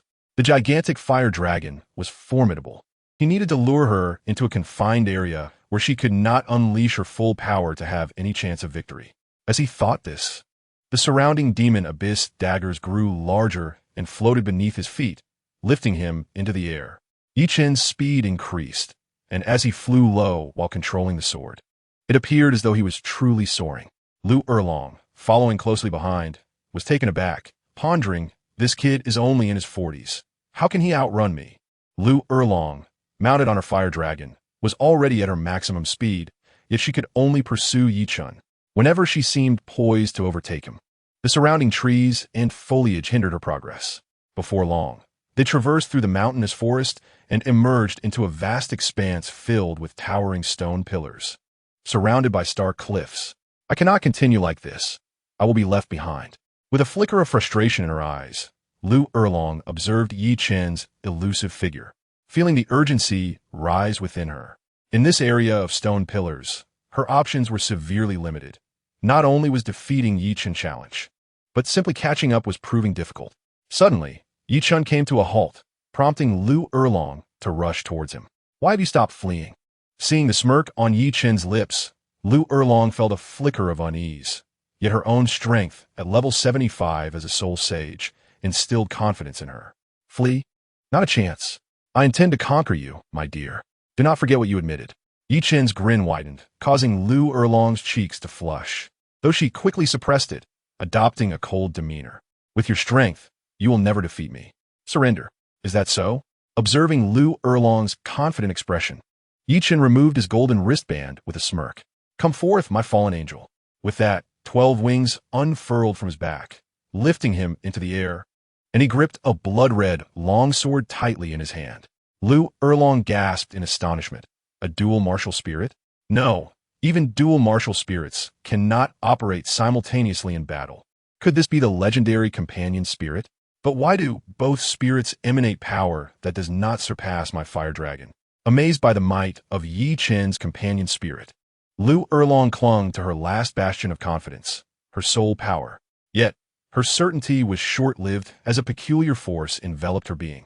Yi Chen raised his hand and intoned, Curse of the Void, Curse of Extreme Negativity.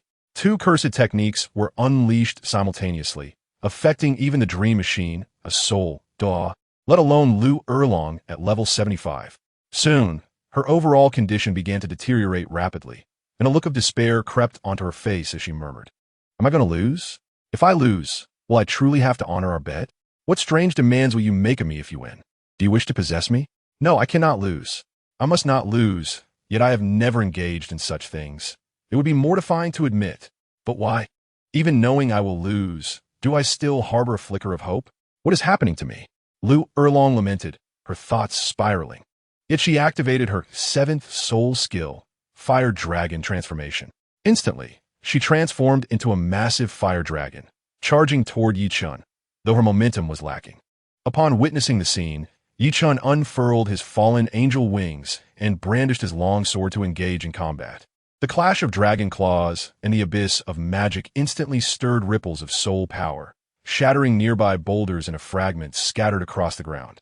Completely absorbing the force of Lu Erlong's assault, Yi Chen was involuntarily propelled backward, crashing to the ground.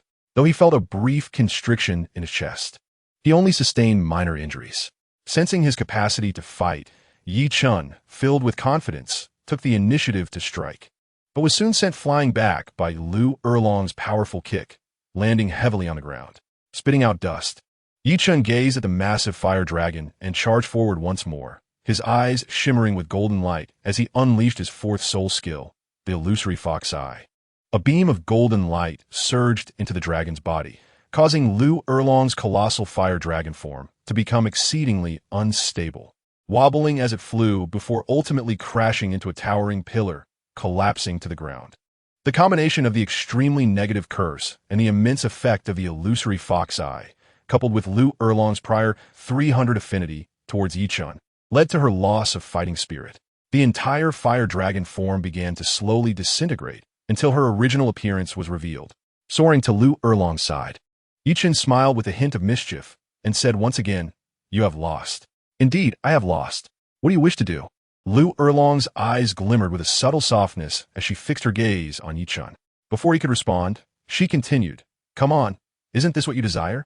As she spoke, she unexpectedly began to undress, her alluring figure leaving Yi Chen momentarily stunned. Wait, that's not what I truly want from you. Please stop. Before he could finish, Lu Erlong pounced on him, her voluptuous form causing Yi Chen to uncontrollably bleed from his nose. In stark contrast to his feelings toward a young girl, Lu Erlong resembled a ripened apple, her exterior deceptively innocent, creating an irresistible contrast. Shaking his head in an effort to maintain composure, Yi Chen found his resolve faltering as Lu Erlong clung to him, a mix of brutality and tenderness. Soon, the two locked eyes, their mutual concealment evaporating. Lu Erlong's gaze was filled with desire, her palpable impulse radiating warmth. No, I must not take advantage of this situation. Suddenly recalling the severe negative curse still afflicting Lu Erlong, Yi Chen gently pushed her aside to thwart her advances, intending to employ divine skills to lift her curse. Chapter 66. I cannot assist with this. The rich, sweet aroma of new wine filled the air. Repeating the heart purification mantra in his mind, Yi Chen resolved not to make another mistake. After assisting Lu Erlong in dressing and leaving a note, he departed from the forest of towering pillars. Unable to secure a suitable mentor for Zhang Ming and others, Yi Chen reluctantly returned to the imperial city, determined to practice himself. Believing that any effort was preferable to inaction. Why are the streets so festively adorned, with red decorations everywhere? Upon arriving in Tiando City, Yi Chen noticed the streets draped in crimson, with ribbons festooning various eaves and billboards, though he was unaware of the reason for the celebration. As he traversed Tiando City, he soon entered the imperial palace, bearing the insignia of the Grand Prince.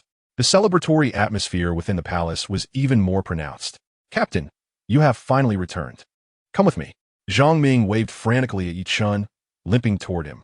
Are you out of your mind? Is your foot healed? Yi Chen supported the nearly collapsing Zhang Ming, bemused. What could be so urgent that we can't discuss it slowly? I don't know, but the Grand Prince instructed me to bring you directly to the Prince's chamber upon seeing you, stating there is a matter of utmost importance to discuss. Zhang Ming chuckled, realizing that his superior wasn't as fearsome as he seemed, provided one did not provoke him. Qinghe is looking for me? Yi Chen furrowed his brow, contemplating the red decorations lining the city walls, a sudden realization dawning upon him. You take your time, I'll head over first. Releasing Zhang Ming, Yi Chen hastened toward the Grand Prince's chamber, his insignia ensuring he faced no opposition along the way. Before long, he arrived outside Qian Rinchua's chamber. Upon entering, he was momentarily blinded by the sight of large double happiness characters adorning the space. No way so soon? With a hint of skepticism, Yi Chen pushed open the door to the chamber. You have arrived. Qian Rinchua, disguised as Shui Qinghe, sat by the bed, meticulously arranging a bouquet of flowers to enhance their beauty. What's going on? Has the Night Emperor already chosen a consort for you? Not all. Then what is with all the red silk and double happiness characters? Are you ascending the throne? Yi Chen questioned, confused as to why such festivity was warranted if a consort had not been chosen. Enough with the jokes. Seeing your anxious expression, I can't help but chuckle. I selected my consort yesterday when she returned to the palace, and today is my wedding day. Wait, are you serious? Deciding on something as significant as marriage overnight and going through with it today seems rather hasty. Sitting at a nearby table, he took a sip of tea, astounded by the news, thinking it was a rather reckless decision to proceed with the wedding. That's my cup. Qian Rinchua's lips curled slightly, but she soon shook her head with a smile, returning to her bouquet. Observing her nonchalant demeanor, Yi Chen asked, why were you so eager for me to return? You wouldn't want me to take your place at the wedding, would you? That would be utterly absurd. The Grand Prince's wedding is attended by nobility from all over. If I impersonated you, it would surely be exposed. Dream on. Qian Rinchua looked at Yi Chen, half amused, realizing that since his arrival, her emotions had become somewhat volatile, yet this was also the happiest time she had experienced in over a decade. In the past, regardless of the situation, she had to keep everything to herself, unable to share with anyone. But now it was different because of Yi Chen. With a smile, Qian Rinchua produced a plaque and handed it to Yi Chen.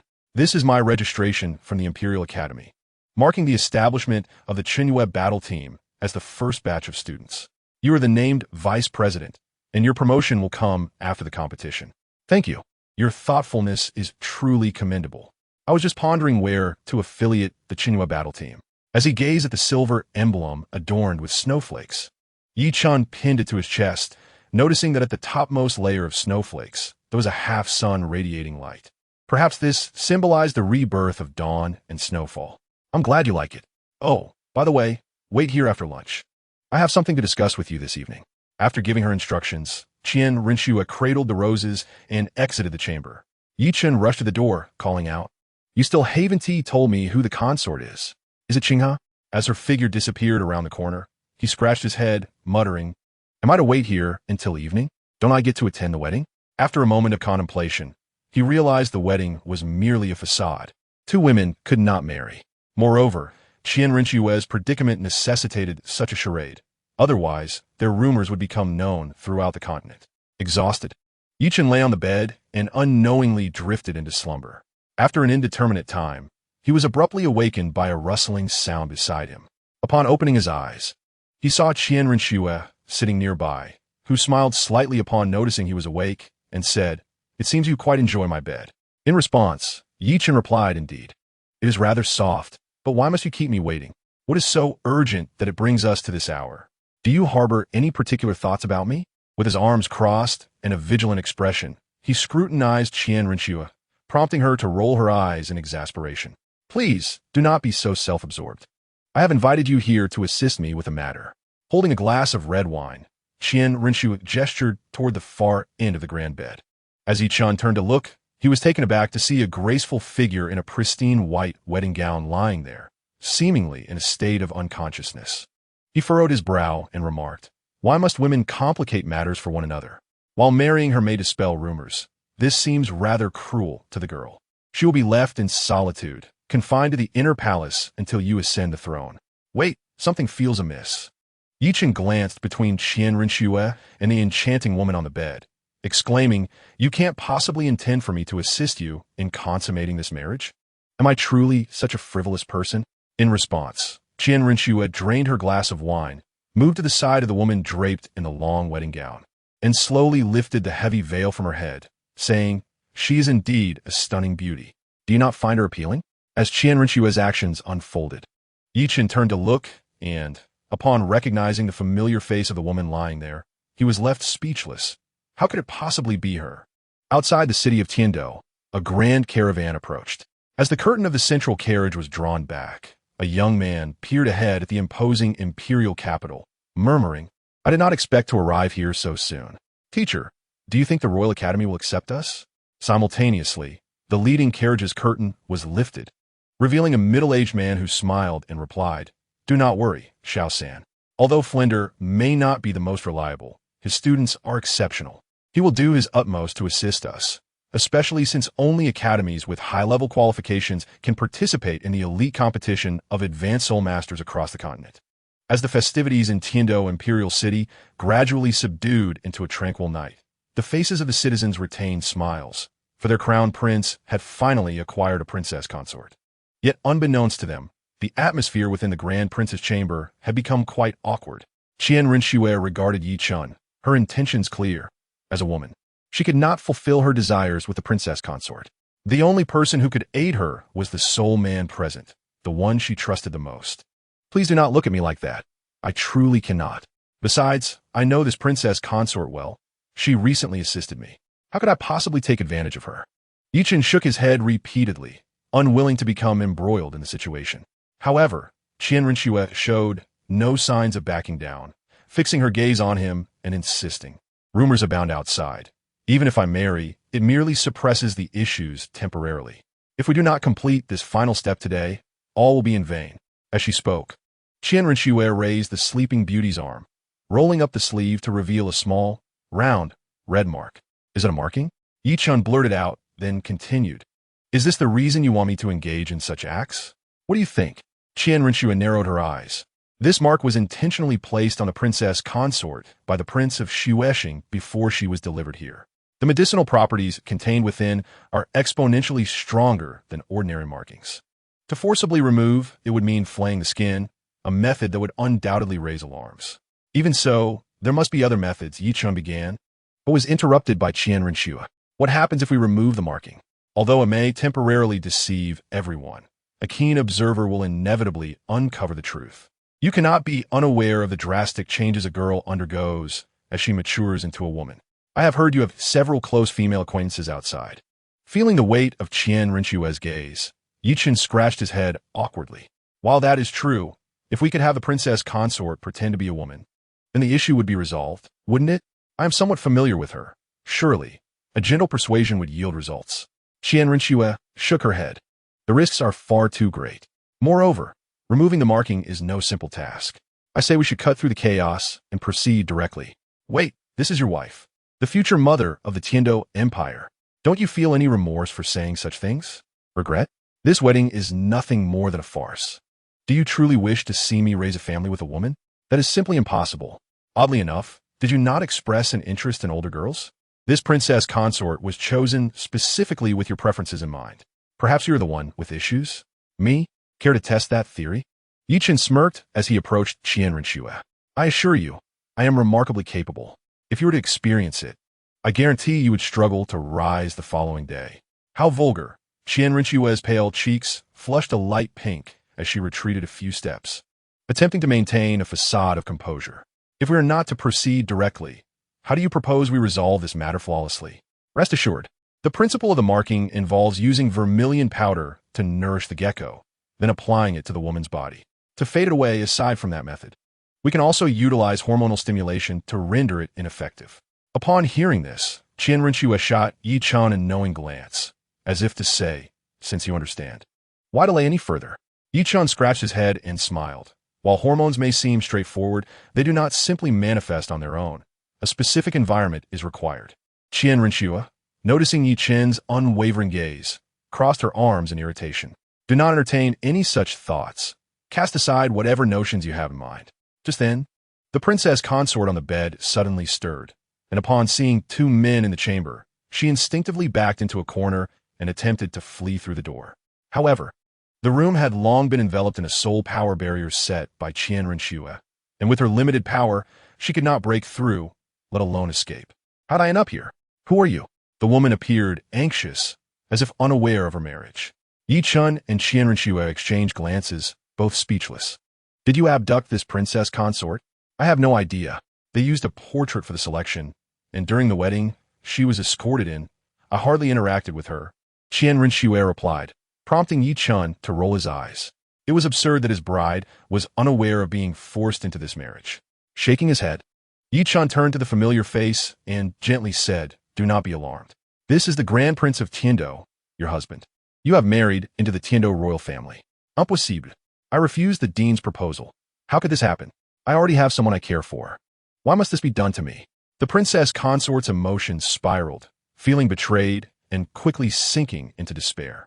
Seeing her distress, Qian Rinchue was at a loss for words and could only look to Yi Chen for assistance.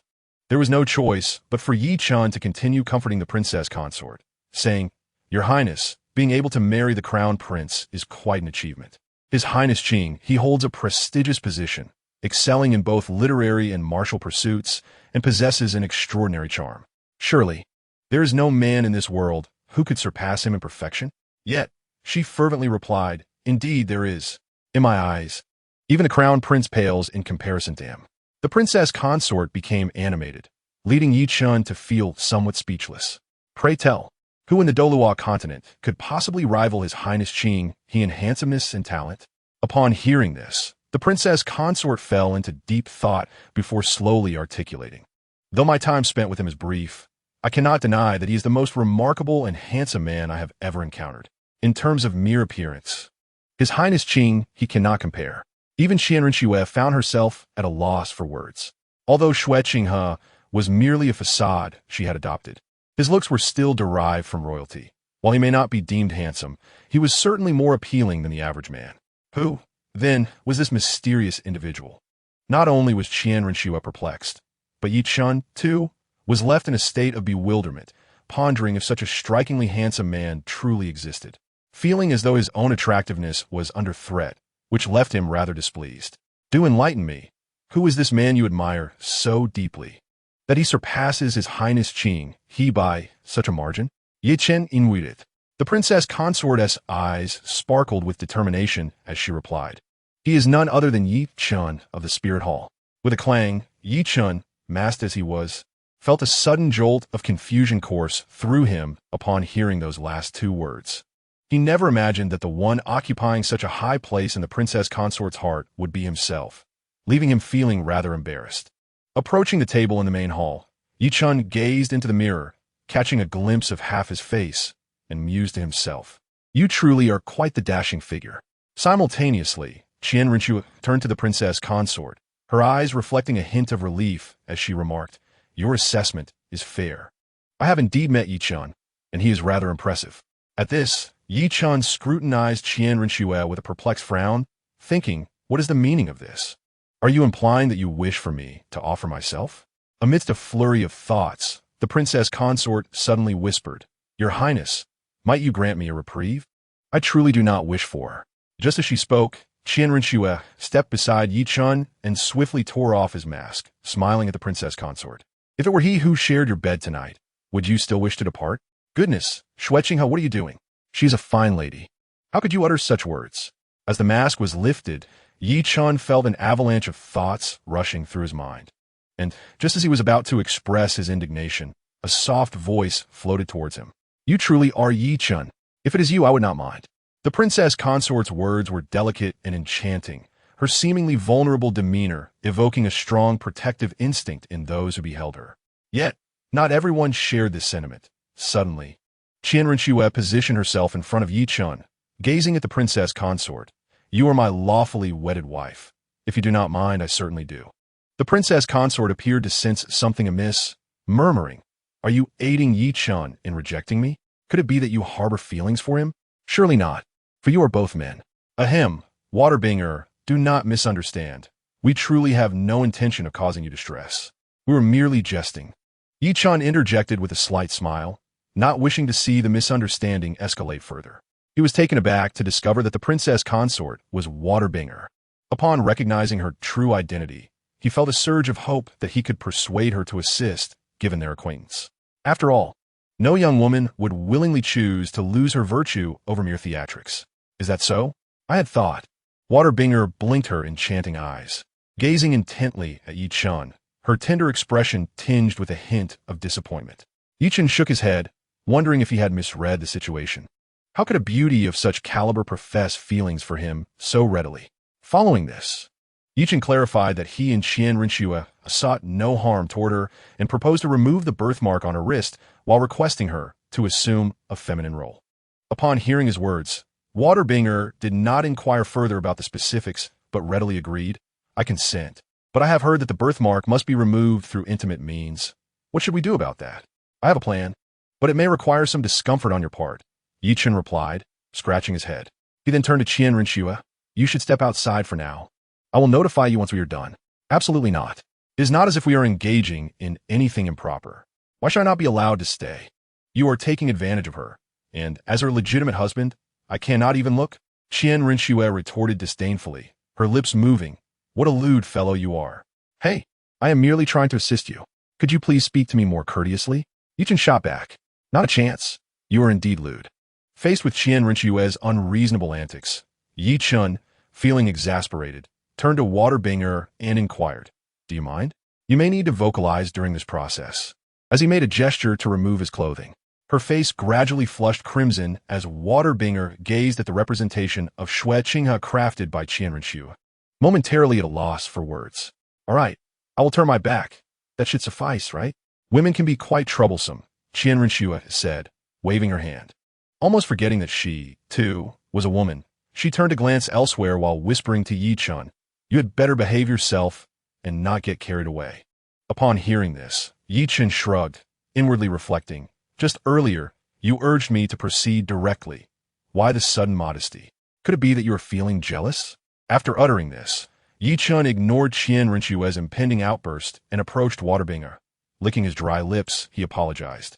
"My proposed method is for you to portray a more alluring demeanor, perhaps a hint more provocative, to stimulate me. Is that so?" Waterbinger tugged at her wedding dress sleeves, revealing a delicate expanse of creamy shoulder, exuding allure.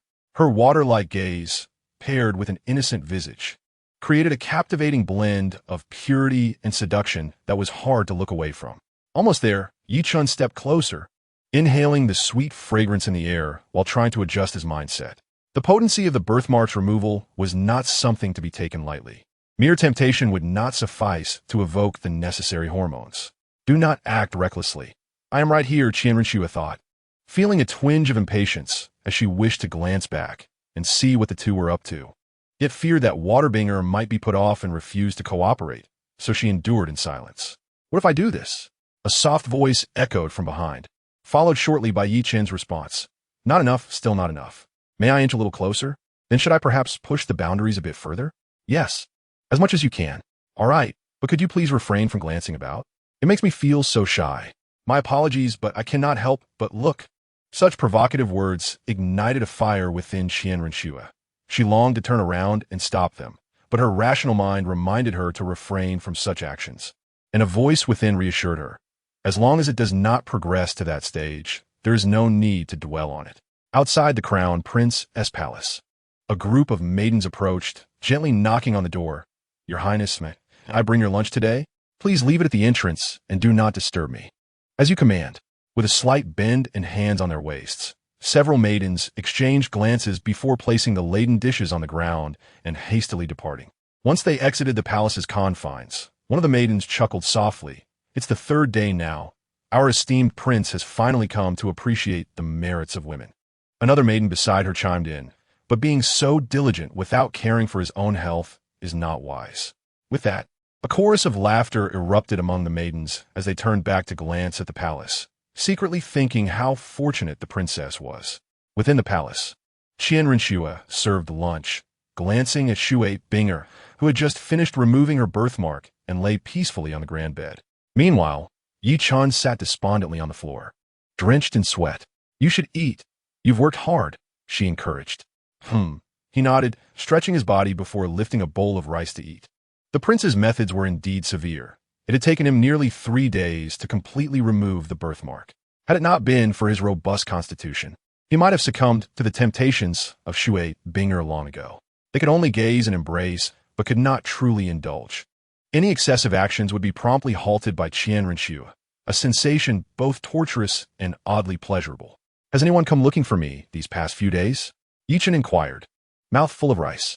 Zhang Ming has visited a few times, mentioning a woman who wishes to become a teacher at the Morning Snow Academy. She is a level 75 soul saint, and I have already agreed on your behalf. That's good.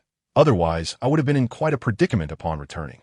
With a wry smile, after so many days of toil, he yearned to swiftly retreat to the Morning Snow Academy for a restful night, hoping to quell his heightened emotions. The Morning Snow Academy, situated on the western side of Tiando City, boasted a grand architectural scale rivaling that of the Tiando Royal Academy. Yi Chen dashed out of the imperial city and soon arrived at the academy's entrance, only to see Lu Erlong approaching with a large entourage. Noticing them, Yi Chen furrowed his brow. Why are they here? As the group swiftly approached the Morning Snow Academy, Yi Chen decided to wait for them. Hi. Upon spotting Yi Chen, Lu Erlong smiled, eager to greet him, but then suddenly recalled she did not know his name, only his nickname, Shadow. The events of 3 days prior replayed vividly in her mind, and it was particularly embarrassing that she had been the one to take the initiative that day. It all felt like a beautiful dream from which she did not wish to awaken. So, this is the newly established Morning Snow Academy? It's magnificent, even surpassing the Tiando Royal Academy. The entourage remarked in awe upon seeing the splendid structures. Lu Erlong approached Yi Chen, stating, as per your true request, I have become a teacher at the academy. Coincidentally, since you are here, a few of my friends and their students wish to join the academy. I wonder if that would be feasible. Greetings, I am Master Yu Xiaojiang from Soto City. I heard the academy was recently established, and we are very eager to join. Is the dean available for a visit? Master Yu extended his hand, politely inquiring. At that moment, Zhang Ming, on duty at the academy's entrance, stepped forward, frowning at Yu Xiaojiang. Master, please be mindful of your tone. The person before you is the only named Vice Dean of the Morning Snow Academy. Who do you expect him to summon? Such a young Vice Dean? Yu Xiaojiang gazed at Yi Chen in surprise, embarrassment washing over his face as he had not anticipated that the youth before him held such a prestigious position. Do you wish to join the academy? Indeed, Vice Dean. I apologize for my earlier words. We sincerely wish to join the academy, and I hope you will consider it earnestly. Master Yu smiled to ease the tension, signaling for Dai Mubai and Tang San to step forward. To be candid, our Shrek's finest achievement was defeating the royal team in Soto City. Joining the academy would be mutually beneficial. Shadow, surely you agree? The academy has just been established and is in dire need of talent. Which is why I brought them here, Lu Erlong softly implored. Thank you for your kind intentions, but I cannot acquiesce to this. Yi Chen regarded the Shrek group with an even tone. Given his unique status and the closeness of Ning Rongrong and Zhu Zhuqing, excessive contact could easily reveal his identity, jeopardizing his future endeavors. Vice-Dean Shadow, if I am not mistaken, the 7 students currently enrolled in your academy are members of the Tiendo Royal Second Team. Our Shrek students have triumphed over the official royal team. Can't you reconsider? Unable to accept Yi Chen's refusal, the hot-tempered Flanders interjected. And what of it? Yi Chen's retort left Flanders momentarily speechless. His dismissive tone suggested that he was unfazed by their past victories. At that moment, Master Yu approached to restrain the irate Flanders. Enough! His disdain for Shrek is his loss. Let us depart. Perhaps joining the Blue Tyrant Academy would be a better choice. Flanders, seething, shot a glance at the cloaked Yi Chen. I hope we do not cross paths in the upcoming Advanced Soul Master Academy competition. Shrek will show no mercy. How long can your second team hold out? Well, you might want to ask Erlong about that later. Yi Chen shrugged, leaving Flanders perplexed. After shaking his head, Flanders turned to Lu Erlong. Erlong, let's go. This Morning Snow Academy is not worth our time. Yet despite his words, Lu Erlong showed no inclination to leave. Instead, she pulled out a Blue Tyrant Academy badge from her pocket and handed it to Flanders. Big brother, I am now a teacher at the academy, and Blue Tyrant Academy has no intention of managing it any longer. I might as well give it to you. It honors our long-standing bond as the Golden Iron Triangle. What do you mean by this? Xiao Jiang is still here. Do you want to chat with him? Big brother, Lu Erlong quickly interrupted, casting a furtive glance at Yi Chen. It's been many years. Let's not dwell on the past. My relationship with Xiao Jiang was never substantial, and besides, he is my distant cousin. That ended over 20 years ago. Are you serious? Flanders asked incredulously, but Lu Erlong leaned closer to Yi Chen, nodding earnestly, yes. I have come to terms with it. Blood relations often complicate matters, and I have found someone I truly care for, so letting go is for the best. In that brief exchange, Master Yu's expression turned shade of green, feeling as though he had suddenly acquired an invisible burden. Yet, it was hardly surprising. How could a man who had evaded commitment for 20 years truly deserve love? 20 years. How many 20-year spans does one individual experience in a lifetime?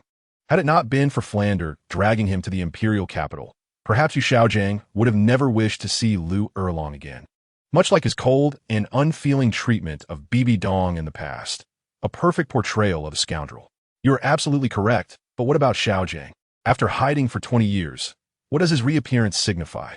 Fortunately, I have moved on. Lu Erlong's resolve was unwavering. And it was then that Flander comprehended the meaning of Yi Chen's earlier words. He cast a hopeful glance towards the master, yearning for some words of wisdom. For the glaring truth was already upon them. Could one still be deemed a man if silence persisted? However, to his disappointment, Yu Xiaojiang proved to be anything but a man. He approached Lu Erlong, accepted the Blue Tyrant Academy emblem with a casual thank you, and then turned away, heading towards the Blue Tyrant Academy without a glance back. Witnessing this, Flander displayed a look of exasperation, his beard trembling with fury. He said nothing further and hurried after Yu Xiaojiang, accompanied by Tang San and the other Shrek students. Once Tang San and his companions vanished from sight, Lu Erlong turned to Yi Chen with an apologetic expression. I'm sorry. I merely wish for the Imperial Academy to grow stronger quickly. But I didn't anticipate my old friends being somewhat rude. I owe them an apology on their behalf. Upon hearing this, Yi Chen couldn't help but chuckle. It's no trouble at all. You treated me in a similar manner 3 days ago. So what's the difference? Don't push your luck, Lu Erlong retorted. Recalling the chaotic events of that day, her cheeks flushed with a rosy hue, yet a lingering curiosity remained in her heart. She leaned in closer to Yi Chen and whispered, Why didn't you take advantage of me back then? Am I not captivating enough? A trace of allure flickered in her eyes, leaving Yi Chen momentarily stunned, pondering whether this was what they referred to as a woman being as fierce as a tiger. Nevertheless, he too felt the urge to indulge in the moment. With this thought, A mischievous smile crept across Yi Chen's face as he gently nibbled on her earlobe, murmuring, "Are you perhaps craving my body?" Upon hearing his words, Lu Erlong's entire being flushed a deep crimson, seemingly overwhelmed with nervousness, avoiding his gaze, yet inching closer to him. Observing this, Yi Chen scooped Lu Erlong into his arms and made his way towards the dean's office. This scene left Zhang Ming, who remained at the entrance, dry-mouthed and silently giving a thumbs up. "Zhang Ming, have you seen the teacher? We have several questions we wish to consult her about." Shortly thereafter, the other 6 students approached, with Li Jing speaking first. "Sure." Zhang Ming placed a finger to his lips, gesturing towards the dean's office with a mysterious expression. "What is going on? Can you just tell us what you saw?" Li Jing found Zhang Ming's behavior perplexing and rolled her eyes, asking again, "Where has the teacher gone? Will the captain return?" Just as Zhang Ming was about to respond, a series of loud thuds resonated from the dean's office, chaotic yet prolonged. The strange noise sparked curiosity among Li Jing and the others, prompting them to investigate. However, Zhang Ming quickly blocked their path, swallowing hard, "You mustn't go in there. The captain and the teacher are inside, and it's not safe." Upon hearing this, Li Jing's face turned a bright shade of red. Zhang Ming's implication was unmistakable, and even a child could grasp the underlying meaning. Hence, they ceased their inquiries, astonished by the commotion emanating from the dean's office, secretly thinking, what a considerable disturbance. Time flew, and soon night fell. Yet, the 7 stood resolutely in the expansive square of the Morning Snow Imperial Academy. Zhang Ming's expression had completely unraveled. Mouth agape without uttering a word, as the sounds that had begun earlier in the day still echoed in his ears, seemingly unending.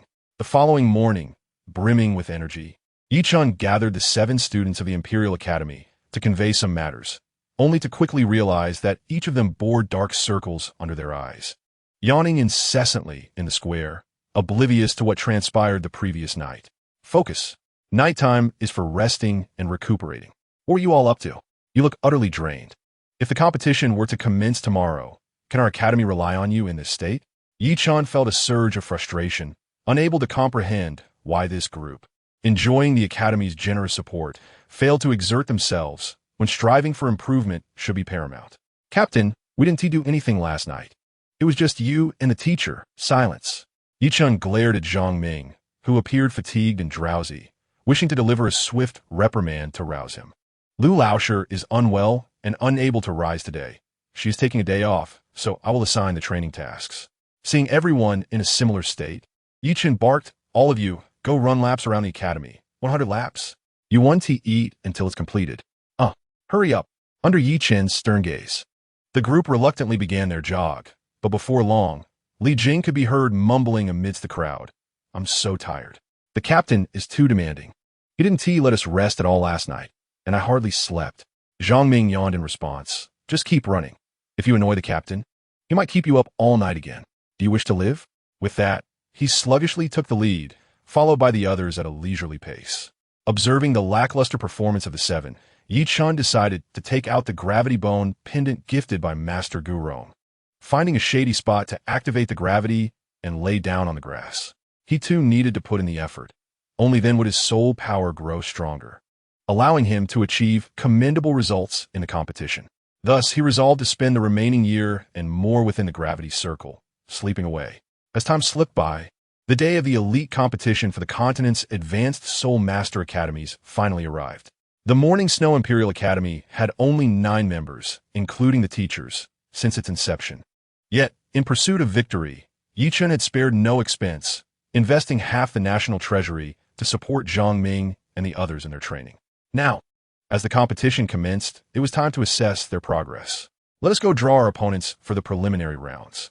Standing alongside Lu Erlong at the Academy Square, Yi Chen gazed at the 7 students, who appeared vibrant and self-assured, his heart momentarily at ease. Subsequently, shrouded in a black cloak, Yi Chen led the way, swiftly making their way to Tiando City. As the competition commenced, Tiando City bustled with excitement, the streets overflowing with crowds. Disciples from various academies flocked from all corners to this ancient imperial capital. The elite Soul Master Academy competition was to be held in both the Tiando Empire and the Shilua Empire, beginning with the preliminary and advancement rounds to determine 33 teams that would progress to the finals. Among these 33 teams, 3 would receive direct entry: the Wuhuan Temple Academy team, the Tiando Royal Academy team, and the Shilo Royal Academy team, while the remaining advanced academies needed to qualify through the preliminaries. Navigating through the throngs of people, Yi Chen and his companions arrived before the towering white walls of the imperial city. Soon, prominent figures such as the Snow Knight Emperor, elders of the Wuhuan Temple, the leader of the Seven Treasure Glazed Tile School, and other dignitaries appeared atop the city walls. Then, the Snow Knight Emperor himself took the podium to announce the commencement of the competition. Members and instructors from various academies stepped through the majestic city gates, revealing their true identities. Teams from the Water Academy and the Blazing Fire Academy, among other elemental academies, made their appearances, and ultimately, it was the turn of the 2 newly established academies, the Morning Snow Imperial Academy and the Shrek Academy, formerly known as Blue Tyrant. Upon entering the imperial city, the distinguished figures and representatives from various academies gathered in a vast, cavernous arena that resembled a soul combat venue. At the very center stood the competition stage, while the surrounding walls were lined with spectators who, despite the event not yet commencing, began to vociferously cheer. Above the stage, 4 enormous electronic screens displayed every moment of the proceedings. At that moment, a petite female host with white wings sprouting from her back soared into the air, announcing the specific rules of the tournament. Once she concluded her announcement, the lovely host called out, "Now, let us invite Lord Salas to conduct the draw for the first round of preliminary matches." With that, Salas from the Spear Hall rose, dramatically waving his hand to scatter the signs held by the attendants, which then magically aligned into pairs under the influence of soul power. Simultaneously, the electronic screens above began to scroll the matchups of the various academies. The first battle, Sanghui Academy versus Zixing Academy. The second battle, Oakland Academy versus Flame Radiance Academy. The third battle, Shrek Academy versus Chenshue Imperial Academy. The fourth matchup, featuring the debut of 2 newly established academies, elicited a chorus of boos from the audience. Neither Shrek nor the Chenshue battle team, formed from the remnants of the Royal Academy's second team, garnered any favor from the crowd. In fact, the Chenshue battle team faced the brunt of the audience's disdain, with nearly everyone in attendance chanting the name of the Royal second team, neglecting even to mention the name of their own Chenshue Imperial Academy. How infuriating! Is our Imperial Academy truly so insignificant that they only remember the Royal second team? Zhang Ming's eyes reflected his displeasure. Even after all this time, they had undergone a complete transformation, yet some still regarded them as the unworthy second team, a mere stepping stone for the Royal Battle Team. He urged the members of the Chenshue Battle Team to maintain their composure, reminding them that their reputation would be earned through their own efforts. All they needed to do was to win the competition. As he comforted his teammates, Yi Chen's gaze inadvertently drifted towards Shrek Academy nearby. He had not anticipated that, despite their fresh start, they would coincidentally face off against them. How intriguing. Meanwhile, within the ranks of Shrek Academy, Flender exhibited a gleeful demeanor upon hearing that their first opponent was the Chenshue Imperial Academy. Ah, the Chenshue battle team, is it? They rejected us back then, so let us show them our strength in this match and demonstrate our prowess to that shadowy dean. In contrast to Flender's enthusiasm, Master noticed Lu Erlong, who was tightly embracing Yi Chen's arm, and felt a surge of complex emotions wash over him.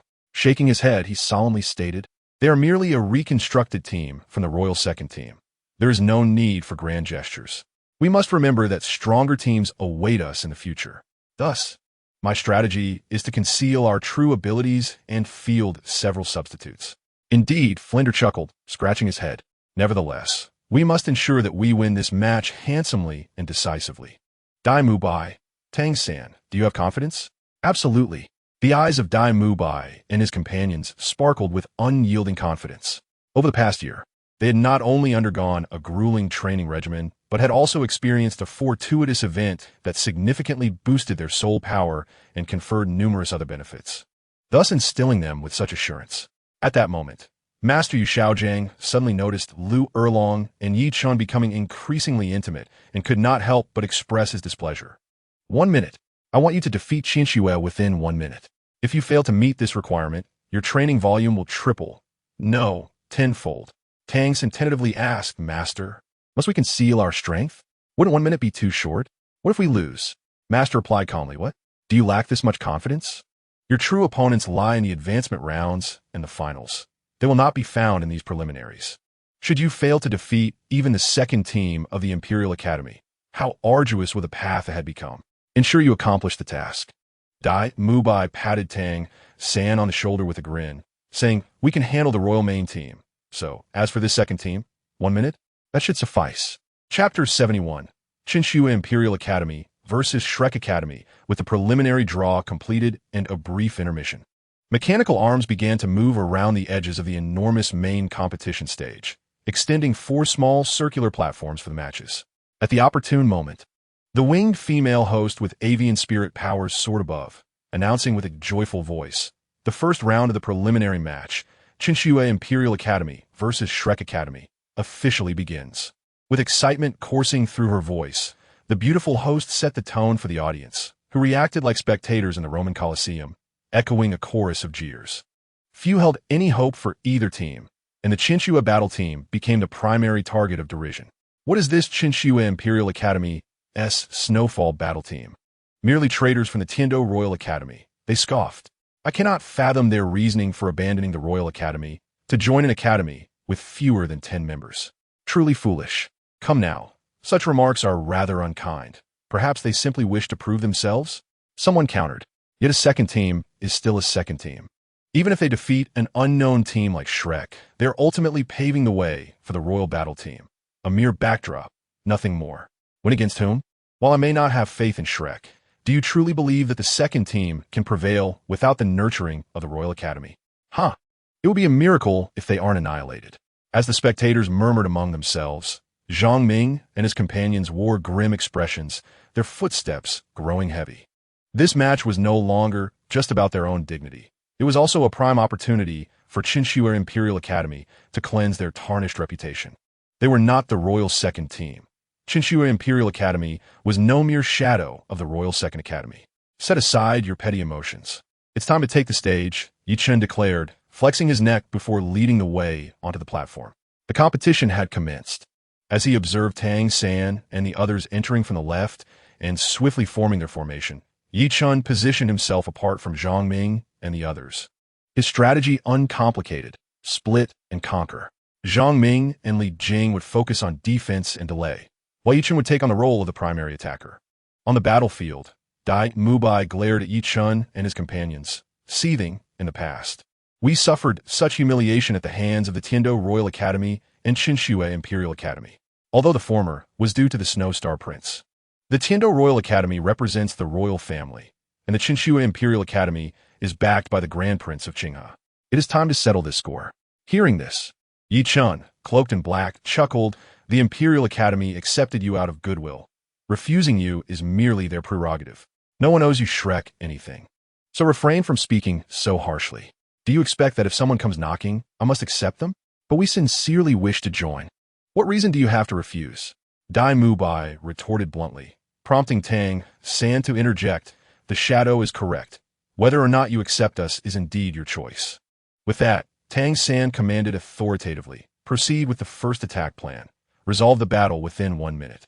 Soon, Tang San and the Shrek 7 summoned their respective spirit powers, vibrant rings of light manifesting beneath their feet.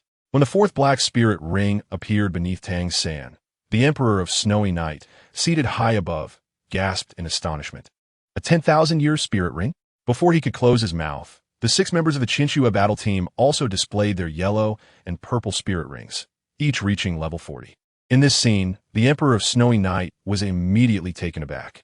He turned to Shueshing and asked, why would such a prodigious talent depart from the Royal Academy? 6 individuals under the age of 20, all at level 40. Is it possible that their strength truly pales in comparison to the royal team's members?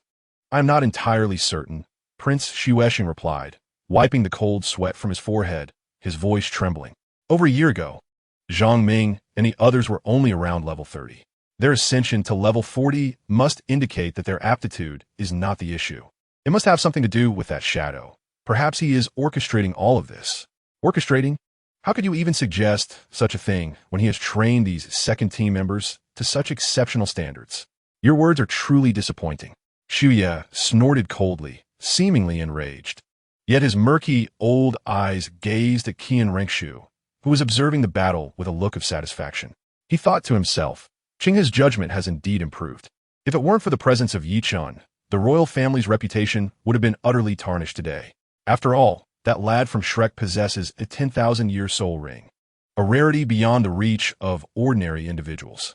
On the battlefield, Dai Mubai was astonished to see those whom he had previously dismissed now boasting such impressive levels. How is this possible? 6 level 40s? It has only been a little over a year. How did they achieve this? His astonishment deepened.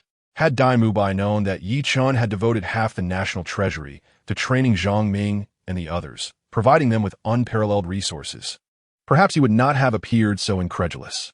Dai Xiao, do not panic. Proceed with the original plan. Remember, it is not just them who have made progress. Upon hearing Tang San's reminder, Dai Mubai recalled the monumental changes he himself had undergone over the past year. He laughed heartily, declaring, White Tiger Transformation. Wow, another genius at level 40.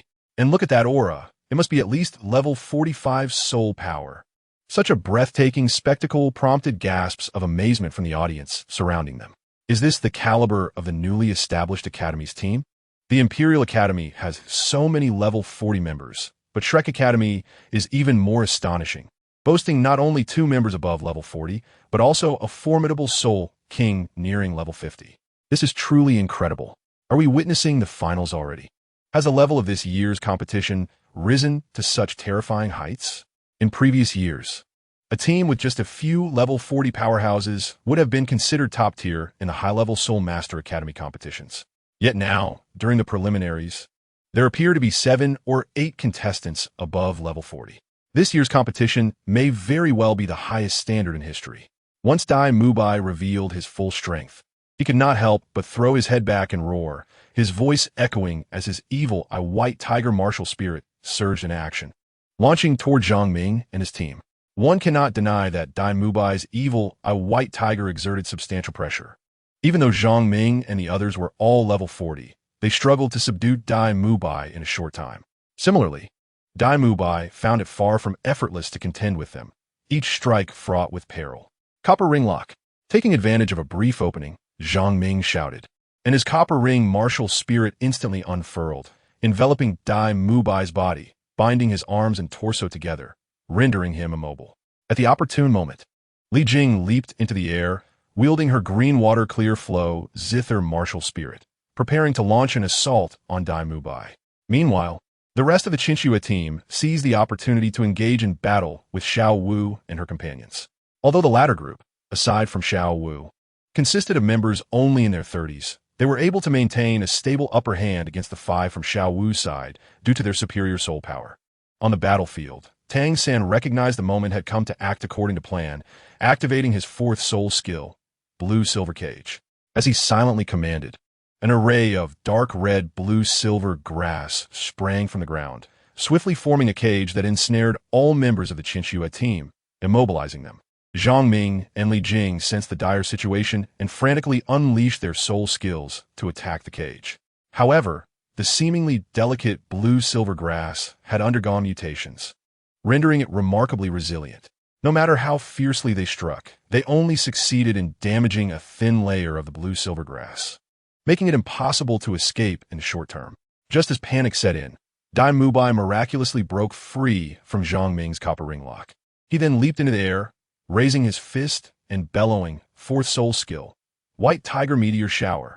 In an instant, dazzling stars of light appeared around Dai Mubai, and with all his might, he swung his fist, causing the radiant stars to transform into meteors that hurtled toward the entire Qinxue team. It's over. A smile crept onto Dai Mubai's lips. Before he even touched the ground, he intended to boast to Tang San about the might of his ultimate move. Meanwhile, Talon and the others chimed in with laughter, declaring, the plan succeeded. We have won. Before he could finish his statement, a powerful surge of soul power suddenly emanated from within the blue-silver cage, not far away. Sensing such a dense concentration of soul power, both Dai Mubai and Tang San's expressions changed drastically as they exclaimed, above level 50, a Soul King.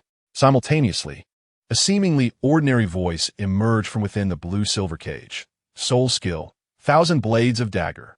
With that utterance, a twisted red light flickered within the cage, and the one sturdy cage was swiftly sliced into numerous large fragments, scattering across the ground. This astonishing scene drew the attention of Tang San and the others. They beheld a figure clad in black robes, Yi Chun, surrounded by a swirling array of blood-red daggers, which then rapidly multiplied, transforming into 2, then 4, then 8, then 16, and so on, until countless blood-red daggers filled half the air in a fleeting moment. As the daggers trembled violently, they surged forth like shooting stars, charging toward the descending white tiger meteor shower.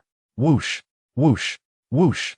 The sound of blades slicing through the air resonated wildly, and Dai Mubai's white tiger meteor shower disintegrated upon contact with the rapidly approaching blood-red daggers, vanishing as if it were mere paper.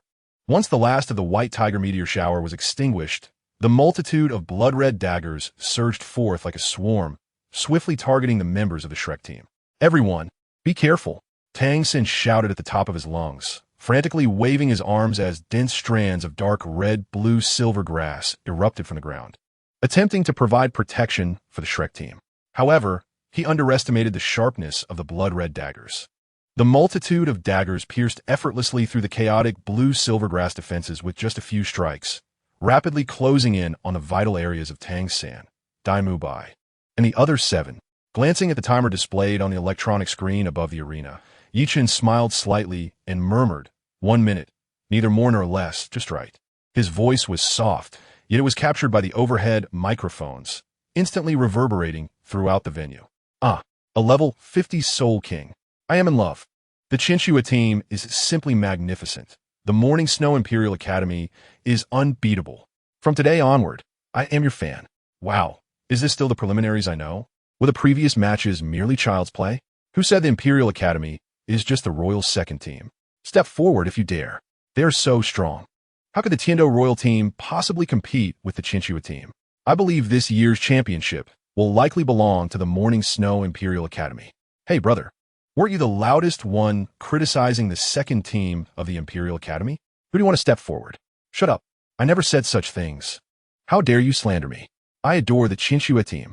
Amidst the roars of applause and fervent discussions from the audience outside the arena, a few individuals even resorted to quarrels and fights over the claims regarding the secondary team, the Morning Snow Academy.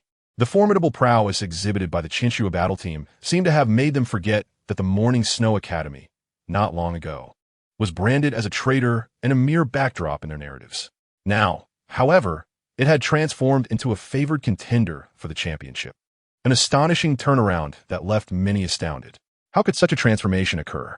In the Shrek Academy's lounge, the master sank into the sofa, his demeanor one of utter despondence as he gazed at the figure of the cloaked Yi Chun, disbelief etched across his face.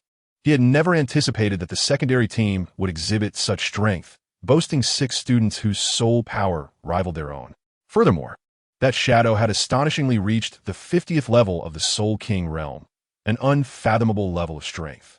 At that moment, Dai Mubai and the others descended from the arena, their expressions filled with disappointment. "We're sorry, we lost. It's all right. The preliminary rounds adopt a point system, and we have 5 slots from the Heaven Do City, so we still have a chance. Let us give our all in the upcoming matches," Flinder consoled as he patted Dai Mubai's shoulder. However, upon hearing the phrase "give our all," the master felt a sharp pang of regret. It was he who had instructed the Shrek 7 monsters to conceal their true strengths by fielding only 3 participants. The outcome was a complete defeat, and within the minute he had mandated, they had been utterly vanquished. Had it not been for the prohibition against lethal force in the competition, Dai Mubai and the others might have perished on the arena. "Don't be disheartened, master.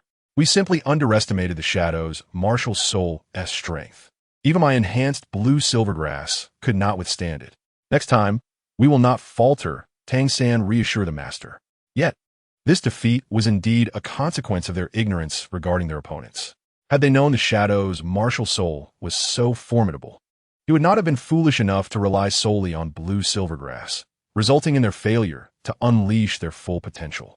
"Indeed, master, we lost without even deploying our secret weapon.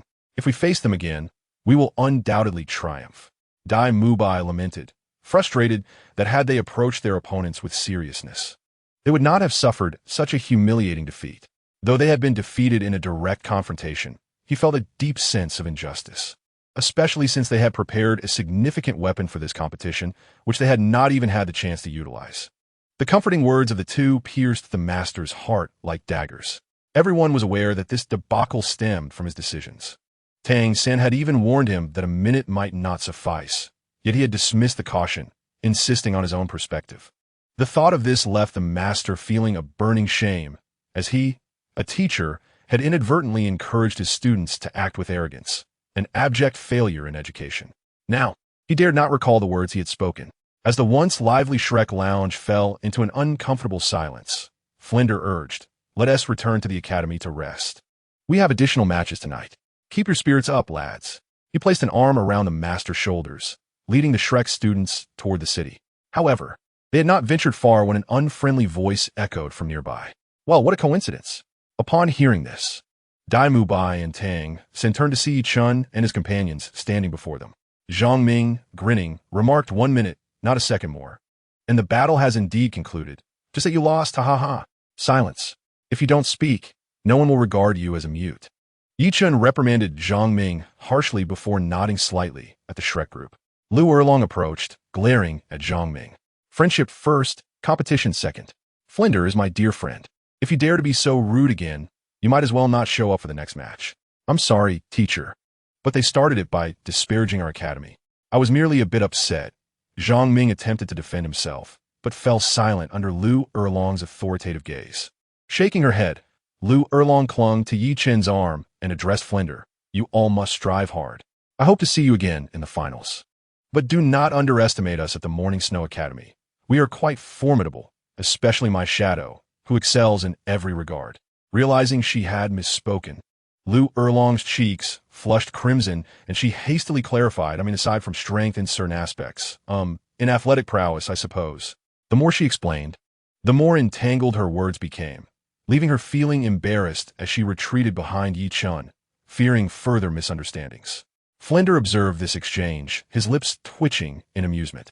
He never expected Lu Erlong to exhibit such a feminine side, a side he had never witnessed before. Meanwhile, the master's expression turned a deep shade of green. His face contorted with discomfort. "Not only is he strong, but our captain can go several nights without sleep when provoked," Li Jing remarked, recalling the trials they had faced over the past year, a sentiment that had led to many sleepless nights. Suddenly, the master, Yu Xiaojing, spewed a mouthful of blood, his entire demeanor slumping as if he had suffered a grievous blow. Flinder rushed to support him, intending to offer some words of comfort when, from a distance, an elderly man with slicked-back white hair approached, bowing respectfully to Yi Chen, his face shrouded by a dark cloak. "Director of Shadows, may I have the honor of inviting you for a cup of tea? I also wish to discuss some matters." Before Yi Chen could respond, Lu Erlong leaned closer, whispering, "This man is a soul sage, and his aura is peculiar. You must be cautious." The elderly man appeared frail yet serious, his wrinkled face carrying an air of foreboding.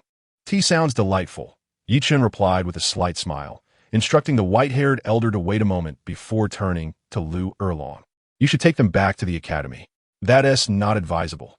I wish to remain here to protect you. Fear not, I am the vice president of the academy. Who would dare harm me within the Heaven Do Imperial City?" "Very well."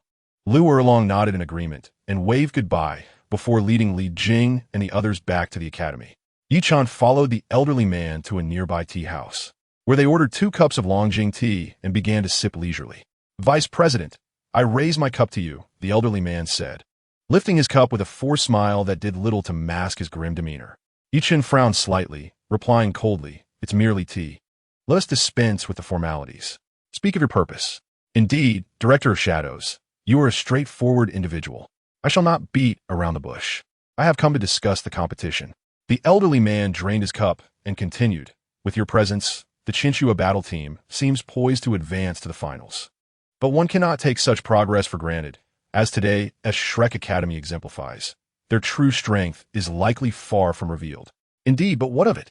Yi Chen queried indifferently, causing the elderly man to momentarily falter in his speech before quickly regaining composure. "An individual academy may find it challenging to reach the finals. Yet what if two academies were to join forces? The early stages of the competition utilize a point system, should either of us find ourselves lacking points. We could intentionally yield a match, could we not? Stop! Stop! Chen interjected sharply, his displeasure evident. I have already indulged you by sharing tea. Do not presume to overstep your bounds. Tomorrow marks the showdown between our two academies. Are you suggesting that the Morning Snow Academy deliberately lose to you? A mere Songhui Academy, no less? The Shadow Dean misunderstood my intentions. What I meant to convey was that should your esteemed institution encounter an insurmountable adversary, I would be willing to lend my hand in resolving the predicament, provided that the Imperial Academy concedes voluntarily. The Tiando City Division can accommodate 5 teams, and losing a single match is hardly detrimental. Oh, what if I refuse? Do you intend to take my life? Putting down his teacup, Chen fixed his unwavering gaze upon the other party, silently marveling at the audacity of this old man, who dared to threaten the head of his academy. No, you misunderstand. Chen hastily shook his head, smiling as he continued. The Chunxue Imperial Academy has the Great Prince as a backing. How could I dare to harm you? However, institutions like Shrek are fair game. If the Shadow Dean requires it, I can swiftly eliminate all their students. I have also learned that among their ranks is a girl from the Seven Treasures Glazed Tile School, known as Ning. It is common knowledge that the Seven Treasures Glazed Tower boasts the world's foremost auxiliary martial soul, far surpassing common expectations. Otherwise, it would not hold a firm position among the top 3 sections. If she takes the stage during the competition, it could pose a significant disadvantage for us. If I were to eliminate her, wouldn't you be free from concerns during the preliminary rounds, Dean? Having expressed all he intended, a confident smile crept upon Shenyan's lips. He could hardly believe that anyone could remain composed in the face of such alluring conditions, and the services he proposed would undoubtedly alleviate all unnecessary troubles for this young man, while also greatly increasing the likelihood of his own academy's advancement. Such a win-win scenario was not one that could be easily dismissed. What say you, Dean? As long as your academy concedes a match to Songhui tomorrow, you may eliminate whomever you desire. Really? Chen raised an eyebrow, his gaze sharpening. Indeed, it is true. As long as the dean concedes to my request, I assure you, I will follow through. Shen smiled, exuding an air of self-satisfaction, his eyes gleaming with unwavering confidence. Very well, the Imperial Academy shall concede tomorrow, but the one I wish to eliminate. Chen smirked, his demeanor chilling in an instant, as he coldly declared, the one I wish to eliminate is you. With a flash of golden light in his eyes, Chen unleashed his 4th soul skill, illusory fox eyes. In an instant, Shen found himself ensnared within an illusion. However, he soon managed to extricate himself from the dreamscape and glared at Chen, demanding, why do you wish to kill me? While this illusion may be profound, shouldn't you inquire about my martial soul before contemplating my demise? I grant you one more chance, otherwise I will be compelled to kill you. Your martial soul is none other than the illusory residual dream, is it not? Chen retorted with a cold smile, his gaze penetrating as he continued. As for my reasons for wanting to eliminate you, inquire with the King of Hell in the afterlife. With golden light radiating from his eyes, Chen cast the illusion, enveloping the entire tea house. His use of the illusion was not aimed at confrontation, but rather to conceal their peculiar exchange from the surrounding patrons. Ha! Do you truly believe that with your illusionary skills, you could kill me? Such a delusion. Shenyan's figure became shrouded in a hazy mist, resembling a dreamlike state as it enveloped Chen, drawing him into a meticulously crafted illusion. His martial soul was indeed tied to the realm of illusions, granting him a deep understanding of their construction. Chen found himself immersed in a sea of flames, the scorching fire burning relentlessly, causing excruciating pain that seized his very nerves and twisted his expression into a grimace. I have already granted you an opportunity, yet you fail to cherish it. What sort of vice deputy dean do you consider yourself to be worthy of the Imperial Academy's leadership? In my view, Prince Qinghe would be better off inviting me to take that position, for only I deserve such a title. Echoes of arrogant laughter reverberated through the air. Yet Shenyan's form remained elusive, impossible to capture. Chen, engulfed in flames, soon found his skin charred to a crisp, while the inferno raged on without discernible limits. Die, you wretch! I will lead Songhui Academy to triumph over the Chinchua team, even in your absence. Feelings of rage, resentment, and despair swirled in the air, punctuated by boisterous laughter. Have you laughed enough? Yi Chun, with only one eye remaining intact, managed to smile despite the charred corners of his mouth. Your illusory residual dream is impressive. I wonder what benefits it will bestow upon me once I consume it. Consume? You must be dreaming. My illusions are unparalleled. If this is your final wish before death, I might allow you to indulge until you devour yourself. As another wave of laughter echoed, Shen, hidden within the shadowy recesses of the residual dream, revealed a cruel smile. Although killing this young man would bring about complications, if executed flawlessly, what difference would it make to eliminate him compared to anyone else? While contemplating this, a booming voice suddenly resonated from within the dream. Divine skill, self-heal. Shen, intrigued, ventured into the realm of the residual dream, only to witness Yi Chun, who had been reduced to a mere shadow of himself, sprouting 12 raven-black angelic wings from his back.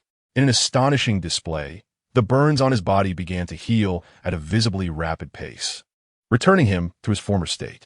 Moreover, as the flames continued to scorch him, his exterior, freshly charred, would regenerate in an ebb and flow that left onlookers in awe. A remarkable technique, yet with your soul power, how long can you sustain it? Ha ha ha! Shen mocking laughter filled the air, grating on the nerves. However, the restored Yi Chun stood transfixed amid the conflagration, slightly parting his lips to inquire, and how long can your residual dream endure? With that, he spoke resolutely within his mind. Divine skill, devour. With a thought, an unparalleled force of attraction surged forth from Yi Chen's mouth. In an instant, the boundless sea of flames began to retreat as if a dam had burst, spiraling into his mouth with fervor. As the devouring skill intensified under Yi Chen's full exertion, the power of absorption magnified exponentially. Once the sea of flames was fully consumed, the surrounding realm, composed of the martial soul's residual dream, twisted and warped like a grand, chaotic painting as it began to float erratically. With a firm grip on a corner, Yi Chun indulged in the feast. The abrupt turn of events left Shen caught off guard. Initially, he thought nothing of the flames being devoured, as he could easily recreate them at will. Yet the distortion of the residual dream had far surpassed his comprehension, giving rise to countless questions in his mind. He could not fathom why his illusion was being consumed. As Yi Chen's divine devouring escalated in strength, the vast canvas of the dreamscape morphed like strands of long noodles, rapidly disappearing into his mouth. Stop! I will kill you. Shen felt the illusion dissipate, accompanied by a sensation akin to his martial soul being gnawed upon, a pain that felt almost metaphysical. Despite the agony of his martial soul's deterioration, he gritted his teeth and began crafting new illusions to assail Yi Chun. In mere moments, Yi Chen's surroundings shifted between plunging into a chasm, being pierced by countless arrows, and drowning in the depths of the ocean. Yet as the core martial soul of the residual dream was consumed, these illusory scenarios shattered like fragile bubbles upon contact.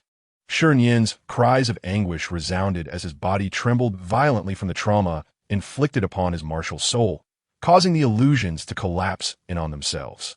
At this moment within the tea house, the grand canvas of the dream had vanished, and what Yi Chun devoured was the remaining haze of Shen's residual dream martial soul. Amidst the bustling crowd, no one noticed the two figures, for the illusion Yi Chun had cast remained intact, ensuring that their peculiar encounter would not be discovered. After Yi Chun completely consumed the last traces of the residual mist from the dream martial soul, his eyes lost all radiance, turning a dull gray, resembling blindness. Meanwhile, Yi Chen's entire being radiated with a vibrant glow, the golden light in his eyes intensifying. At the same moment, a faint inner, circular ring appeared within his pupils, akin to a duplicate eye. Should he encounter Shen in a state of absolute victory now, Yi Chun was confident he could plunge him into an endless descent within an illusion, instantaneously obliterating his consciousness. His illusory fox had undergone a qualitative upgrade, evolving into a skill uniquely his own. Now, there was no need to summon the abyss of demons to cast illusions, and it consumed little soul power. With a thud, Shen's body collapsed to the ground, devoid of any signs of life, and a soul bone fell from him.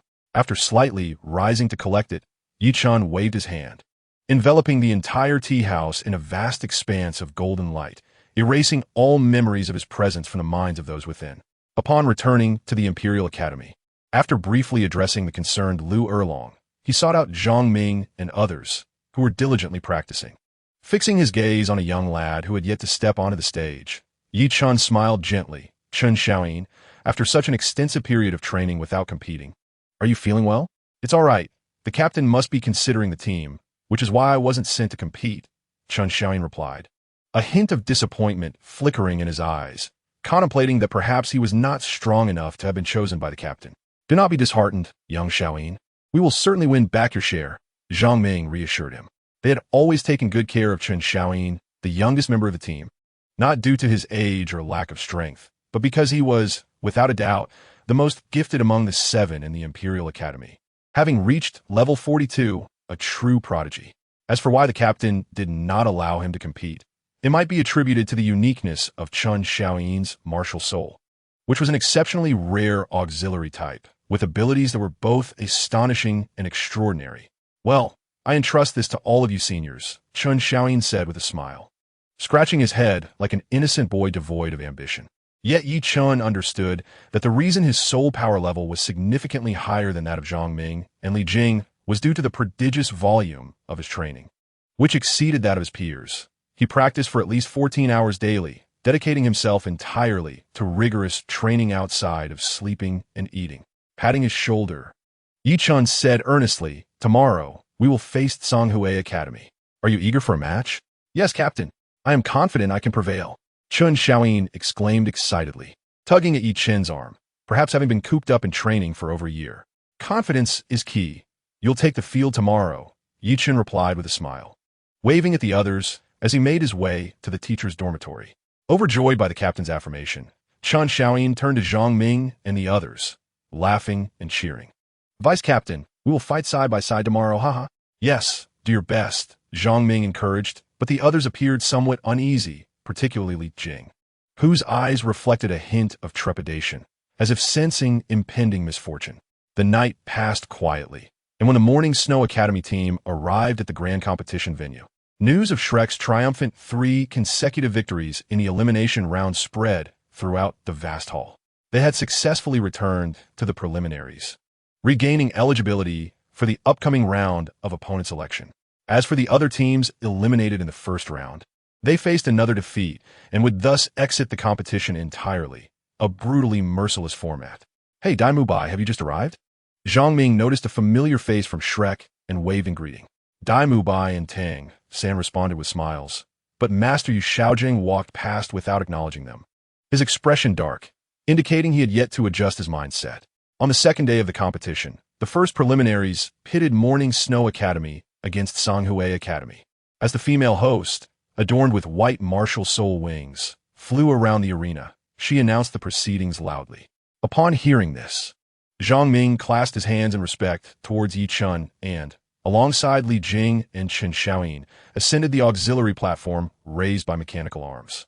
In the audience, a group of spectators whispered to one another, "Hey, did you hear?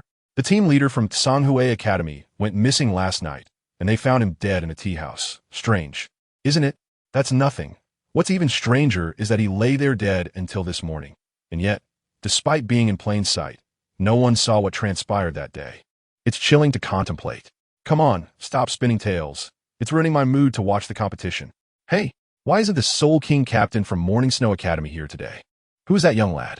This remark caught the attention of many, as the absence of Yi Chen's dark robe was replaced by the youthful face of Chen Xiaoyin, piquing curiosity. At that moment, Zhang Ming sensed that the 7 from Songhui only possessed soul powers in the 30s and smirked. "Yesterday, the captain ended our match in just a minute. Today, with young Xiaoyin here, let us aim for 3 minutes. Arrogant. The captain of Songhui Academy narrowed his eyes and bellowed, summoning a dazzling gem-like martial soul before him. Simultaneously, the 6 teammates behind him summoned their own martial souls, each a colorful and uniquely shaped gem, leaving the audience astonished. 7 gem martial souls? That's quite rare. Zhang Ming felt a twinge of gravity in his heart, realizing they had encountered a formidable opponent. At this juncture, Chen Xiaoyin stepped forward, laughing as he declared, 3 minutes? I see no need for that.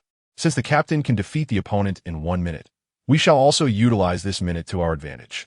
With that, Chen Xiaoyin slowly raised his right hand and called out, "Come forth, thousand poison king seal." As he spoke, a massive seal materialized above his head, swirling with a peculiar blend of black, red, and white. "Wait, Xiaoyin, it's not time for you yet," Zhang Ming exclaimed, a look of concern crossing his face. However, before he could finish, Chen Xiaoyin roared, "First soul skill, thousand poison surge. Third soul skill, amplify poison king seal." As the words fell, 2 swirls of black mist erupted from the thousand poison king seal, enveloping Zhang Ming and Li Jing, causing them to spew forth black blood, their bodies swaying grotesquely, as if they were under assault rather than receiving an enhancement. Zhang Ming and the others turned pale, their lips darkening, while Yi Chun, far away in the resting area, felt a twitch at the corner of his mouth. Though it was not the first time witnessing Xiaoyin unleash his martial soul, the spectacle remained exhilarating.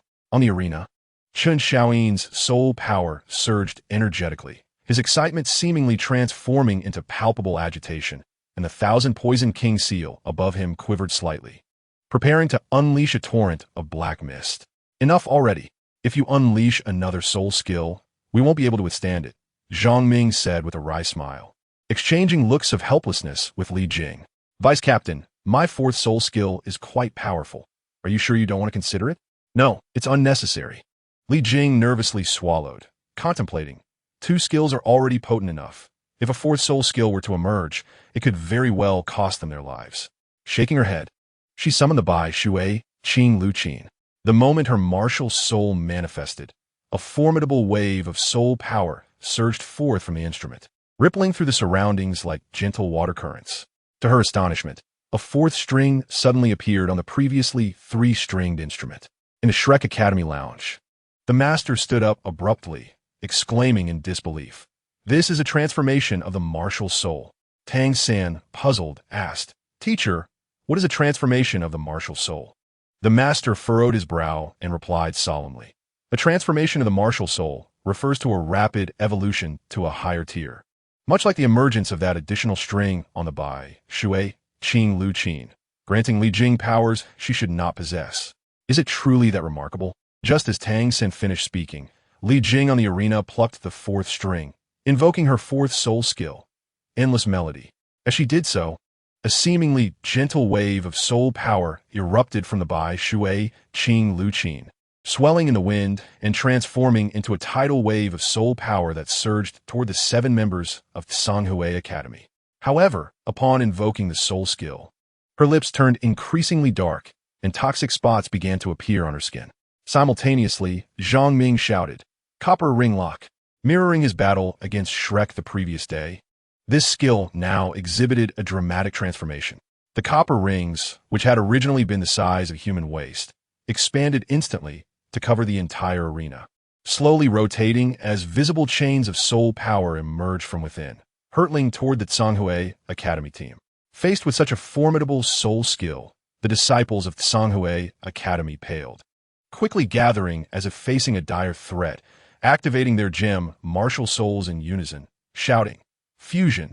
Almost simultaneously, 7 beams of colorful light shot upwards, coalescing around the captain's martial soul, forming a colossal 7-colored pillar that expanded rapidly, enveloping the 7 members entirely. In an instant, the arena was filled with a dazzling light, rendering the Sanghui Academy team invisible. "What is happening?" gasped the Emperor of Snowy Night in the VIP section, murmuring, "Could this be a fusion skill of 7 individuals?" Not only him, but every spectator was taken aback by the unexpected power of Sanghui Academy, astonished at their capabilities. The pillar of colorful light expanded swiftly, filling the arena, with rays of brilliance bursting forth, captivating the audience in a trance-like state, leaving many ordinary spectators bewildered. The radiant light continued to amplify, shrouding the entire arena in its splendor. The circular arena mirrored the circular pillar of light, illuminating the entire competition venue. The mesmerizing light enveloped the atmosphere with an otherworldly ambience, as if it could ensnare one in a dream. Meanwhile, the attacks of Li Jing and Zhang Ming were thrown off course by the colorful luminescence, veering harmlessly above the arena. Fools from Morning Snow Academy, consider yourselves fortunate, for you are the first to encounter our Azura illusion.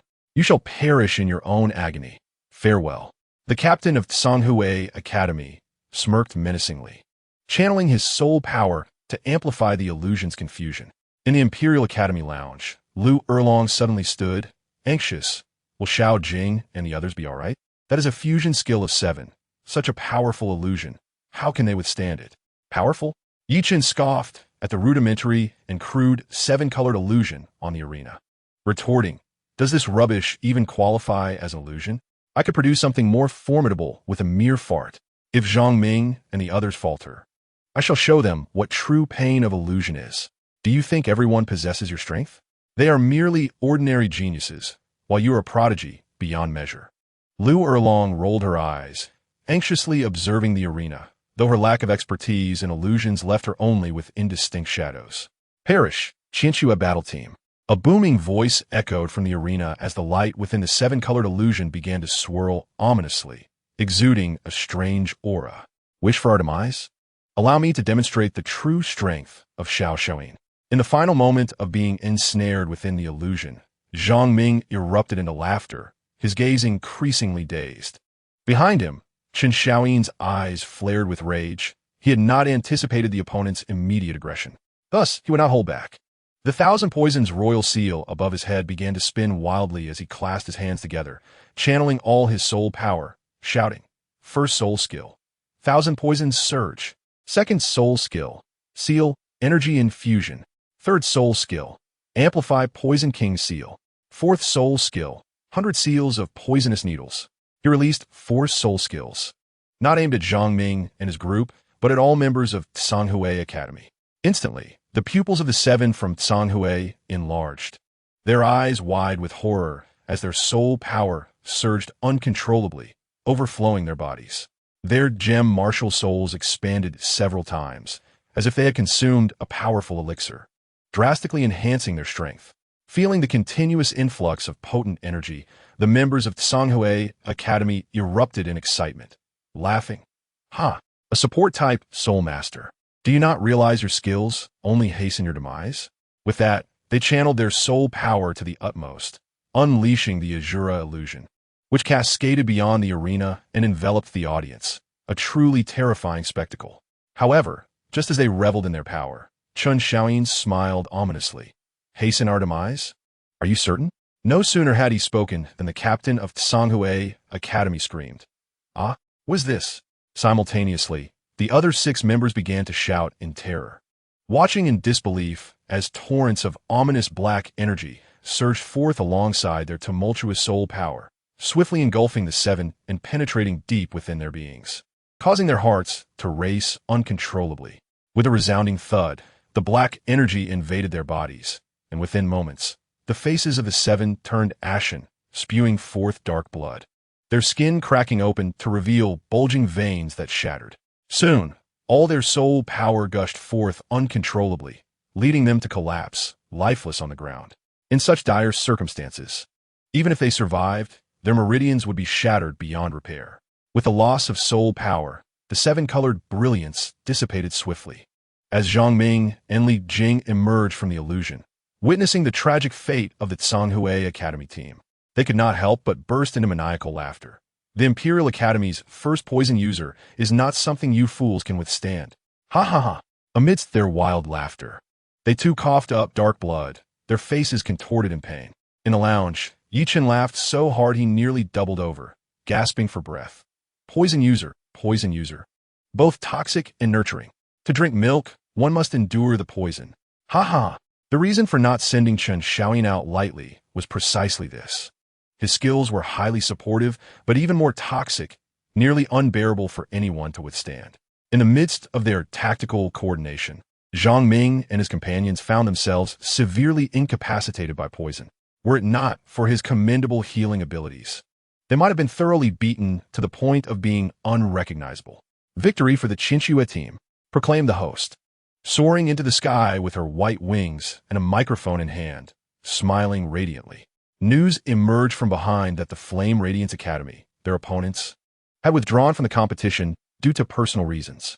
Consequently, congratulations were extended to the Chinchua team for their advancement to the next round of the tournament. The first team to enter the qualifying matches was the Tianxue Academy, and both teams were automatically matched as their next adversaries. After her announcement, the female host gracefully fluttered away from the arena, and the audience erupted in a thunderous applause, eagerly anticipating the commencement of the long-awaited qualifying matches. Upon returning to the Imperial Academy's lounge, Zhang Ming and his companions, upon hearing about the imminent qualifying matches, turned to their captain, Yi Chen, with anxious expressions. "Captain, we are relying on you. The poison within us will likely take time to expel," they lamented. Yi Chen nodded slightly, reassuring them, "Rest assured, I will do my utmost." Chapter 76. 1 against 7. The battle led by Chen Xiaoyin instantly established the reputation of the Morning Snow Imperial Academy. The following day, as they arrived for the competition, Yi Chen and his companions found themselves surrounded by a throng of onlookers, pointing and whispering. "Look there, that's the Morning Snow Imperial Academy, renowned for having the Empire's top healer." Their formidable 7-in-1 fusion skill was effortlessly dismantled by their team. I witnessed it firsthand. That healer merely let out a puff and disrupted their pathetic fusion technique entirely. Indeed, I saw it too, but it wasn't merely a puff, was it? Shut up. How could I be mistaken when I witnessed it with my own eyes? A crowd of bystanders exaggerated the events of the previous day's battle, transforming it into a spectacle dedicated solely to the healer, invoking both laughter and exasperation. Entering the grand venue, the number of spectators seemed to have significantly increased. Some had even taken it upon themselves to wave banners in support of the Morning Snow Imperial Academy or the Chinchua team. Upon the arrival of Yi Chen and his companions, the audience erupted into a frenzy of excitement, shaking their banners and shouting in unison, "Imperial Academy Chinchua, unparalleled in the world, with a grace in battle that no one can rival." As the fervent cheers echoed through the arena, a row of enthusiastic fans arose, creating a captivating scene. The Snow Knight Emperor, seated in the prestigious VIP section, stroked his beard with pride, thoroughly impressed by the strength exhibited by the Chinchua team, and felt immense pride for his son, Qinghe. Without his strong intention to retain Yi Chen, such a spectacle would not have been possible. Merely leading the royal second team to such a resounding victory was beyond his expectations. He could only imagine the triumphs that would ensue if Yi Chen were a member of the royal main team. Winning the championship seemed within reach, and the Snow Knight Emperor chuckled heartily, reveling in his joy. At that moment, Ning Fengji clasped his hands and spoke after today's qualifying matches. "May I select a few talented offensive specialists for my 7 treasures glazed tile school to enhance the strength of my successors?" "Choose freely, Sect Master Ning," replied the Snow Knight Emperor, his smile unwavering. However, he soon shifted his tone. "The shadow of the Imperial Academy is beside Qinghe. He will always be by his side. Do you not consider him a talent?" Upon hearing this, Ning Fengji silently acknowledged the wisdom of age and responded with a faint smile, "He is indeed a talent. I extend my congratulations to the Emperor and Prince Qinghe." He then returned to his seat, no longer wanting to speak, having discerned the Emperor's intentions and relinquished his previous thoughts of recruiting talent. At this juncture, the winged female host soared into the air, announcing loudly to the packed audience, "The qualifying matches for Advanced Soul Master Academies are now commencing. Please welcome the Morning Snow Imperial Academy and Tianxue Academy to the arena." With a call, 6 tall and beautiful maidens clad in short skirts and sharing the same blue hair emerged from the Tianxue Academy's lounge. Following them was a blue-clad girl with a veil, possessing an ethereal presence that set her apart from the others, exuding a delicate and graceful aura. In stark contrast, from the Morning Snow Imperial Academy's lounge, a solitary figure stepped forth, and that was all, just one person. "What is this? Why does the Chinchua team only send out a faceless captain? Where are the others? Wasn't that healer also quite formidable? Are you foolish? That healer is merely an auxiliary soul master. While they might fare well against the Zhanghui Academy, the Tianxue Academy is one of the 5 elemental academies, renowned for their championship potential, with several extraordinary talents within. But surely they wouldn't send just one person? Does he intend to take on 7 alone? That seems implausible. If we think outside the box, perhaps the captain of the Chinchua team could manage it. I've heard he's quite exceptional in that regard, but this is a qualifying match, and it requires true skill." Upon hearing such comments, the crowd erupted into a chorus of jeers directed at the arena, shouting at the Imperial Academy's captain to withdraw and suggesting he surrender if he wished. Even the fans who had previously waved banners began to retreat, fearful of backlash. The qualifying matches were held on the central stage of the venue. The 6 female disciples from Tianshui Academy regarded Yi Chen with furrowed brows. One girl with a traditional bun hairstyle stepped forward, asserting, "I admit your Tianshui team is impressive, but we from Tianshui Academy are not to be underestimated. Do you really believe you can take on all 7 of us alone?" "Of course I can. A man must never admit defeat," Yi Chen replied with a grin, though the mask concealed his expression. He continued, "It's merely a matter of facing 7 opponents. Let me assure you, I typically start with 10. Don't doubt me. I can endure." "Are you implying something?" the girl with the bun retorted, momentarily flustered by Yi Chen's audacity. Anger flared in her eyes as she declared, "Fine, if you insist, don't blame us for using our numbers to overwhelm you." "No blame. No blame. Care to give it a try?" Yi Chen challenged, causing the faces of the Tianshui disciples to flush with embarrassment, taken aback by the black-robed man's sharp tongue. Without further response, the girl with the bun shouted, unleashing her water-based, lukewarm martial spirit and charging at Yi Chen with a punch infused with a powerful surge of water energy aimed directly at his abdomen. In response, Yi Chen did not summon his martial spirit. He merely glanced at her, and she suddenly collapsed into his embrace. Following this, another disciple with bangs summoned her martial spirit and launched an attack, exuding tremendous energy, but as she lifted her long, fair leg to strike, she too faltered and fell to the ground. Fortunately, Yi Chen managed to grasp her long legs in time, pulling her into his embrace, thus averting any unnecessary harm. The scene instantly ignited fury among the spectators, who erupted in a cacophony of shouts. "Shameless scoundrel, release that girl. Let me cough, let her go." The crowd jeered. "Are you even human? Resorting to drugs in a brawl? This is not a hotel, and if you wish to engage in such antics, you should seek another venue. You cannot do anything here, even if you end up in a hotel." Disgusted murmurs rippled through the audience, with some men vociferously cursing, as if Yi Chen had usurped a beloved maiden from their grasp, while a handful of girls gazed at him with unabashed admiration. On the main stage, the competition continued, yet the remaining beauties from Tianshui Academy had ceased their impulsiveness, cautiously observing in hopes of discovering Yi Chen's vulnerabilities. Meanwhile, Yi Chen, having settled the 2 unconscious women, fixed his gaze intently on a masked figure in the distance, asking, "Why are you here?" Chapter 77. The resentful Shui Bing'er noticing Yi Chen conversing with her sister. The remaining 4 female disciples of Tianshui Academy surrounded the masked woman, inquiring, "Senior sister, do you know him?" The masked woman pondered briefly before shaking her head. "I do not know him, but today I must defeat him." With that, her gentle, beautiful eyes turned towards Yi Chen, fixated upon him.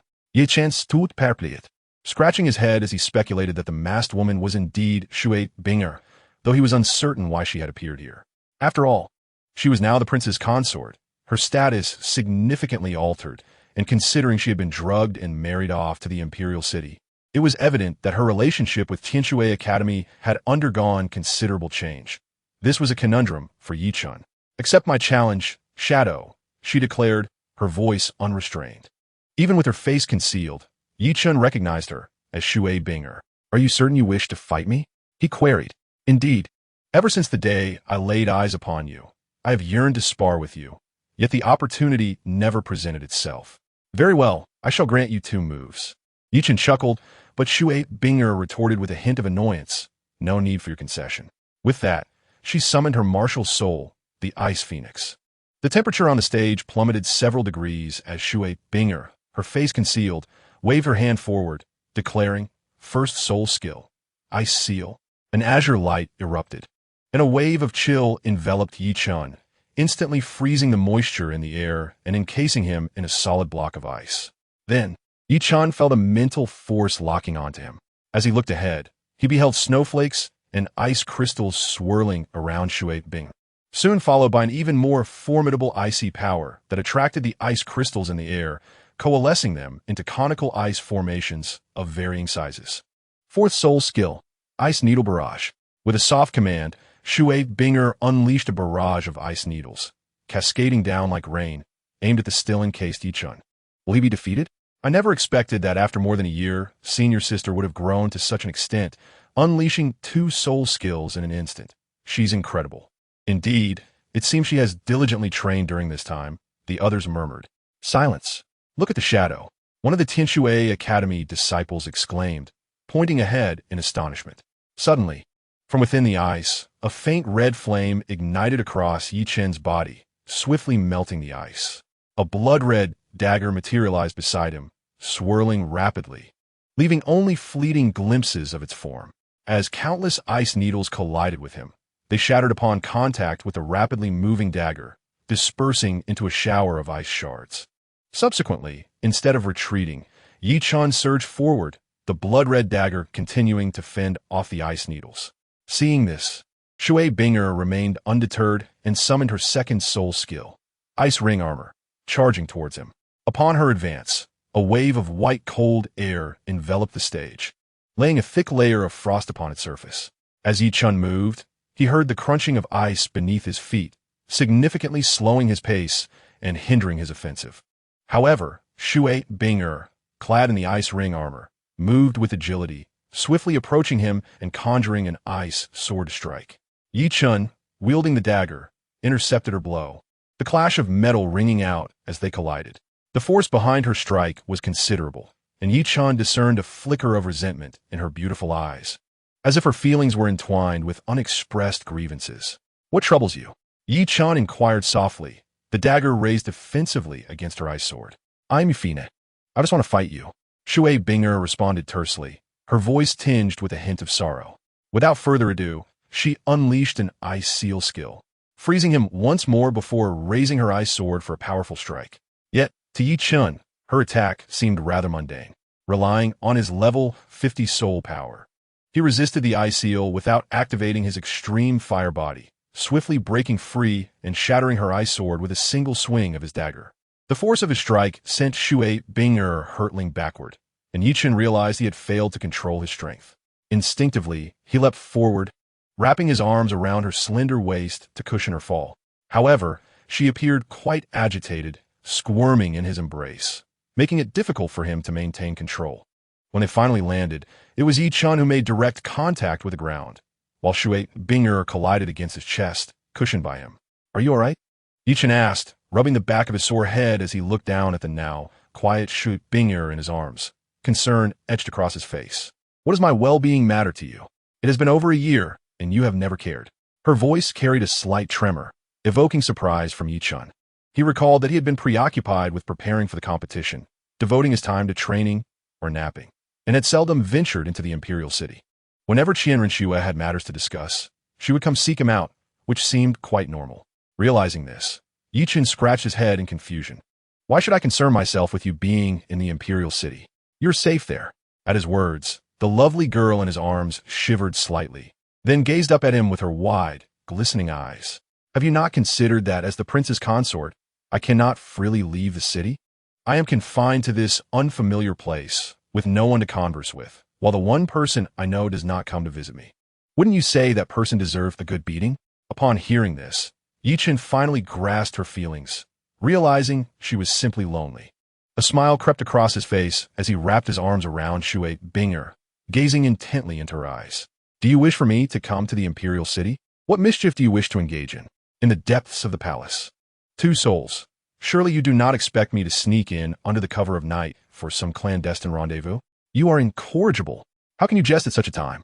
I'm a prince's consort. Shui Binger retorted, her tone slightly coy, her soft voice sending shivers down one's spine, as if electrified. What being a prince's consort? Prince Qinghe has yet to lay a finger on you, has he? How would you know? It's a secret. With a broad grin, Yi Chen mused to himself. Your Highness is a woman. How could she possibly harm you? The thought of 2 women together conjured images of classic films in his mind, causing the corners of his mouth to involuntarily rise. If such a scenario were to unfold, he would not mind witnessing it firsthand, as the mere idea of 2 stunning beauties together was undeniably tantalizing. What are you thinking? Let go of me, Shui Binger exclaimed urgently from his embrace. As Yi Chen regained his focus, he was suddenly met with jeers from the audience. How shameless! Are you competing or flirting? Why did you stop fighting? One voice cried out. I've never seen a match where the contestants embrace instead of brawl. What on earth is happening? Are they a couple? Have they come to broadcast a reunion live? Yet, upon further reflection, some spectators found a semblance of romance in the sight of the crystalline ice petals drifting through the air, juxtaposed with the embrace of the two young women. Countless onlookers were left dumbfounded by the display unfolding on the main stage, as the previously fierce competitive atmosphere turned awkward. Is this not a fixed match? Murmurs of disbelief grew louder, while Shui Bing, nestled in Yi Chen's arms, felt her cheeks flush with embarrassment, her delicate ears turning as red as an apple, evoking a desire to take a playful bite. How about we get up and engage in a casual spar, and I'll let you win. After all, there's still the elimination round. I can always compete again in a few days, Yi Chen suggested. Shui Bing nodded at first, but then shook her head. No, you are already stronger than me. Even if I represent Tianshui Academy in the finals, I would still lose to you. Moreover, Prince Qinghe desperately needs prestige. And if your Imperial Academy can maintain a winning streak, it would benefit him greatly. Why are you so concerned about Qinghe? Do you have feelings for him? Yi Chen teased. Shui Bing shot him a glare, thinking to herself, I've already confessed my affections for you. You dense fool. With a graceful motion, she lightly tapped Yi Chen's chest before rising to her feet, once again unleashing her ice-capturing technique. Yi Chen cooperatively remained frozen for several seconds before breaking free, gently striking forward. Perhaps due to the lightness of his blow, he missed Shui Bing's clothing by mere inches. In response, she exclaimed dramatically, retreating a few steps before collapsing to the ground, even rolling over a few times to enhance the effect, before declaring fiercely, you are strong. But Tianshui Academy shall never concede. Just wait, To add to the authenticity, she forced a trickle of blood from her lip. Sister. The other four Tianshui girls rushed over to assist Shui Bing, preparing to retaliate against Yi Chen. However, their lack of skill rendered them ineffective. With merely a slight activation of his illusory fox eye, they were rendered powerless. Simultaneously, the audience erupted in uproar. This is blatant match fixing. Referee, I demand both competitors be disqualified. Oh my, I finally remember how that lyric goes. Why should perform? I feign ignorance. How fitting. It was hard to believe that the 7 beauties of Tianshui Academy could display such poor acting skills. Setting aside those who fainted without even being touched, one could not help but question the masked woman's performance, wondering, did that punch from the shadow really connect with you? No wonder the Morning Snow Imperial Academy only sent one participant to the advancement match. Too many competitors would spoil the spectacle. In the stands, nearly every spectator was in uproar, unable to accept this outcome. If one were to describe it in a single word, it would be fake, utterly disingenuous. If this group were to pursue acting, they would undoubtedly win awards. Faced with the rising skepticism regarding the competition's integrity, the organizing body, the Tiando Empire, dispatched several officials to the main stage for an investigation. However, they quickly discovered that the 6 unconscious girls were genuinely incapacitated, and Shui Bing bore real blood at the corner of her mouth. Thus, the female host, armed with the results of their inquiry, soared into the air and announced, the competition has always been fair and just. The fainted disciples from Tianshui Academy have been verified as truly incapacitated. They were neither drugged nor performing. Therefore, the result of the first advancement match is victory for the Morning Snow Imperial Academy. Most spectators were inclined to accept this explanation, given the authority of the testing personnel representing the Empire's fairness. Yet, a few remained obstinately skeptical, convinced that everything was a ruse, regardless of any explanations offered. Despite the doubts of the onlookers, the Morning Snow Imperial Academy retained its status as the victor. Meanwhile, distinguished guests like Ning Fengji and Salis from Spear Hall found the match unsatisfying. The proceedings felt too frivolous. After exchanging glances, the dignitaries approached Emperor Xie and humbly suggested, Your Majesty, since the shadow is so formidable, why not allow him to compete once more? They still have several matches ahead in the advancement rounds, and it wouldn't hurt to give him another chance. Upon hearing this, Emperor Xie frowned slightly, responding with mild irritation. The rules of the competition were mutually agreed upon. How can they be altered on a whim? Besides, while the shadow is indeed strong, it would be inappropriate for him to face 2 major academies in succession. He is still just a child under 15. The crowd, including Ning, Fengji, and Salis, felt somewhat speechless at this remark. In the Douluo Continent, It was common for those who became spirit masters at ages 13 or 14 to be married. The emperor seemed to misunderstand the concept of child. Allowing the shadow to compete again wouldn't be a problem, suggested Shueqinghe, disguised as Qian Renqiu. As he approached Emperor Shuya and offered a slight bow, with a gentle smile, he addressed Ning, Fengji, and Salis. Certainly, a rematch would be acceptable. However, it may not align with tradition. I would like to offer a little incentive for the shadow, which would both placate the crowd and add an element of excitement to the competition. What do you think? Excellent. Haha, my son truly embodies the future ruler of Tiando. Emperor Xia laughed heartily, growing increasingly fond of Qinghe. The martial spirit awakening initiative he had proposed had been in effect for over a year within the Tiando Empire. Remarkably, the number of gifted individuals with innate soul power above level 6 received by the Royal Academy had already surpassed the total from the previous decade, significantly enriching the Empire's future talent pool. Moreover, Qinghe's proposal for equal treatment of nobles and commoners had shattered centuries of outdated hierarchy, shifting public sentiment from a spirit hall towards the Empire. Such an initiative was on par with the great deeds of the Holy King. Initially, the implementation of such beneficial reforms faced fierce opposition from numerous high-ranking nobles.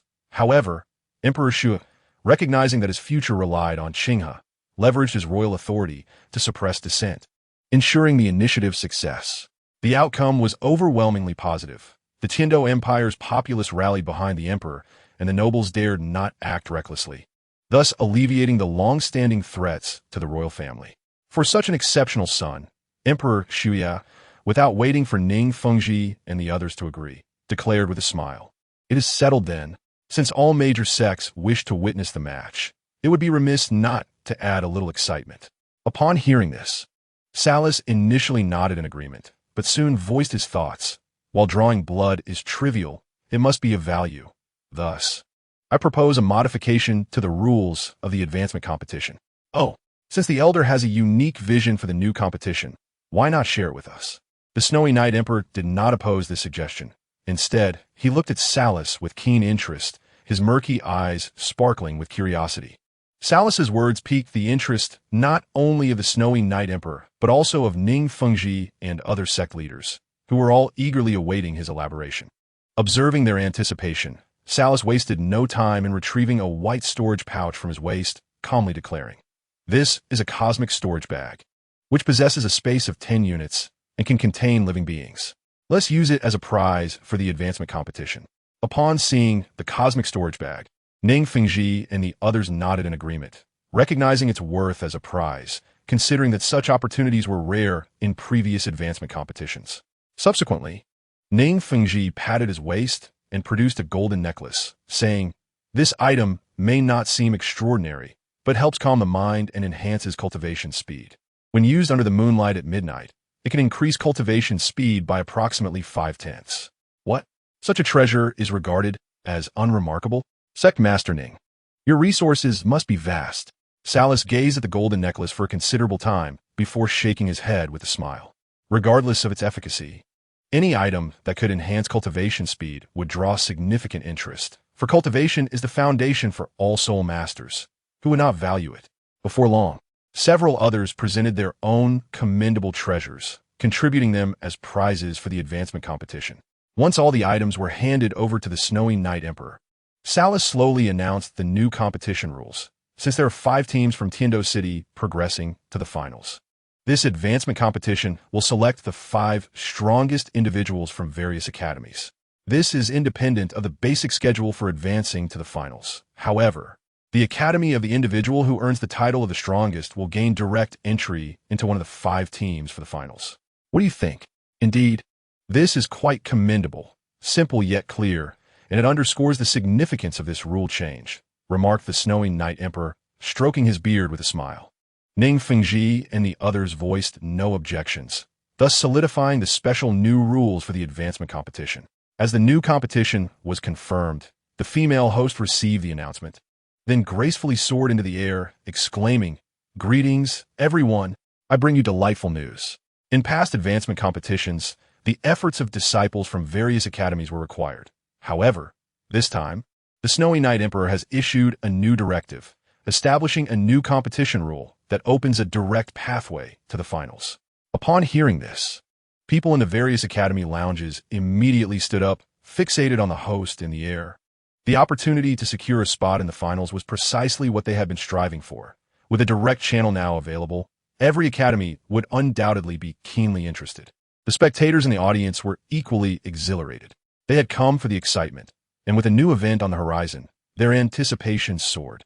As they were eager for fresh spectacles, with the audience's attention captured, the graceful female host smiled and continued. According to the new competition rules set forth by the Emperor, each academy may dispatch their strongest individual to compete for the title of the academy's strongest. The individual who earns this title will lead their academy directly into the finals. Alongside the precious prizes prepared by various sects, such as the cosmic storage bag that can hold living beings and the golden necklace that enhances cultivation speed. The new competition rules were straightforward, yet the resulting commotion was immense. Countless individuals in the audience erupted in cheers, praising the Emperor's wisdom. They were eager to witness the thrilling spectacle of pure individual combat, which was what they desired most.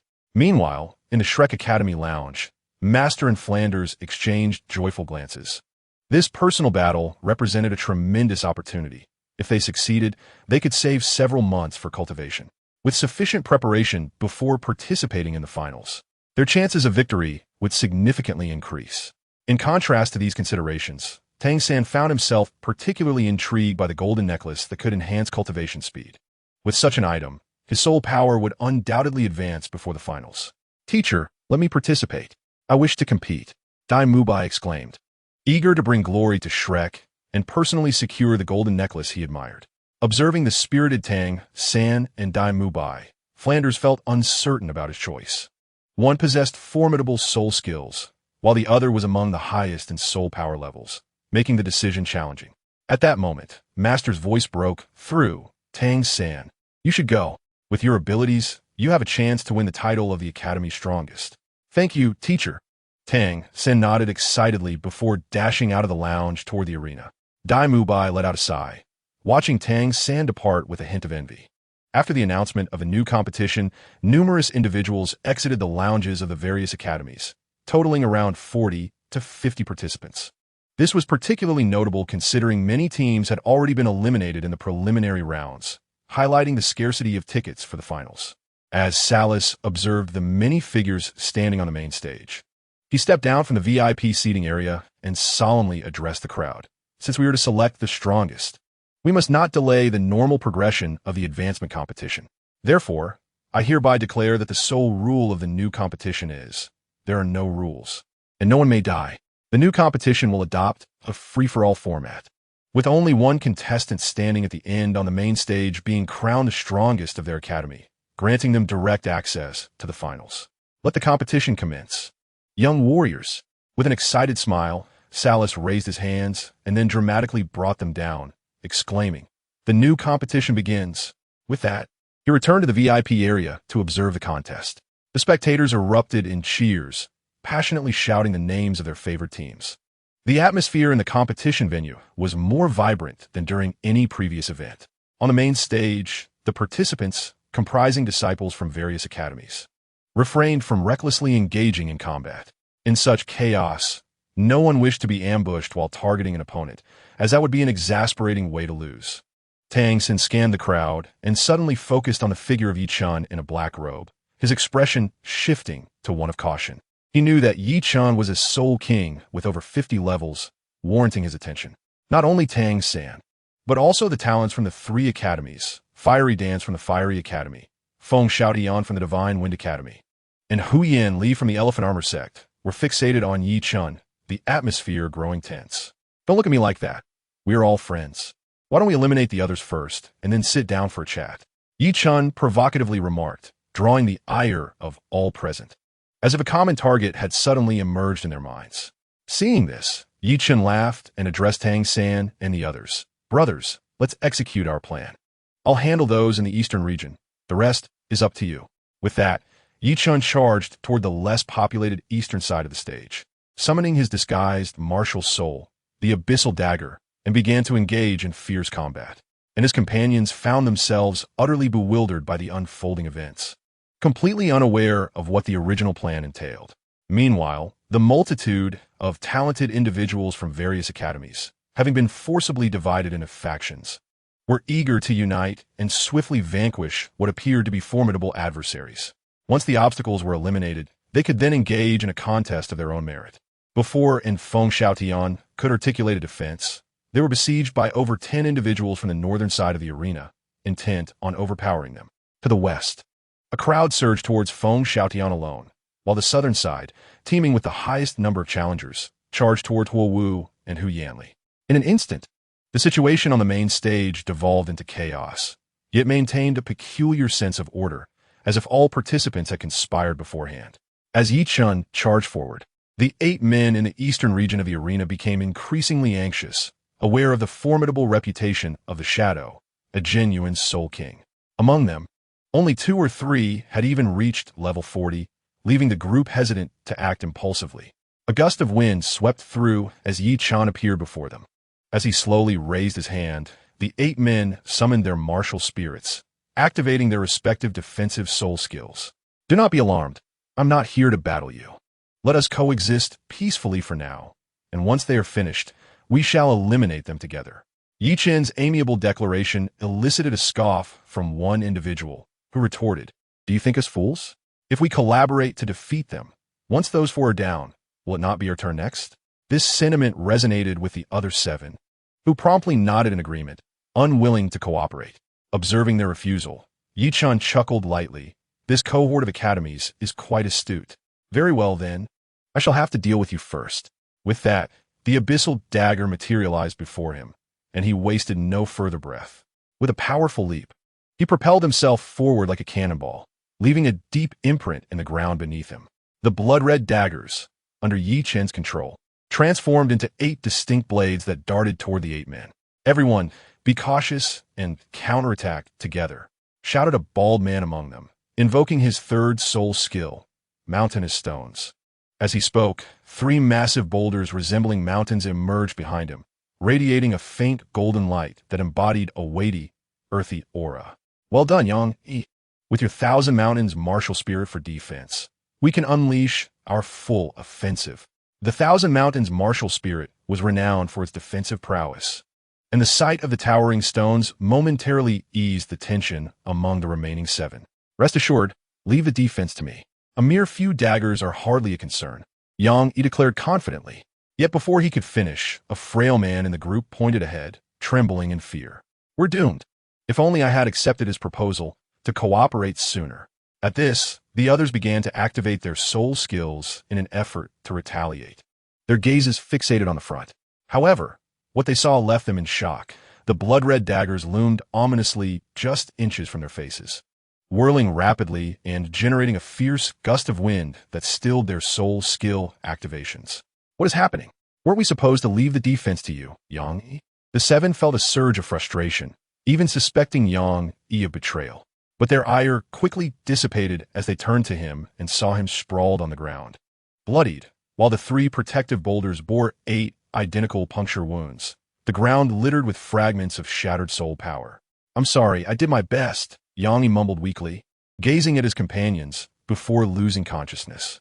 He had expended all his soul power on his defensive skill, only to be utterly overwhelmed, suffering backlash in the process. None anticipated the battle to be so swift and devastating. They had scarcely begun to engage before being defeated, akin to infants challenging adults, an utter humiliation. Suddenly, the frail man raised his hands, forcing a sheepish smile. "Captain Shadow, I've reconsidered. I agree to your earlier proposal. Once they finish fighting, let us join forces to eliminate the remaining contenders. What do you think?" His eyes fixed on Yi Chen, the frail man's heart raced. He knew he could not win, yet he could not forsake such a splendid opportunity, as victory could propel his academy into the finals. "I, too, concur with your proposal. Those others are already numerous. If we do not cooperate and continue to harm one another, we will only present an opportunity for outsiders." "I agree. I agree. I agree." Their heartfelt declarations, albeit reasonable, were met with a cold shake of Yi Chen's head. The opportunity was given, yet none cherished it. The path of challenge was chosen by you. Even if on your knees, you must see it through. Yi Chen's words were chilling, and the spinning blood-red daggers before them accelerated. The fierce winds they generated causing a sharp sting on the faces of the seven. Must we not negotiate? We have come to an understanding, the frail man lamented. But as he noted Yi Chen's impassive expression and the relentless rotation of the daggers, he realized there was no turning back. Seizing the moment before Yi Chen acted, the frail man whispered to a companion, "My fourth soul skill can momentarily hinder that shadow. Whether we can turn the tide depends on everyone else." "Is that true?" The other six gazed at him with hope, understanding that the shadow would not relent. If there was a chance, they were eager to take it. "Now is the time." Without further ado, the frail man shouted, and in an instant, all six rallied their soul power, aiming to unleash an attack against Yi Chen. However, at that moment, the frail man sprinted toward the northern chaos, offering no explanation, a smug grin plastered across his face. Upon hearing the anguished cries of his companions, he could not suppress his laughter. "Fools! That shadow is a soul king of over level 50. How could I possibly withstand him alone? I merely needed you to buy me some time." His speed was remarkable, quickly covering most of the distance, his half-formed body merging with the fray in the north, envisioning a triumphant return with another team. Yet, just as he reveled in his cunning, a blood-red dagger shot forth like a phantom, piercing his thigh and exploding it, revealing bone to the air, accompanied by his wretched screams, a unique spectacle. I despise traitors among comrades. Consider this leg a token of gratitude from the others. Yi Chen's gaze was filled with disdain as he observed the writhing figure of the frail man, whose treachery had left a bitter taste in the air. After the battle concluded on the eastern arena, where Yi Chen was situated, a scene unfolded in the northern arena, where Tang San resided. There, a multitude of individuals found themselves ensnared within a dense, dark crimson blue-silver prison. This was followed by a combination of various soul techniques, such as entanglement and parasitism, which unleashed the toxic properties of the mutated blue-silver grass, ultimately bringing the conflict to an end. Meanwhile, on the western arena, Feng Xiaotian faced a group battle, where he was compelled to unleash his fourth soul technique, the Demon Wolf Storm, vanquishing all adversaries with a more ferocious demeanor. In contrast, the southern arena, where Huo Wu and Hu Yanli fought, appeared somewhat less strenuous. Both possessed formidable soul power levels, with Hu Yanli boasting a super defensive martial soul, the Diamond Mammoth, rendering their attackers incapable of breaching his defenses. Huo Wu, from a distance, unleashed potent fire-based soul techniques. However, the onslaught they faced numbered over 20, leading to a prolonged engagement, which concluded only after Feng Xiaotian and Tang San had finished their own battles. At this moment, devoid of external distractions, Yi Chen seemed to become the focal point of ire. The four individuals, having suffered significantly, turned their gazes toward Yi Chen, the instigator of their misfortune. Had it not been for this man, they would not have had to expend such vast amounts of soul power in their struggles against numerous foes. Exchanging glances, the four swiftly advanced toward Yi Chen. "Isn't it better to discuss matters amicably? Are you really intent on bullying me?" Yi Chen thought nervously as the four approached, acutely aware that these individuals were unlike the previous ones, each wielding soul power exceeding level 40, with martial souls of the highest caliber, making them formidable opponents. "Bully you? Did you not consider this moment when you ensnared us?" Hu Yanli's massive fists collided with a thunderous sound, his towering figure prompting his martial soul, the Diamond Mammoth, to let out a resounding roar that reverberated painfully in the ears of those nearby. At that moment, Feng Xiaotian stepped before Yi Chen, a smile playing on his lips. "If you are willing to withdraw from the upcoming tournament, we can pardon you. After all, the road ahead is long, and with your strength as a Soul King, reaching the finals should not pose a challenge. However, if you are grievously injured now, the future remains uncertain." "Is that a threat?" Yi Chen replied, his tone laced with incredulity. "One could interpret it that way," Feng Xiaotian acknowledged. Seeing Feng Xiaotian's confident demeanor, Yi Chen suddenly burst into laughter. "Very well. I am eager to witness how you plan to inflict injuries upon me." A fierce glint flashed in his eyes, and the fighting spirit within him surged forth, causing his black robe to billow as a blood-red dagger whirled around him. "Since you refuse to yield, do not blame us for truly taking advantage of your solitary state," Feng Xiaotian remarked, brow furrowed, contemplating whether this shadowy figure possessed any powerful hidden tricks. Regardless, he was determined to settle the score today. With a shared glance among himself, Tang San, and the others, they swiftly scattered in different directions, encircling Yi Chen in an instant. At this opportune moment, Huo Wu declared, "After we defeat the shadow, we will determine our victor." Agreed. Tang San nodded, his gaze cautious as he regarded the cloaked Yi Chen. Having previously clashed with him, they had no desire to face him alone. Though a 4-to-1 scenario felt somewhat unfair, it was deemed the most reliable outcome. "I shall go first. I intend to crush this fellow with the diamond mammoth." Hu Yanli bellowed, and the diamond mammoth behind him, with its elongated tusks, roared in response to his fervor. The resounding echoes causing the arena floor to tremble with the aftermath of their battle. Subsequently, Hu Yanli summoned his soul power, unleashing the rare attack-type third soul technique. Pressing kill. As he commanded his soul power, the colossal mammoth, towering at 7 to 8 meters, raised its massive front feet and charged toward Yi Chen. Before it could descend, the air was filled with a fierce wind, rustling Yi Chen's robe. However, Yi Chen remained steadfast, unyielding as he calmly declared, Do you think you are worthy to be my opponent?" With an unshakable confidence against defensive martial souls, Yi Chen's magic dagger responded to his soul power, vibrating violently before splitting into two. He then pointed upward, and in an instant, the magic dagger vanished, moving at an imperceptible speed to meet the mammoth's colossal foot. "Be cautious. The Shadow's martial soul possesses tremendous offensive power," Tang Sen warned, recalling the moment his blue-silver prison had been effortlessly severed. Yet, Hu Yanli found Tang San's concern laughable. Observing the indistinct shadow of the blood-red dagger against his mammoth's overwhelming attack, he smirked with confidence, internally mocking. "What can two insignificant daggers achieve? My grandfather, a soldat over level 80, can contend with titled Douluos thanks to the diamond mammoth martial soul, while your shadow is merely a few levels above me. Can you truly breach the defenses of the continent's top defensive martial soul? What a daydream." With a sneer of derision, Hu Yanli accelerated the release of his pressing kill technique. The towering mammoth's foot surged forward, colliding with the seemingly inconsequential blood-red dagger. Not good. Tang San's heart sank as he witnessed the impending clash. But before he could envision the aftermath, the blood-red dagger penetrated the mammoth's foot with astonishing ease. As if it were made of paper, the dagger shot upward like a lightning bolt, swiftly piercing through the mammoth's enormous foot, and in a fleeting moment, the formidable limb was completely perforated. A terrifying surge of chaotic soul power erupted from the small tunnel created. Then came a deafening explosion as the mammoth's massive legs detonated, disintegrating into fine particles of dissipating soul power. But the spectacle did not end there. The two daggers, having pierced through the mammoth's legs, reversed direction and transformed into shooting stars, darting within the mammoth's form. The so-called continent's foremost defensive martial soul now resembled a precarious block of tofu, utterly incapable of offering any semblance of protection. "Help me!" Hu Yanli, once so arrogant, now cried out in desperation, realizing that the two daggers, akin to sides of death, were now homing in on him, sending chills down his spine. He could not fathom how he could withstand the deathly daggers that his martial soul could not defend against with mere flesh. "Help me, please." As he noticed the others ignoring his pleas, Hu Yanli's panic escalated. "Aren't we allies? Why are you treating me this way?" "Fool!"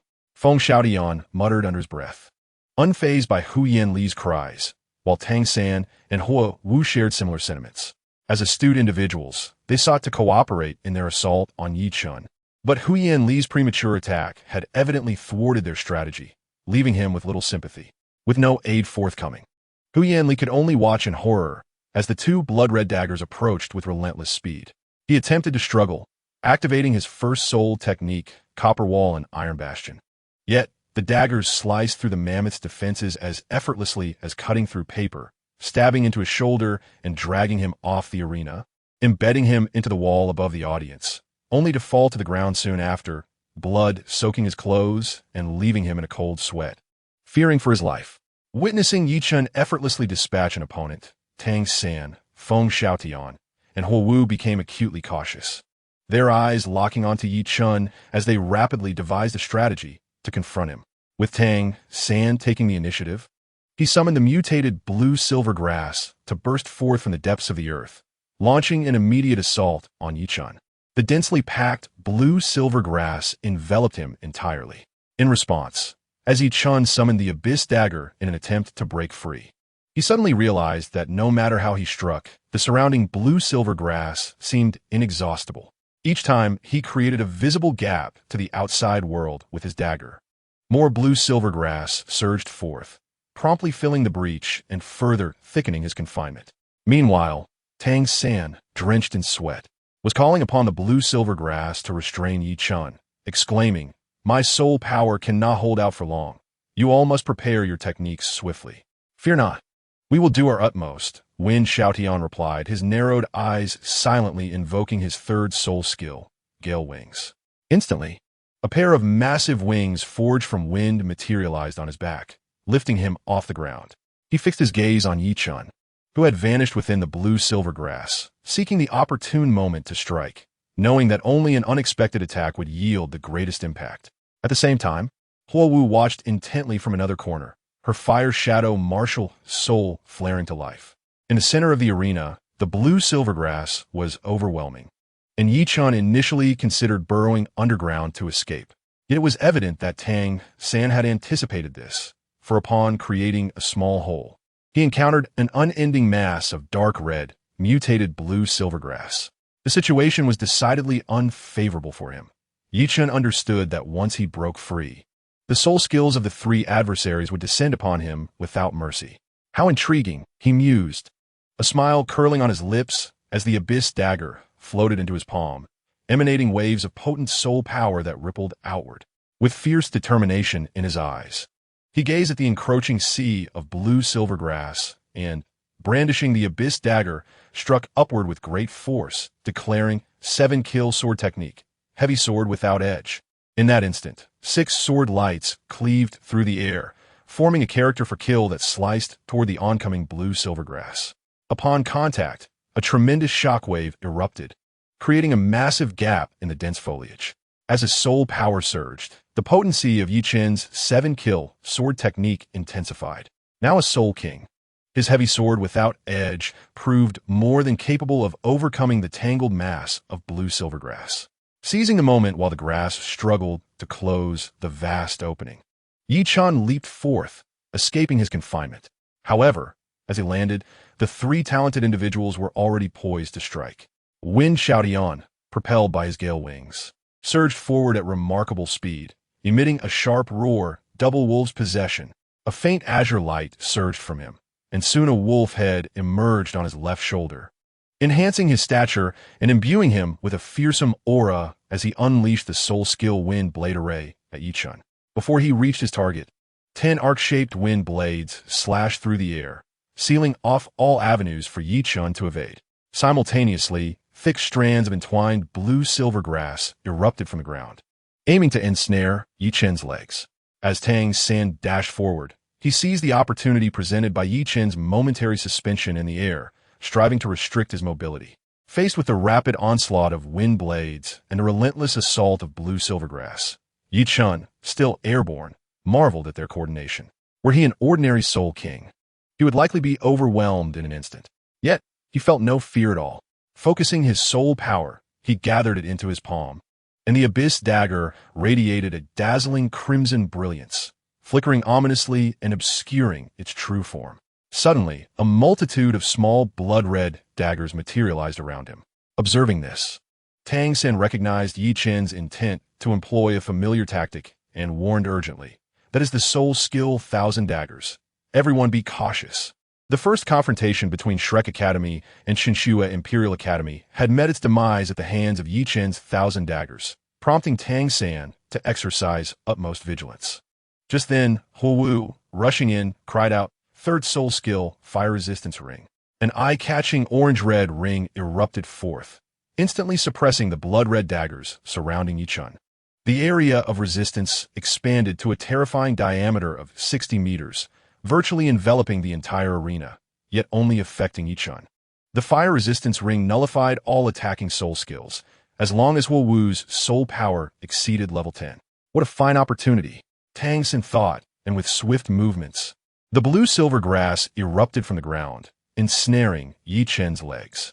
Simultaneously, Wen Xiaotian wasted no time in unleashing another barrage of wind blades, now numbering over 100. cascading toward Yi Chen in a fearsome display. "Surrender. We do not wish to harm you," Huo Wu urged, anxiety creeping into her voice as she witnessed the myriad wind blades converging upon Yi Chen. If he yielded, she would use the fire resistance ring to extricate him from danger, for facing such an assault while immobilized was undeniably fatal. "Surrender? Is it you who wish to concede?" Yi Chen smirked, his demeanor calm and unperturbed, entirely devoid of any sense of impending doom. "If you choose to continue fighting, you will perish." Before Huo Wu could finish her warning, the blood-red daggers erupted around Yi Chen like a constellation, prompting her to activate the fire resistance ring once more. A radiant orange-red ring swiftly expanded from her center, enveloping the arena and countering all attacking soul skills directed at her. As Huo Wu attempted to reason further with Yi Chen, Wen Xiaoyan's wind blades had already descended upon him. A deluge of over 100 massive blades poised to engulf him in a tempest of destruction. Witnessing this, Huo Wu sighed, preparing to summon medical personnel for assistance. Yet, to her astonishment, a blood-red dagger surged forth from the chaos of wind blades. Then came another, and another, until a veritable storm of blood-red daggers emerged from the tumult, forming a swirling vortex that swiftly dismantled the onslaught of wind blades.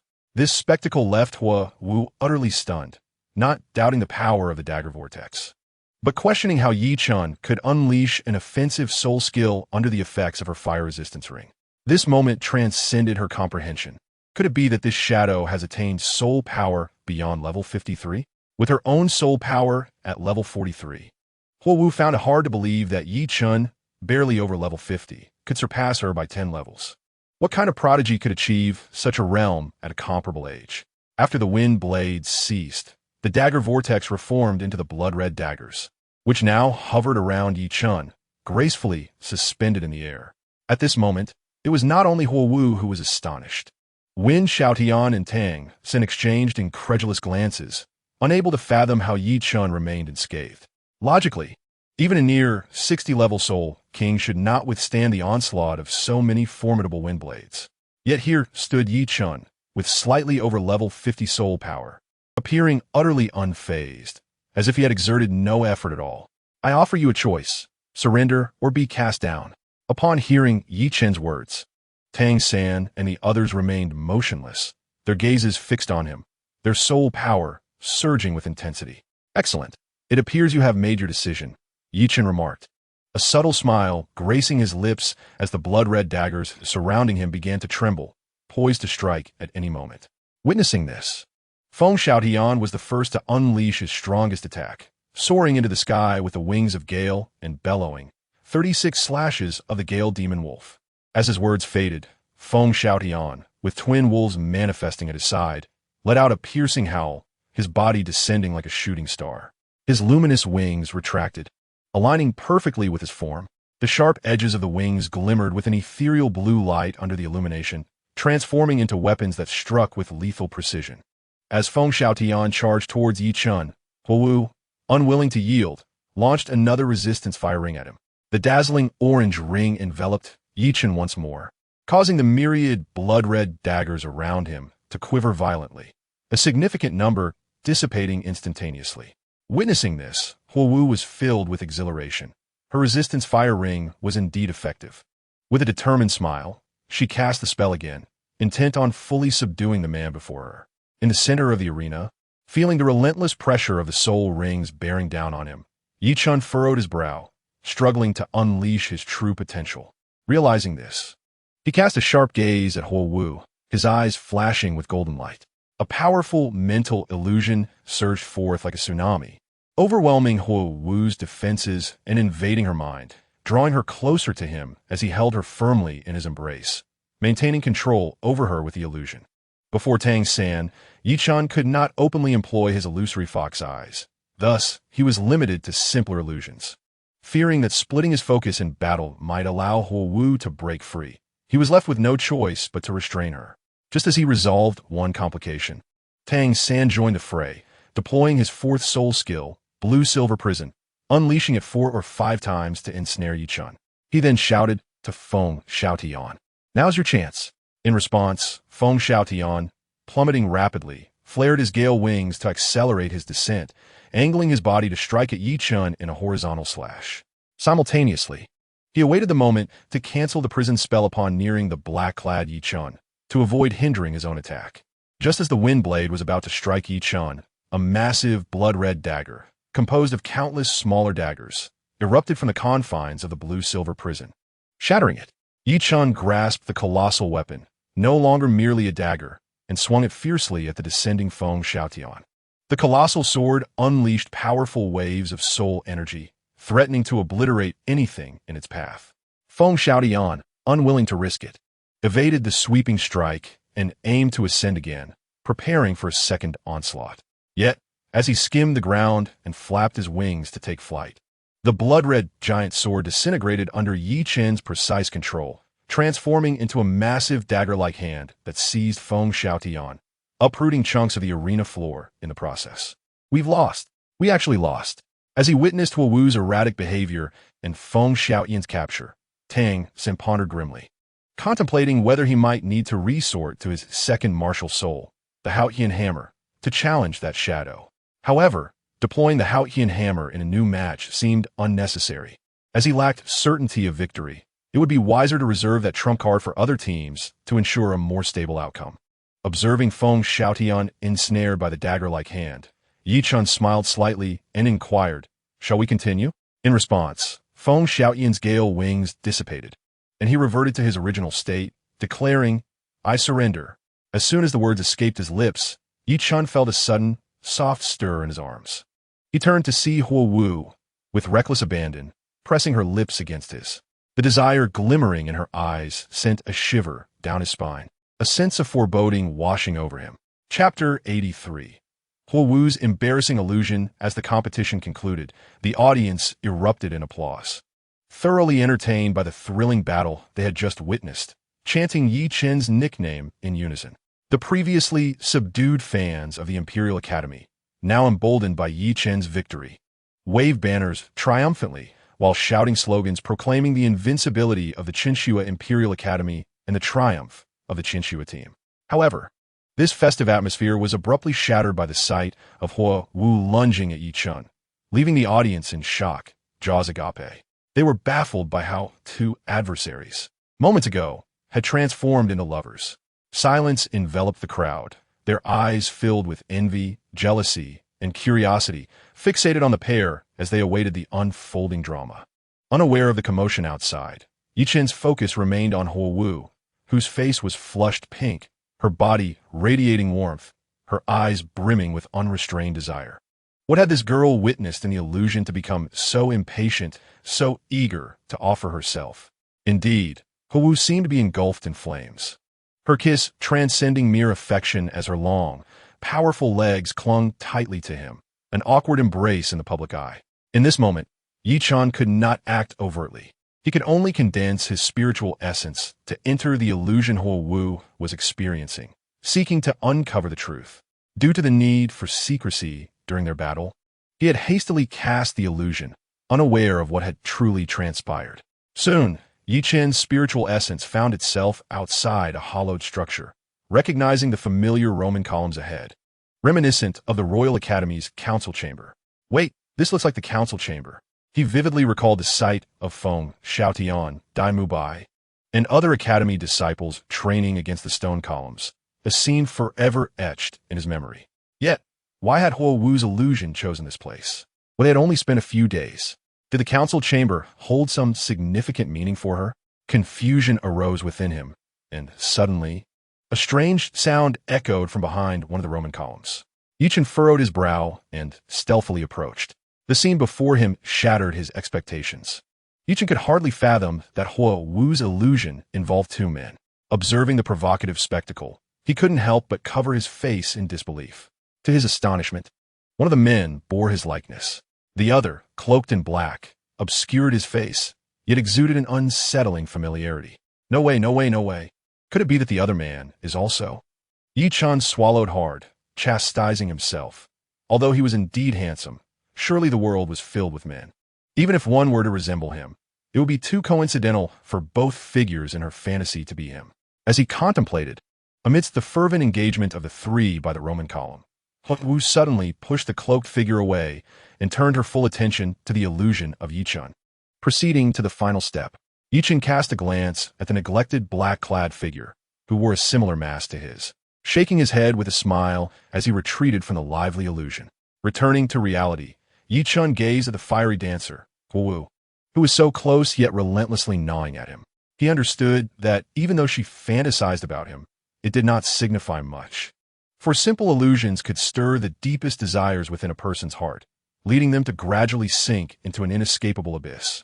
However, he found himself perplexed as to why both illusions were somehow connected to him.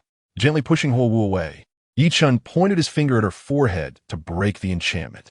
Instantly, Wu awakened from the illusion, and upon seeing Yi-Chun in his dark robe standing before her, she let out a scream and swiftly fled the arena.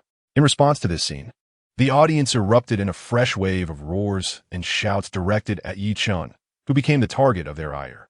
In a brief moment, he acquired several nicknames, such as the Time Manager, the Seven Riders, and the Emptiness Prince, all of which evoked a chilling sense of dread.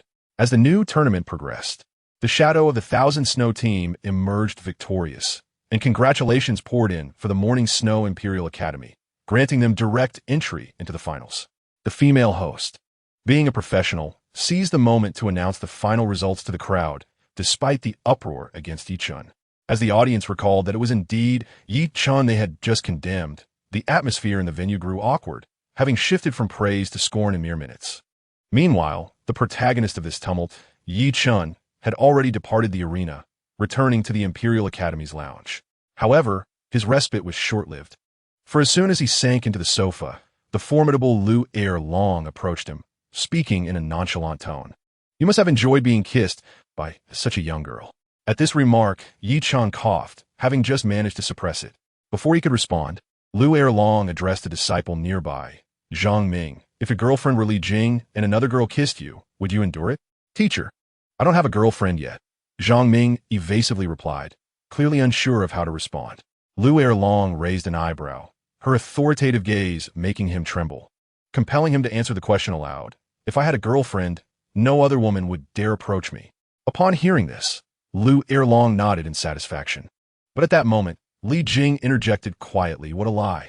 Just last night, I saw the vice captain with two girls entering a hotel named the Spring Breeze is not as good as you, and they only booked one room."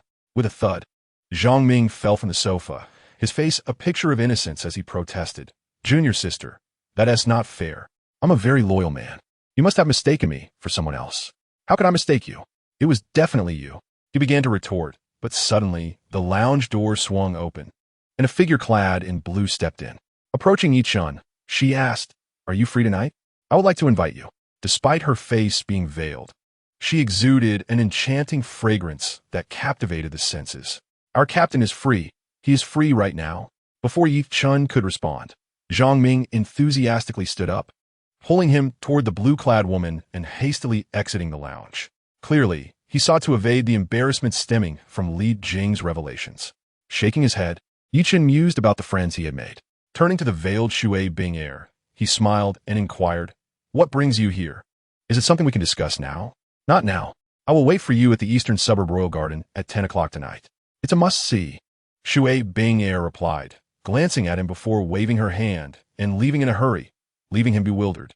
Stretching his limbs, Yi-Chun felt fatigued after the intense competition. He decided to head back to the Morning Snow Imperial Academy, without waiting for Lu Erlong and the others. Just as he was about to leave the venue, Li Jing rushed out from the lounge, breathless. "Captain, how can you leave without collecting the tournament prize? The Snow Knight Emperor has sent someone to escort you to claim it. I hear there are many rare treasures." "Oh, I almost forgot about that," Yi-Chun said, tapping his forehead. "Never mind. I can't be bothered to go. You can collect the items and distribute them among everyone. I'll head back to the academy first." With a wave of his hand, Yi-Chun quickly vanished from the tournament venue, leaving Li Jing in a state of confusion. "Nothing worthwhile? Those are prizes presented by figures like the elders of the Spirit Hall and the leader of the Seven Treasure Glazed Tile sect. I heard there are treasures that can enhance cultivation speed. How can he say there's nothing valuable?" Watching Yi-Chun's retreating figure, Li Jing sighed and, filled with excitement, made her way to the VIP area. With both the captain and vice-captain absent, she had no choice but to collect the prizes herself.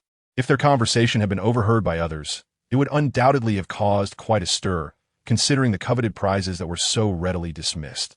Outside the Tangdo city, as dusk approached, Chen admired the vibrant crimson clouds adorning the sky, feeling a surge of happiness. He wondered what Shui Bing Air wanted so late at night, especially since it was a solitary encounter between a man and a woman, which often invited wild imaginings. Shadow, a voice called from behind, interrupting Chen's thoughts. Turning around, he saw Huo Wu rushing toward him, radiating an inexplicable faint hostility. Previously, their interactions had been minimal.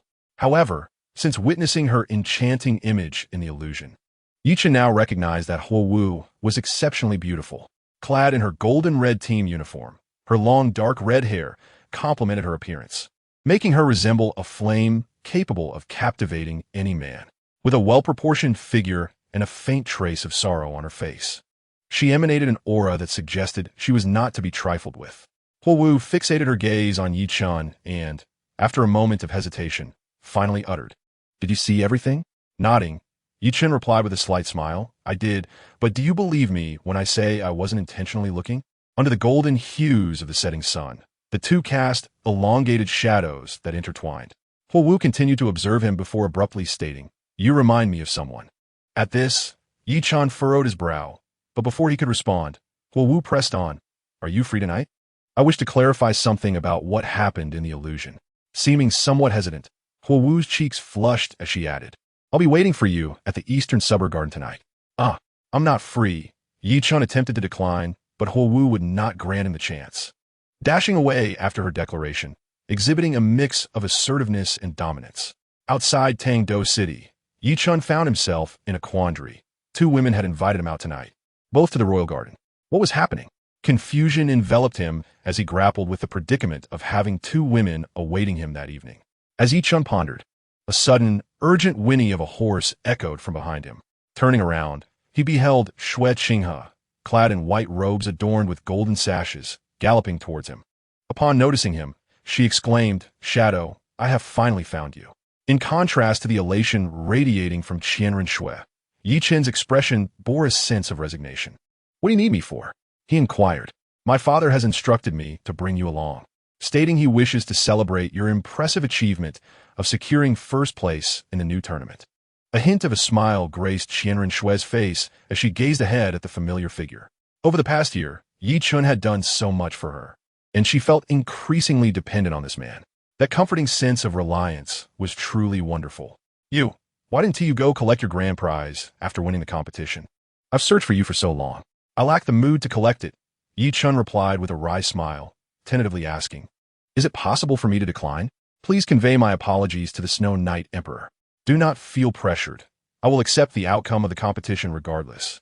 Qianren Shui said, her tone suddenly softening as her gaze became earnest. She added, "If you choose not to go, I will manage it for you." After saying that, she turned her gaze to the horizon and murmured, "What beautiful rosy clouds. Chen, can you accompany me in the future to see the sunset at the highest point?" "You call my name." "Yes, I know." In response to Chen's reminder, Qianren Shui offered him a gentle smile without providing any further explanation. Slightly dazed, Chen nodded. "All right, but it's just to see the sunset. There's no need to wait." With that, Chen took Qianren Shui's delicate hand, extending two tattered black wings from his back, and soared into the sky. After ascending several thousand meters, Chen noticed that Qianren Shui's disguise had somehow been lifted, revealing her stunningly beautiful visage, which shone enchanting under the glow of the sunset. Just a glance at her was enough to stir one's heart. Momentarily lost in admiration, Chen found himself mesmerized, swallowing hard. "Are you gazing at me, or at the sunset?" Qianren Shui teased lightly, as the colorful clouds around them faded into dull shades, leaving her as the most beautiful scenery in the world. Chen's lips curled into a slight smile as he conceded, "The sunset is indeed beautiful, but in my eyes, there's only you." Such flattering words. "I wonder how many girls you've deceived with them," she replied, feeling the purity of Chen's appreciative gaze.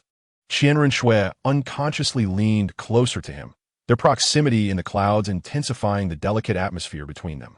As he beheld her nearly perfect beauty, Chen felt her breath against his face, and the tension surged, leaving him parched. "I want to kiss you." The foolishness of his words made Chen want to slap himself. Who would express such innermost thoughts in such a situation? Regret washed over him as he simultaneously yearned for and regretted his bluntness. "You can think about it, but there's no need to voice it," Qianren Shui remarked. Her fair cheeks flushed with embarrassment as she regarded him with a mixture of amusement and annoyance. Her expression complex, neither a refusal nor an acceptance, leaving Chen in a state of anxious anticipation. The atmosphere grew awkward as Chen, captivated by her beauty, desperately wanted to kiss her despite the risks. With a sheepish grin, he scratched his head and said, "I apologize. I'm not sure what has come over me, but I genuinely want to kiss you." Upon hearing this, Qianren Shui's face turned even redder, her gaze drifting away, unable to withstand the intensity of his look. Her ears tinged with a rosy hue. "You foolish boy," she murmured, her voice so faint it was almost inaudible. Yet, Chen discerned her words and, disregarding everything else, wrapped his arms around her slender waist and kissed her forcefully. However, Qianren Shui soon exhibited a slight struggle, prompting Chen to release her in confusion. "Do you not like it?" he asked, to which she responded with a bemused smile, rubbing her delicate nose. "You nibble my nose." Momentarily stunned, Chen touched his lips, then gazed at her mouth, silently planning his next move before leaning in to kiss her once more. As the evening sunset lasted only a brief while, when the last trace of clouds vanished from the horizon, Chen and Qianren Shui gradually descended from the heights. Hand in hand, they exchanged glances for a long moment before silently releasing their grip and reverting to their respective disguises. Watching Qianren Shui ride away, Chen felt an emptiness within him, unable to articulate the sensation. Upon returning to the Imperial Academy, Chen, who initially intended to take a short rest, found himself unable to settle down, remaining in a state of exhilaration. Neither closing his eyes nor counting sheep could lull him to sleep. Tossing and turning on the bed within the principal's residence, he wrestled with Morpheus until nightfall. Suddenly, he recalled his appointment outside and rose to prepare for it. In the east suburb royal garden of Tiando City, Chen arrived at the entrance of the garden, where lush, precious trees flourished. Originally a royal retreat, the environment was exquisite. However, due to mismanagement, the royal family had withdrawn funding, leaving the area neglected and overgrown. Being somewhat remote and distant from Tiando City, the east suburb garden had become seldom frequented, leaving Chen puzzled as to why they had chosen this location. Shaking his head, Chen entered through a fallen iron gate, navigating through the deep forest paths, which made it difficult to discern direction. He had never visited, and Shui Binger and Huo Wu had not specified their exact location. With the garden being so expansive, where should he go? Reaching a fork in the path, the left led to a thicket of thorns, while the right was a neatly arranged stone road. Following the unconventional logic of those who chose this place, Chen promptly ventured down the thorny path. After pushing through the brambles for over 100 meters, the view ahead suddenly opened up to reveal a picturesque lake surrounded by mountains. However, before he could appreciate the scenery, a soft voice called out, "You've arrived." Turning to his side, he saw Huo Wu standing nearby in a striking red short skirt, her long legs captivating. Chen hastened over, glancing at the time on his soul guide. "Let us get straight to the point. I will keep everything I saw in the illusion confidential, so you need not worry." "Wait, that is not what I meant," Huo Wu replied, nodding before shaking her head.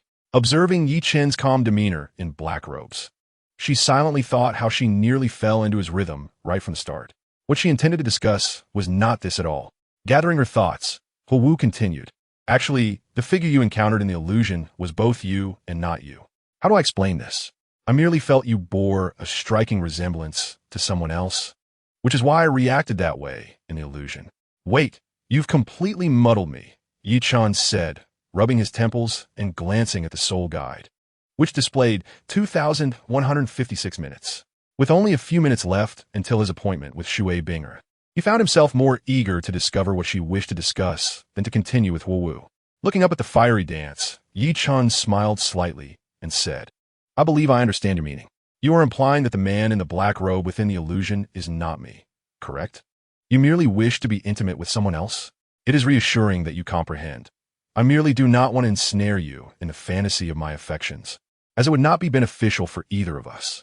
Huo Wu's words caused Yi Chen's eyebrows to twitch, aside from the figure in the black robe. Wasn't the other simply a normal version of himself?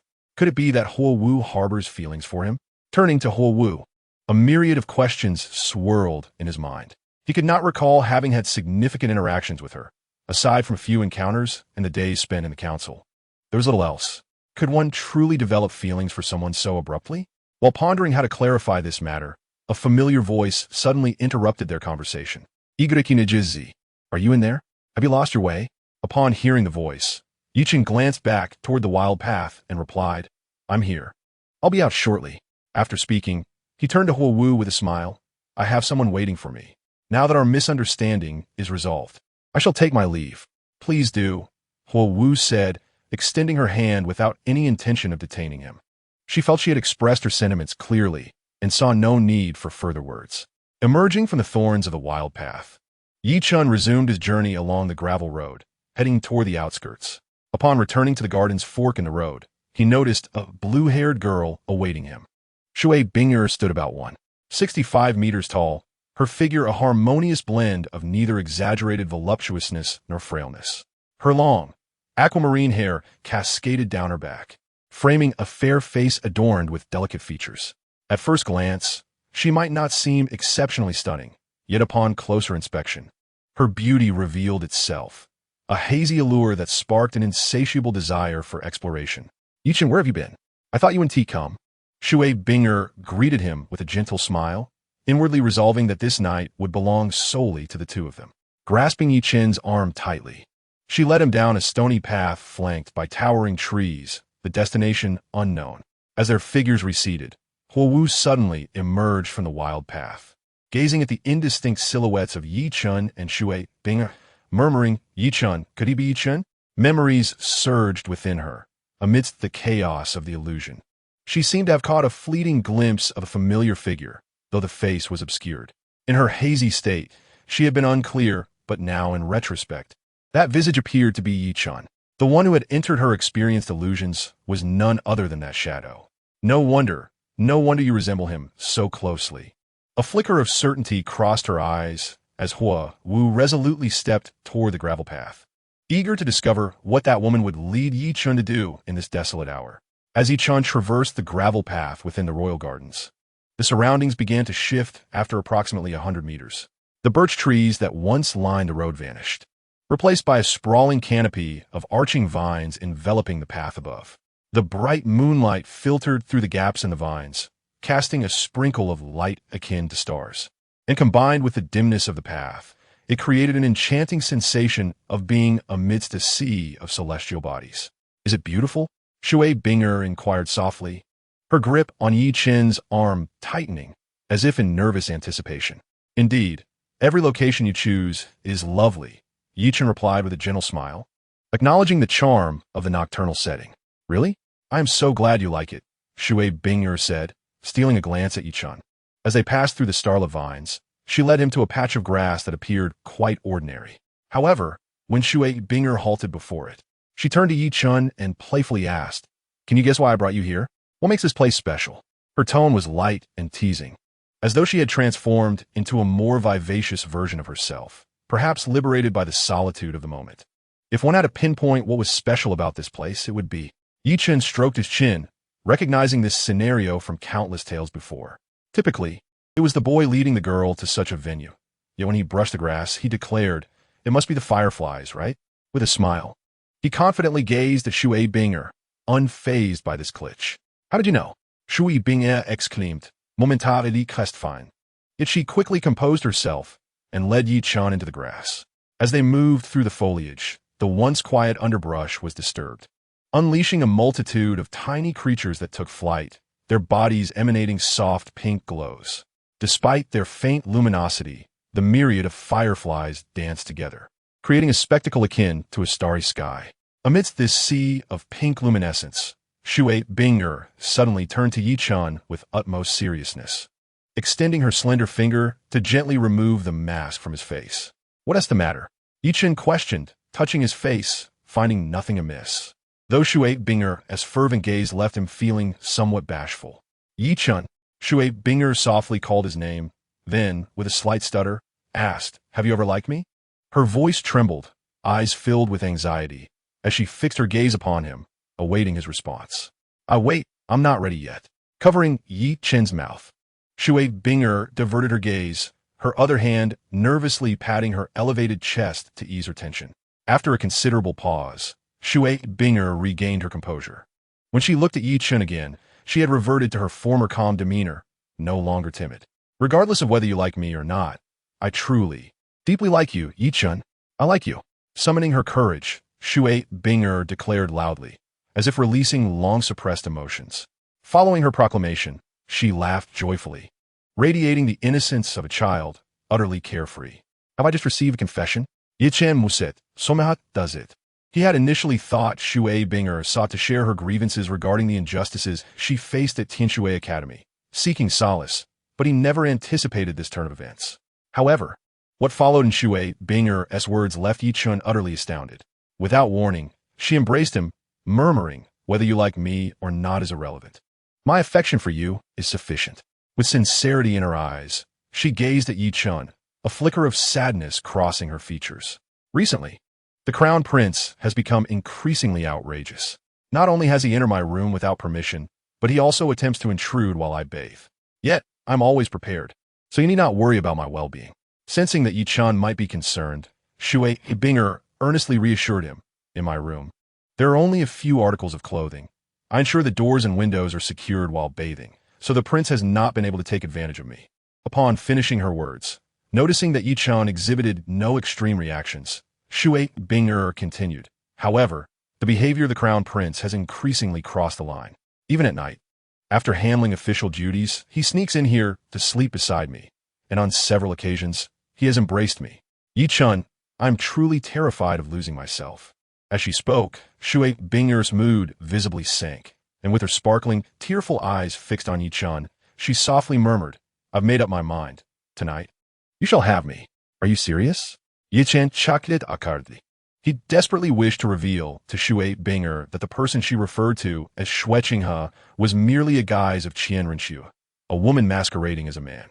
However, with his aspirations for the imperial throne yet unfulfilled, Yi Chen could not be forthright. Faced with the navet of Shui Binger, he could not exploit her vulnerability, no matter how alluring she appeared. Upon hearing Yi Chen's response, Shui Binger revealed a bitter smile. "You have never liked me, have you? How could that be? You are so beautiful that any man would be drawn to you." Yi Chen shook his head in denial. Yet, Shui Binger rebutted with conviction, "If you truly like me, would you be willing to watch as I am claimed by someone who does not love me? To witness Shuechinghe destroy me? You would not wish for that, would you? Of course, I would not want to see you fall into despair. However, do not act impulsively. There are always ways to achieve balance. A girl's purity is paramount. Do not compromise yourself for Shuechinghe. Understand? I will not be compromised. I have already stated, as long as it is you." "I do not mind," she replied, her beautiful eyes locked onto Yi Chen's. Slowly, Shui Binger began to shed her garments, revealing her alluring form before him without a hint of modesty. Yi Chen swallowed hard, unable to suppress his feelings of desire. Yet, his rationality urged him to act in the best interest of this foolish girl, for his conscience would not allow him to proceed otherwise. "Do you not comprehend?" Shui Binger suddenly lunged at Yi Chen, enveloping him in a chill. "Regardless of Shuechinghe, as long as it is you, I am willing." With that, she boldly pressed her lips against his, her hands becoming audacious, displaying an innate talent that seemed to require no guidance from him. Before long, Yi Chen found himself lost in Shui Binger's tenderness, his inner wildness thoroughly awakened, convincing himself that he was about to commit a transgression against his better judgment. However, just as they were about to take that decisive step, a fiery figure stealthily emerged from the surrounding foliage. In the enchanting pink glow of the fireflies, the two bare bodies entwined with one another, but the atmosphere shifted dramatically upon the unexpected presence of another. It was Huo Wu, who observed them with an odd expression. Murmuring, "Yi Chen, it really is you." Her voice was barely a whisper, yet Yi Chen's gaze snapped to her, and in an instant their eyes met, creating an awkward silence. "What are you doing here?" Yi Chen naturally grabbed the discarded garments to cover the blushing Shui Binger, casting a cold glare at Huowu. He could not fathom why she was here. Had he failed to clarify matters with her? Yet, her presence now signified the exposure of his identity, potentially leading to dire consequences if mishandled. Why shouldn't I be here? The East Suburb Garden is currently unoccupied.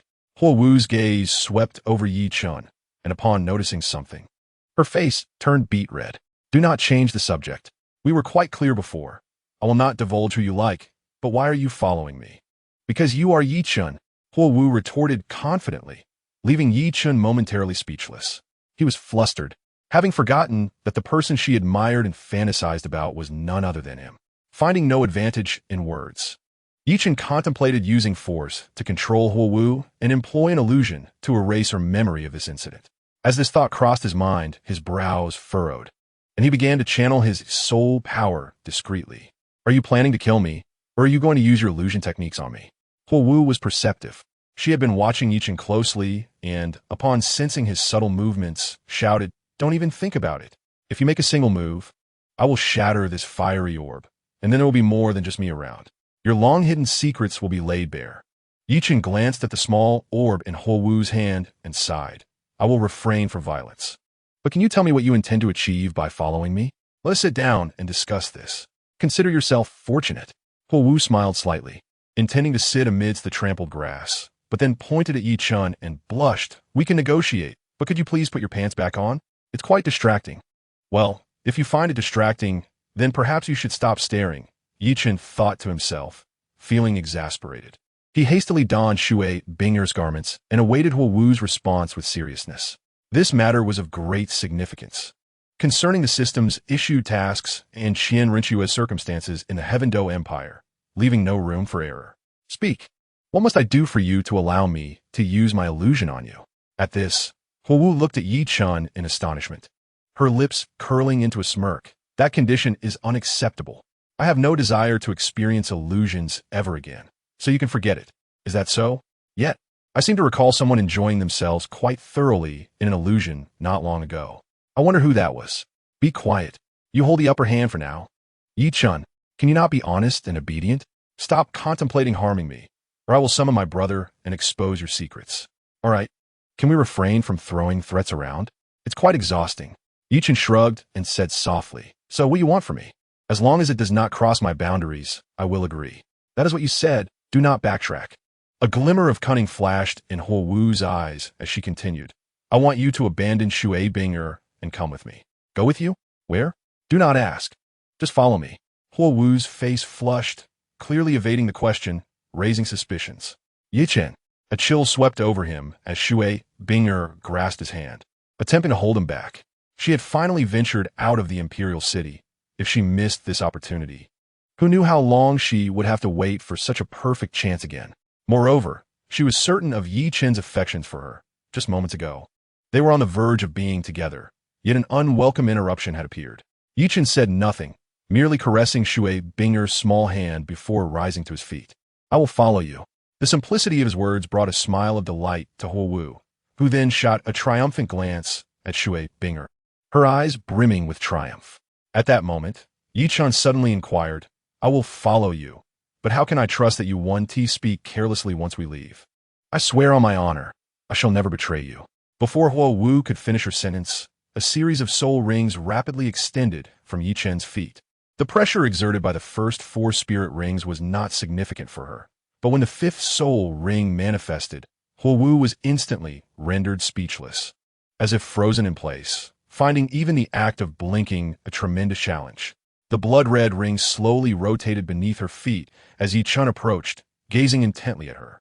He lifted her delicate chin with his finger and provocatively asked, Do you dare to threaten me? Have you overestimated yourself or underestimated me? Yi Chen, as he spoke, he pinched her cheek and forcibly extracted the ominous fire orb from her mouth, storing it in his spatial ring. How could this be? 100,000 years. How could the age of your 5th soul ring be so formidable? For an ordinary individual, a 5th soul ring typically spans around 10,000 years, and reaching 20,000 years places one among the elite. Yet 100,000-year soul ring? Such rarity is scarcely seen even among titled Douluo. In fact, across the entire Douluo Continent. Those who possess 100,000-year soul ring are exceedingly few. Yet here stood Chen, a mere 52nd level soul king, possessing a 100,000-year soul ring, a reality that left Hua Wu utterly confounded.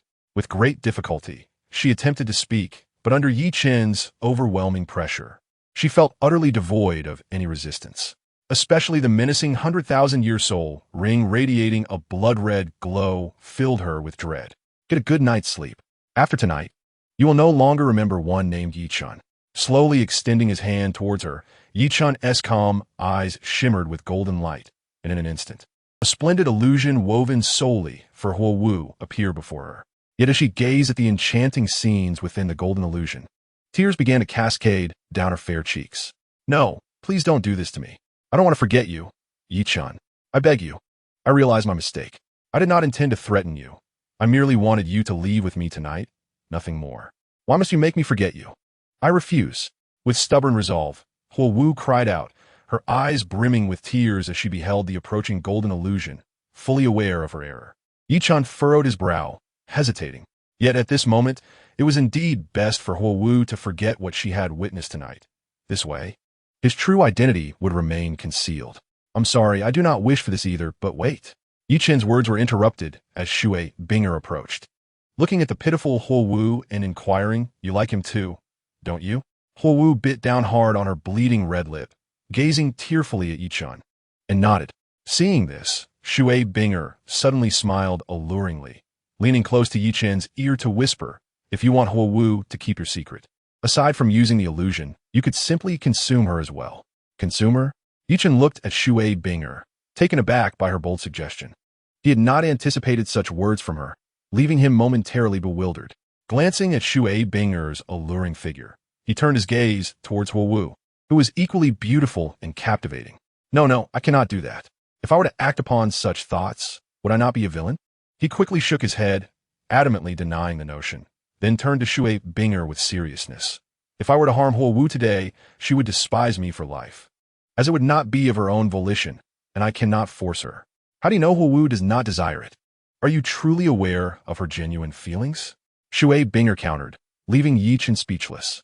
He turned to Hua Wu, cautiously asking, if I spare you today and refrain from employing the illusion, would you leave without divulging what you have witnessed? You will let me go? Hua Wu replied skeptically. But soon her voice dwindled to a whisper, I never intended to expose you. That fire orb was merely an ornament from my earring. What?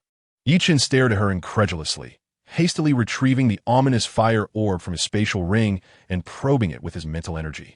To his dismay, he realized he had been outwitted by a girl. Although he eventually regained control, he had never doubted the nature of the fire orb from the outset.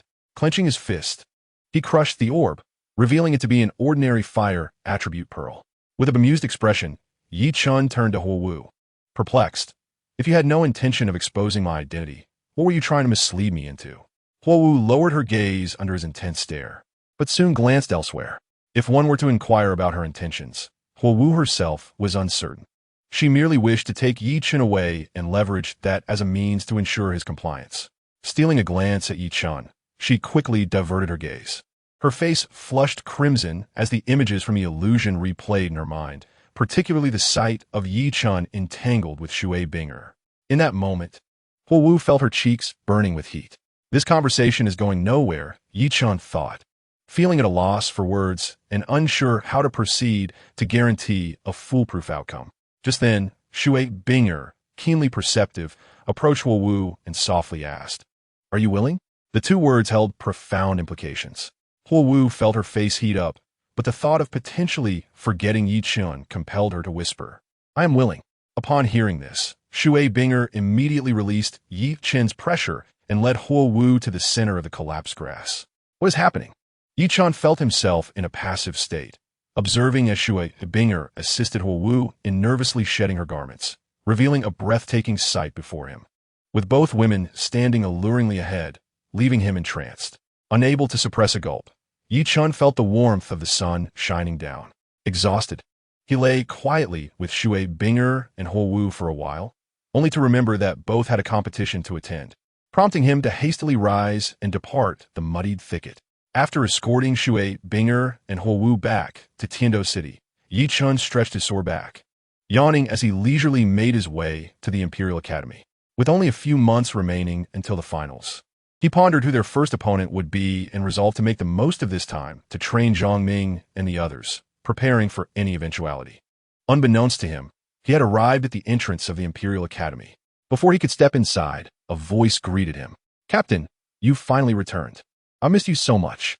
Turning his gaze, Yi Chun noticed Zhang Ming's disheveled appearance and could not help but roll his eyes. "Get lost. Why do you stand guard here every day? It's truly vexing. Didn't you just finish your shift last month?" "Captain, I don't want to be here either, but the teacher's temper is inexplicably erratic. He accused me of making mistakes for no reason, so I've been punished to guard the entrance for another 2 months." Zhang Ming wore a comically woeful expression, stepping closer to Yi Chun and feigning dry tears, seemingly hoping to elicit sympathy. Seeing this, Yi Chun immediately distanced himself, then mockingly raised his middle finger in a gesture of disdain towards the pitiful fellow. However, before he could dwell on it too long, a peculiar voice emerged from behind him. "Back already?" Sensing a chill, Yi Chun did not turn around but replied with a laugh. "Yes, I'm back. I'm off to discipline those lazy fellows first. I'll come find you later."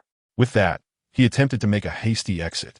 Yet just a few steps away, a delicate hand landed on his shoulder, and Lu Erlong's figure obstructed his path. "Don't worry about Li Jing and the others. I've assigned them a training task 3 times the usual amount. However, I'm quite concerned about you, having not seen you all night." "Why would you be concerned about me?" Yi Chun chuckled awkwardly, but Lu Erlong was unfazed. Leveraging her formidable soul saint status to seize him and briskly march towards the principal's office. Noticing her relentless demeanor, Yi Chun swallowed hard, inwardly lamenting his unfortunate predicament. The elite competition among Soul Master Academies across the continent was in full swing, with the students of the Morning Snow Imperial Academy fervently engaged in training, especially those who had a direct path to the finals. Since Yi Chun returned to fulfill his obligations, Lu Erlong had been quite satisfied initially. However, it wasn't too long before Huo Wu from the Blaze Academy and a blue-haired girl began visiting the Imperial Academy frequently, and they always sought out Yi Chun. As time passed, the training demands Lu Erlong imposed skyrocketed, leaving Zhang Ming, Li Jing, and the others utterly exhausted. Despite knowing the burden lay with their captain, they could only accept it silently, for he was both their captain and the vice principal. Months flew by, and the preliminary rounds and qualifying matches of the Academy Elite competition had concluded. The 15 teams advancing to the finals from the entire Heavendo Empire were announced, including the Qian Shui team and the Blaze Academy. Unfortunately, the Shui Academy was eliminated as Shui Bing had only played a few matches before being summoned back to the Imperial City by the Snow Knight Emperor. In contrast, the Shrek Academy managed to secure a place in the finals with an impeccable winning record. After suffering 2 defeats at the hands of the enigmatic Yi Chun, the Shrek team no longer underestimated their opponents. The master, having learned from his past mistakes, meticulously arranged each match, fearful of another loss. Despite their impressive string of victories bringing unprecedented honor to Shrek, the shadow of the Imperial Academy loomed over them, leaving the master's countenance green with worry, rarely showing any signs of joy. Once the final spots were confirmed, the 15 teams gathered at the foot of the Heavendo Imperial City, where the Snow Knight Emperor delivered an impassioned speech to inspire them. Subsequently, he appointed Prince Shui Qinghe to represent him at the venue of the finals in Wuhan City, overseeing the evaluation of the competition. To ensure safety, the Snow Knight Emperor dispatched 500 royal knights to escort the delegation, totaling over 1,000 individuals as they set off from the Heavendo Imperial City towards Wuhan City. The journey proceeded smoothly, and in just a few days, they had already traversed a considerable distance. The carriage of the Morning Snow Imperial Academy occupied the center of the grand convoy, with the vehicles of other academies surrounding it. As night fell, Huo Wu emerged from her carriage within the Blaze Academy's entourage. The past few days had been monotonous, and in their haste to travel, she had not exchanged a single word with Yi Chun. Glancing into the distance, Huo Wu discerned her direction and began walking towards the carriages of the Morning Snow Imperial Academy. "Huo Wu, where are you going?" Feng Xiaotian from the Shunfeng Academy suddenly emerged from his carriage, hastening over with a smile. "You must be feeling bored too. How about we leave the convoy and enjoy the beautiful moonlight outside?" "Sorry, I'm not free right now."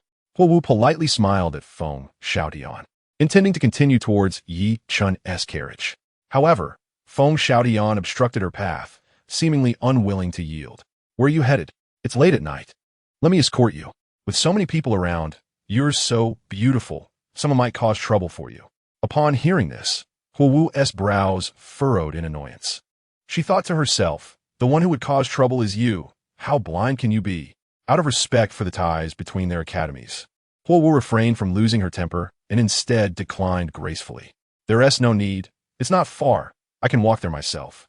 The emphasis on "I can walk" was a bit heavy, but anyone with a modicum of perception could understand her implication.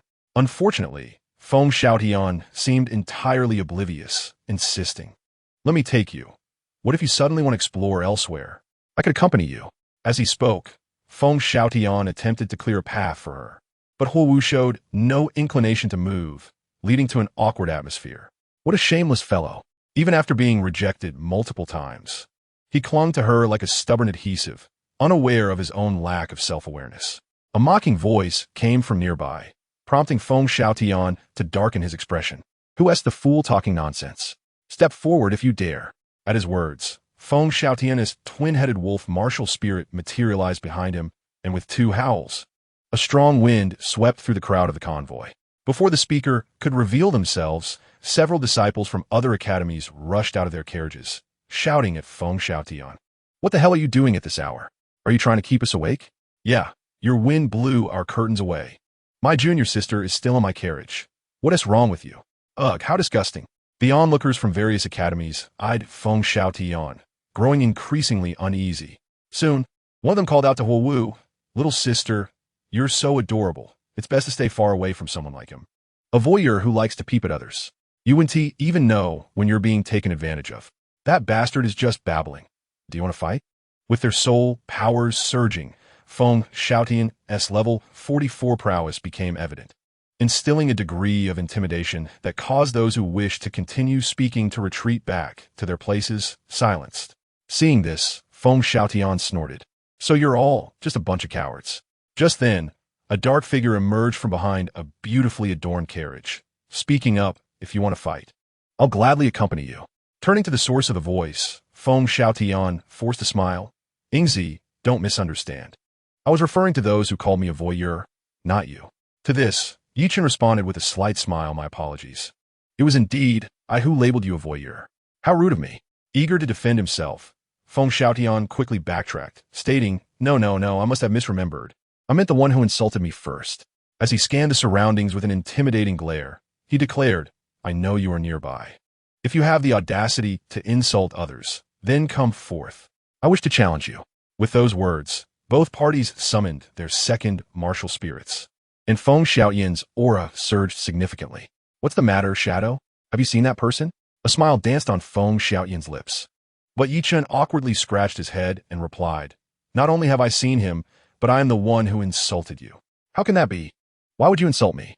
"There's no reason." Feng Xiaotian was momentarily dumbfounded, the powerful aura he had just gathered dissipating as the transparent wolf head on his shoulder vanished. Before he could regain his composure, Yi Chen flashed a smile and beckoned Huowu with a finger. Soon, Huowu approached Yi Chen, wrapping her arms around his, playfully whining. "Why did it take you so long to come?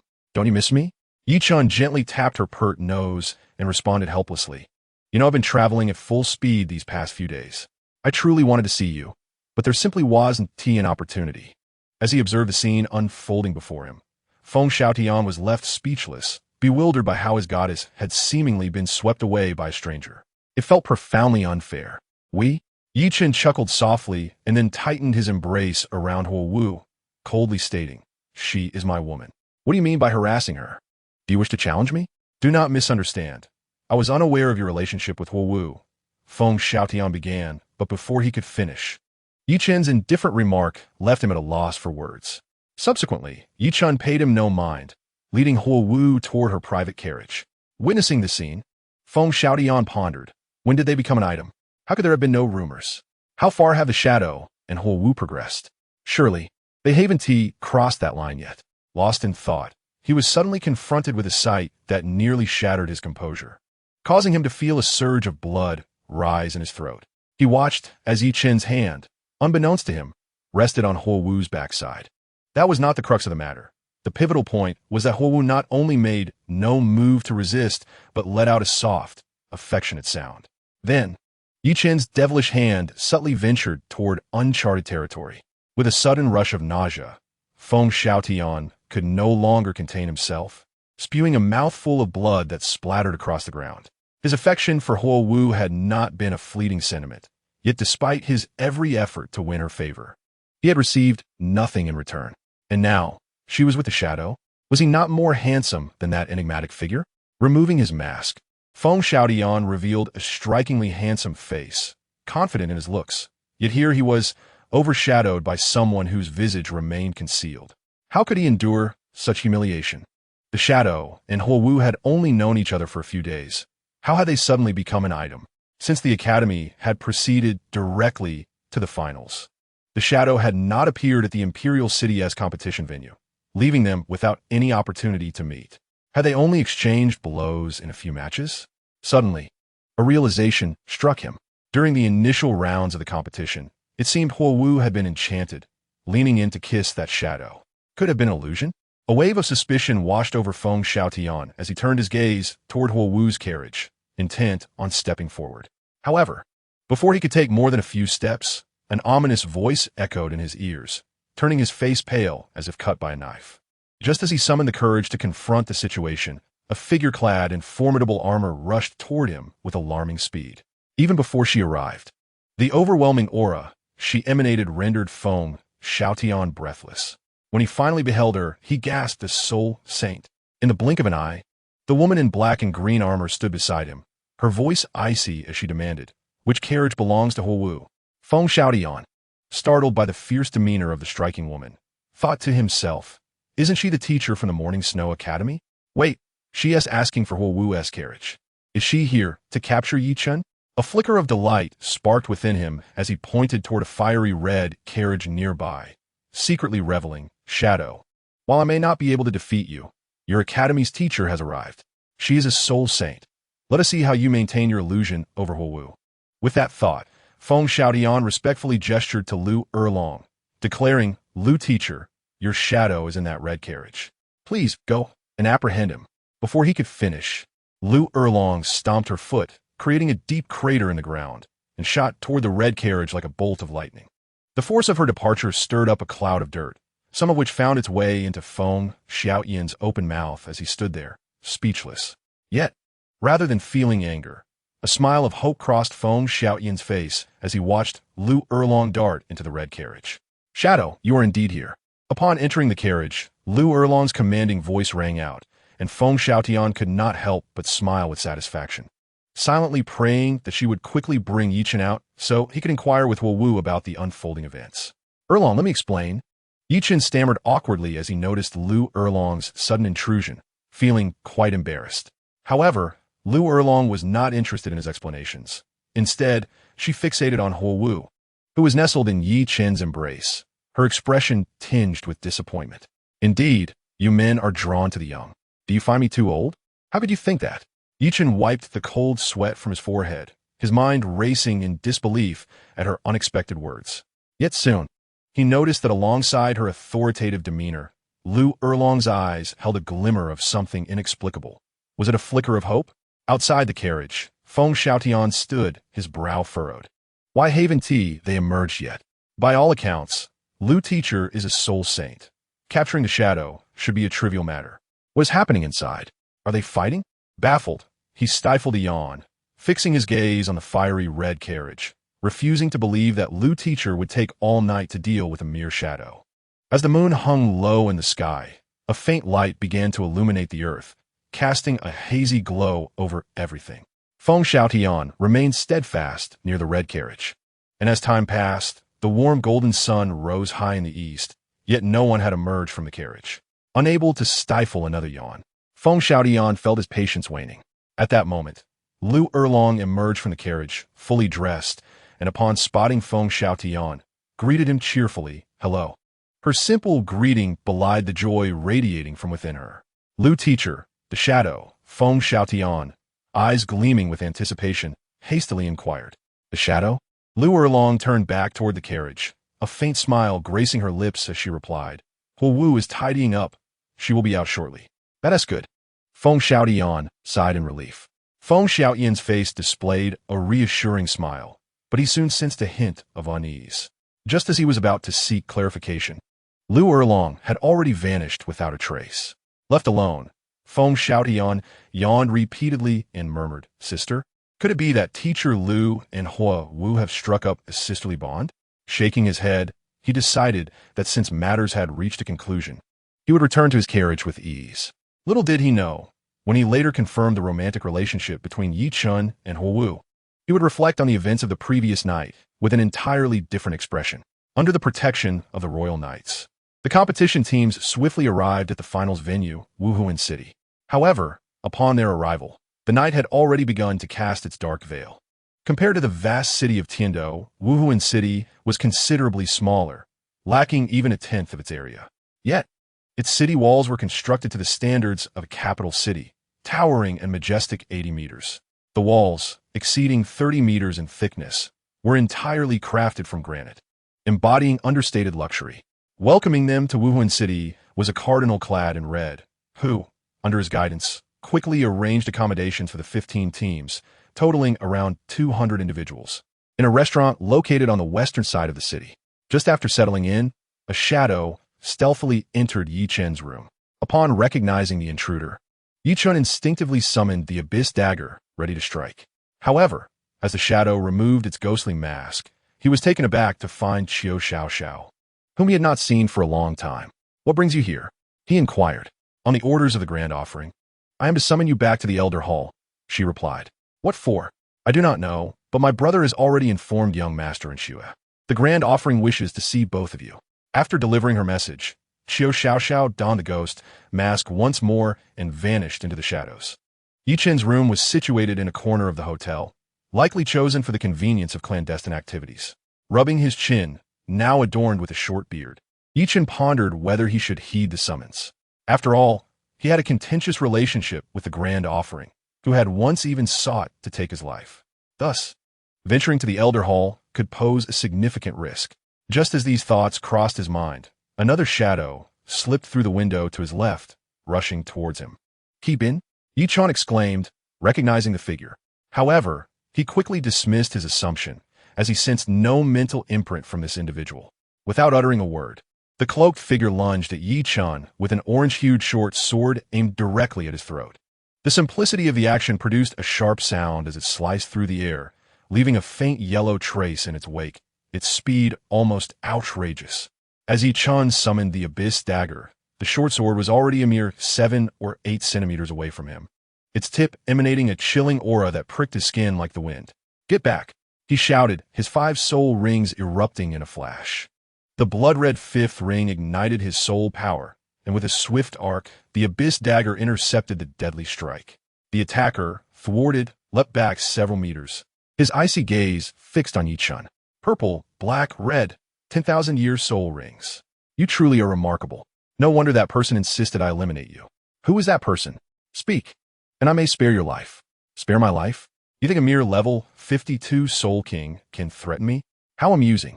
The black-clad figure laughed derisively. Such arrogance at such a young age. Do you truly believe that 10,000-year soul rings can rival my strength? Foolish dreams. Allow me to demonstrate my power. With a fierce roar, the figure unleashed a torrent of soul power, an overwhelming aura pressing down upon Yi Chen. A soul Douluo?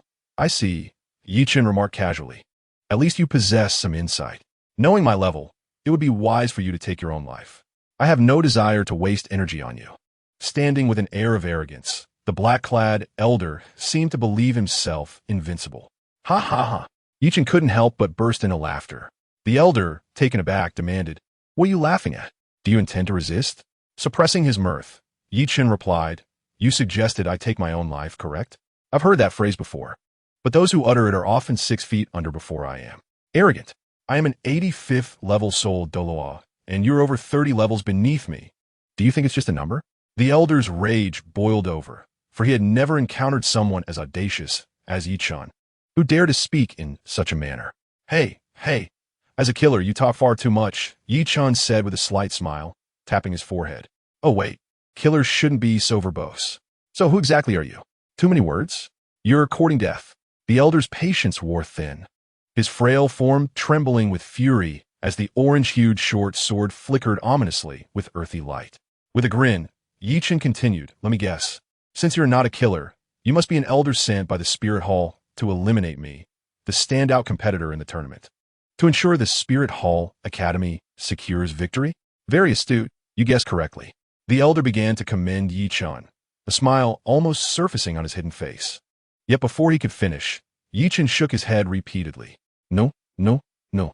To commit murder on their own turf? The Spirit Hall wouldn't be so foolish. So, who could be that foolish? You? Or your master, the Snow Knight Emperor? Enough nonsense. The Snow Knight Emperor is not someone you can slander. Do not forget your place. You are merely the shadow of Prince Qinghe. The elder spoke with gravity, displaying a deep respect for the Tiando royal family. In response, Chen's lips curved into a smirk as he fixed his gaze on the elder. I see now. Your master must be Prince Xuesheng. Of course not. You need not guess. You will never uncover my identity, even if you name every sect and empire on the continent. Is that so? A lackey of Prince Xuesheng, then. Are you deaf? I said I'm not. The elder's temper flared. Who is Prince Xuesheng? He has no authority to command me. Oh, so a henchman of Prince Xuesheng. Chen continued to provoke. The elder's frustration peaked as he raised his sword, exclaiming, "Die! In your next life, choose a different mouth. You are insufferably annoying." With that, the elder ceased his banter, unleashing his formidable soul Douluo powers, attacking with a single stroke. In response, Chen evaded the strike and smirked mysteriously. My mouth cannot be changed. Too many girls adore it as it is. Why would anyone find it bothersome? They only marvel at its prowess. Even if you speak like a silver-tongued devil today, you cannot escape death. The elder glared at Chen, bitterness in his eyes. Having lived for decades, he detested discussions of the opposite sex, particularly as he aged. With his soul powers surging, the elder sent desks flying, shattering them into splinters before bellowing. 8th soul skill, sword formation. As he spoke, the orange-yellow short sword in his hand transformed into a mirage, instantly multiplying into over a dozen identical blades, which floated around the room, enveloping Chen within. As the sword formation took shape, Chen felt an indescribable sense of impending peril surge within him, as if this strike could spell his demise. Yet, amidst the looming threat, he perceived a splendid opportunity for learning, for he too was a practitioner of the sword. The soul skill of the sword Douluo leaned towards augmenting power and comprehending sword intent, both of which Chen lacked. However, the elder's 8th soul skill seemed to favor a more technique-oriented sword mastery. With this thought igniting a fervor within him, Chen flicked his fingers, causing the surrounding abyssal daggers to soar into the air, where they began to morph and replicate. In mere moments, over 20 abyssal daggers hovered aloft, arranged according to the elder's short swords, evenly distributed throughout the chamber. Observing this, the elder chuckled derisively, just a crude imitation. Do you think my 8th soul skill is so simplistic?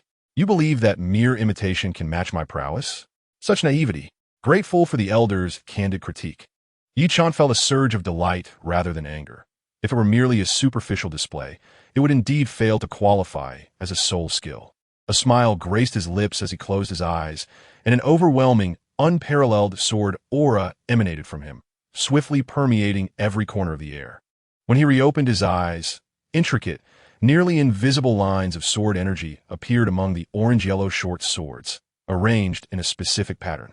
Each blade was interconnected by several strands of sword energy, creating an ineffable bond that left Chen marveling at the sight.